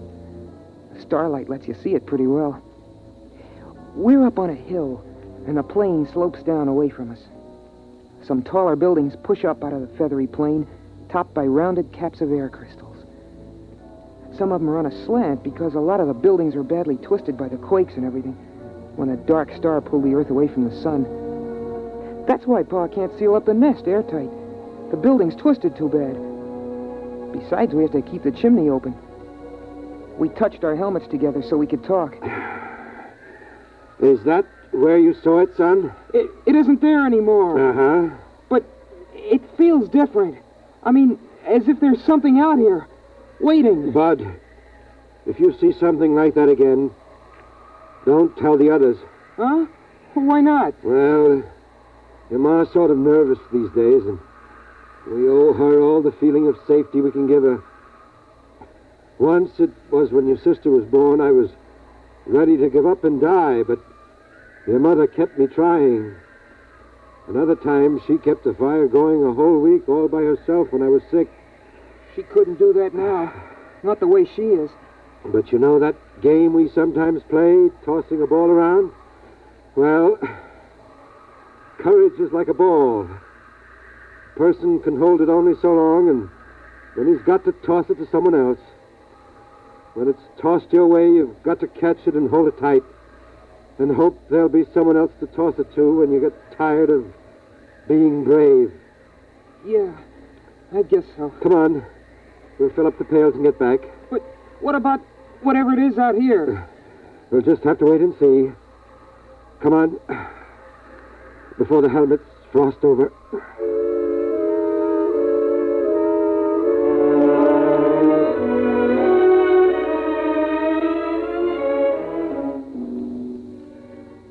It's pretty hard to hide your feelings in the nest. There's just room for the four of us. The blanket overhead just touches when Pa stands up straight. The floor's all covered with thick, woolly rugs. Pa says it's inside a much bigger room, but I've never seen the real walls or ceiling. Well, anyway, Pa laughed and kidded about what I'd seen. He said I had an imagination, but we could tell he took it serious. It was Sunday morning by the clocks that Pa kept all wound up on the shelf. So it was time for the story. We all sat around in a circle the way we always do, except I noticed that Pa casually took a hammer from the shelf and put it beside him. I always liked the story. Of course, Sis and I know it by heart by now. I mean, every Sunday since we were kids. But every once in a while, Pa surprises us by telling it a little different, or throwing in some extras. It starts out with a song. Ma used to sing it, but she forgets the words sometimes. And now Pa sings it mostly. Oh, beautiful for spacious skies, for amber waves of grain, thy purple mountain majesties above the fruited plain. Of course, the words don't mean anything. I mean, the skies are spacious enough, but there aren't any waves of grain, and the plain is all covered with a blanket of frozen air. But it's part of the story ceremony, and Pa likes it. He says it reminds him of the old days. After the song, Pa starts the story. In the days of my youth, the sun hung above, golden and warm, and the earth was fruitful and multiplied, and the fields were green, and the day was glorious, and the wind blew across the hilltops, and the air was free and good to breathe.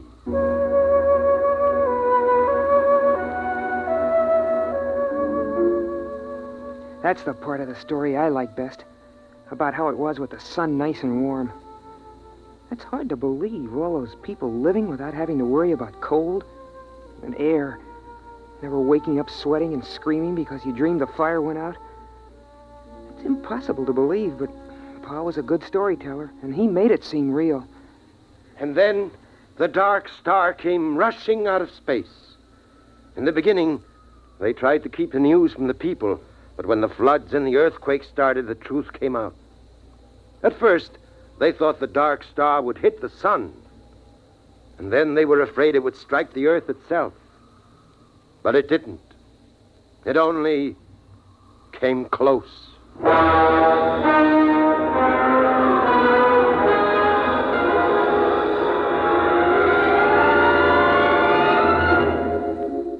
Pa tells it like the sun and the dark star fought for the earth like two dogs over a bone. I know what he means, because I've seen a picture of a dog in a magazine. And then the dark star won and carried us off. But the sun kept the moon. There were earthquakes and floods.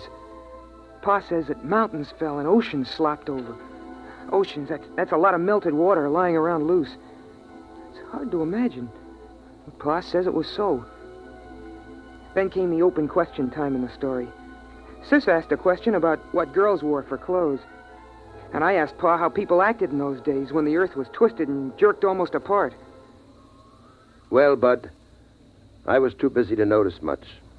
A friend of mine, Dr. Weisbrot, and Kelly, the geophysicist, and Walters, the astronomer, we knew what was going to happen. And we were working to fix up a place with airtight walls and insulation and big supplies of food and bottled air. But the place got smashed up in the earthquakes, and they were all killed. So I put the nest together at the last minute in the living room of our apartment. It's a 4-room apartment. You must have seen some of the people, like the frozen ones downstairs. At that time, Bud, I only thought of one thing. Your mother and survival. If I had stopped to think, I wouldn't have even tried to make the nest. It would have seemed ridiculous. Blankets and a coal fire against the cold and vacuum of space. But I didn't think. I survived.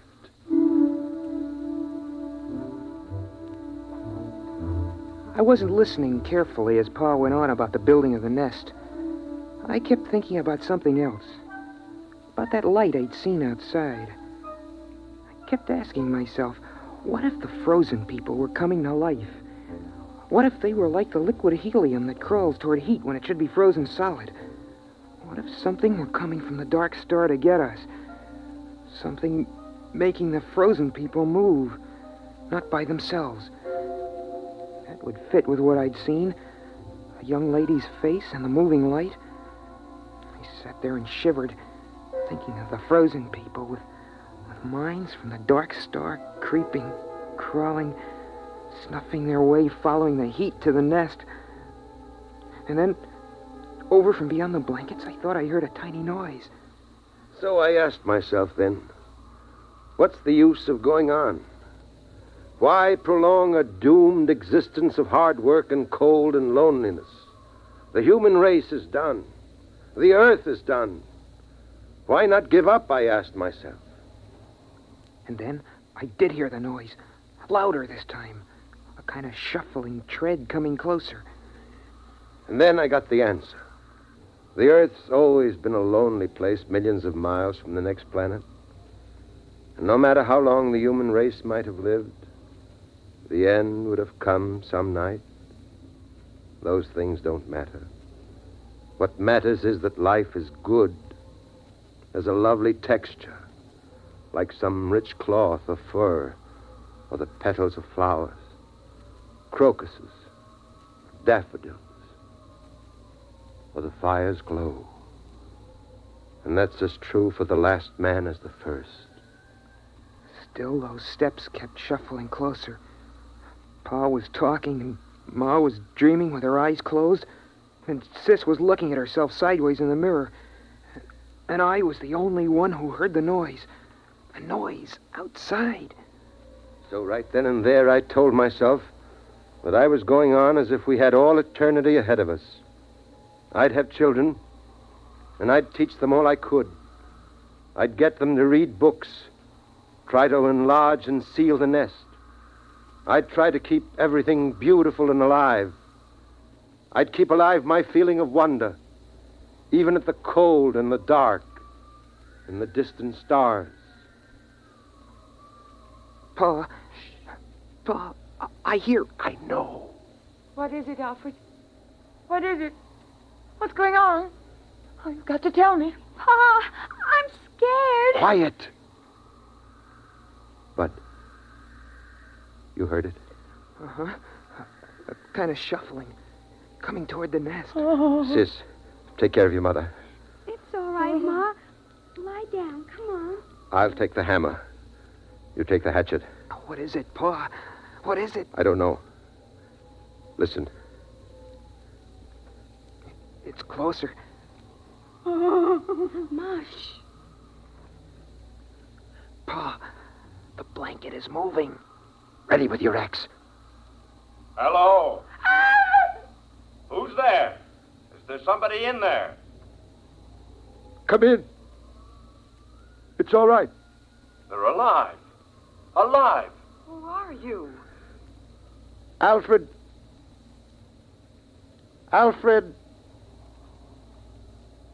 Hutchinson.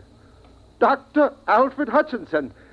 You can take off your helmets in here. But the air. We have air. We bring it in pails. Come on, Ralph. Let's take off the helmets. It's impossible. Oh, where are you from? We thought we were the only ones. Los Alamos. The nuclear laboratory. Yes, that's right. We get our power from the reactor, using the stockpile of bombs for fuel. Then there are others. There are other men. There are other men. Pa, is it all right? Should I put the axe down? Yes, it's all right. You can put it down. You mean you come from another nest? It's a little bigger than this. We've got a small airtight city with airlocks. We generate our electricity, food from hydroponics. I can't believe it. I can't. I can't believe this. It's impossible. You can't maintain an air supply without hermetic sealing. It's impossible. Oh, no, it's simple. As long as you keep the fire going to melt the air, and enough air boiling to keep the fire burning. How did you come here? Why?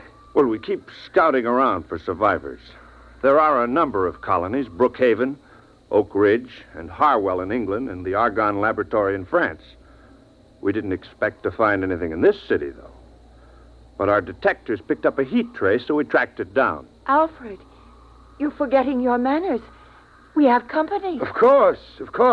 Sis, throw a handful of coal on the fire. Pa, a whole handful? Doesn't matter now. And Bud, bring out another pail of air. Well, it's incredible. And you have laboratories and transport? We only have a two-seater Scout, but if we rip out the bulkhead to the storage compartment, we can make it all right. We can have you back at Los Alamos in 4 hours. What's the matter? I guess we really hadn't thought about it that way. But, I wouldn't know how to act there. And besides, I haven't any clothes. Just doesn't seem right to let this fire go out. It's been 18 years. Burning every minute. But you can't stay here. Ralph. But after all... Ralph. Oh. Look, Dr. Hutchinson, we'll go out to the ship and bring back a small power heater. I know this is very sudden and upsetting to you. You need a chance to adjust.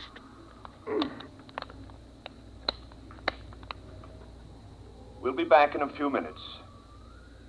It's incredible. In buckets, air in buckets. Well, they didn't think the nest smelled so good. I could tell. She had a wave in her hair. Did you see that? And lipstick. I suppose we have to decide what to do. Pa, at Los Alamos and those other places, there'll be lots of people, won't there? Yes, I mean, not just your father or a brother. that's right. Boys? I suppose so. But somehow I feel a little empty. Alfred, it's different now that we know others are alive. You don't have to feel the responsibility for keeping the human race going. Pa, I'd like to see those rockets and laboratories. Wouldn't you, Pa? I suppose so. It won't be easy leaving the nest. I mean, it's just right, and there's only 4 of us. It's kind of a scary idea. Big place with a lot of strangers. You'll get over that feeling, son. The trouble with the world was that it kept getting smaller and smaller till it ended with just the nest. Now it'll be good to have a real, huge world again. The way it was in the beginning.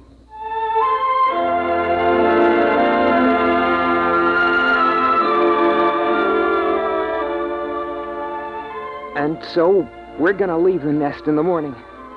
By Pa's clocks. We've got the power heater going now. Seems funny to be this warm when it isn't Christmas or somebody's birthday.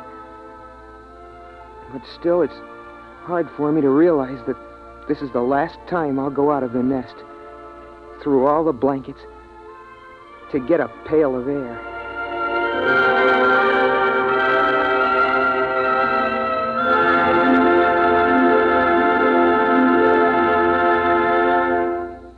You have just heard X-1, presented by the National Broadcasting Company in cooperation with Galaxy's science fiction magazine, which this month features the Edward M. Ludwig story, A Coffin for Jacob. With never a moment to rest, the pursuit through space felt like a game of hounds and hares. Or was it Follow the Leader? Galaxy magazine on your newsstand today. Tonight, by transcription, X-1 has brought you A Pail of Air, a story from the pages of Galaxy written by Fritz Leiber and adapted for radio by George Lefferts. Featured in the cast were Ronnie Liss, Pamela Fitzmaurice, Richard Hamilton, Eleanor Phelps, Rita Lloyd, and Joe DeSantis. Your announcer, Fred Collins. X-1 was directed by Daniel Sutter and is an NBC Radio Network production.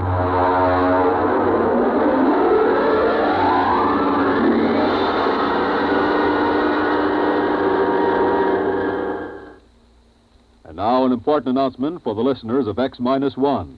Beginning next week, X-1 will be heard over most of these stations at a new time, Tuesdays at 8:30 to 9 p.m. Eastern Standard Time. Don't forget, listen next Tuesday from 8:30 to 9 p.m. for X-1. Monitor takes you everywhere this weekend on the NBC Radio Network.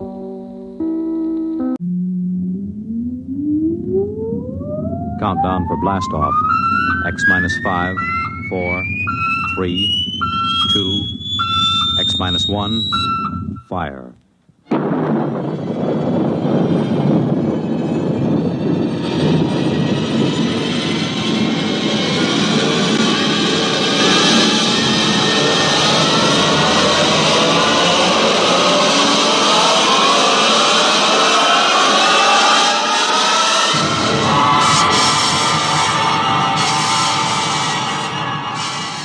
From the far horizons of the unknown come tales of new dimensions in time and space.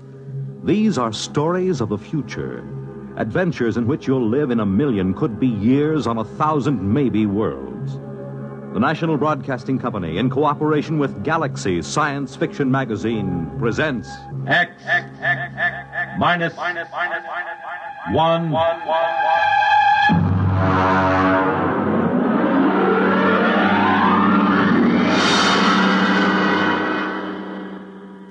Tonight, Field Study by Peter Phillips.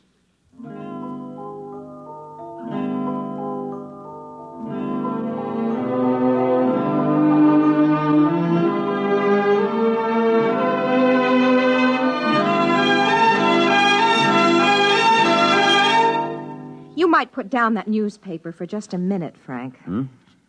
Oh, of course, dear. See, this is good coffee, honey. Now, what is it going to be? That's what I want to know. Overtime or that big night out you promised me? Well, I just can't say for sure, honey. I'll phone you during the day. Look, you've been working on that Mitchell embezzlement for 3 months, day and night. Now that it's over, I think you'd want to celebrate. Well, I do, dear, I do. But I don't know just what this new assignment will involve. Oh, this is it. This is absolutely the end. You can change your job or change your wife, Frank. Oh, no, I thought I honey. married a man, not an accounting machine.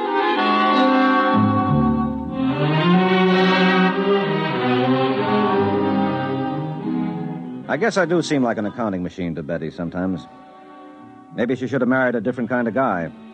Someone who likes to go out dancing and to parties all the time. And who has some kind of romantic career. The quiet life she had with me made her tense and nervous. No, more than that. Neurotic. Actually, the work I did was rather interesting, although she didn't feel that way about it.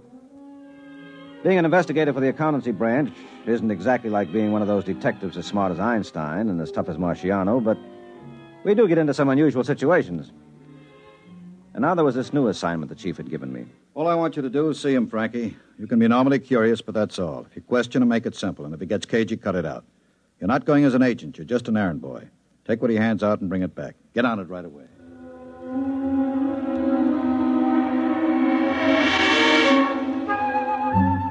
Although I got there early, the waiting room was filled with about 40 people. 40 people who seemed to have everything from Parkinson's disease to muscular atrophy. In 40 years, I'd never had anything wrong with me but a postnasal drip, but I was prepared with the symptoms of an obscure ailment. I didn't have an appointment, but I had hardly sat down when the receptionist came over and ushered me into the office. I'll be with you in just a moment. Please sit down. Thank you. This is good of you, Doctor, but I was perfectly willing to wait my turn. Oh, I'm entitled to use my own discretion. You're an interesting case. And please don't call me doctor. In the healing profession, that title's reserved for those who have taken the Hippocratic Oath. My name is Trancor. Mm-hmm. You said I'm an interesting case. How do you know about my case? You've never seen me before. My receptionist has intuitive diagnostic ability. Now, what are your symptoms? It seems you should be able to tell me. Well, let's say the recital is part of the treatment. But if you'd rather not bother, just take this capsule in water. But this is ridiculous. How do I know? You don't. I make no claims. You can take the capsule or leave it. How many tokens, how much money do you have with you? Now, listen, Doctor. No, I'm not a doctor. How much? Oh, about $50, I suppose. Well, give me $25 for the capsule, which you take on faith. If you take it, well? All right, I'll take it.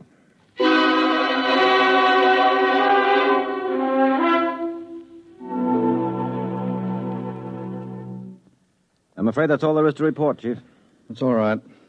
All we really wanted was the capsule. Have you gotten a report? Yes, and it took the laboratory 5 hours to break it down. Just a harmless protein solution. 2 other investigators got the same thing. What about the genuine patients? They get a solution of water and a vegetable dye. They're both useless, but when he spots an investigator, he tries to give our lab man a headache. Well, if he prescribes useless medicines, can't Trancor be booked for fraud? How? He doesn't make any claims for the blaster thing. How come he's on our level? Why the accountancy branch? Could be anybody's case. But every time a direct law enforcement agency has tried to investigate, the man has disappeared. They think we may be more discreet. What else do we know? A great deal. Then again, nothing. We have reports from law agencies and medical societies in London, Paris, Berlin, and Prague.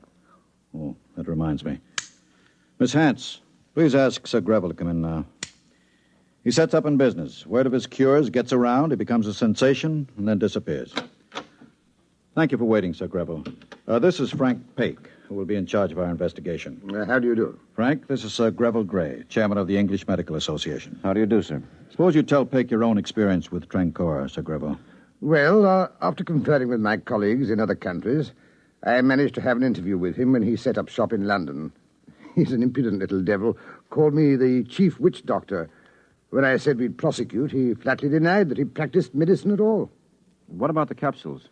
He said he simply offered the capsules because people expected something material. He said it made no difference whether they took them or not. In a word, he disclaims everything, even success. Perhaps legally he's in the clear. You mentioned his success. Do you credit him with success? I think he's a faker and a fraud. But some reputable doctors report that their own patients seem to have been cured of advanced leukemia, peritonitis, and appendicitis. That's why we must investigate these fantastic rumors as a professional and public duty. Just what do you want me to do, Chief? Find out all you can. Have him watch, check with patients, and stay with it. He may disappear at any time. This is a fine time for an assignment like this.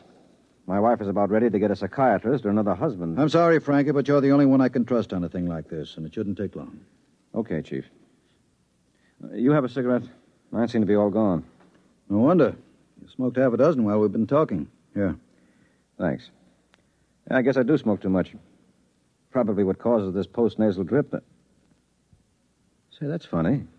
What? My head is cleared up. My nasal drip is gone since I saw Trancor this morning. Yeah? Oh, it probably cleared up by itself. But I've had it for years. Well, I hope you're right.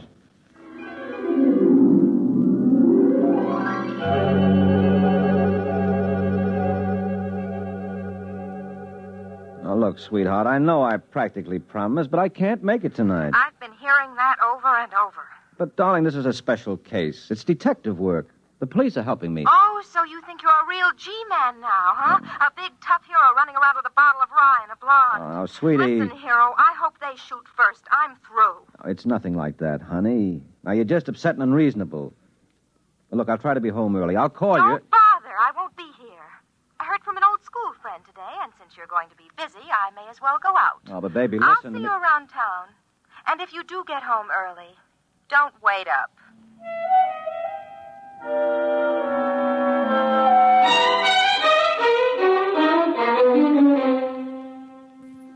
I was alone in the office all evening, thinking about Betty, thinking about Trancor. I remembered Betty's crack about a bottle of rye, so I called the liquor store and had them send up a pint. Every now and then I got a call from a detective saying they were still watching the office. Then there was a call from another detective saying that he had picked up Trancor at the entrance of the office building and trailed him to a hotel just off Broadway. I took down the number and was about to leave when the first detective called again.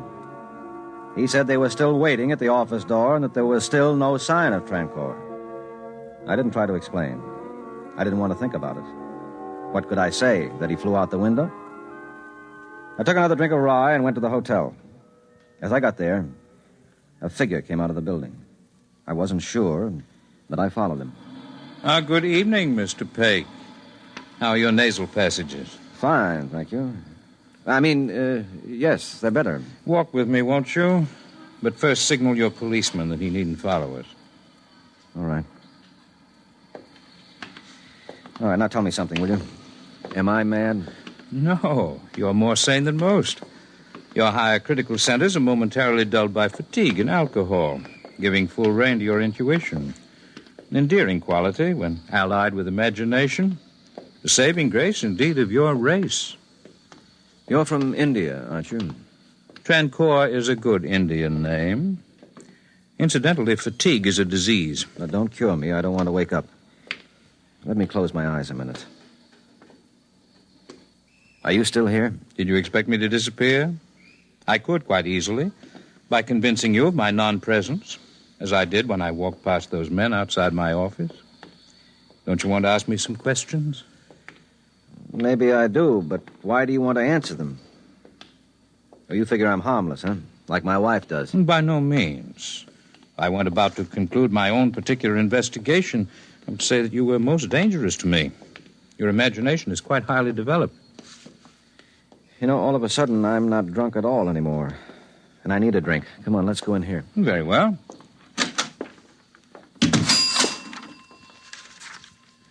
A double rye, please. The same. Oh, just leave the bottle.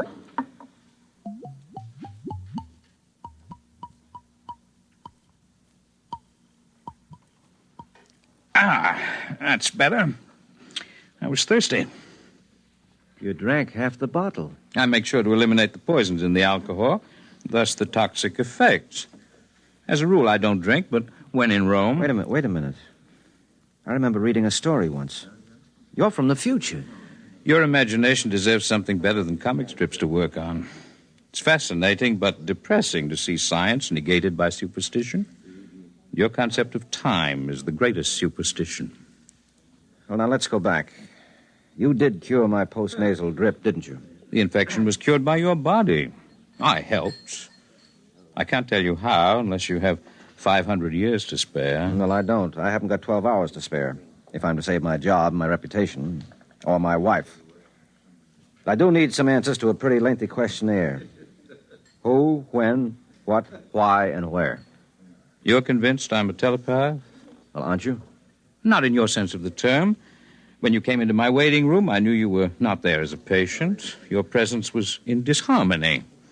As for your name and occupation, they're naturally blazed so clearly on the surface of your mind that even your native clairvoyance could read the information. Well, that takes a load off my mind. Are you too big for me to understand? We'll see. I'm just looking at that girl over there. What a pity. 3/4 of her right lung is gone. Yeah? Well, you could put her right. Well, I could stop the infection. But she would return to that back room full of smoke and dust. She'd still travel on a crowded subway to an overheated office. She'd still starve herself to buy clothes to keep in fashion. I don't have a cure for those things. Well, that's the first time I've heard you admit you have a cure for anything. What are you, Mr. Trancorn? A healer. That is my profession. Why do you bother to do anything? Even a healer must eat, you know. And field research is expensive. Of course, I could obviously earn sufficient of your tokens for subsistence by gambling. But that would not be ethical. You could teach. What? Run afoul of your witch doctors? Besides, these techniques have taken me 500 years to learn. Well, that's why I thought... That I was from the future? Well, I might be in terms of possibility. We are no older than you are as a race, in terms of universal evolution, but as individuals we are longer-lived. The biggest single advance you will make as a race will be when you increase the lifespan of the individual. You could help us. We could, but that must be achieved by your own efforts. Are we so contemptible in your eyes? Of course not. Would we study you if you were?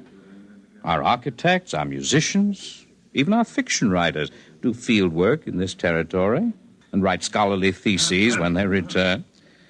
Anthropology, in our sense of the term, embraces all the arts and sciences. We're scholars. Occasionally, we innovate, and you benefit. Why do you want to tell me this? Frankly, I like you. You have imagination enough to control your terrestrial chauvinism, your natural resentment of being studied. It may comfort you to know that in the physical sciences, your race is considered quite well advanced. Well, thank you. And come to think of it, I do resent being a bug under your microscope. I hate it. I could kill you. But you won't. Others would.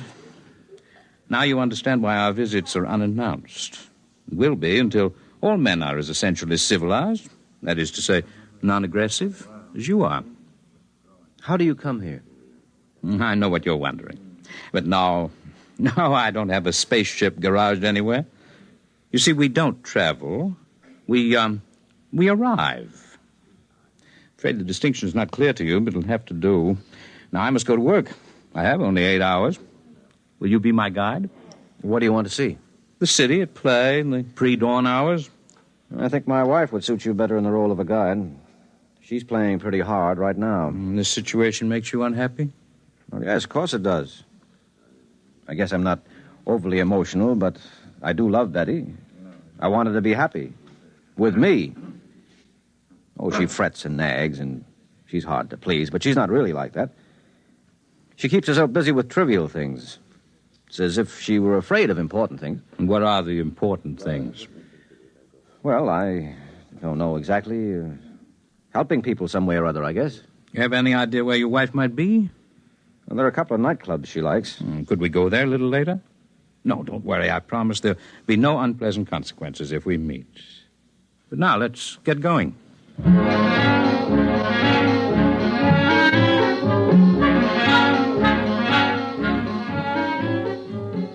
We made the early morning rounds of Manhattan. The bars, nightclubs, penny arcades. We played a pinball machine, and I watched the steel ball hit the prize number 25 times. We quit bowling after his second straight 300 game, and I didn't even bother to pick up a cue in the billiard parlor.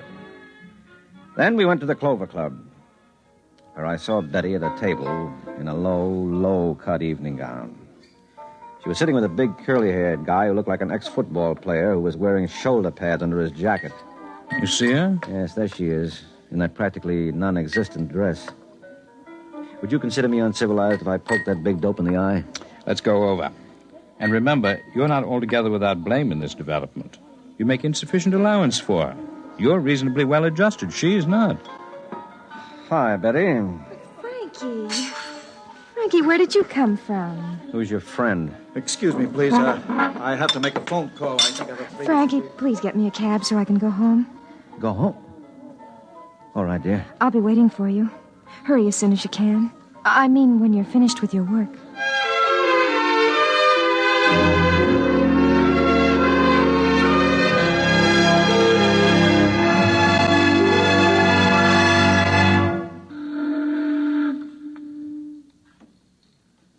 It's beautiful here, watching the lights on the river. How do you feel? My head is clear, but I'm a little drunk from the neck down. It's like a dream. I wish sometimes I could escape reality so easily, by imparting to it the patina of a dream. You can all do that. I almost envy you. Look, the dawn is coming up. The stars are fading. Yes. It's time for me to say goodbye, Mr. Pake. Can you at least tell me which star? You haven't seen it or named it yet. Promise to take care of Mr. Trancour for me, won't you? Make sure that he gets safely home.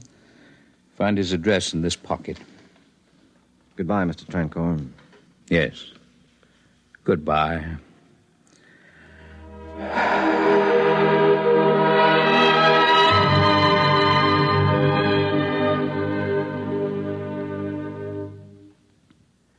That's the way it happened, Chief. The body collapsed in my arms there on the bridge. When it came to, the man was Chandra Trancour, a second-rate doctor who disappeared from Madras 10 months ago. How do you expect anyone to believe that? Those doctors and cops can examine the poor devil till they drive him crazy, but he can't tell them anything. He has less idea where he's been these past 10 months than they have. How do you explain it? I don't. And I'd like you to hurry through my resignation, Chief. That's what you want. I want to be free to take legal action for Trancour if those witch doctors have him arrested on some phony charge. I'll take personal responsibility for seeing him home to India. You don't have to resign. I'll fix special leave if you insist on being crazy. Well, that's not all, though, Chief. You see, I'm taking an intensive 2-year course for a new career. Yes, you told me. I thought you were drunk. What's Betty going to think of a fool idea like that? If her nerves are on edge now, this is enough to drive anyone daffy. No. She's all for it. She really is. After all, a neurosis is a disease, and she met Trancour. Well, all right. Let me know how you're getting along.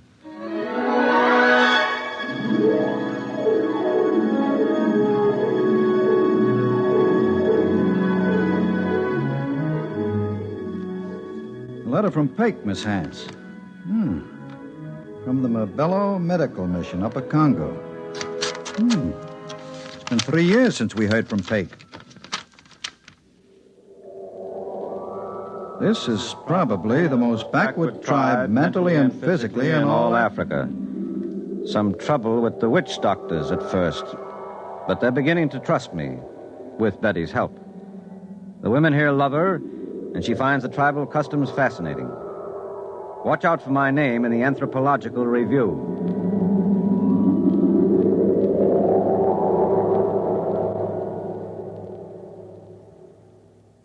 You have just heard X-1, presented by the National Broadcasting Company in cooperation with Galaxy Science Fiction Magazine, which this month features Operation Stinky by Clifford D. Simak. What is man's best friend?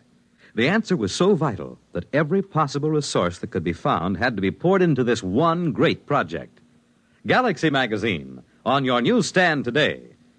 Tonight, X-1 has brought you Field Study, a story from the pages of Galaxy written by Peter Phillips and adapted for radio by Jack Wilson. Featured in our cast were Terry Keane, Les Damon, Santos Ortega, Alfred Shirley, and Kermit Murdoch. Your announcer, Fred Collins. X-1 was directed by Daniel Sutter and is an NBC Radio Network production.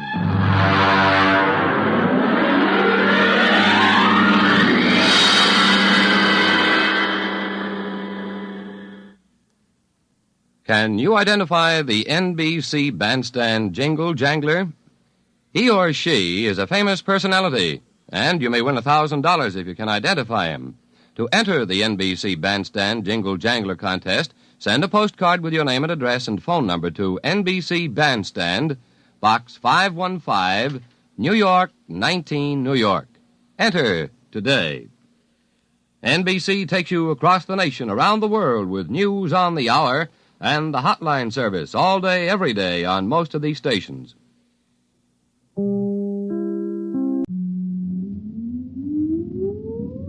Countdown for blast off. X-5, 4, 3, 2, X-1, fire.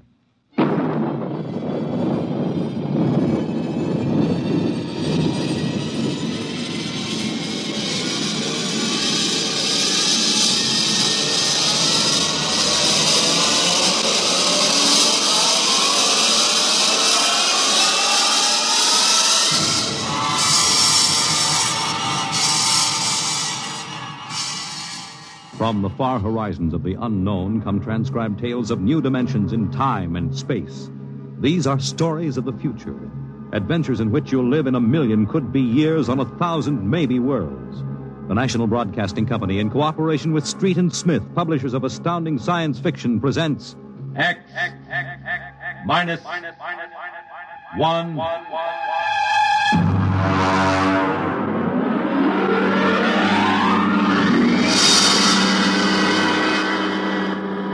Tonight's story, Shanghai. Okay, very funny, very funny. Think it over, boy. Tomorrow the old ball and chain. Yeah. Eat, drink, and be merry, for tomorrow you commit matrimony. Now, come on. Now, look. Oh, come on. We came down here to Scarley Square to have a little fun. We might as well be at my mother's musicale in Beacon Street. Oh, the problems of the rich. Tell me, Jeff, just where does the coffin fortune come from? Pirate treasure? No, I guess it started in Nantucket. My great something or other used to be a whaler. A whaler, there she blows. A dead whale or a stove boat. Watch my trusty harpoon. Hey, well, look out for the fort. Oh, my. Where's the money now? Oh, I don't know. We've got a lot of commercial holdings, mills, import-export outfits, rocket lines, you know. Mere trivia. All right, now look, why don't we get out of this dump? We could go up to the Copley Plaza. It may be stuffy, but at least the glasses are clean. Well, you're the condemned man. All right, you two go ahead and get in the car. I'll settle. All right, meet you out in front. Right. Excuse me. You want something, Bud? Yeah, the check. Okay. Hey, Milton, check. He'll be right out. Right, thank you. Hello, mate. Nice night, eh? Oh, yeah, I suppose so. I've been watching you. Celebrating? Sort of. Yeah, so am I. Just got off a deep space run out to Centaurus. Oh, that's a 15-year run, isn't it? 15 and 3 blooming months. Well, how'd you know? You a spaceman? No, not exactly. Where's that check, barkeep? Hang on to your hat, Bud. Milton's slow, but he's sure. Fill it up, Charlie. Say, why don't you join me, matey? Here, Charlie. Oh, no, thank you. Oh, come on. Won't take off him, now. Well... Celebrate whatever it is you're celebrating on me. Pour it, Charlie. Okay. Well, all right, thank you. I guess I might as well. Yeah. Cheers. Yeah, right. Cheers. Oh, what was that, varnish? Charlie's special brand, eh, Charlie? Yeah. Well. Oh, say, look, Charlie, would you get that waiter out here? I've got to meet him. Hey, what's your hurry, matey? You got plenty of time. Sure. Sit down. Take it easy. You don't look so good. No, I don't feel so good. Yeah, now, sit right here. You feel chipper as a blooming grasshopper in a sec. No, I've got to get outside. The car's in a hurry. Where's the check? Check? Oh.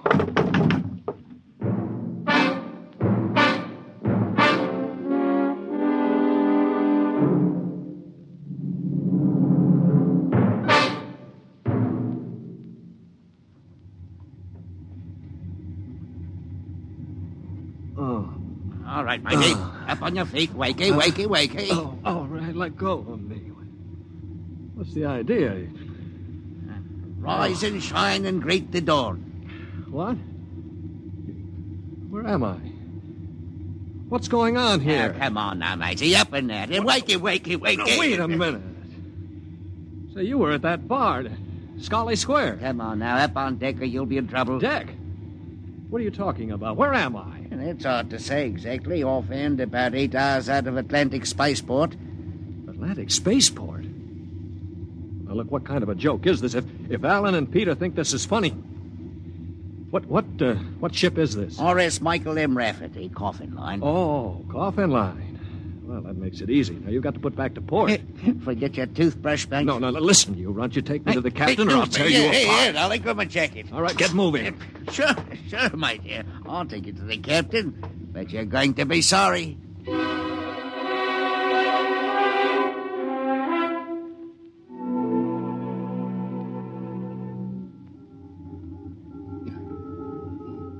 Morton, what the devil are you doing on the bridge?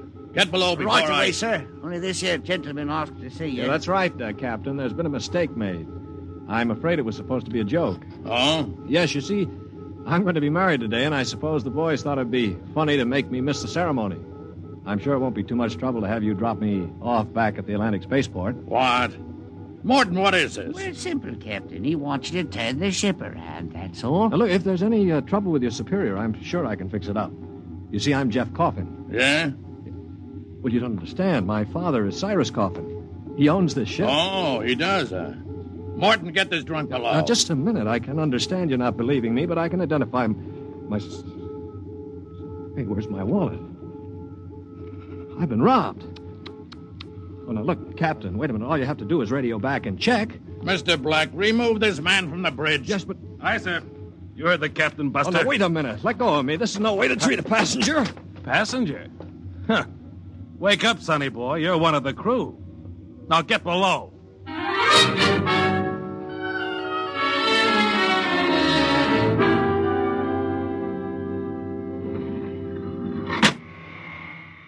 All right now, mate. Grab yourself a buffer. Get to work on those deck No, plates. they can't get away with this. This is kidnapping. Perhaps yes, perhaps no. Now get this here deck nice and shiny, and we might even see about some grub. I'll be back in 2 hours. And mind you, I want to be able to see me bloomin' reflection in it. Better polish that deck plate. They can't get away with this. Well, the law says once you sign on, you're under absolute orders. I looked it up. Yeah, but I didn't sign on. I was kidnapped. You won't be able to prove it. Come on, mister, please. I didn't get anything to eat yet today, so give me a break, huh? Oh, all right. What do you do, run the buffer over it? Yeah, that's right. Like this. You sign on? Yeah, I ran away from home. How old are you? 16. 30 when we get back. Yeah. What do you mean 30? We're headed for Mars, aren't we? Only to refuel. We're outbound to Centaurus. Oh, no, it can't be. Well, that's a 15-year run. Morton! I've got to get back. It's no use. I'm getting married. My bride-to-be will think I'm dead. Martin! Martin! What's up here? You want me to call Mr. Black again? He'll give you what for. Listen to me, Morton. Listen, I've got to get back to Earth. I can't disappear for 15 years. Oh, is that the fact? Look, we stop at Mars, right? Yes, and you'll be below decks under lock and key. Listen to me. If I can make it worth your while, will you get me off at Marsport? Jumping ship, huh? That's real naughty, mate. $1,000? Why, what would I tell me poor old mother in better say? 2,000. 5 in advance. What do you mean in advance? You're probably the one that rolled me for my wallet. I'll find a way. They don't believe your young coffin, but maybe I know better. All right, it's a deal. Look, Mr. Coffin, can you take me with you? I didn't realize what it would be like. I can pay my share. I could work it out for you, or maybe borrow money. I couldn't stand 15 years. I'd go crazy. All right, sure. What about it, Morton? Boy'll cost you another 1,000. You cheap swindler. Here now, Mr. Coffin. I'm all what stands between you and a lovely pleasure cruise for 15 years. So I'll thank you to treat me with the respect and politeness what a gentleman like myself deserves.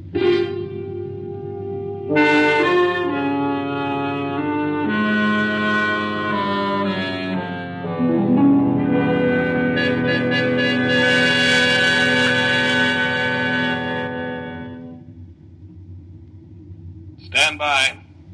Stand by for landing procedure. All right now. Listen careful. This is the cable locker for the grappling anchor. Right. When she lands, this hatch will open. Cables go out. Don't get yourself caught in them. You'll be tore apart. All right, we've got that. Are you sure we can get out? Now, you just do what I say. When we drop down to the blast pit, nobody'll be there. Lie low in the pit till dark. Got that? Right. Now, look, Morton, I'll tell the patrol you helped us get away. That'll help you when they catch up with this gang. Well, thank you, sir. Thank you kindly. I've got to get to my station now. Luck. Thanks. Thanks, Mr. Morton.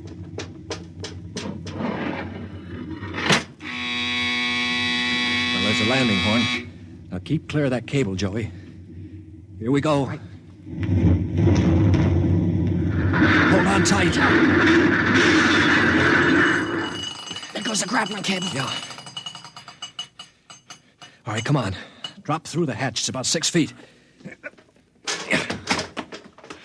All right, it's clear. Hurry up. Here I come. Oh. You all right? Yeah, I twisted my ankle. It's all right. All right, there's the blast pit. Get going. Right.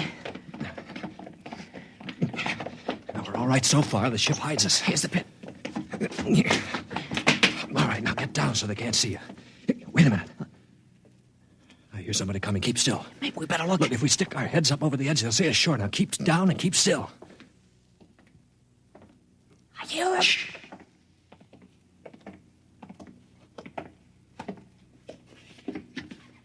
Well. Look what we have here. 2 little babes in the wood. Now, you two move and I'll shoot you in the belly. Morton, you got good eyes. I told you I saw him coming this way, Mr. Black. Jumping ship. My, that's a terrible thing to do.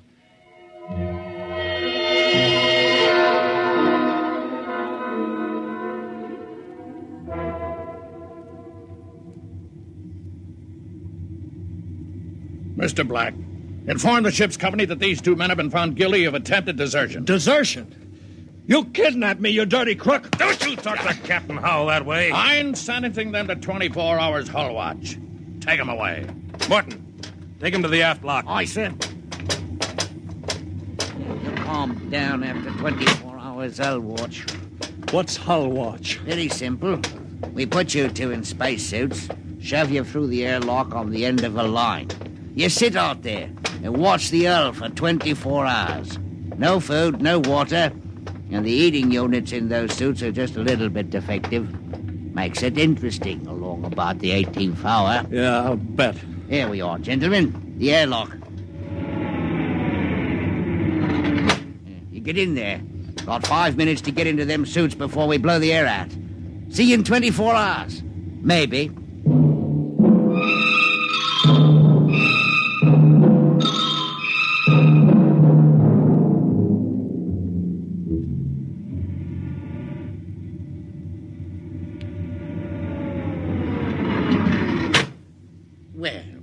Welcome back to our little home. Water. Thirsty, eh? You should control these animals' instincts. Get water. Right, yeah? Yeah. Slopping like a bloody animal. Joey passed out. Help him. He'll be all right. Teach a lesson, both of you. Take my advice and behave yourselves. You've got 15 years to go on this here ship. You might as well make the best of it.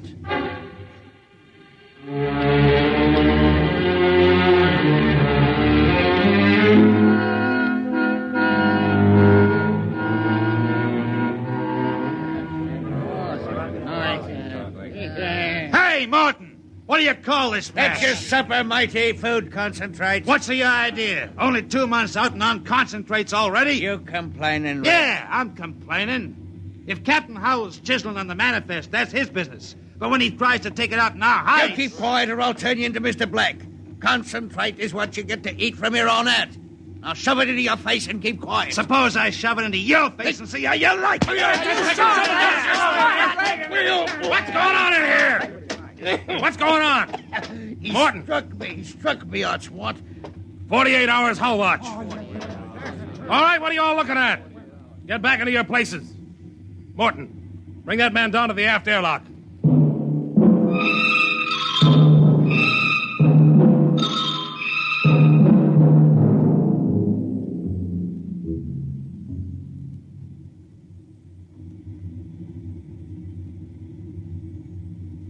It's murder, that's what. Plain murder. Space Code gives a 30-hour limit for punishment. They didn't even have a burial. Just shoved them out the lock. Well, if the owners knew about this, they'd stop it. Fat lot of good that's going to do us during the next 15 years. Wait a minute, if we could get the ship back to Mars. No, 2 weeks after we landed, we'd be hung. That's what Space Code says about mutiny. And if they catch you in the act, they shoot you down and no questions. All right, I'm willing to take that chance. We're going to let Black and Howell kick us around for 15 years? Why don't we take over and head back? Right. I'm for it. Let's go. You bet. Going to rep something, gentlemen. Discussion. Talking about the captain, maybe. Grab him. Here, they go. Throw him into the jets. Come on. I'll have you all out of the Allen shifts. Also, your knife rations. That's what I'll... Chew on my oil rag, Morton. Well, that's done it. He's an officer. Who cares? Yeah, we've got to move now. Joey? Yeah. You get up to the radio room and smash the set before they can get a message out. Right. Pop, you get aft. Tell the engine watch. Yes. The rest of us will go up on the bridge. How about this rat? Tie him up. Speed counts now. We've got to take over before they know what hit him.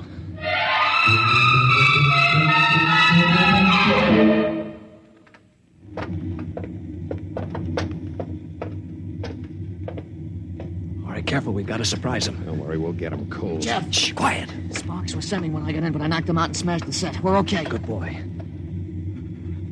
All right, come on. Right past the bulkhead. Look out! The blast bulkhead. Yeah, we're cut off from the bridge. We'll never get through that. They must have found out somehow. The intercom. Black can turn it on from the bridge. You heard the whole thing. We better get out of here. What'll they do? I don't know.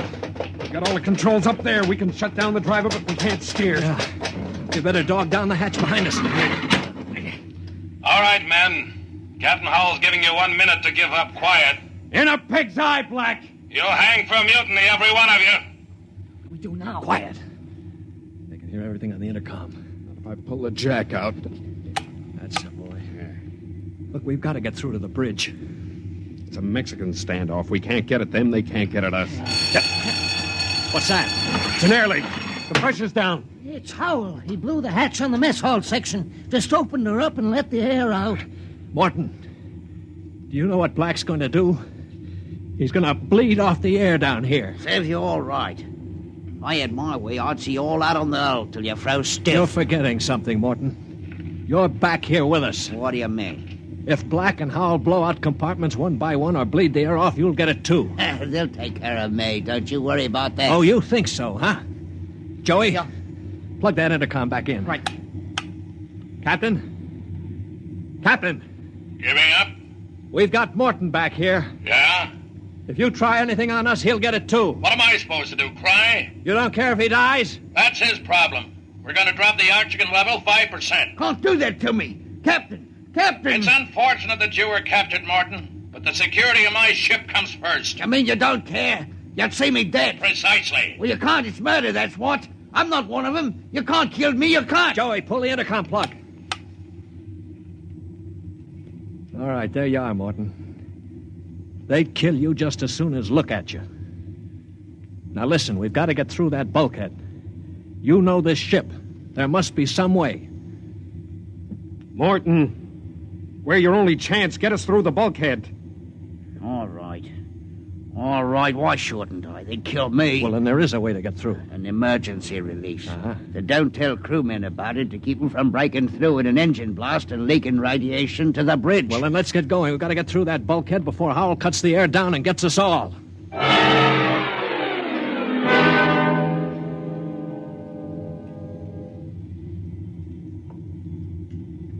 Here's the bulkhead, Morgan. Where's the release? Under the floor panel. You can pry it up. All right, hurry. I got it. Yeah. She's up. Wax on a K. Ready? All right, Morton. Open it up. Here goes. Morton! He's dead. Electrocuted, and the bulkhead's still closed. They didn't even get to turn that key. It killed him instantly. Harry. Yeah. Have you got your watch gloves? They're insulated. Oh, yeah, sure. Get Morton out of the way. Don't touch him, Joey. He's got the current through him. I'll shove him away with the gloves. All right, now. Stand by. Here goes a key.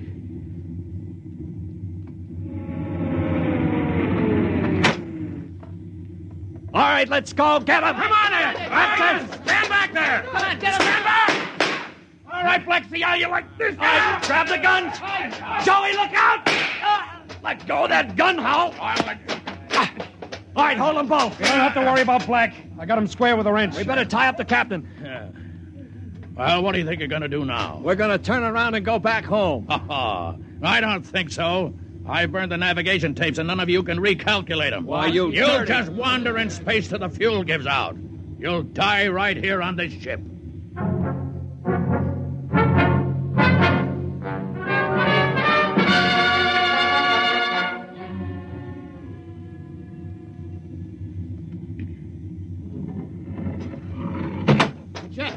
Jeff, the interceptor screen's went on. Meteor? No, it's a ship. A patrol ship coming up on us. Oh, they must have got an SOS off. Yeah. Well, I'm not so sure that's so bad. Wait a minute. We don't have to worry. We can just tell them the truth.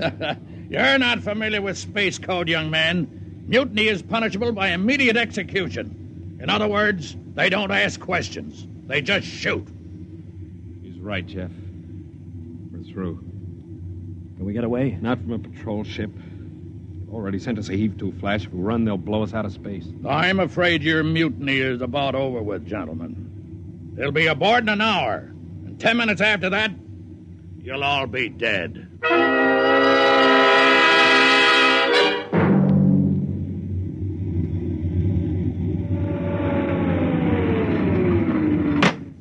Nobody move.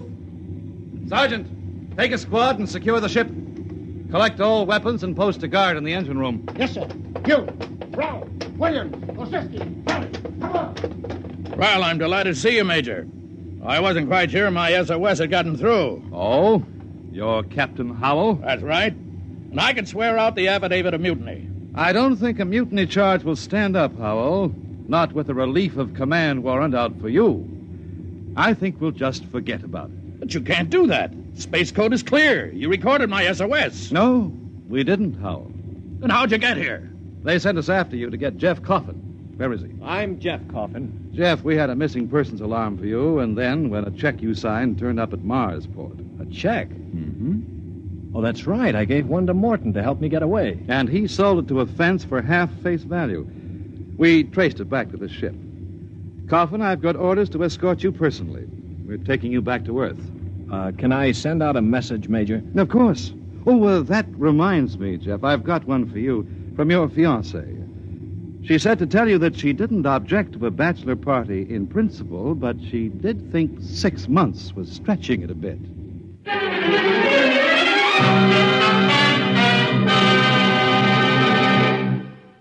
You have just heard X-1, presented by the National Broadcasting Company in cooperation with Street and Smith, publishers of astounding science fiction. X-1 was an NBC Radio Network production.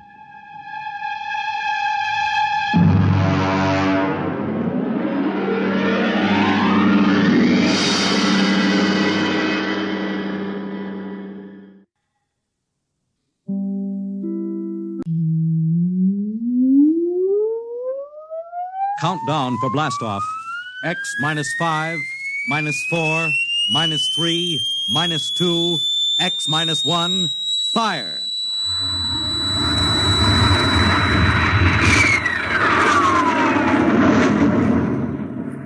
From the far horizons of the unknown come tales of new dimensions in time and space. These are stories of the future, adventures in which you'll live in a million could-be years on 1,000 would-be worlds. The National Broadcasting Company presents X minus one.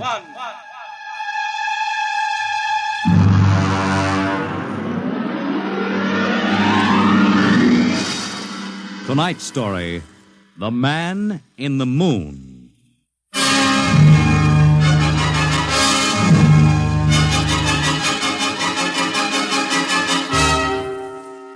Attention.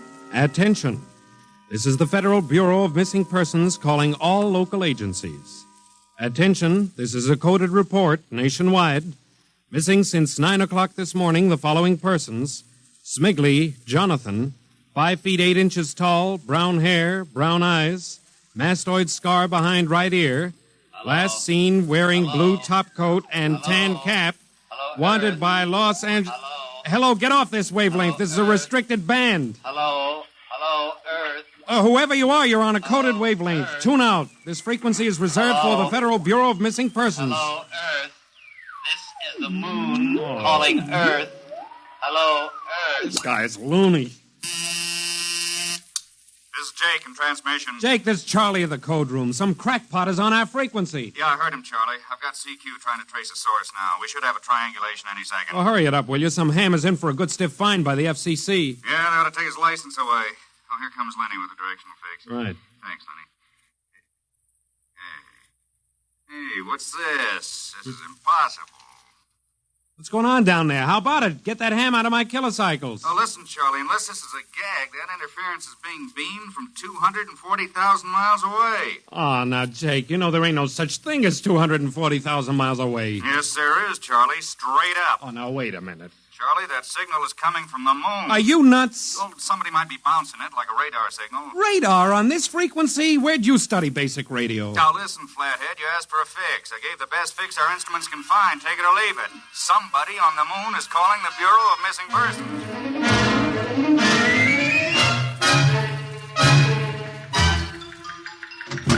Mr. Timken. Mr. Timken. What's the sweat, Charlie? Shouldn't you be broadcasting? Listen, Mr. Timken.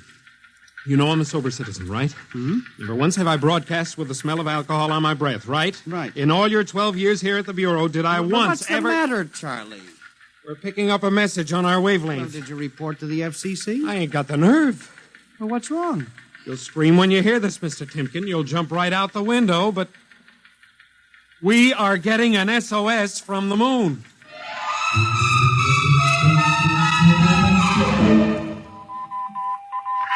Well, that's it. He started on voice and switched to Morse. The way the signal repeats sounds like a phonograph record or automatic sender of some sort. Well, what's it say? Let's see here.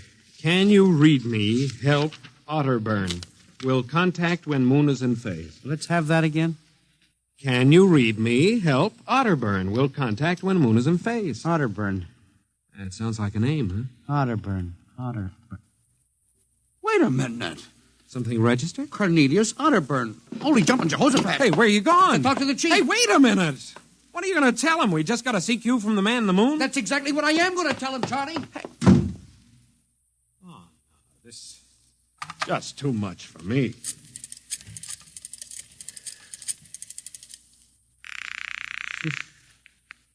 Washington Star-Ledger. Let me have O'Brien on city desk. A moment. O'Brien? Seamus, Yeah? Charlie Starbuck down at the Missing Persons Bureau. You want a hot one? No kidding. This'll cost you a beer, okay? All right, shoot, Noodle Brain. I'll stay on your wavelength for 30 seconds. Okay. We just got a radio message from the moon. Yep. What? From the moon.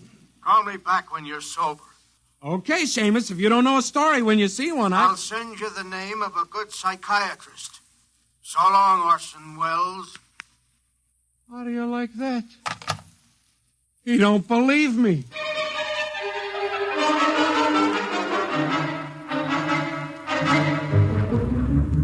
Otterburn, Mr. Wade. Now, does that name ring a bell? You're the man with the photographic memory, Henry. What about Otterburn? Cornelius Otterburn, atomic physicist, reported missing from his home in Baltimore on June 5th, 1945. Just 5 years ago. Vanished completely. Are you trying to tell me you really think there's something to this man-on-the-moon business? Henry, I'm surprised at you. This is some crackpot trying to jam the airwaves. Yes, but the name Otterburn is so unusual. So are a lot of names. But I have a theory that... I was afraid of that. Henry, you always have a theory. Let's see, what was it last year? Oh, yes. That people disappear in occupational psych. But it's true. Please, Henry, I'm a busy man. You expect me to believe that this Otterburn is sitting up on the moon, sending out shortwave messages? Well, he might be on Earth bouncing the messages off the moon. But who's to say he isn't on the moon? Henry, as chief of this bureau, I have my hands full trying to coordinate reports from 48 states and Alaska. I have no time to include the moon. But, Mr. Wade... Out, Henry. But, Mr. Wade... Out, I'm busy. Yes, sir. Oh, here. Take this folder of reports for the dead file. Yes, sir. And no more nonsense, eh, Henry? Yes, sir. I appreciate that you have a very dull job filing old missing persons reports, and I appreciate that you take an active interest in the affairs of the Bureau. But no more nonsense, huh? No, sir.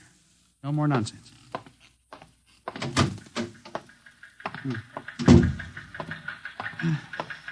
Pardon me. Hmm? You are Mr. Henry Timken. That's my name. Permit me, Jefferson Philo, scientific feature writer. Oh, how do you do? Oh, are you a newspaper man? Not exactly. I write as a hobby. Occasionally the papers give me leads on an assignment. If I may have a moment of your time. Oh, certainly. Just sit down at my desk over here. Thank you. My, that's quite a stack of papers. Filing. I'm the records custodian of the Bureau. 12 years and never misplaced a record. Magnificent. I admire the precise mind, Mr. Timken. Of course. Now, Mr. Timken, Mr. O'Brien, the editor of the Star Ledger, said I might drop by and investigate a rumor. Only a rumor, mind you, that a message from the, moon? Well, we aren't certain it's from the moon. It may be a bounce. They have bounced radar waves off the moon, you know. Yes, I know. I wrote the first newspaper article on it. Really? I'd be interested to read it. I must have a copy in my briefcase. Well, don't bother. Oh, but I insist. Oh, yes. There you are. I'll leave it on your desk. Oh, thank you very much. Now, about this message from the moon, Mr. Timken. Well, now, we don't know for sure, as I said. But I believe that this message, wherever it originates, is from Cornelius Otterburn. The physicist? Oh, do you know him? I once wrote an article on his contribution to nuclear mechanics. A brilliant man, Otterburn. Years ahead of his contemporaries. Well, whoever is sending those signals, if he isn't on the moon, is at least using the moon as a sounding board, bouncing the signal. But why, Mr. Timken? Why? And if you will come here tomorrow night at 8, Mr. Philo, we may learn the answer to that question. I've arranged with Charlie, our radio man, to let me use the equipment. May I consider this an invitation? You certainly may. Very well, sir. Until tomorrow night, then. Goodbye, Mr. Philo. Let's see now. Aiken, Abelard, Abramson, Rono, Atchett. Well, that's funny. Now, where did this list of names come from? Paul Ahrens, astromathematician. Robert Simons, electronic engineer. Carl Parker, mining specialist. Well, this must have got mixed up with the papers on my desk by accident. Peculiar list of names.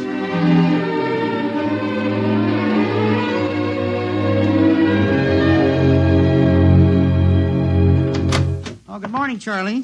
Oh, hi, Mr. Timken. See, we made the papers. Oh? And how? And as the chief steamed up about it, he really gave me what for. What did the paper say? Oh, mostly ha-ha. Here's the Herald. Listen. Man on the moon contacts Missing Persons Bureau. Missing atomic scientists sitting on the moon, say Bureau experts, etc., etc. What a panning. Well, no wonder Mr. Wade is hopping. Say, about tonight, Mr. Timken, I don't Now, know. you promised you'd give me a key to the radio room. Yeah, but I didn't expect Well, this. I'll take full responsibility with Mr. Wade. At the time for the morning broadcast, we got quite a list today. Well, mind if I listen a while? We may hear Otterburn. Well, I ain't self-conscious. Just stick around. Yes. Attention. Attention. This is the Federal Missing Persons Bureau calling all local agencies. Nationwide. This is a coded broadcast. The following persons are missing Aaron's Dr. Paul, 5'5", brown hair, brown eyes, scar on left side of chin, thick glasses. Aaron's. Occupation, astromathematician. Missing since 6 o'clock this morning. Being sought by Bel Air police. Charlie. Repeat, Dr. Paul Charlie, Aaron's. shut it off a second. Hold it. Delay 1 minute. Listen, Mr. Timken, it's okay to stay, but you can't interrupt Now, us. this is important. Did you say Dr. Aarons was reported missing this morning? 6 a.m.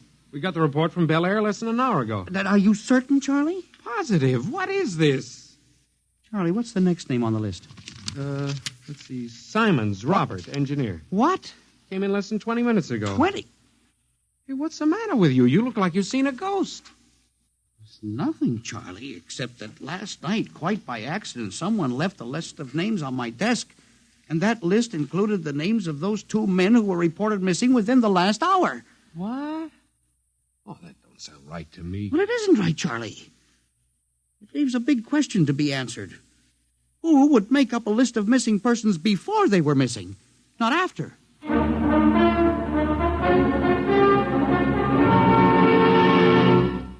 And you say this list of names was left on your desk accidentally? Well, I believe so, Mr. Wade. Do you have any ideas, Henry? Well, it's hard to say. Mr. Philo left some papers from his briefcase. Mr. Philo? Well, a science feature writer. I see. You were the leak on that story, then? Yes, sir, I'm afraid I was. I didn't think it would be treated as a laughing matter. Well, we'll deal with that later. Yes, sir. What's this Philo like? Well, he's a strange old duck, bald, thick glasses, tall. He walks stooped over. Seems to know a great deal about scientific data, but, of course, being a science writer, Is there any other possibility? I believe that this is all hooked up with the broadcast from Otterburn. That seems to be a very remote possibility. Well, the Missing Persons Bureau deals in remote possibilities, Mr. Wade. I do not require a statement of policy. Yes, sir. What's the theory? Well, for some time now, it has been my contention that in a country like ours, where even the cleverest criminal can be ferreted out and located eventually, there is no such thing as a missing person. I was afraid of that. For 12 years now, I have kept the central files, where information from all over the country is channeled and recorded. I have made a private study. This is beginning to sound familiar, Henry. And I have discovered that each year, literally thousands of persons vanish, leaving no trace. They are never located. Where do they go? Nobody knows. And they disappear in interesting cycles. What sort of cycles? Occupations, for example. One year we'll have a run on, well, say, coal miners. Next year, the proportion of engineers increases. And then scientists. And what do you think happens, Henry? I don't know, Mr. Wade, but I'm beginning to suspect that somebody else has discovered the same phenomenon, even to the point, perhaps, of being able to predict who will turn up among the missing next. Philo? Well, I don't know. But I would like to find out. And you think Otterburn may be a part of this picture? Mr. Wade, I definitely do. Henry, do you honestly expect me to buy an idea like that? It is more than an idea. The 2 top men on this list are missing, and... Maybe so, but the rest of them aren't. Parker, Watson, Gibbs. Why, I saw Parker in the restaurant where I had lunch today. Yes, but... And if you think I'm going to make myself a laughingstock by accepting such a crack-brained theory... Well, Excuse me. Yes. Hello, Wade speaking. Yes? Yes? I see. What name? Just a moment. Henry, let me see that list again. Here you are, sir. Go ahead. I see. I'll get back to you. I guess I owe you an apology, Henry. Sir? Carl Parker was just reported missing. Parker? 3rd man on your list. Holy mackerel. Exactly. Henry, for a good many years now, I've ridiculed these theories of yours. I don't know.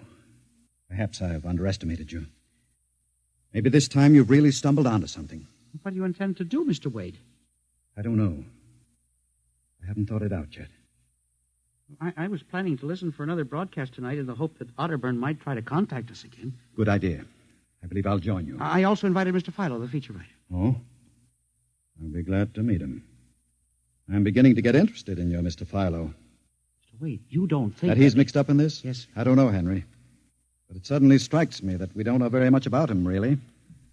We ought to contact the police. No, Henry. I think we're better off keeping this between ourselves for the moment. We're dealing with the unknown.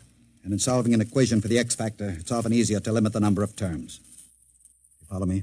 I don't know, Mr. Wade. There may be more danger in what you have discovered than you are aware of. But Let's keep it quiet. You agree? Maybe you're right, Mr. Wade. I hadn't thought of the danger involved.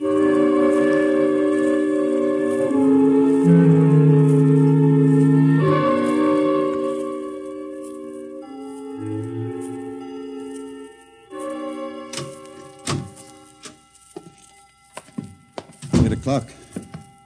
My friend Mr. Filer is late. Well, he said he'd be here. He strikes me as a man who keeps appointments. Look out the window. Yes. The moon is almost in direct phase. We can't wait much longer. Well, it's a perfectly clear night for transmission. If anybody's sending, we ought to pick it up with this equipment. You'd better switch on the set. Yes. I never realized how eerie this office could be when it was empty. I left a light in the hall for Mr. Filer when he comes. Are you getting anything? Just some foreign stuff, I think. The British portion of tonight's programming from Johannesburg, South Africa. We continue in April. That's a peculiar transmission sound. Earth. Now, that sounds like something. See if I can work the selector. The moon is in phase. Yes. Hello, Earth. Can you hear me? I'll try to return. Hello? Hello? Hello, Earth. Hello, do you hear me? Oh, I get you now. Thank God. Who are you? Can you hear me? Who are you? This is Professor Cornelius Otterburn. Hello? Go on, I hear you. Not much time. They're on to me. They've located my sending point. Do you hear me? Go ahead, keep talking. I've only enough oxygen for a few minutes more. Well, where are you? I'm on the Earth side of the moon. You get that? The Earth side of the moon. A volcanic crater. Good. Start that recorder, Mr. Wade. Go on. Explain, please. Explain, please. Now listen closely. There is an Earth colony on the moon. There is an Earth colony on the far side of the moon, made up of renegade scientists and criminals. Professor Ernst Halsman... Halsman? He died in an insane asylum in 1938. Professor Ernst Halsman discovered nuclear rocket power in 1935. Turned his plans over to escaped inmates of the asylum. They took off and set up a colony on the far side of the moon in 1938. Go ahead, we're recording you. Each year, they recruit new colonists from Earth. Slave labor, mostly. I was kidnapped in 1945. Yes, I know. Keep talking. They wanted me to work on atomic drive for their flying discs. Hello? Still getting you. Go on. Last month, 6 others and I escaped. Speak louder. You got to stop them. Stop them. Stop who? The moon colony. Planning to take over the Earth. Invasion. Oh. Hang on. No oxygen. Hard to breathe. Listen. They have agents on Earth. You hear me? Agents on Earth? Where? Who? Hello? Hello? Agents in... Henry, look out. Lights. Someone at the window. Get down. Henry, are you all right? I think so. His shot smashed the transmitter. And the lights. Strike a match. Careful. It was close. I got a look at him. From the description, it was your Mr. Philo.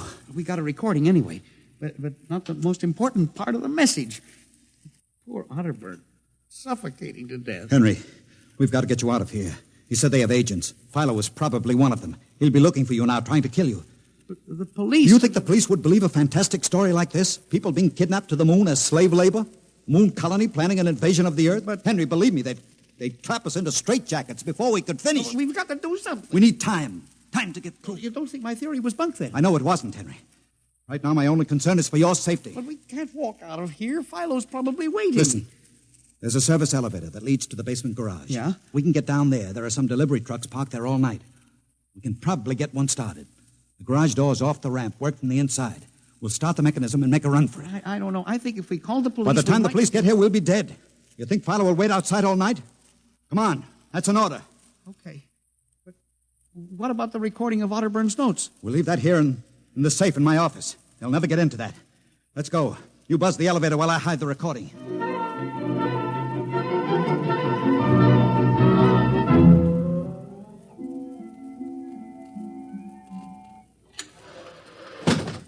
This is the basement. Come on. Keep to the side. Yes, sir. Shh. Let's try that delivery truck over there. I'll get in. All right, Henry. You start the mechanism to open the garage door, then jump onto the truck. Yes, sir. We'll make a dash for it. Where can we go? I have a farm outside Chevy Chase. It's private. Miles from the nearest neighbor and completely hidden by trees. We'll run for that. Go ahead. Start the door up. All right.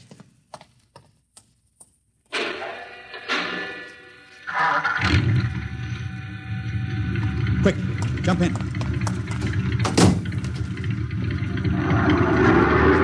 we go, Henry. Cross your fingers.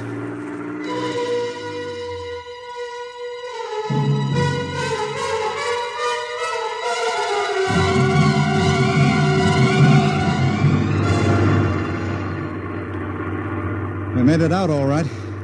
Anything doing? There's a blue coupe behind us, Mr. Wade. It seems to be following. I'll cut up Pennsylvania Avenue. Now Route 1, toward Baltimore. It is following. He turned with us. Can you go faster? Not much faster. Oh, he's gaining on us. I've got an idea. Hang on, Henry. Yes. Why'd you stop? I'll turn off the lights.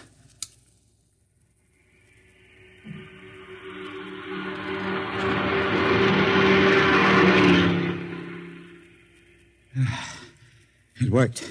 He shot right past us. Now we'll double back and go out another route.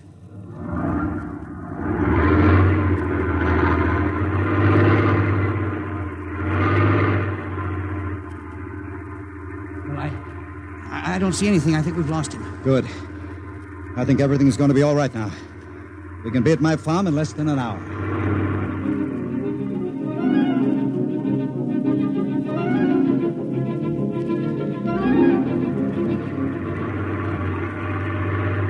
Not much longer now.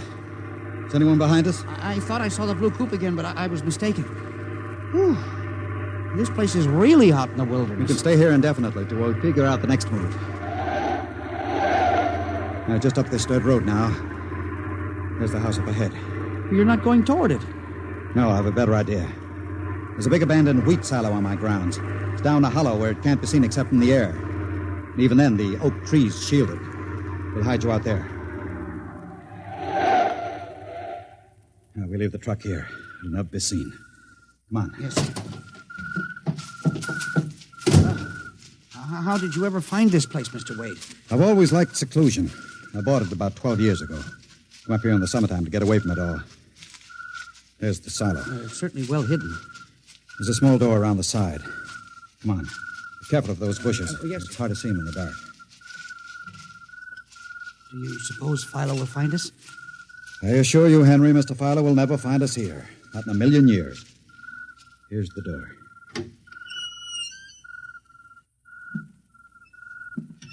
It's pitch dark. Hold my arm. I know the way. Just a few steps up, and another door. Steel. This is an unusual silo. Double-walled, wood outside and steel inside. Completely fireproof. An army couldn't wreck it. We're inside the inner shell. Careful. Yes. You're in a circular room. Stay here a moment. I'll go outside and see if the coast is clear. In a moment, your eyes will become accustomed to the darkness. I'll bring back some food and water. Don't be long, Mr. Wade. This place gives me the willies. Just a moment.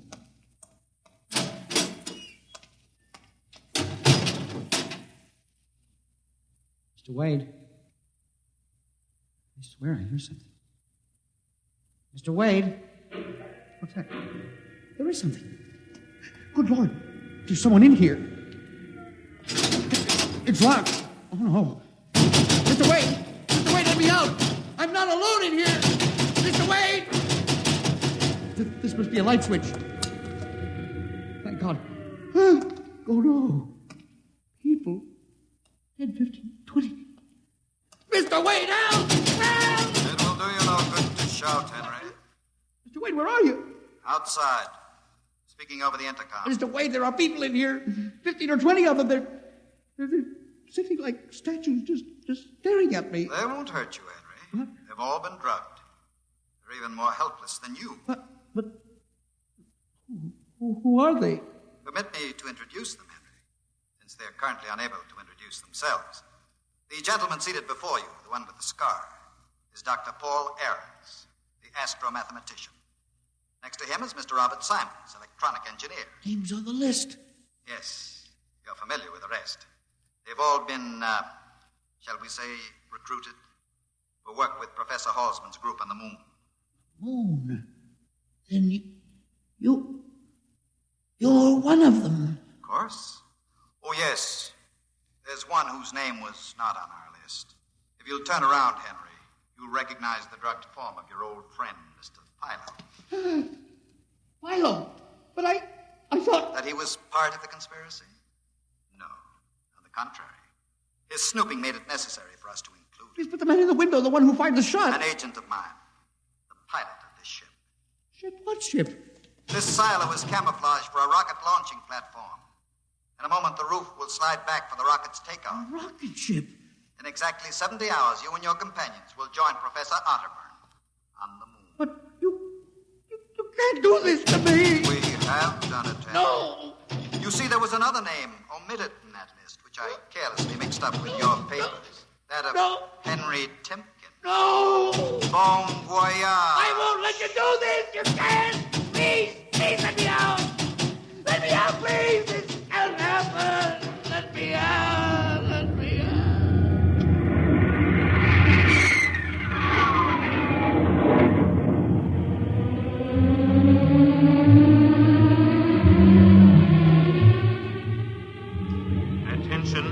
Attention.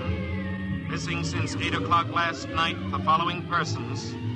Timken Henry, age 45, height 5 feet 8, 165 pounds, brown eyes, slightly balding. Occupation, records custodian. Repeat, Timken Henry, age 45, height 5 feet 8, 165 pounds.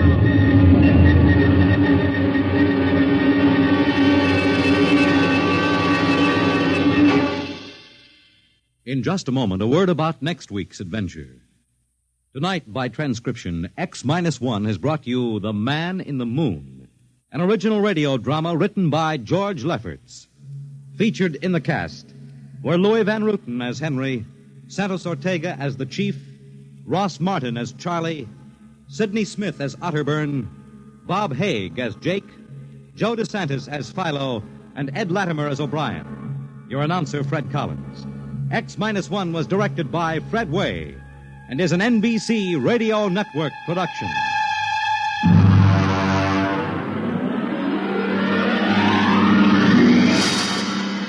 And now, next week, the sign on the window said Perigi's Wonderful Dolls.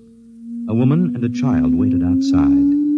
The little girl peering eagerly through the window, and the woman glancing impatiently at her wristwatch, as if expecting someone who was late for an appointment. And there was nothing about Perigi's doll shop to warn them that they were waiting to keep an appointment with Doom at X-1.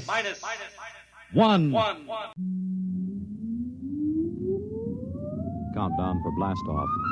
X-5, 4, 3, 2, X-1, fire.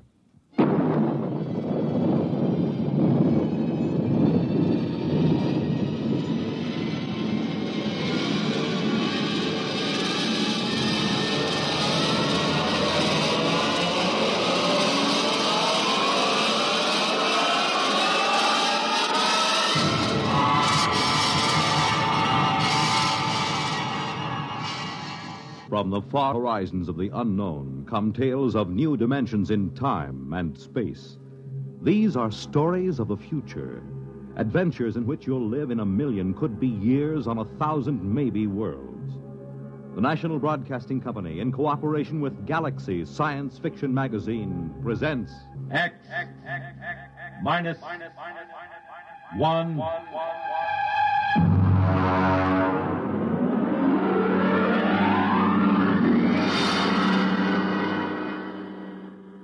Tonight, The Native Problem by Robert Sheckley. But first, hear this. This is Marion Baker of Atlanta, Georgia. As a teacher, there is a problem that I feel quite acutely. I know most of you think I'm speaking of low salaries or inadequate school facilities. True, both of these situations should be remedied. But actually, what I would like to speak to you about is something which should be quite close to you as parents. Each day in your community, there are quite probably children who will miss valuable days in school simply because of preventable illnesses. It's all very easy to speak of the normal winter cold, but such things as hot breakfasts, good lunches, adequate clothing, and shoes can do more than any yet-to-be-discovered miracle drug in keeping our children warm and healthy and in class. Look into your school system this fall when your youngsters go back to school, but give equal consideration to the way in which you look after your children's needs.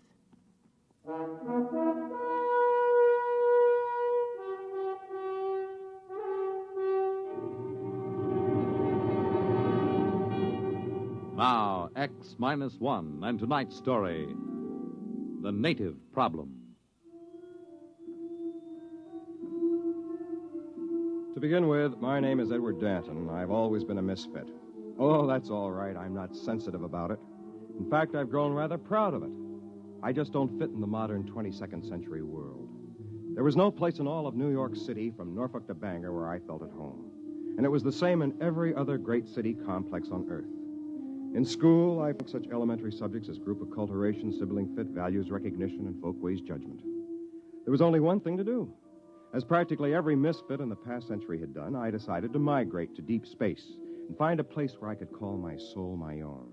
I told my best friend Al Trevor of my plan. Good night. You're really going, Ed? That's right, Al. Just as far from this solar system as I can get. But why, man? You've played 12-handed bridge with me, Al. You know what a dope I am at mass dancing. I'm a misfit. I want to get away.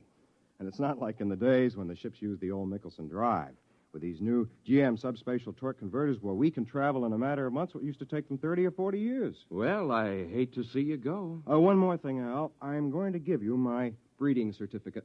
Oh, now, Ed, we couldn't let you do You and that. Myrtle want 2 children, don't you? Well, we've always wanted to have 2, but you mustn't I give... won't need a breeding certificate where I'm going. As a matter of fact, I may even find it impossible to breed at all.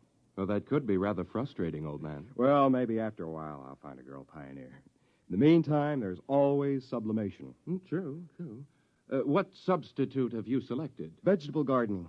Might as well be practical, you know. Might as well. Well, old man, good luck, and thanks for that breeding certificate.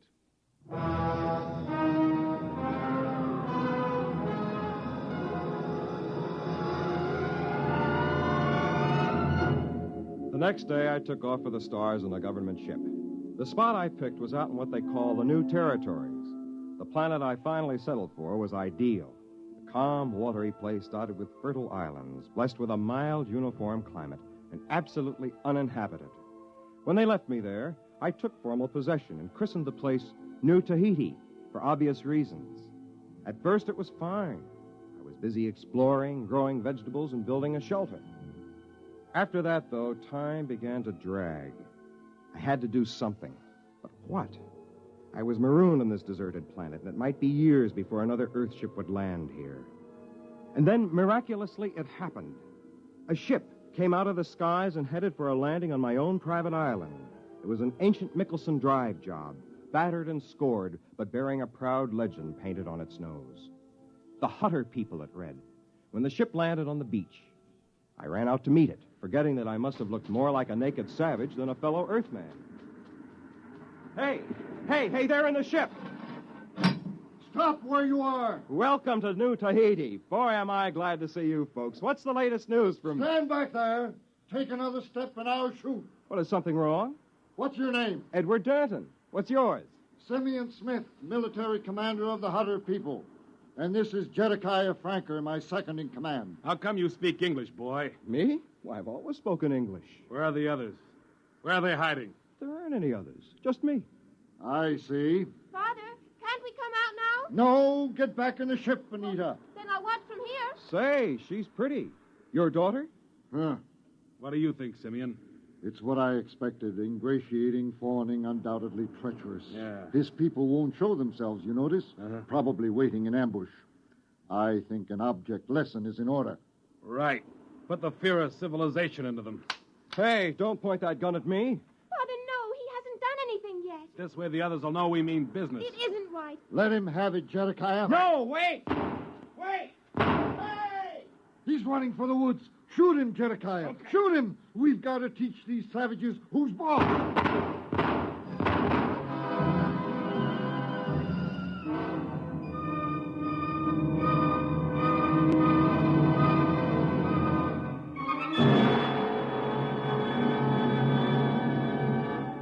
You're listening to The Native Problem, tonight's attraction on X-1.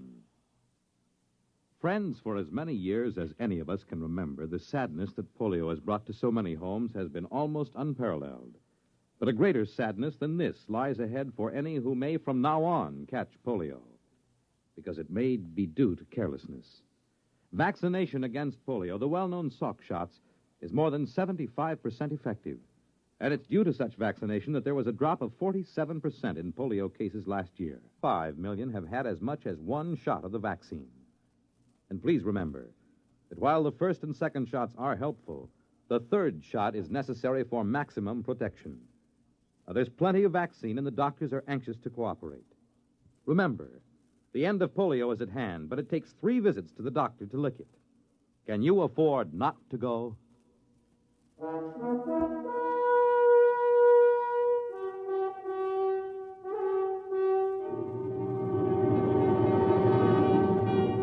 Now, back to X-1 and the native problem.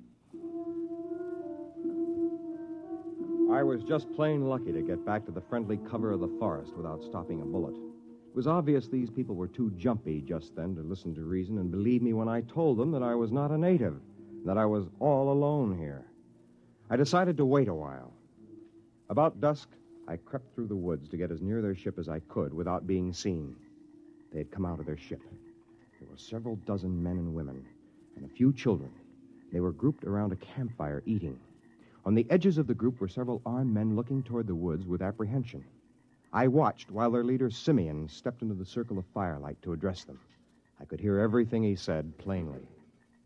Friends, we have come at last to our long-awaited home, our promised land. Behold, a land of milk and honey, a place of bounty and abundance. Was it not worth the long voyage, the constant peril, the endless search? Yes, it was. However, there is an aboriginal people here, naked and savage, undoubtedly cunning, ruthless and amoral, as aboriginals always are. Of these we must beware. We will live in peace with them if they will let us. No one can tell what goes on in a savage heart. Their standards are not ours. Their morals are not ours. We cannot trust them. We must be forever on guard. And if in doubt, we must shoot first. Remember, land too. This was not going to be easy. I decided not to try another approach that night.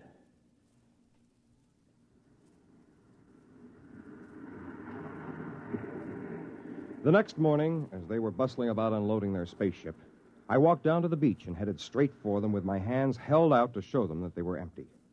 The sentry stopped me at the point of a gun, and in a minute, both Simeon and Jedediah came running up, covering me with their weapons. I stood still, my flesh creeping in anticipation of the bullets someone might fire at me any minute. So you have come back.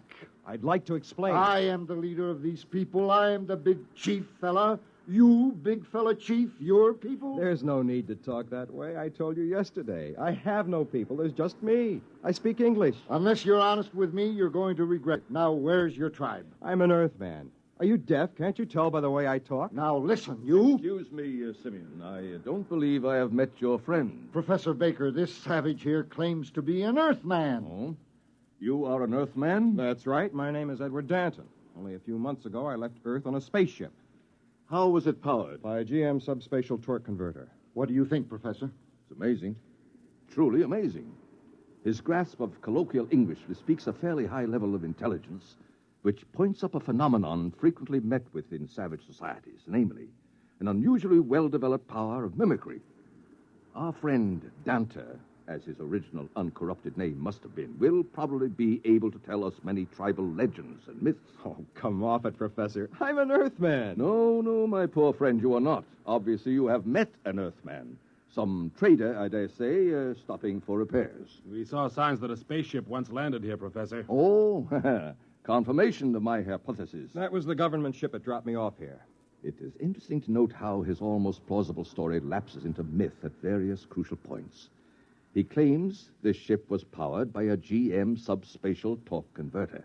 Now, this is a nonsense syllabification, since the only deep space drive is the Nicholson.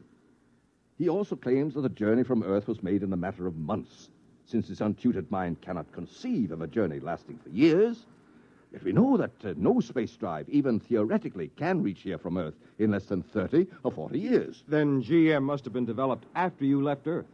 How long have you been gone? The Hutter ship left Earth 120 years ago. We are mostly fourth and fifth generation. Now, come on, Danta. Where's your tribe? Where are they hiding? This is preposterous. What can I do to convince you I'm from Earth? That's enough. We won't stand for backtalk from natives. Where are your people? There's only me. Maybe a taste of the black snake whip will loosen his tongue. Later, Jedekiah. His tribe will come around for handouts. Natives always do. Then let's put him to work. Danta, you can join that work gang over there unloading supplies. No, thanks. I'll go back. Chief said no back talk. Why are you natives always so bone lazy? You'll be paid as soon as we unload the beads and calico. Now get to work.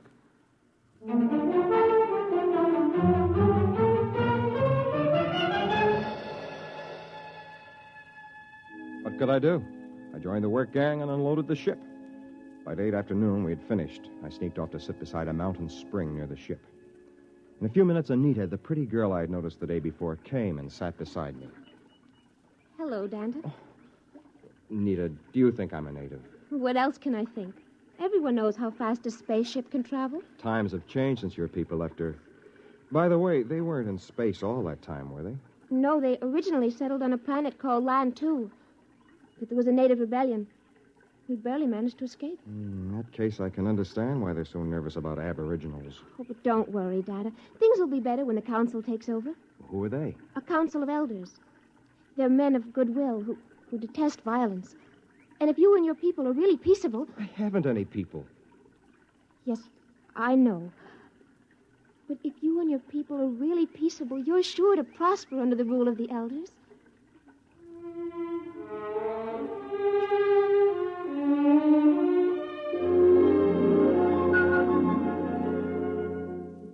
It was no use. I couldn't even convince her. But as we sat together and talked, I began to forget my problems. I was enchanted by her. And I think she liked me, too. After a while, as though it were the most natural thing in the world, she was in my arms, and I was kissing her. What's going on here? Jedekiah. You're a disgrace to your people. Are you out of your mind, girl?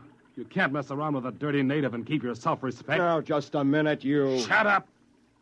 As for you, you've got to learn something and learn it good. Natives don't fool around with Hutter women. I'm going to impress that little lesson on you right here and now. Jedekiah, don't! I've had enough from you. Martha, you struck him. He tried to hit me first. Get up, Jedekiah. You're not hurt. Oh, my jaw. Help! Help! The natives are revolting! Help! Well, that did it. People began to shout and run all over the place. Anita tried to calm them down, but it was no use. I took to the brush just before they turned a machine gun on me. And all that night I hid, while armed parties went crashing through the woods, shouting and firing at shadows. It was a nightmare. There goes one. Quick! They're behind us. Turn the machine gun. Got him! No, they got away. Look! Look there in the trees. Fire, man! Fire!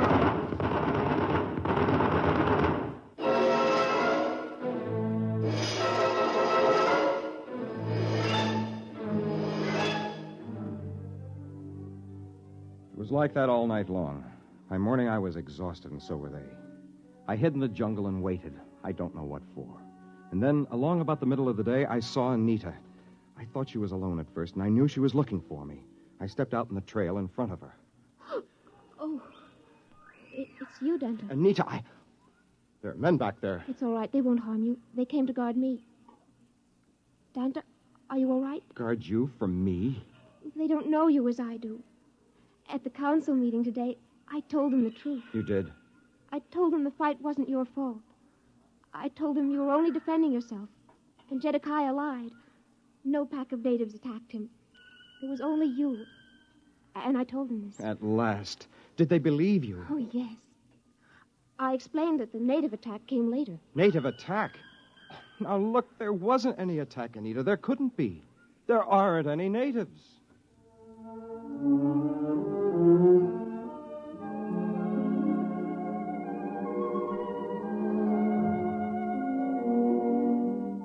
I could tell right then it was no use trying to convince anyone, even the girl I loved. It was then that I decided back to her people and waited for a time just to make them nervous. Then, the next morning, I came striding into the middle of the Hutter camp. Halt! One step more and I'll kill you. I want to see Simeon. All right, Jedekiah, I'll take over. Here I am, Danta. Shall I shoot him, Simeon? No, let him speak. Go on, Danta. What is it? I have come here to bring you a declaration of war. What?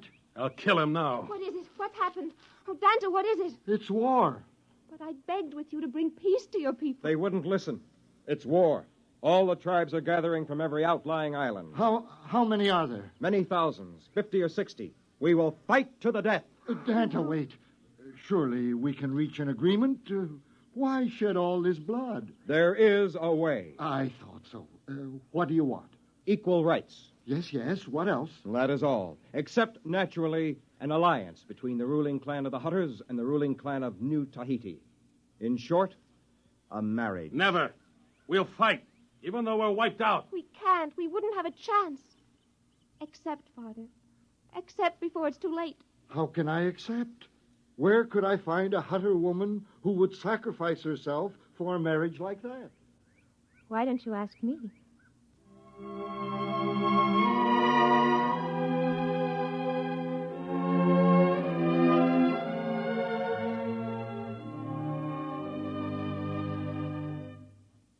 So it came about. Anita and I were married and were very happy. The Hutters, too, prospered in their new land, and soon they began to build up a thriving new civilization. Anita and I and our family moved to one of the more remote islands, where we weren't so much in the thick of things. Sometimes people would come to see us and ask me to talk about my people, and I would tell them how they could not stand the white man's civilization and how they died off, all but me. It always made them feel very guilty, and somehow I liked to watch them squirm. As I said, I've always been a misfit.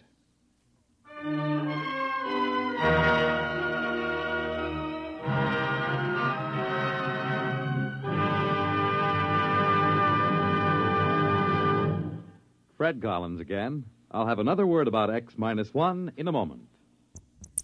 X-1, presented by the National Broadcasting Company in cooperation with Galaxy Science Fiction Magazine, which this month features Break a Leg by Jim Harmon. The man worthwhile couldn't be allowed to smile. If he ever laughed at himself, the entire ship and crew were as good as dead. Read it in Galaxy Magazine on your newsstand today. X-1 has brought you The Native Problem, a story written by Robert Sheckley and adapted for radio by William Welch. Featured in the cast were John Thomas, Joseph Boland, James Dukas, Ellen Muir, Charles Webster, and Alan Bergman. Your announcer, Fred Collins. X-1 was an NBC Radio Network production.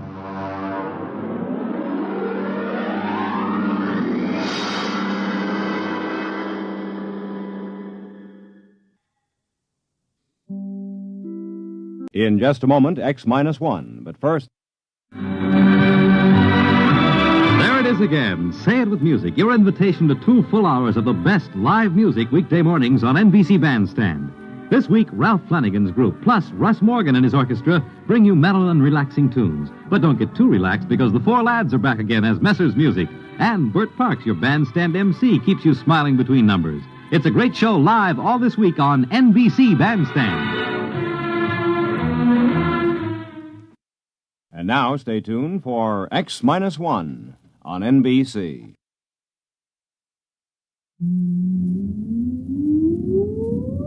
Countdown for blast off. X-5, 4, 3, 2, X-1, fire.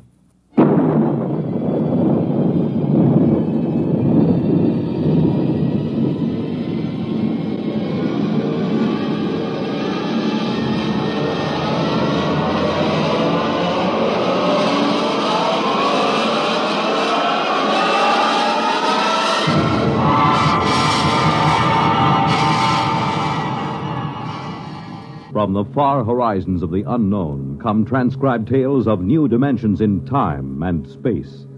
These are stories of the future, adventures in which you'll live in a million could-be years on 1,000 maybe worlds. The National Broadcasting Company, in cooperation with Galaxy Science Fiction Magazine, presents X minus 1.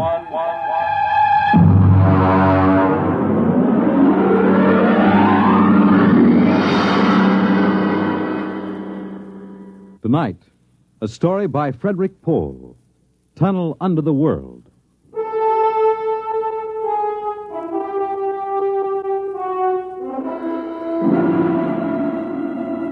On the morning of June 15th, Guy Burkhart woke up screaming.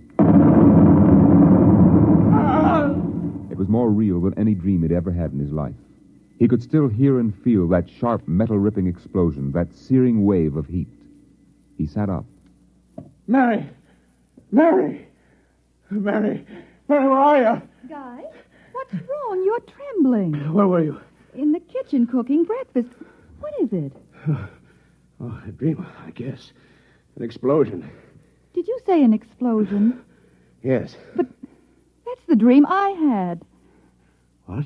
I dreamed there was a big explosion and then something sort of hit me on the head. Holy smokes. Maybe there really was some sort of explosion and it started us dreaming. Well, there'll be an explosion down at your office if you don't hurry and get to work.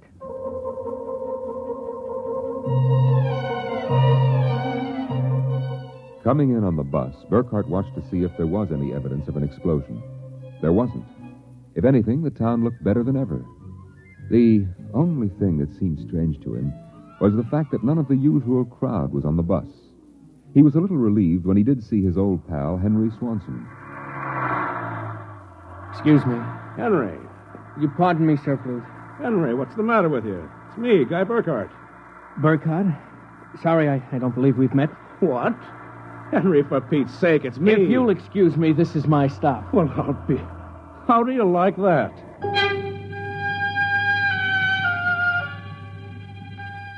Guy Burkhart got off in front of the gigantic Controchemical building and took the elevator to the 98th floor, where he had worked in the accounting department for 12 years. It wasn't until he was almost at his floor that he realized the speaker wasn't playing the usual commercials. Are you happy with your present home freezer? Of course not. Well, the answer to your problem is a Feckle freezer. Feckle freezers are better freezers. Most wives would do anything for a Feckle freezer. Are you happy with your present home freezer? Of course not.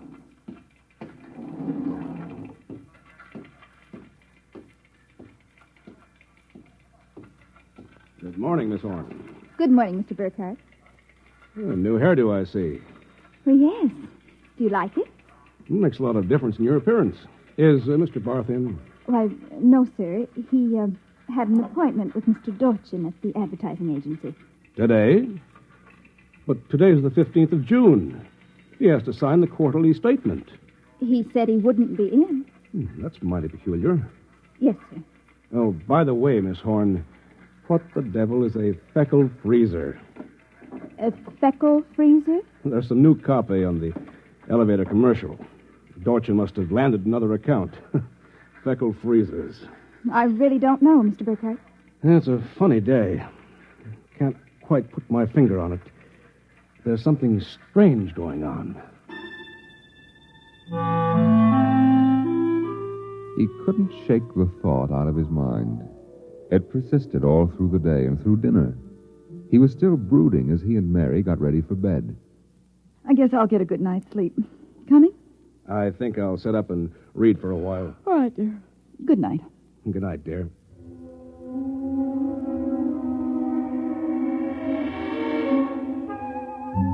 At exactly midnight, Guy Burkhart lapsed into a sudden, deep sleep. And the following morning, he woke up screaming. Darling, what is it? What's wrong? Oh, nothing. A bad dream, I guess. You gave me such a shock. I seem to be having a lot of nightmares lately. Really? Yes. The one I had yesterday. This was the same.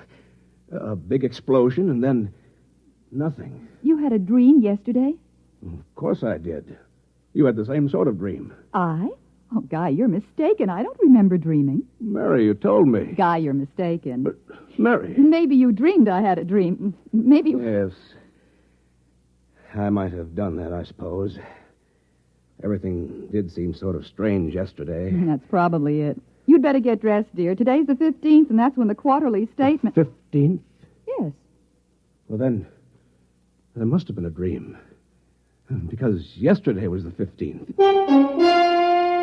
Guy Burkhart got up, dressed, ate breakfast, and took the usual bus to work.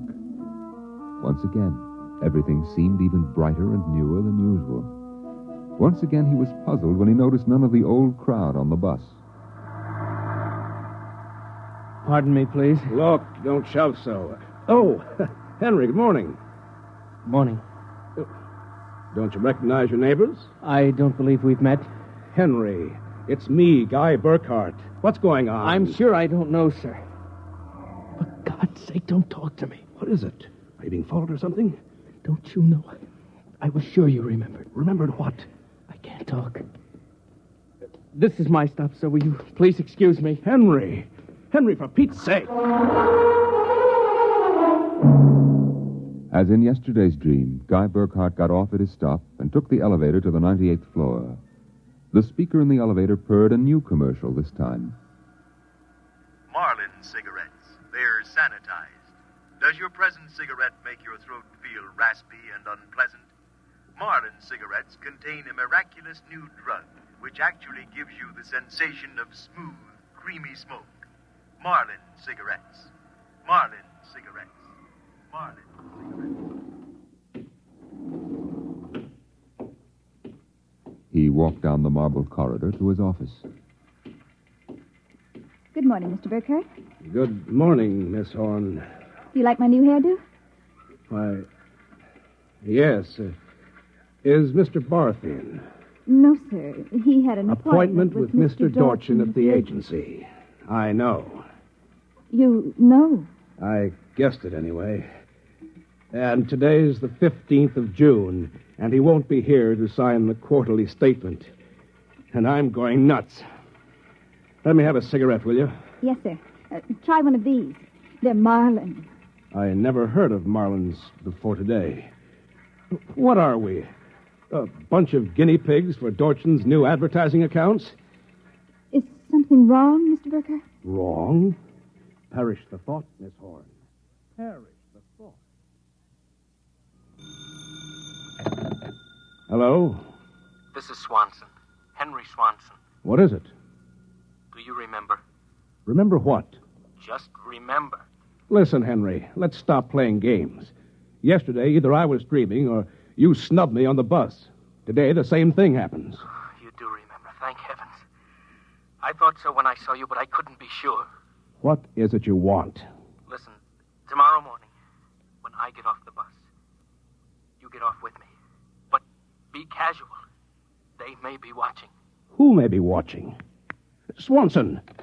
Hello?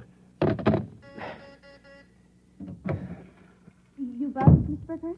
Yes, I'm still out of cigarettes. Would you buy me a pack of Kelvins? Wouldn't you rather have Marlins? I smoke Kelvins. But, Mr. Burkhart, Marlins have that soft, creamy smoke that's so soothing to your throat. You really believe that stuff? It's true. I wouldn't say this, Mr. Burkhart, except that, well, I've gotten to know you pretty well, and I've grown to admire you so much. I see. Would you mind, Mr. Burkhart, if I told you that for months now I've wanted to, well, just comfort you. I know how troubled you've been. You've never mentioned your feelings, Miss Horn. April. My first name is April. That's a pretty name. You see, I do have your welfare at heart. That's why when I see you smoking Kelvins, and I know Marlins are so much better, won't you let me buy some of them for you? I suppose so. Why not? Here, you bring me a carton. Thank you, Mr. Burkhardt. Guy, I'll be back.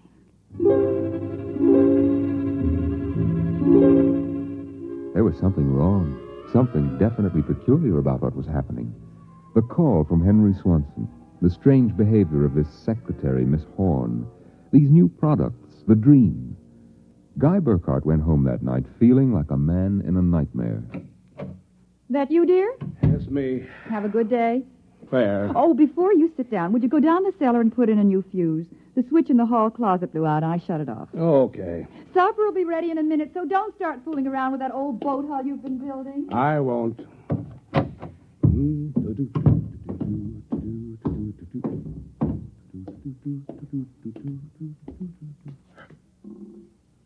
Mary! Mary! What is it? Come down here. Hurry up. What is it? I'm not sure. I was looking for a fuse, and I thought maybe I'd drop one under the boat hull, so I scratched around. Look. Let me put the flashlight on it. Well? Look at the floor. What about the floor? It's supposed to be cement. Well? It's copper. There's a thin layer of cement, but underneath it's metal. Look here. Underneath the concrete, more metal. There. And here, on the wall, metal.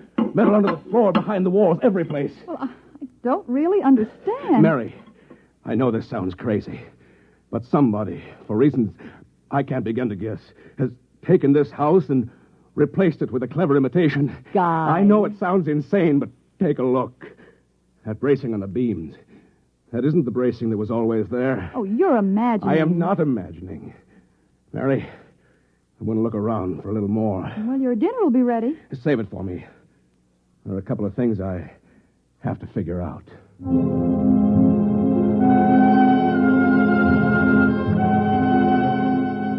The following morning, Guy Burkhardt woke up screaming. He dragged himself into the kitchen where his wife Mary was preparing breakfast and discovered it was still June 15th.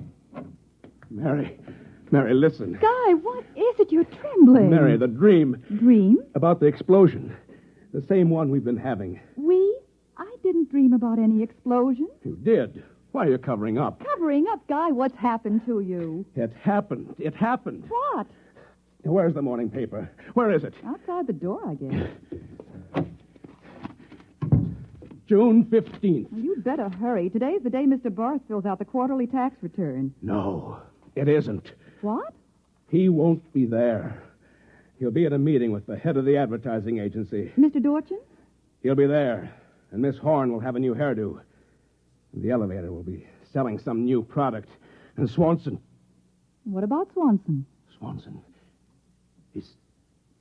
I wonder if it's going to be the same today or whether... Guy, what in the world are you talking about?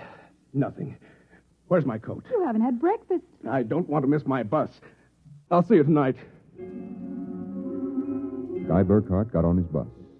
There were the same unfamiliar faces, the same unusually new-looking buildings, the same unusually bright sunshine, and Henry Swanson, pale and furtive. Oh, excuse me, sir. You're quite all right. Do you remember the phone call? Yes. Oh, thank heaven. Get off at the next corner and follow me. Where are you going? There's an excavation for a building about a block down. But make sure you aren't followed. I'll go first.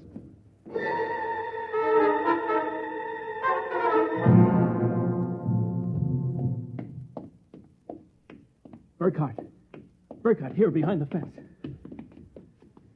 Now, Henry, what's this all about? Just a minute. I want to make sure you aren't followed. Followed by whom? By them, of course. And just who are they? I'm not sure. At first, I thought perhaps they were Russians. Now I'm beginning to think they're Martians. No humans could have accomplished what they've accomplished. Look, start from the beginning, Henry. What's going on? Burkhardt, peculiar things have been happening to you, right? Yes. A lot of your friends are missing. Your house seems changed. There's something stranger than that. The date. Today is June 15th. Yet I could swear that yesterday was June 15th and the day before that. Yes, you've got it. It's always June 15th, and you and I are the only ones who know it. But why? How? I'm not sure. I think it's some sort of mass hypnosis or something. Why didn't it work for us? My wife Mary doesn't remember things. Somehow, when it happened, they missed us. We were protected from the full force of the rays or whatever they use. Burkhardt, where were you on the night of the 14th, about midnight? That was Sunday night. Yes. I was down in the cellar, under that boat I'm building. And I was in my dark room developing some pictures. It just doesn't make any sense to me. Russians, Martians. What makes you think so? I've seen them. Where? At the end of the tunnel. What tunnel? The one that they built under Tyler Town. A tunnel under Tyler Town? Yes, that's right. It's made out of copper or some alloy. Wait a minute. I found a copper layer under my cellar floor last night. Yeah, so did I. That's how I discovered it. I found a way to get in, too. It's at the bottom of this excavation. Holy mackerel. Why don't we tell the police? Because we can't trust them. Even the police may be Martians in disguise. You're being melodramatic. Am I? You just come with me. Where? Into the tunnel. I'll show you. Henry Swanson led Guy Burkhardt to a small hole in the side of the excavation. There he removed a cut-out piece of metallic substance, and they crawled into a dimly lighted tunnel. They walked for what seemed like 2 miles, until Swanson held his finger to his lips. We've got to be quiet now. Henry, this is fantastic. They've got a tunnel right under the whole town. Oh, Burkhardt, you haven't seen anything yet. There's a room a little further down. We'll be able to look through a glass in the door. Is it safe? It's perfectly safe, unless one of them comes along. Now, come on. Here. Look through this glass. Now, just so I know I'm not completely insane, tell me what you see. Good Lord. Well? A tremendous panel with dozens of telescreens.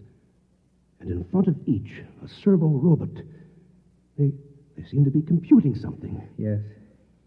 I've watched them. They're evaluating data from the screens. Evaluating? Why not? Each of them has a part of a human mind. Remember that.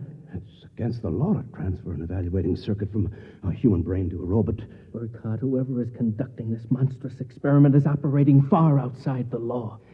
Have you gotten a chance to look at the data on those screens? No. No, I've been afraid to go in.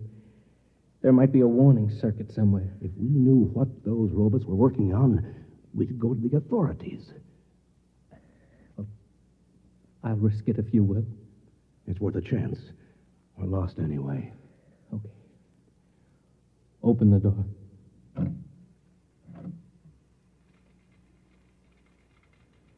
So far, so good.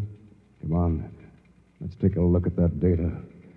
Yes, but don't interfere with the robots. Don't worry. Let's look at the screen. Whew.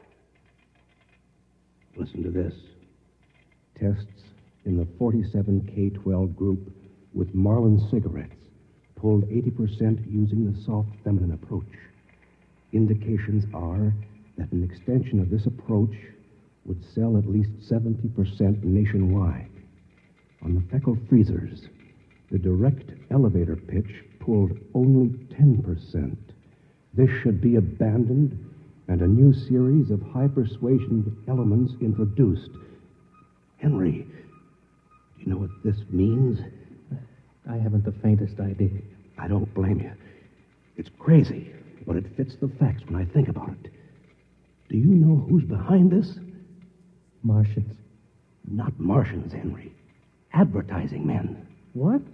I don't know who they are or how they've done it, but somehow they've taken Tyler Town over. They've got you and me and 30,000 others right under their thumbs. Hypnosis. Hypnosis drugs. Maybe some kind of ray or something. However they do it, what happens is that they let us live through a single day. During that day, they pour all kinds of suggestions and propaganda into us. At the end of the day, they evaluate the results, see how we've reacted. Then at midnight, they wash the day out of our minds. And the next morning, we start the same day over again with different stimuli. No, I can't believe that. I know it sounds ridiculous, but think of it. They can run the perfect test, and on a whole community. Do you know what that means? Suppose one man learned how to influence people 100%. In a year, he could sell us anything from freezers to political candidates. Oh, now, wait a minute. We're guinea pigs, Henry. This whole community is one big test tube for propaganda research. What do we do? Somehow, we get out of this town and get to the FBI. Do you think we can? Yeah, it's worth a try. Come on. Wait. What is it? Look. There's somebody coming down the tunnel. We've got to hide. Quick, behind the circuit box. Good Lord. It's Dorchin, the head of the agency that does our advertising. Quiet.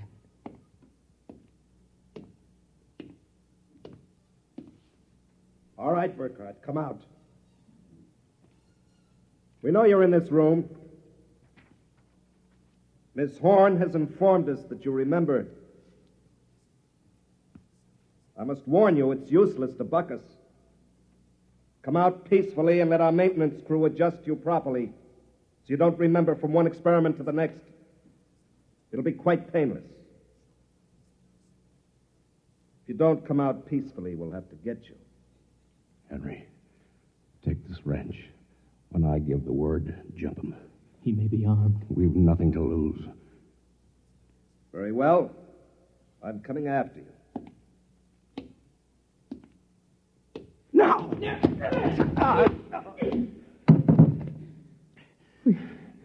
Burkhardt, I've killed him. Wait, I'll get his coat unbuttoned.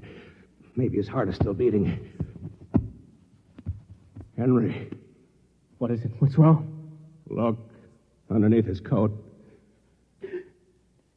Oh, heaven help us. It's a robot. A humanoid robot. Designed to look like Dorchin. Come on, let's get out of here. Wait. What's that? A loudspeaker. I told you it was useless, gentlemen. Who are you? Mr. Dorchin, naturally. The real Mr. Dorchin. What are you trying to do to us? Merely trying to prevent you from damaging my experiment, gentlemen. You can't get away with this, Dorchin. Sooner or later, somebody, the FBI or somebody, is going to get wind of this madness. Oh, now, really, Burkhardt, you're quite naive. Now, why don't you be reasonable and let the maintenance crew adjust you? If I refuse, I suppose you'll kill me. That would be quite impossible. Oh? You see, Burkhardt, you're already dead. Dead? You're shocked. It's quite true. You and everyone else in this town were killed by premature atomic blast at the Control Chemical Plant. The blast occurred at 7 a.m. on June 15th. That's the last thing imprinted on your minds. That's why you wake up screaming each morning. It isn't true. Oh, but it is. What I and my associates did was take the brain circuits from your dead bodies. We stored them in electrochemical batteries until we had a chance to rebuild the cities and begin our tests. Do you think I believe a fantastic tale like that? I imagine you find it incredible. Of course, we didn't rebuild everything exactly. After all, it only has to last for a single day. June 15th. At midnight, we turn off the power and wash out the memory of the day. You and your friend Swanson, unfortunately, have defective circuits. You remember. Burkhardt, it's no use. We're trapped. Please give up. Not me. But what can we do? We can make a run for it down the tunnel. Come on. It's useless, Burkhardt. Keep going. It's useless. Useless. Useless.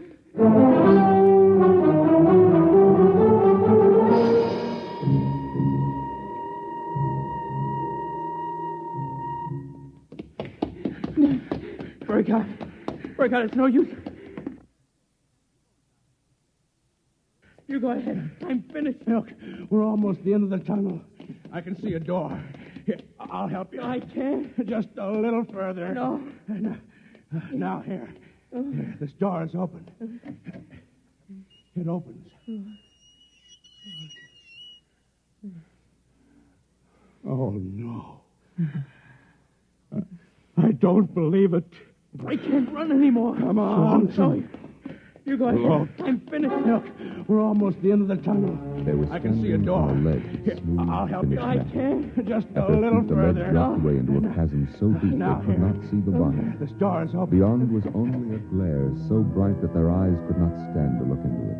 And yet, just beyond the limit of their vision, something towered. Something so huge it was almost inconceivable. Something... Burkhardt, Yes? this is Dorchin.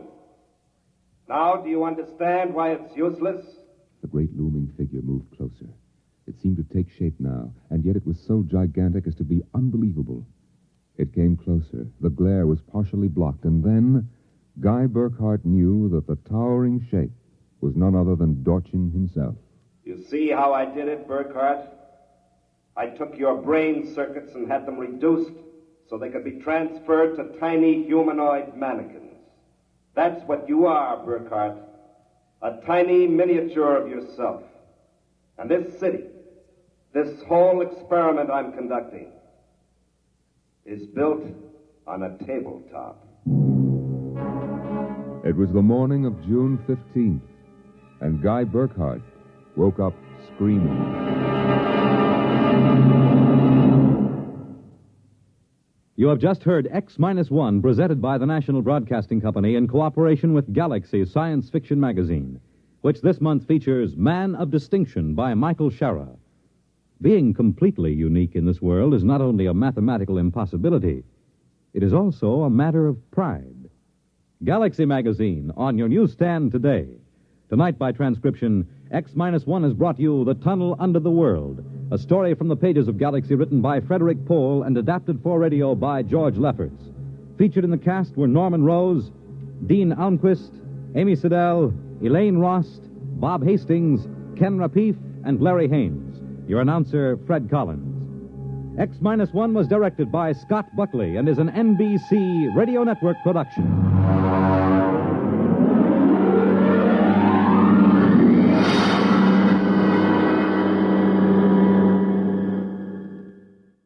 The music of Russ Morgan live on Bandstand weekday mornings on NBC Radio.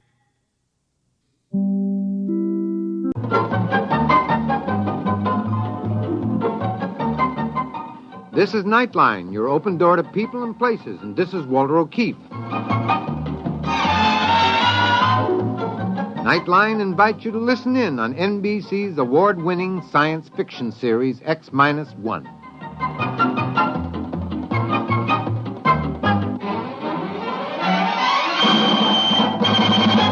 Now escape to a world of the future. Countdown for blast off. X-5, 4, 3, 2, X-1, fire.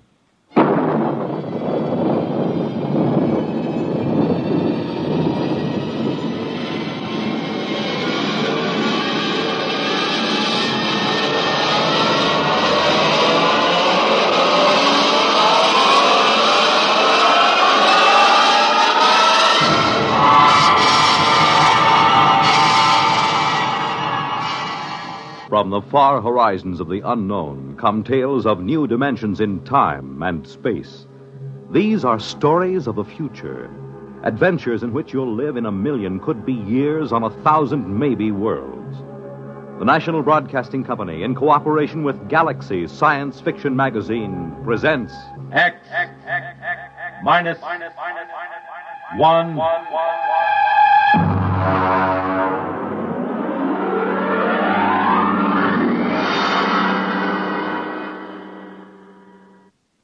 Tonight, Volpla by Wyman Gwynn.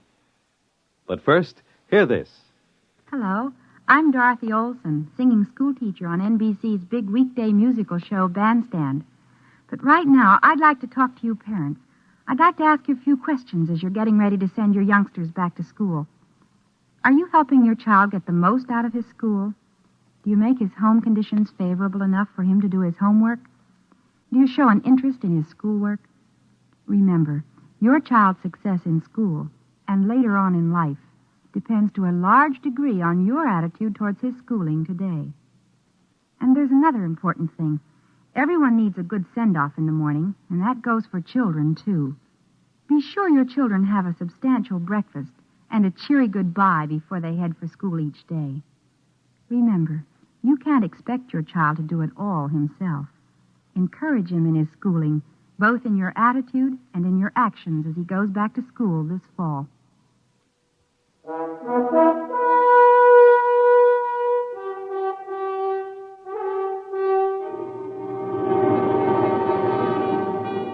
Now, X-1 and Volpla.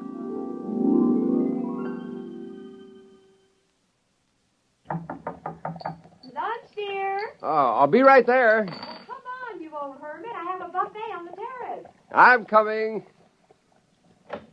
So, I'm an old hermit, am I? And our daughter says I'm eccentric now. I wonder how the devil she ever found out. From me, of course. But you love me just the same. Oh, Max, what's got into you? Stop it. Oh, I reached the dangerous age. And, lady, I'm going to have fun. Well, come on out to the terrace. The hamburgers will get cold. My dear, I'm going to have a new kind of fun. Oh? It's a joke. I'm going to play a tremendous joke on the whole world.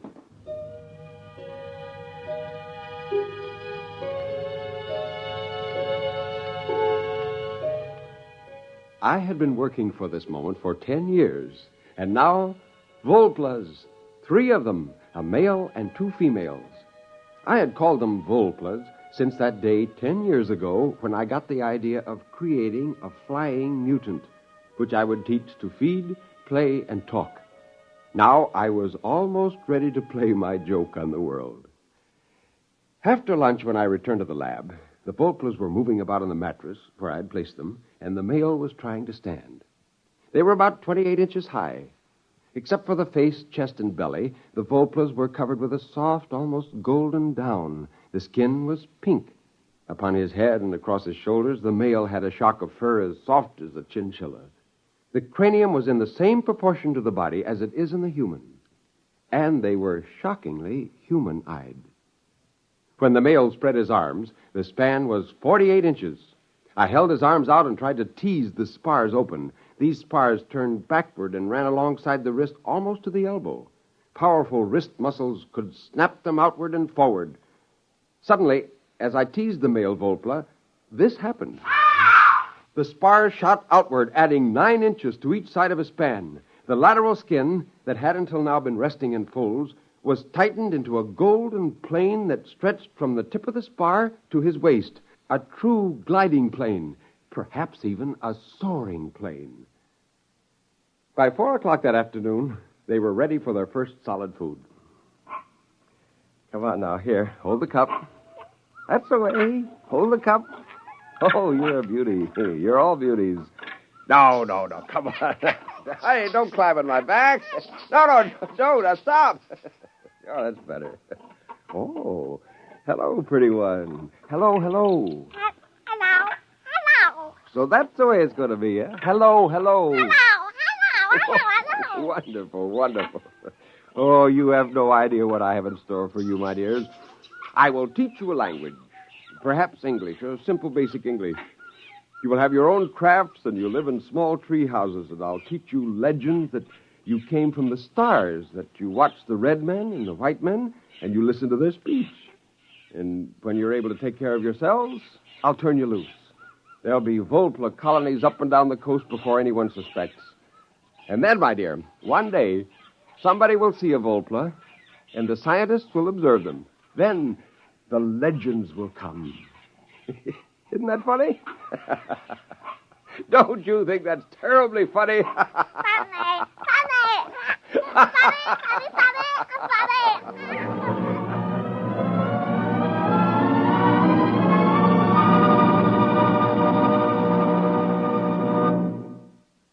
You're listening to Volpla.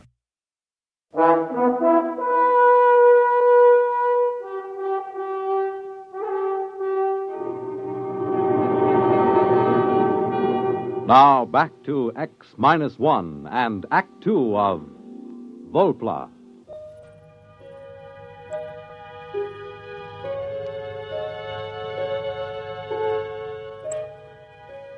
I used the metabolic accelerator to cut the Volpla's gestation down to 1 week, and I used it to bring the infants to maturity in 1 month. By the next spring, I had a colony of over 100 Volplas, and I shut down the accelerator. From now on, they could have their babies in their own way.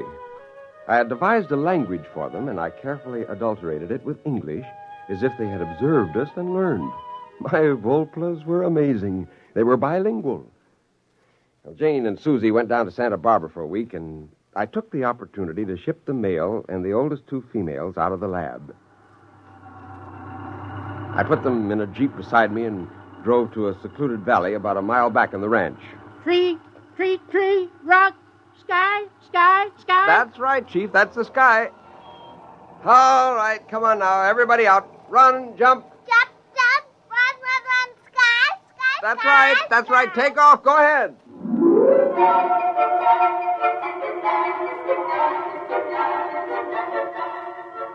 He spent about 2 hours chasing the 2 girl Volplas around, and then he made a leap for one. And when he spread his arms, his spars snapped out, and those golden planes sheared into the air. Sky. He sailed over her, and he rose up, and he hung in the breeze for a long moment, 3 feet above the ground. Fly. That's right. You can fly. Oh, fly.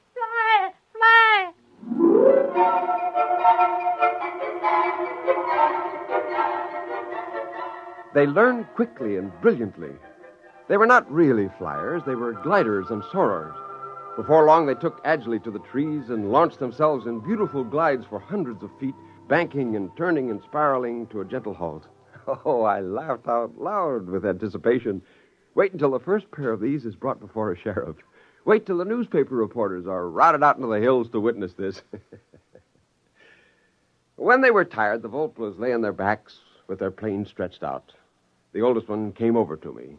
He squatted, his elbows resting in the ground, his wrist crossed at his chest. Before the red men, we live here? That's right. In places like these, you lived all along these mountains. Now there are very few of you left. Since you've been staying in my place, you've naturally forgotten the ways of living outdoors. We learn again. We stay here? That's right. Now look. Look, you see up in that tree? That's a bird. That's your food, if you can kill it. How? Well, I don't think you can get at them in the tree. You'll have to soar up above and catch one of them on the wing when they fly away. Go ahead, try.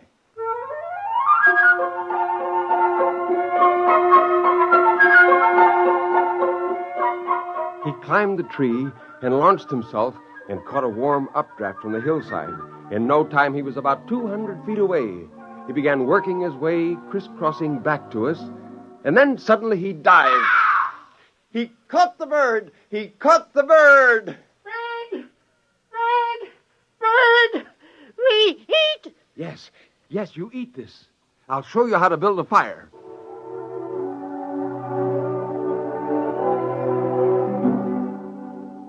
Again, I told them the story I had made up.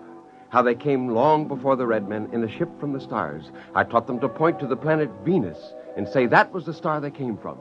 I grinned to think of the many stories that would be written in the Sunday supplements. Oh, what a great joke I was playing on the world. We came from the star before the red men? From the star? Yes. The next week, I brought all the Volplas out to the Oakwood. There were 107 men, women, and children. By the end of the week, they were scattered over 4 square miles of the ranch. They hunted sparrows and cooked them over tiny fires. The little creatures delighted me more and more. For hours, I could watch them play. I could sit all afternoon and watch them at work in a treehouse, quite forgetting to go home. Well, how does the mighty hunter who now returns from the forest? Fine. Oh, I've been enjoying the local animal life. So is our daughter. What do you mean? She has 2 of them up in her room. 2 what? I don't know. What do you call them? I went up the stairs 3 at a time and burst into my daughter's room. There she sat in her bed, reading a book to 2 Volplas. Hello there, King Arthur. What's going on here? Oh, nothing, Daddy. We're just reading like we always do. Like always. How long has this been going on? Oh, weeks and weeks. How long is it since that first time you came here to visit me? Weeks and weeks. But you're teaching them to read. Oh, of course. They're such good pupils and so grateful. Daddy, you won't make them go away, will you? Oh, Jane, why didn't you tell me such a thing like this was going on? Now, you listen to me, mister. Your whole life is a secret from us. Just what makes you think your daughter can't have a little secret of her own? Oh, fine secret. Didn't it occur to you that this might be dangerous? Those creatures are... Oh, Max, for heaven's sakes, they're sweet, lovable little creatures without a harm in their furry little bodies. Now, don't get excited.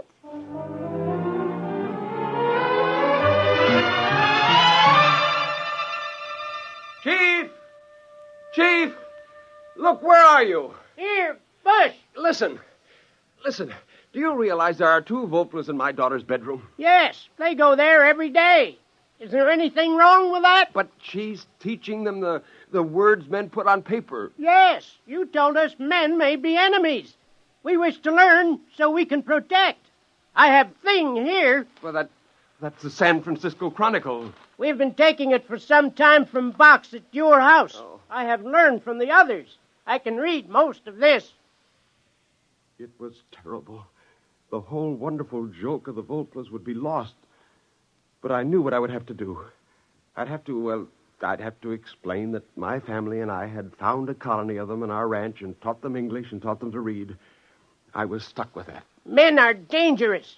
They will shoot us with guns if we leave here. No. Now listen.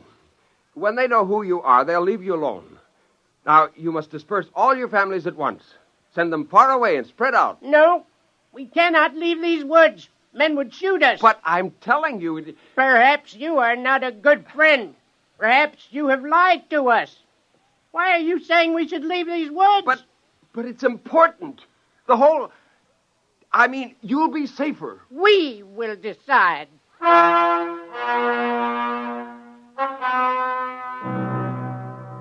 The whole thing was critical.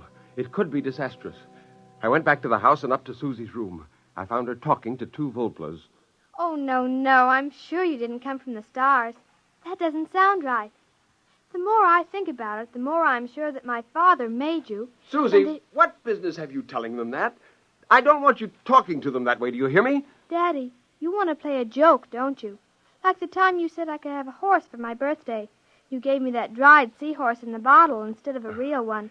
Were you going to make that kind of a joke? No, now, Susie, honey, that isn't exactly it, no. I don't think it's very funny. The Volplas are my friends.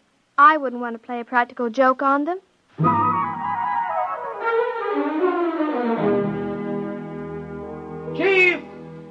Chief, where are you? Chief!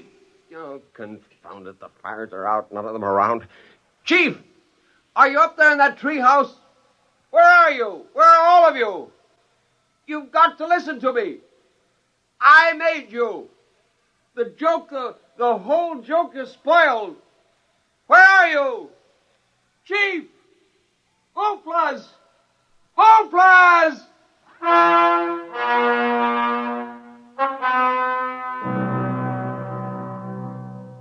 I was away from the house for hours. When I came back, I found Jane sitting on the terrace. Are you looking for something, dear? Oh, never mind. I suppose they're all gone. What do you mean? The little flying things. I saw them fly by about 4 in the afternoon. You did? Where did they go? Over that way. You could see them soaring over the trees. Oh, it was so pretty. Where's Susie? She's been watching television. She's all excited about the rocket flight, you know. What rocket? Oh, you have been living in the woods. The Venus rocket.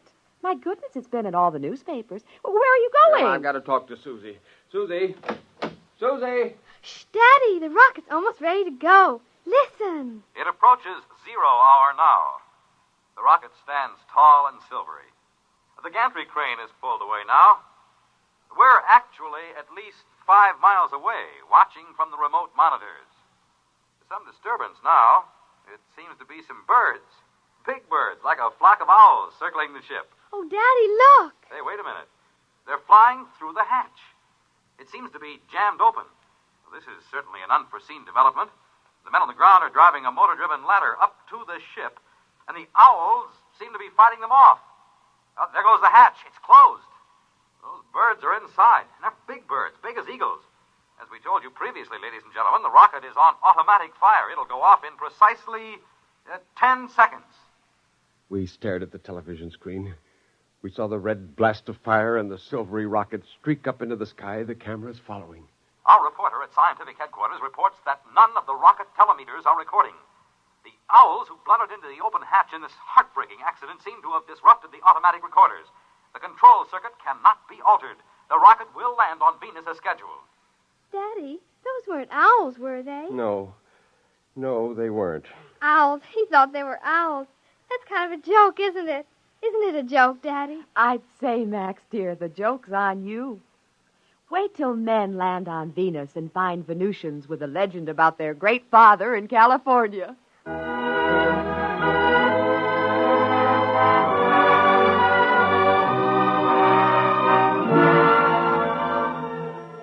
Of course, they left me a note. The handwriting wasn't very good, but then you wouldn't write very well either if your index finger was 9 inches long. I sat on the patio and read the Volpla's farewell. It said, "The man who made us, we forgive you. We know we did not come from the stars, but we go there. I, the chief, give you welcome to visit. We will try not to laugh at you. Goodbye."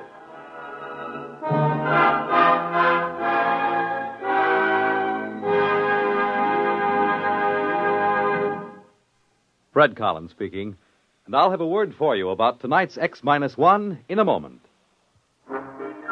Say, Bert Clark, My True Story's coming our way. Monday is the moving day. That's good news for me. My True Story on NBC. Well, that's good news for everybody, Dorothy Olson, for all the millions of women who've been faithful listeners to My True Story during its 15 fabulous years in radio. And for all the millions more who now have an opportunity to hear these complete stories every weekday morning in the half-hour time period just before our NBC bandstand. And I think we ought to remind everyone, Bert, that this is the same My True Story that has been one of radio's most popular morning programs. With a complete drama every morning about people and their problems. Still acted by wonderful casts and adapted by Margaret Sangster from material supplied by True Story magazine. Same time, but new stations. So take note and don't miss a single broadcast. Starting Monday, September 2nd, you'll hear My True Story at this spot on your dial, just before NBC Bandstand over most of these NBC stations. You have just heard X-1, presented by the National Broadcasting Company in cooperation with Galaxy Science Fiction magazine. Your announcer, Fred Collins. X-1 was an NBC Radio Network production.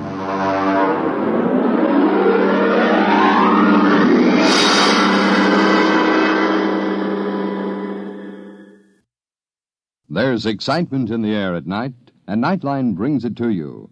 Hear Nightline with Walter O'Keefe, next on most of these NBC stations.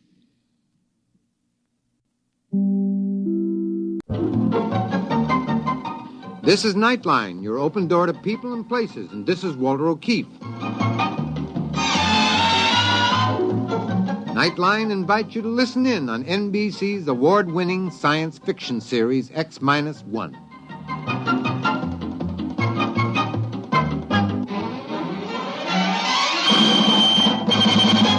Now escape to a world of the future. Countdown for blast-off. X-5, 4, 3, 2, X-1, fire.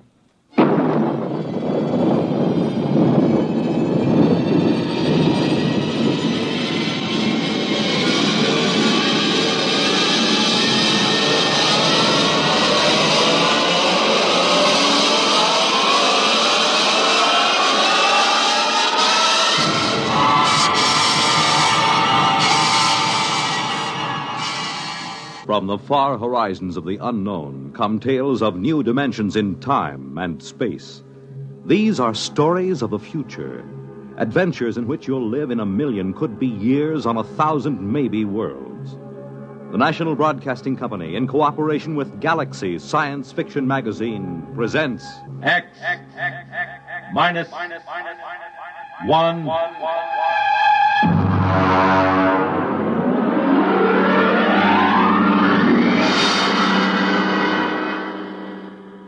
Tonight, Silana by James E. Gunn. But first, hear this.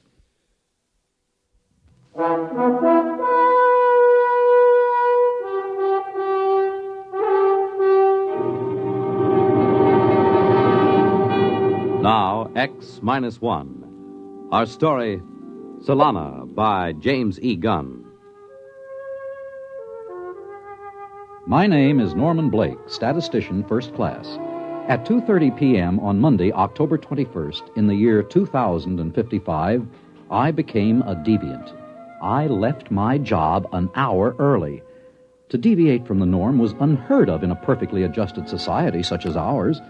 Thanks to the great psychologist Kinder, we had a society where everybody's job suited his talents and needs, where children were raised scientifically, and where everyone lived happily on an even keel instead of swinging back and forth from gloom to ecstasy. Then I noticed it, the single flaw in the perfect system. Come in. Yes, Norm. Henry, I'd like to talk to you for a moment, privately. Close the door. It's rather unusual for me to see one of my statisticians privately, but since we're old friends... Something rather serious has come up. Oh? As you know, my duty is to check the computers to make certain there are no deviations. Yes? This morning, I ran over the figures for our district. Here is the sheet. The deviation is near the bottom.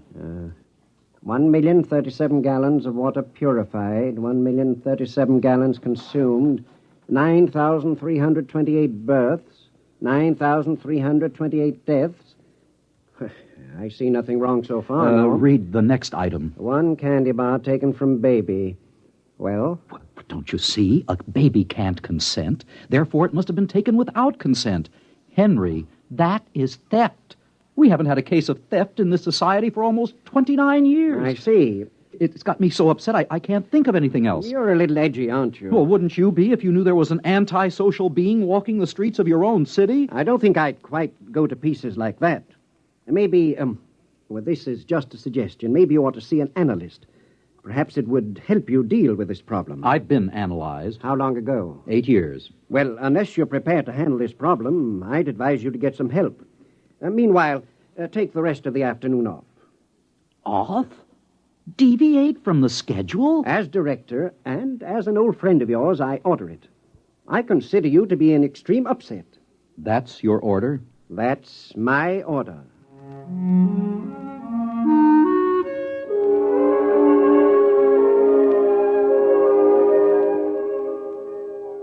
I must confess that as I went toward the elevator, a line kept running through my head. Norm has departed from the norm. I was doing something unorthodox. And what frightened me was that it amused me. Here I was, leaving work 1 hour early. I was so preoccupied that I stepped into the elevator without noticing that someone was already in it. An invasion of privacy almost unforgivable. He was a small, strange-looking man with short silver hair and thick, round glasses. Oops, I beg your pardon. I didn't really know you were... Perfectly all right, stranger. I'll just step out and... Hold it, brother. You've got troubles, I can see. Well, My advice to you is see an analyst. Don't wait another 24 hours. Thank you for the advice. That's more than advice, brother.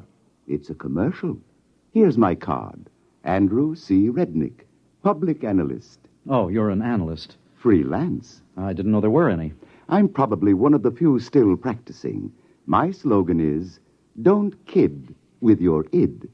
If life ain't dandy, come see Andy. I may be up to see you. You will, I can tell.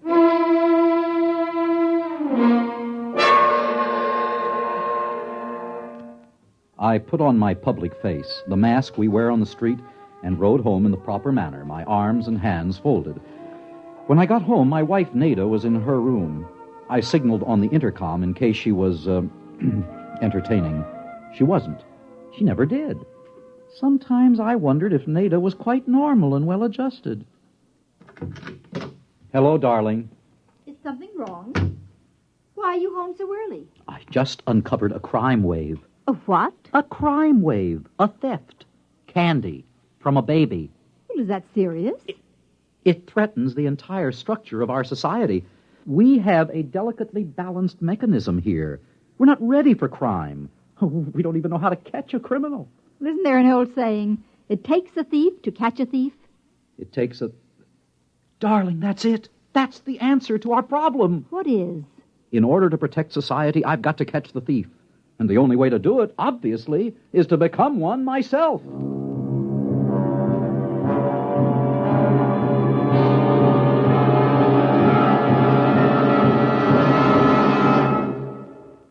You're listening to Solana, tonight's attraction on X-1.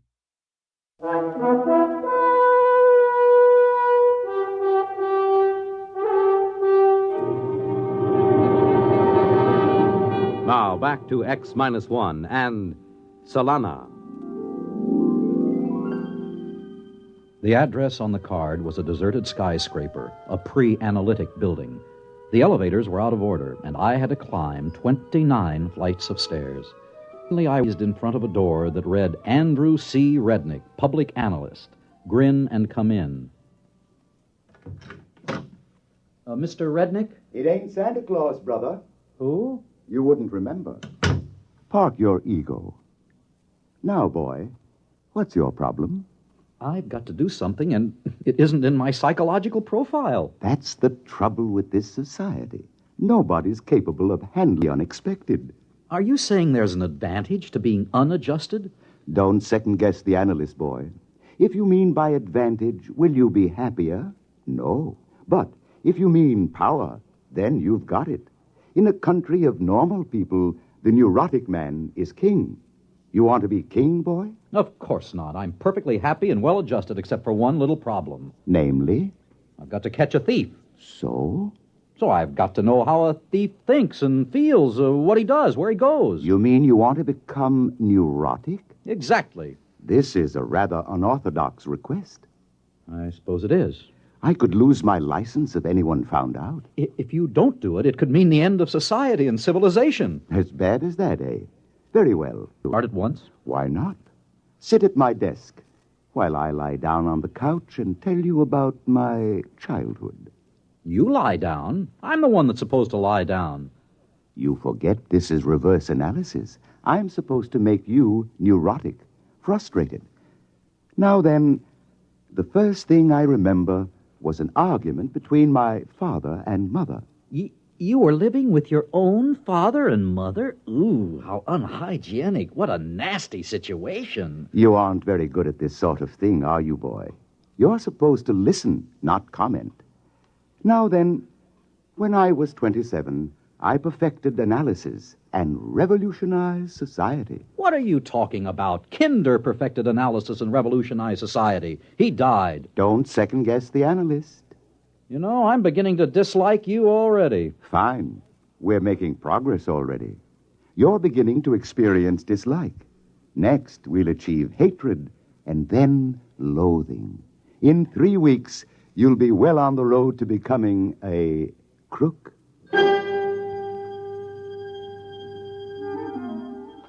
Every day for the next week, Rednick lay comfortably on his red leather couch, rambling about his childhood and his problems, while I longed to tell him about my own. I grew more and more repressed, and my disposition became worse and worse. On the 8th day, something happened at the office that made me realize I had to hurry. Come in. Henry, it's happened. What? The thief has struck again, but this time it's even more serious. What did he take? $1 million is missing from the First District Bank. Great Scott. We've got to find this thief, Henry. We're doomed if we don't. Well, maybe he's worked out his repressions. After all, what can a man steal after he's stolen $1 million? I don't know, but I intend to find out. Maybe you ought to drop it, Norm. How can you say a thing like that? It's positively antisocial. Calm down now. You're all upset again. Why don't you take the day off and go home? Spend some time with that lovely wife of yours. She misses you. How do you know? Norm, boy, do I detect a note of jealousy? You'd better watch your step. Jealousy is the forerunner of violence. Are you seeing an analyst, as I suggested? Yes, I am. Well, keep at it, boy. You're in bad shape.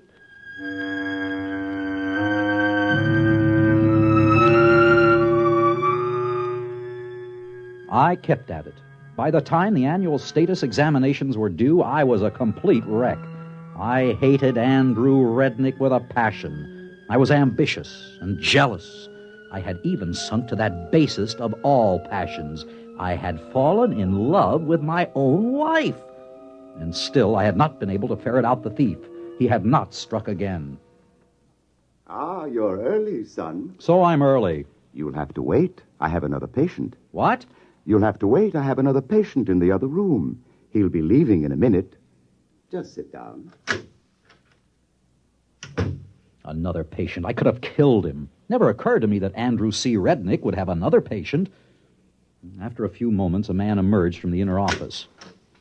He was wearing a silver mask or public face, and naturally I couldn't see his features. As I had my own mask on, he didn't see my features either, but I sensed a certain hostility as he brushed by me. Come in, son. Who is he? Take it easy. We don't reveal the names or identities of patients. I hate him. You're jealous. Jealous? As a matter of fact, I've been thinking of quitting the analysis. Good. This is your last session anyway. My last session? But it can't be. The annual examinations are coming up tomorrow. I am not ready. I'll be demoted to a menial job. I doubt it. I told you I'm not ready. What can I do? Have you ever thought of cheating? On the examination? That's horrible. Only a monster could suggest such a thing. What kind of man are you? Who are you, Rednick? Let me close the door. Now, look through the glass at my sign. You can read it backwards with the door closed. Andrew Rednick. Rednick backwards. Kinder? You? Oh, it's impossible. He's the founder of our whole society. Besides, he's dead. He died in an accident. All staged. I just decided to duck out. Why? Because, my friend, I found I had created a Frankenstein, a perfect society. It was like paradise, a Garden of Eden. The same silly people, happy, not wanting anything, not going anyplace, and not changing. So I decided to create a little sin and thereby give the creatures change, growth, misery, ecstasy, and free will. In a sense, I made them creative. Well, son, au revoir. But am I really finished? You're just beginning. Your frustrations are like rabbits, boy. They just keep breeding. I'm the one who's finished. He clapped his hat on his head and walked out, leaving me alone in his office. When I walked over to his desk, I found a gun lying on top of it. I put it in my pocket and returned to my office. The next 5 hours were spent in statistically predicting the questions I would be asked on the annual examination and in finding out the answers in advance. Then I went home. Darling, how did it go? Nada, take a good look at your husband. See anything different? Well, I've been noticing a change for the past few weeks. You're going to notice a much bigger change, sweetheart. Tomorrow, the new appointments will be made based on the results of the annual examination. Did you do well? Did I do well? Read this card. The enclosed card has a magnetic reproduction of your new psychological profile. It indicates you are in the 99th percentile of leadership with the second highest altruism rating ever scored. Therefore, a new position has been created for you. Beginning tomorrow, you will be deputy mayor of the district. Deputy, darling, it's wonderful. Yes, I dare say it is. Only one thing troubles me. What's that? I can't understand how anybody scored higher than I did. I'd counted on becoming mayor.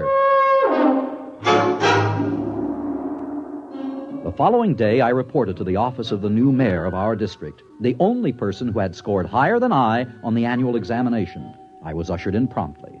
The new mayor was seated behind a huge desk. He wore his public face mask. Mr. Mayor, I'm Norman Blake, the new deputy. Yes, we've met, you know. Oh, I'm afraid I Let don't... me remove my public face. There. Henry Foreman. I'm amazed you didn't guess sooner. How? Quite simple. You and I, dear fellow, have unstable patterns. With me, the first break came the day I took that bar of candy from the baby as I was passing the nursery. My own act frightened me so that I sought an analyst. The same analyst you sought. Rednick? Rednick, Kinder, it's all the same. And you were the thief, and I never... It takes one to know one, Norm. You cheated on the exam, too. Using the computer, just as you did. Are there, any others like us? I don't know. We'll find out, though. We're ambitious, you and I. That means we'll be moving up, heading for the governorship, perhaps even the presidency. And then we'll collide with the others, if there are any. As Rednick said, in a world of normal people, the neurotic is king. The only trouble with that is there can only be one king. That's right. And only one mayor. The look he gave me then sent chills up and down my spine. In spite of my high position, I haven't had a moment's peace or relaxation since. Neither, I suspect, has Henry Foreman. There were imbalances in our world which had to lead to the destruction of one or all of us, and we knew it. There was one saying that Rednick Kinder had forgotten to tack up on his wall. Uneasy lies the head that wears the crown.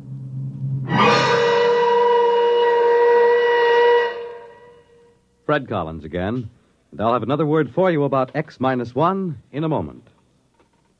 The attention of the nation is focused on Los Angeles and New York, the cities where two long-awaited World Championship boxing matches will take place.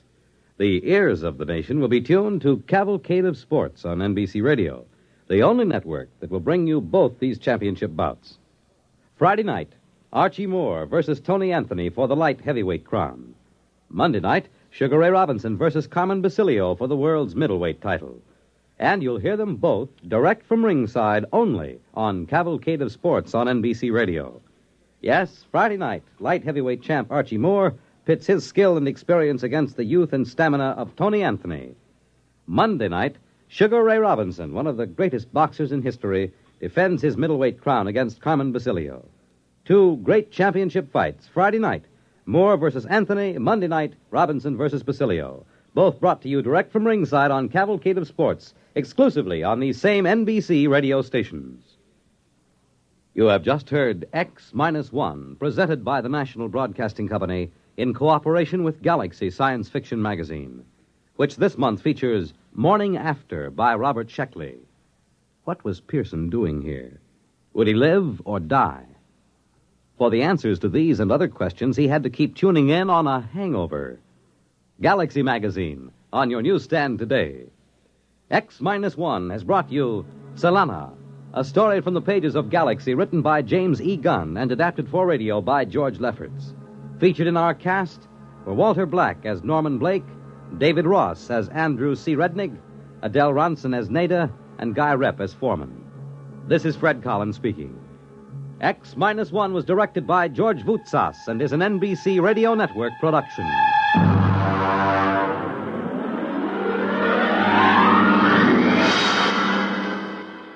There's excitement in the air at night, and Nightline brings it to you. Hear Nightline with Walter O'Keefe, next on most of these NBC stations.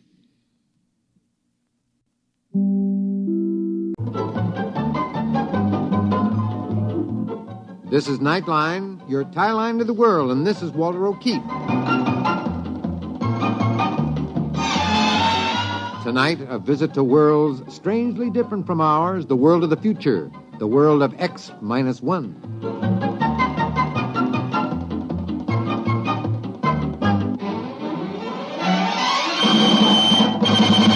Now, here is the future, X-1. Countdown for blast off. X-5, 4, 3, 2, X-1, fire.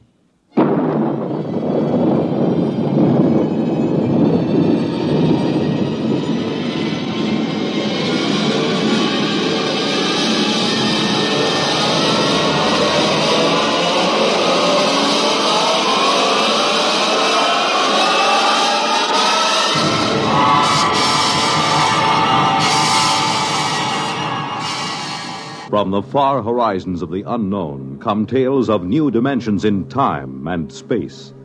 These are stories of the future, adventures in which you'll live in a million, could be years, on 1,000 maybe worlds. The National Broadcasting Company, in cooperation with Galaxy Science Fiction Magazine, presents X minus one.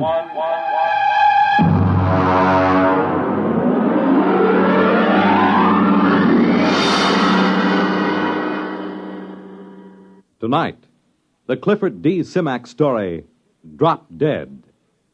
But first, hear this. Have you ever asked yourself what this country's most important natural resource is? I'm Dorothy Olson, NBC Bandstand singing schoolteacher. Our most important resource?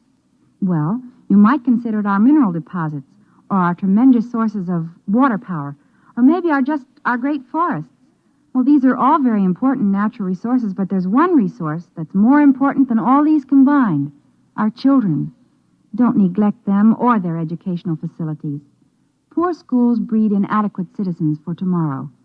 And another thing, keep your youngsters in tip-top shape so that they won't miss important school days. Dress them against the weather so they won't catch needless winter colds. Check their wardrobe as they go back to school this fall to be sure that they have plenty of the right kind of clothing. Remember, our children are this nation's most important natural resource. It's your job to protect their future as they go back to school this fall.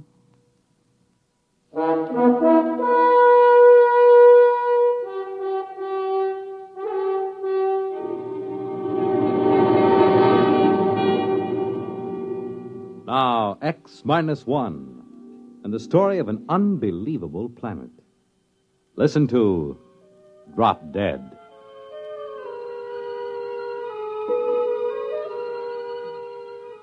Exactly 1 hour and 20 minutes after we sent the survey ship out on its tail, the critters showed up. Ordinarily, when you make a landing on an unknown planet, it takes at least a week for any life to come creeping out of hiding and sneak a look. But there they were, the critters. They were almost cow-sized, but not as graceful as a cow. Their bodies were put together as if every blessed one of them had run full tilt into a wall. Their hides were splashed with large squares of pastel colors, the kind of color one never finds on any self-respecting animal. Violet, pink, orange, chartreuse. The overall effect was in a checkerboard, made by an old lady who did crazy quilts. Max Weber, our biologist, stood at the tail fin with me and stared. Look at that on their heads. Those antlers. Those are not antlers, my friend. Well, I was afraid to say it. It looks like vegetation. As if they were trying to hide behind a skimpy thicket. And what bothers me is the fruit and vegetables. That is, fruit and vegetables growing on their heads. Hey, watch it. One of them's broken away from the herd and coming over this way. Step back. Give me a clear shot in case it charges. Look, here it comes. What? How do you like that? It just dropped. Ted, that animal just walked up to us and dropped dead.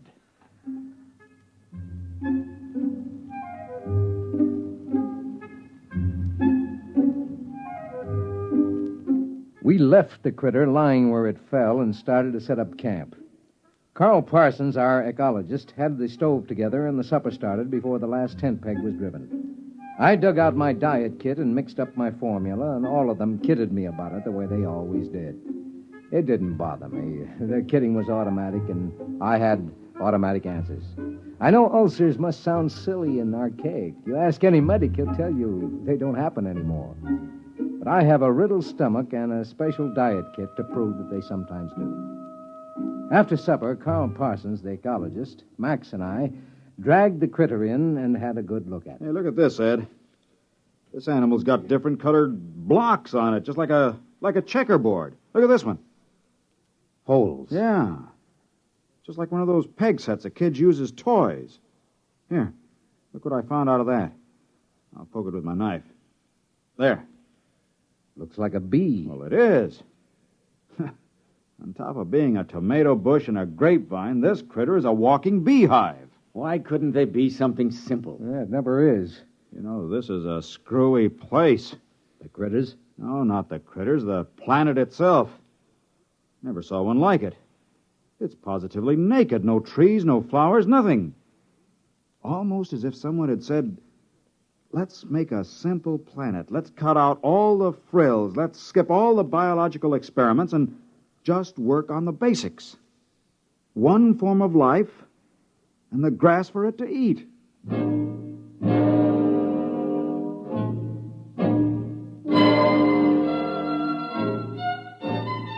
We unshipped the experimental animals, the rats, the zartills from Centauri, and the pumpkins from Polaris. The pumpkins made an unholy racket because pumpkins are always hungry. You just can't give them enough to eat.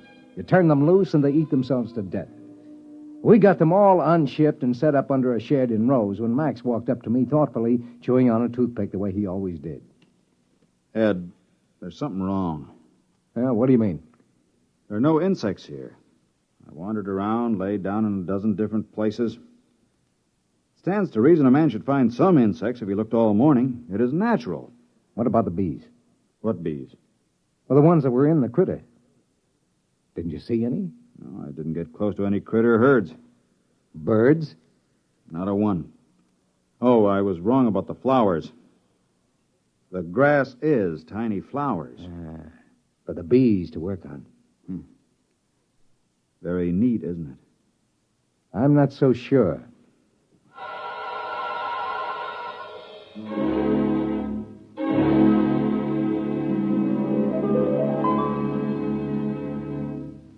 American tradition.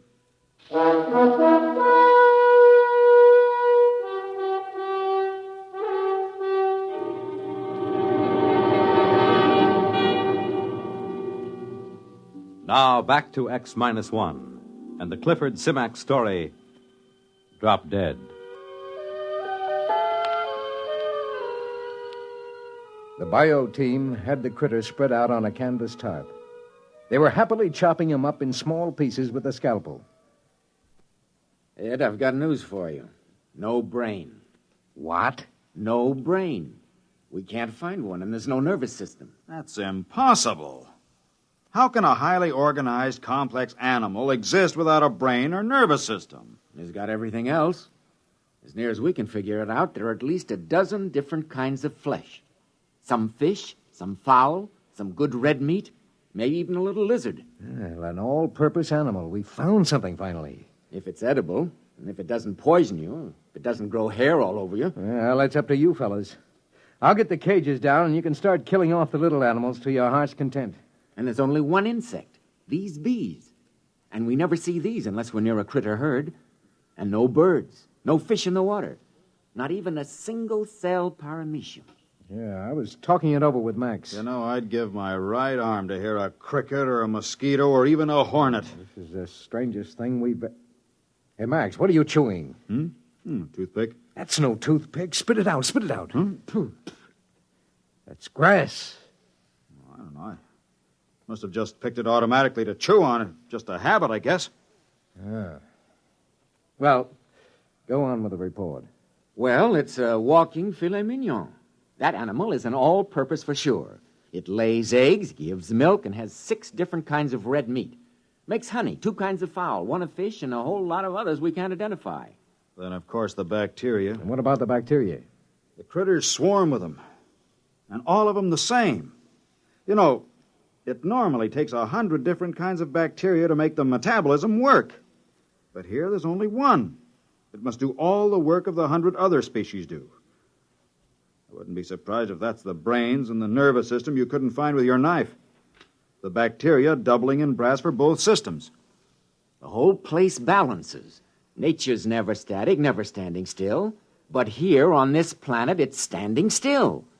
Where's the competition? Where's the evolution? It's as if long ago all these life forms said, let's quit this feuding, let's get together, let's cooperate.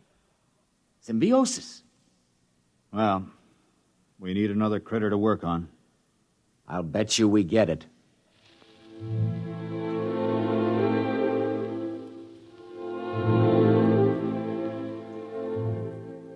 Luckily, Max didn't take Carl's bet. Right after breakfast, the critter came in and died with a savoir-faire that was positively marvelous. We unloaded all our supplies and got ready for a long stay. We were feeding all the experimental animals on a critter now. The carnivorous ones ate the critter meat, and the vegetarians chomped on critter fruit and critter vegetables. They all grew sleek and sassy. We were sitting around after supper one night when suddenly we heard something. Hey! What is it? Listen! Thunder. Listen. I think... All right, quick. Everybody up into the ship. What is it? A herd of critters. Look, you see the dust? They're coming this way in a stampede.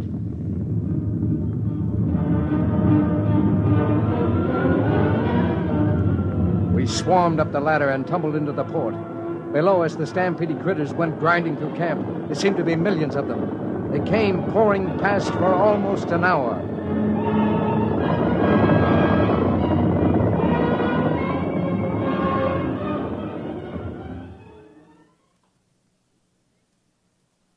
When it was all done, we came down and surveyed the damage.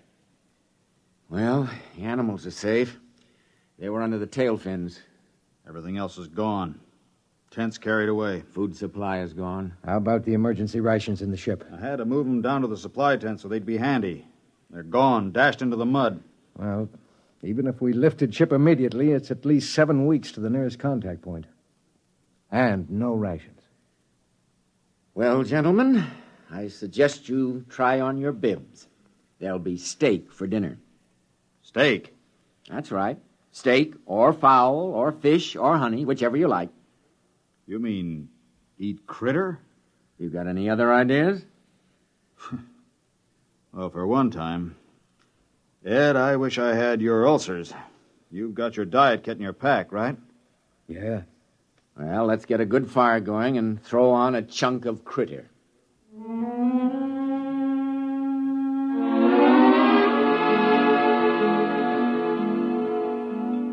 The crew ate about a critter a day. They didn't seem to mind. Just at breakfast time, one would walk in and keel over. The crew ate like there was no tomorrow. I waited for them to break out in a rash or start turning green with purple spots or grow scales or something. But nothing happened. They felt better than they ever had. But then one morning, Max Weber turned up sick. Well, gentlemen, I've just taken a sample of my own blood. How do you feel? Lousy. I'm loaded with bacteria, critter bacteria. I've checked some of the others. They've got a lower count than I have. Well, that figures. You got a head start. No. The rest of them have just been eating critter for a week. Hey, remember the day you ran out of toothpicks and took to chewing on a grass stem? Yeah. Well, we can't stop eating critter. It's all the food we have. Well, we might stop eating critter now. And there's my diet kit. We might make it home. Your diet kit wouldn't last us 3 days. I took a blood sample on the test animals. They've got a bacteria count almost as high as mine. Well, it doesn't make any difference. We still have to eat critter. We haven't got any choice.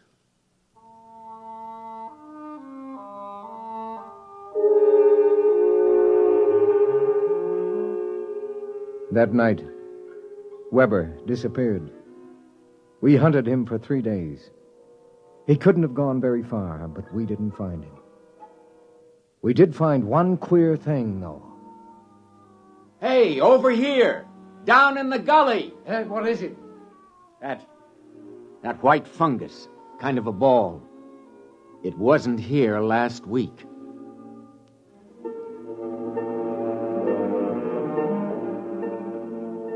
We couldn't find Weber. And then about 4 days later, Carl woke me up. Ed, get up. Get up. What's the matter? The animals, the test animals. They're encysting. They're turning into cocoons or chrysalis or something. What? All of the test animals, the guinea pigs, the dogs, they're turning into white fungus balls. Carl, the ball we found out in the field. Weber. Max Weber. It's got to be.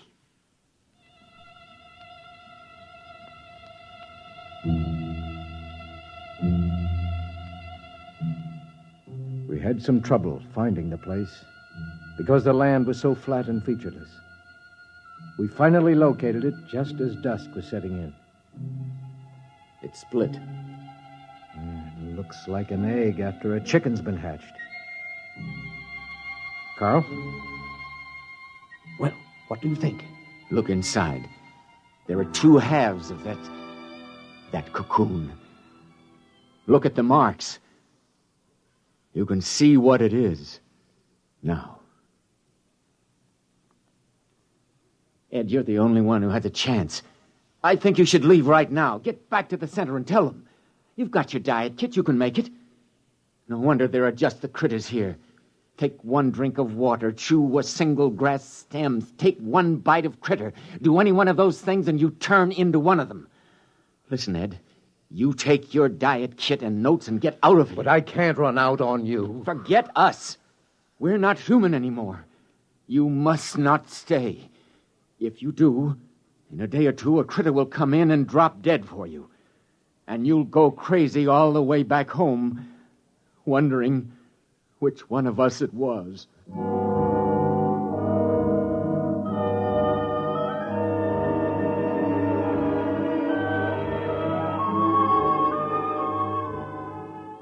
I walked slowly over to the ship, and I stood at the foot of the ladder, holding the notes and the diet kit against my chest. I thought of all the things we'd been through together. The crew, how they'd always kidded me about the diet kit. I thought of almost 10 years eating that awful goo, and that I could never eat like a normal human because of my ulcerated stomach. Maybe they were the lucky ones, I told myself. If a man got turned into a critter, he'd probably come out with a whole stomach and never worry about how much or what he ate. The critters never ate anything except the grass. But maybe, I thought, that grass tasted just as good to them as steak or a pumpkin pie would taste to me. So I stood there for a while and I thought about it. Ed, what are you doing back here? Carl, I just took that diet kit and threw it out into the waste disposal unit. What are you talking about? My friend, I am very hungry. What have you got for supper?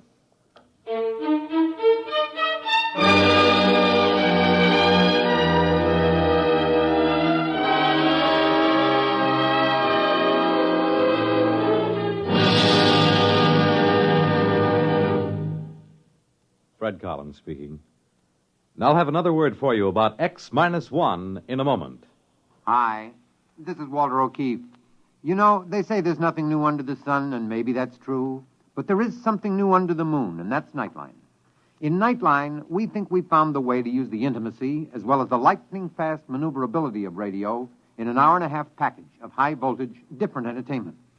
We found the way to make the airwaves your magic carpet to wherever big things are happening. Anywhere in the country, for that matter, anywhere in the world. Now, let's say that your favorite comedian is performing at a Las Vegas nightclub. He's packing them in, and you've really got to have connections to get a table. Well, Nightline is that connection, and your radio is your ringside table.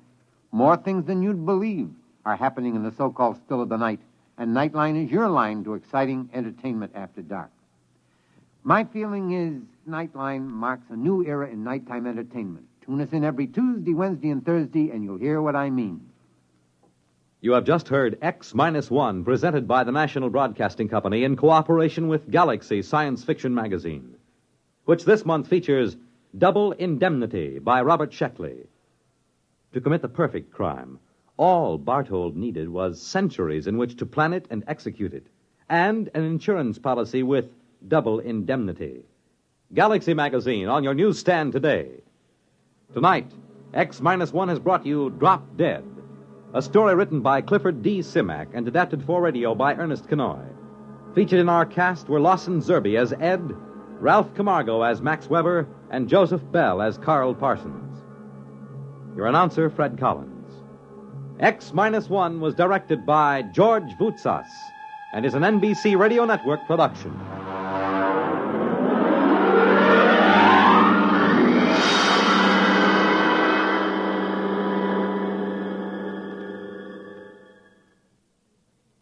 You'll be on the right line to exciting entertainment when you hear Nightline tonight over most of these NBC stations.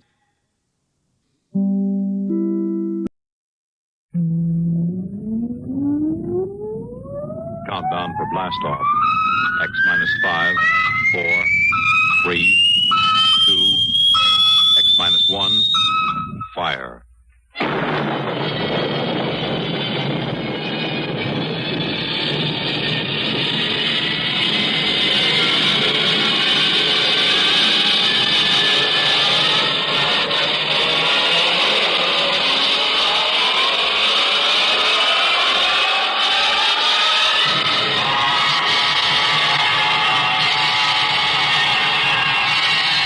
From the far horizons of the unknown come tales of new dimensions in time and space. These are stories of the future, adventures in which you'll live in a million, could be years, on 1,000 maybe worlds. The National Broadcasting Company presents X minus 1.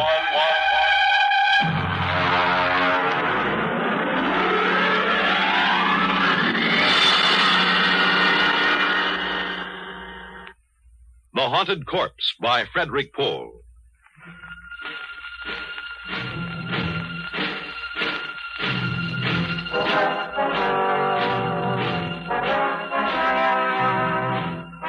It was 2200 hours when my task force of 135 picked men and a wax stenographer, all fully equipped for any emergency, surrounded the big house.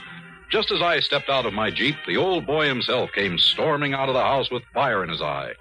While he was still ranting and raving, I gave him a soft salute and waited for him to finish. Go on, get the whole bunch of you. This is private property and you're trespassing. I won't have it, you hear? Now go on, get out. I'm Colonel Windermere, sir. My orders are to establish a security cordon around your laboratories.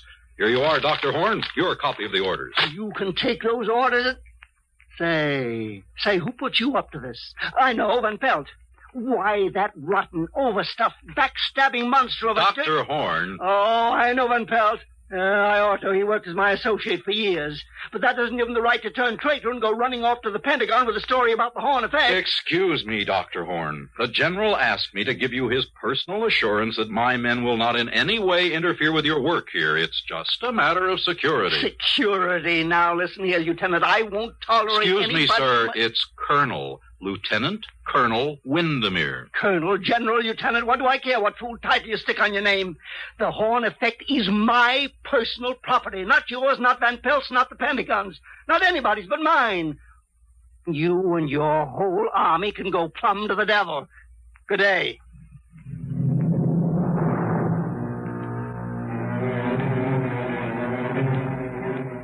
I watched the old man, he must have been all of 85, go stalking back into the house. During the night, a wire stringing detail surrounded the whole place with 3-strand electrified barbed wire with guard towers every 50 yards. I inspected the whole establishment before breakfast the next morning. And then, satisfied that everything was in order, I ate breakfast in my tent. I was interrupted by the appearance of Van Pelt, the fat and chubby scientist who had sent the original report to Washington. What did he say? How did he take it, Colonel? I mean, is he sore? Sore as a boil, Doctor. Oh. Well, you're here, so I guess he won't try anything. By the way, I didn't get a chance to have breakfast in town, and I wonder... Oh, of course. Have some bacon and eggs. Thank you very much. It looks delicious.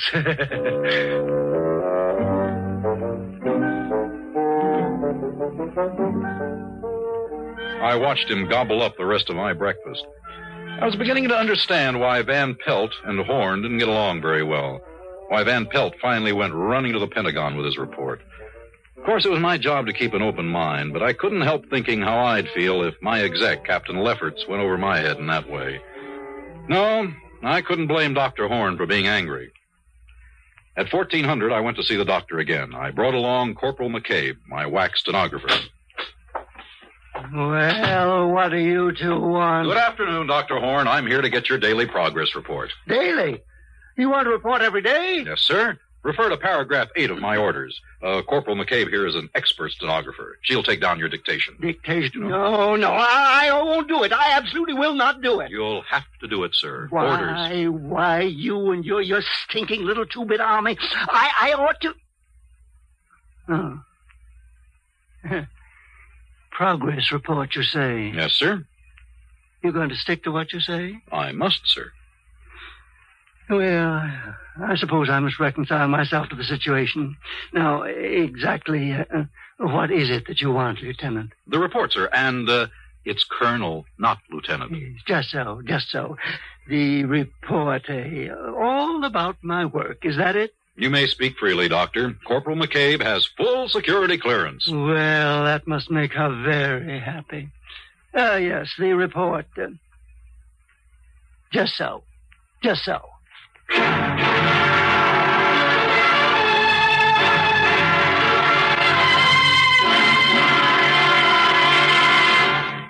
You're listening to The Haunted Corpse on X-1.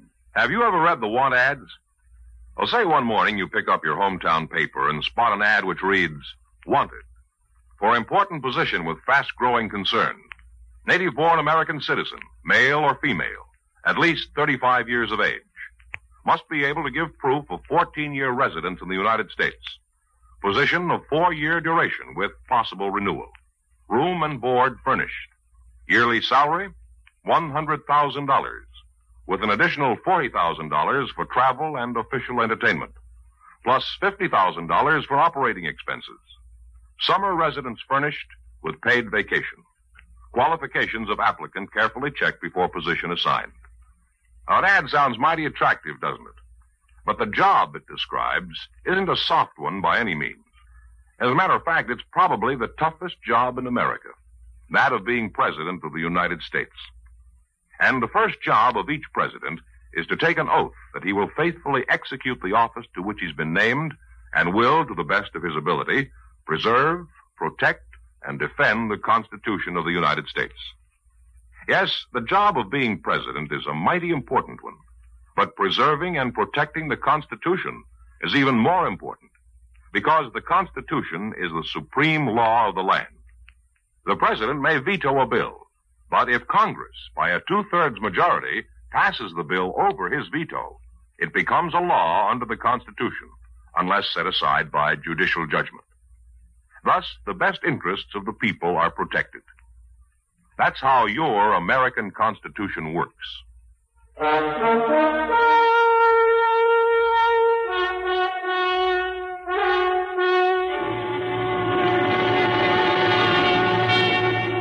Now, back to X-1 and The Haunted Corpse.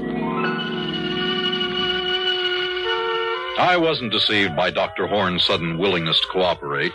He was probably trying to win my confidence so they could find a way to phone his congressman and make trouble for the whole operation. But I merely nodded to Corporal McCabe, who opened her notebook and got ready to take the dictation. Very well. This machine you see here is my polycloid quasitron. Now, to understand its operation, let me explain. Sir, excuse me, that term... Oh, yes. Dr. Horn, would you kindly spell those two words for the corporal? Just so. Polycloid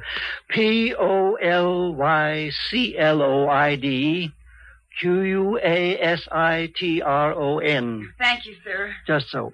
Well, now, the various... It was rough going for about an hour. The doctor had to pause every 50 seconds to spell a word for McCabe, who was looking more and more ill at ease. But there was one virtue to this slow pace. I was able to follow it all fairly well. And when the doctor finally stopped, I was ready to sum it up for him. I hope, Lieutenant, that I've made myself clear? Yes, sir. In other words, you've perfected a method of electronically killing a man without touching him. What? Electronically killing a man without touching him? Yes, sir. Just so, Lieutenant, just so. Will you tell me one thing? What in the sweet name of heaven did I say that gave you that particularly stupid notion? Well, sir, that's what you said. It is also what my briefing from General Follansby at the Pentagon gave me to understand. Oh, rubbish. Oh, I see what you mean. Just so. I confess I wondered why you're here in the first place. The government feels that this is a weapon. Of course, sir. Oh, well, now we understand each other. My machine renders humans into corpses. So does a chip flint, for that matter. Yeah, but never mind. That is the aspect which interests you. Yeah. Very good. But mark this, Lieutenant, my quasitron does something no chipped flint can do. It removes from the human body that thing which possesses only a negative definition, the quantity that we'll term X, which, added to the body, produces a man, subtracted leaves a corpse. Oh, but you don't care about all that, do you? Sir, I don't follow you. No, you're darn right you don't. We're all corpses, don't you see? Corpses inhabited by ghosts. And there's only one man in the world who can separate the two without destroying them, and that is me. And there's only one way to do it, and that's with the quasitron. Good day, Lieutenant.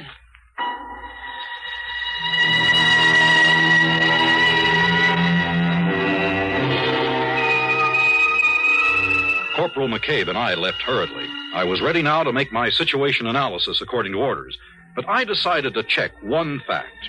I summoned Van Pelt to my tent that night. No, Colonel Windermere. He's perfectly sane. Perfectly. But he is also dangerous. Particularly dangerous to me. I mean, of course, if I haven't the Army's promise of complete protection. Colonel, that bowl of fruit looks tempting. I wonder if I... Oh, help yourself, Dr. Pelt. Thank you. Tasty. Very tasty. Dr. Van Pelt, I must have the straight dope on horn. What's this ghost business? My goodness, Colonel, that's just the old man's way of putting it. Forget the term ghost if it really distresses you. Now, whatever you want to call this thing in the body, life, intelligence, or whatnot, this is what his machine works on. If he wishes, he can replace this quantity or remove it from body to body. You might call the operation a transference. A transference of personality. Yes, that would describe it.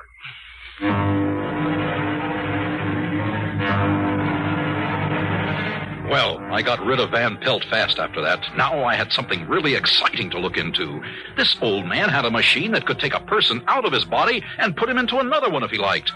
Next morning, I demanded a demonstration, and Dr. Horn showed me how he could change a hen and a cocker spaniel with the quasitron. It was weird, but impressive and convincing. Well, Lieutenant, do you believe in my machine now? Remarkable.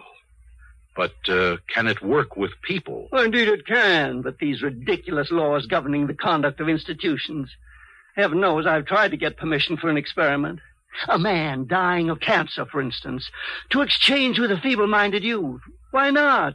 Put the sound mind in the sound body and let the other die. But no, they won't have it. I see. Then it actually has never been done. No, but, now you're here, Lieutenant. A military man, very brave. Just so. All I've ever needed was a volunteer. Now, Van Pelt refused, the coward. So is everyone else, but now you... Negative, sir, negative. I am not a lieutenant, doctor. I am a field-grade officer. But if there is a need for volunteers, I can find them for you, sir. You can? You really can? Yes, sir. I can think of several likely prospects. Give me until tomorrow. Just so, Lieutenant. Major, Captain, then. Tomorrow will do splendidly.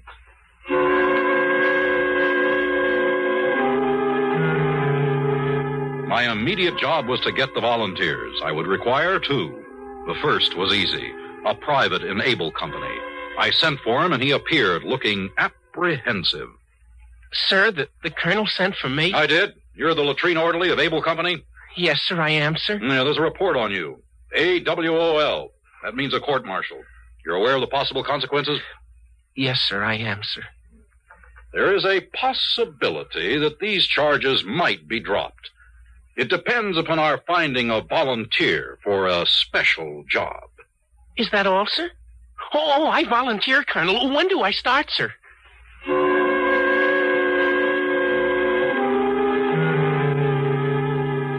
That was one. The second was a bit more of a problem. I thought at once of my executive officer, Captain Lefferts, a fine officer typical of the best leadership type. He had just been married, and he had no desire to be transferred to Saudi Arabia. Let me get this straight, Colonel. Are you saying that if I volunteer for this assignment, there's a possibility my orders might be changed? Captain, I hold your transfer orders in my hand. If you decide to volunteer, I will destroy them. Sir, I volunteer.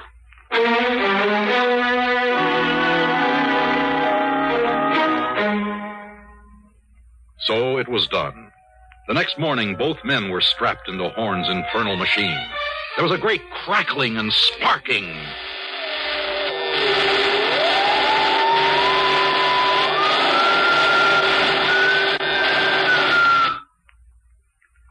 There.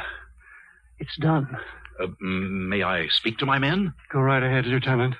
The orderly first. You, name, rank, and serial number. Sir? Lefferts, Robert T., Captain AUS, serial number 033-39615. Oh, sir, about that transfer to Saudi Arabia. No, that'll do. Good heavens. And now you. Colonel, sir, I changed my mind. If I can't go back to latrine orderly, I'll take the guardhouse, sir. It worked. At ease, men. You really did it, Dr. Horn. Just so, Lieutenant, just so. I really did.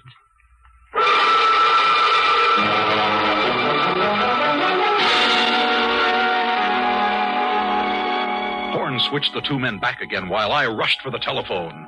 Crash priority, the Pentagon, General Follansby, priority and classified. Ask the general to stand by for scrambler.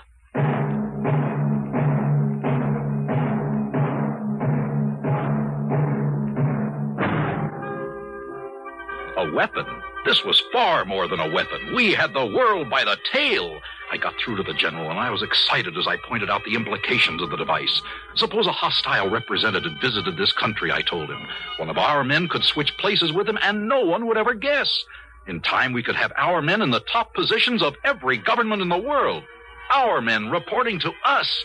It was the greatest opportunity any government ever had. The general was impressed in spite of himself. We arranged an appointment in the Pentagon for the next morning. As I hung up, I fingered the silver leaf on my shoulder. It would soon be a star. Colonel! What is it, O'Hare? Sir, I don't know how to put this. I'm afraid Dr. Van Pelt has gone psycho, sir. Why, Sergeant? What's he done? He's raving, sir. He says Dr. Horn wants to live forever. He says all Horn was waiting for was to make a test on a human being. He says now you've given Horn his test, Horn is going to grab the first human being he can find and, excuse me, sir, this is what he said, and steal his body. Great Scott! Where's Van Pelt now? In the laboratory, sir, with Dr. Horn. Gee, is everybody around here nuts? I saw it all in a flash. Dr. Horn had a brilliant mind, but a worn-out body. He was going to make a switch before his own aging machinery broke down. I had to stop him. Van Pelt was there, literally asking for it. When I opened the door of the lab, I stumbled over Horn's body, dead. He'd already done it. Next to his body sprawled my whack, Corporal McCabe, stunned by a blow on the head as she tried to prevent the tragedy. And there at the machine was Van Pelt, or what used to be Van Pelt, striking the complicated machinery with one blow after another. Too late, Colonel! Too late! Don't destroy the machine! Stop! It's too late, I tell you! Too late! Not that I know who you are! You're not Van Pelt! You're Horn! Get away from that machine! No! Not till it's destroyed! Destroyed! Destroyed! McCabe, you killed him. You fool, you unutterable ass! Wing him, yes. Stop him from smashing the machine, yes, but why did you have to shoot to kill? It seemed the best way. You've ruined everything now. Horn's dead, and so is Van Pelt. The machine is wrecked beyond repair.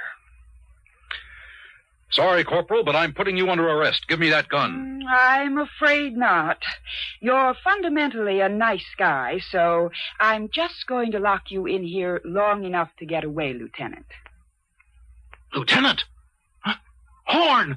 You're Dr. Horn! Just so, Lieutenant. Just so. Goodbye.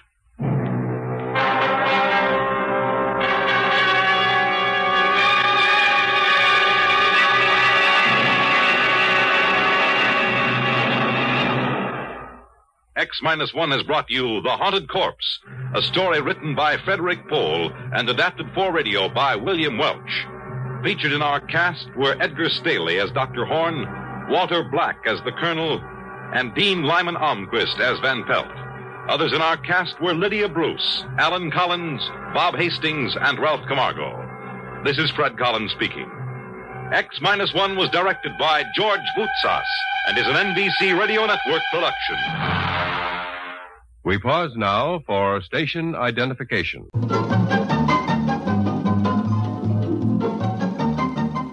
This is Nightline, your open door to people and places, and this is Walter O'Keefe. Nightline invites you to listen in on NBC's award-winning science fiction series X-1.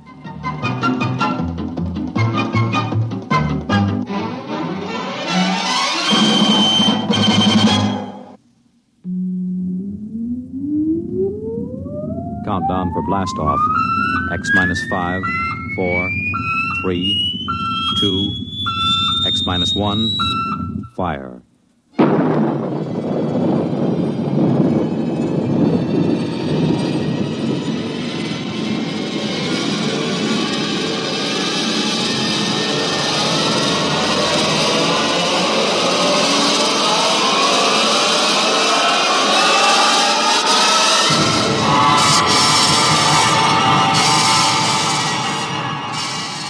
From the far horizon of the unknown come tales of new dimensions in time and space. These are stories of the future, adventures in which you'll live in a million could-be years on 1,000 maybe worlds. The National Broadcasting Company, in cooperation with Galaxy Science Fiction Magazine, presents X-1.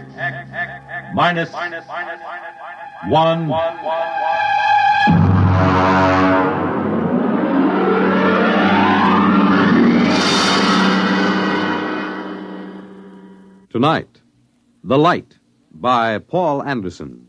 But first, hear this. The glamour backstage at Broadway's newest hit musical show, the spectacular West Side Story, the novel experience of accompanying a congressman, Joseph Martin, as he searches out the complaints, compliments, and problems of his constituents on a grassroots tour of his district. The thrill of attending one of the top football games in the nation as Army versus Virginia. The excitement of spending late evening hours with the music of top artists performing in famous nightclubs in New York and Chicago. These are just a few of the highlights of the weekend entertainment Monitor has planned for you. Beginning tomorrow night, Gene Kelly, Milton Berle, Tab Hunter, and Tony Martin are among the celebrities who will be visiting you over the Monitor weekend. There'll be comedy by Fibber McGee and Molly and Bob and Ray. Music, news, and sports, all on Monitor. So why don't you start your weekend right with Monitor on Friday night and stay with Monitor all weekend long over most of these same NBC radio stations.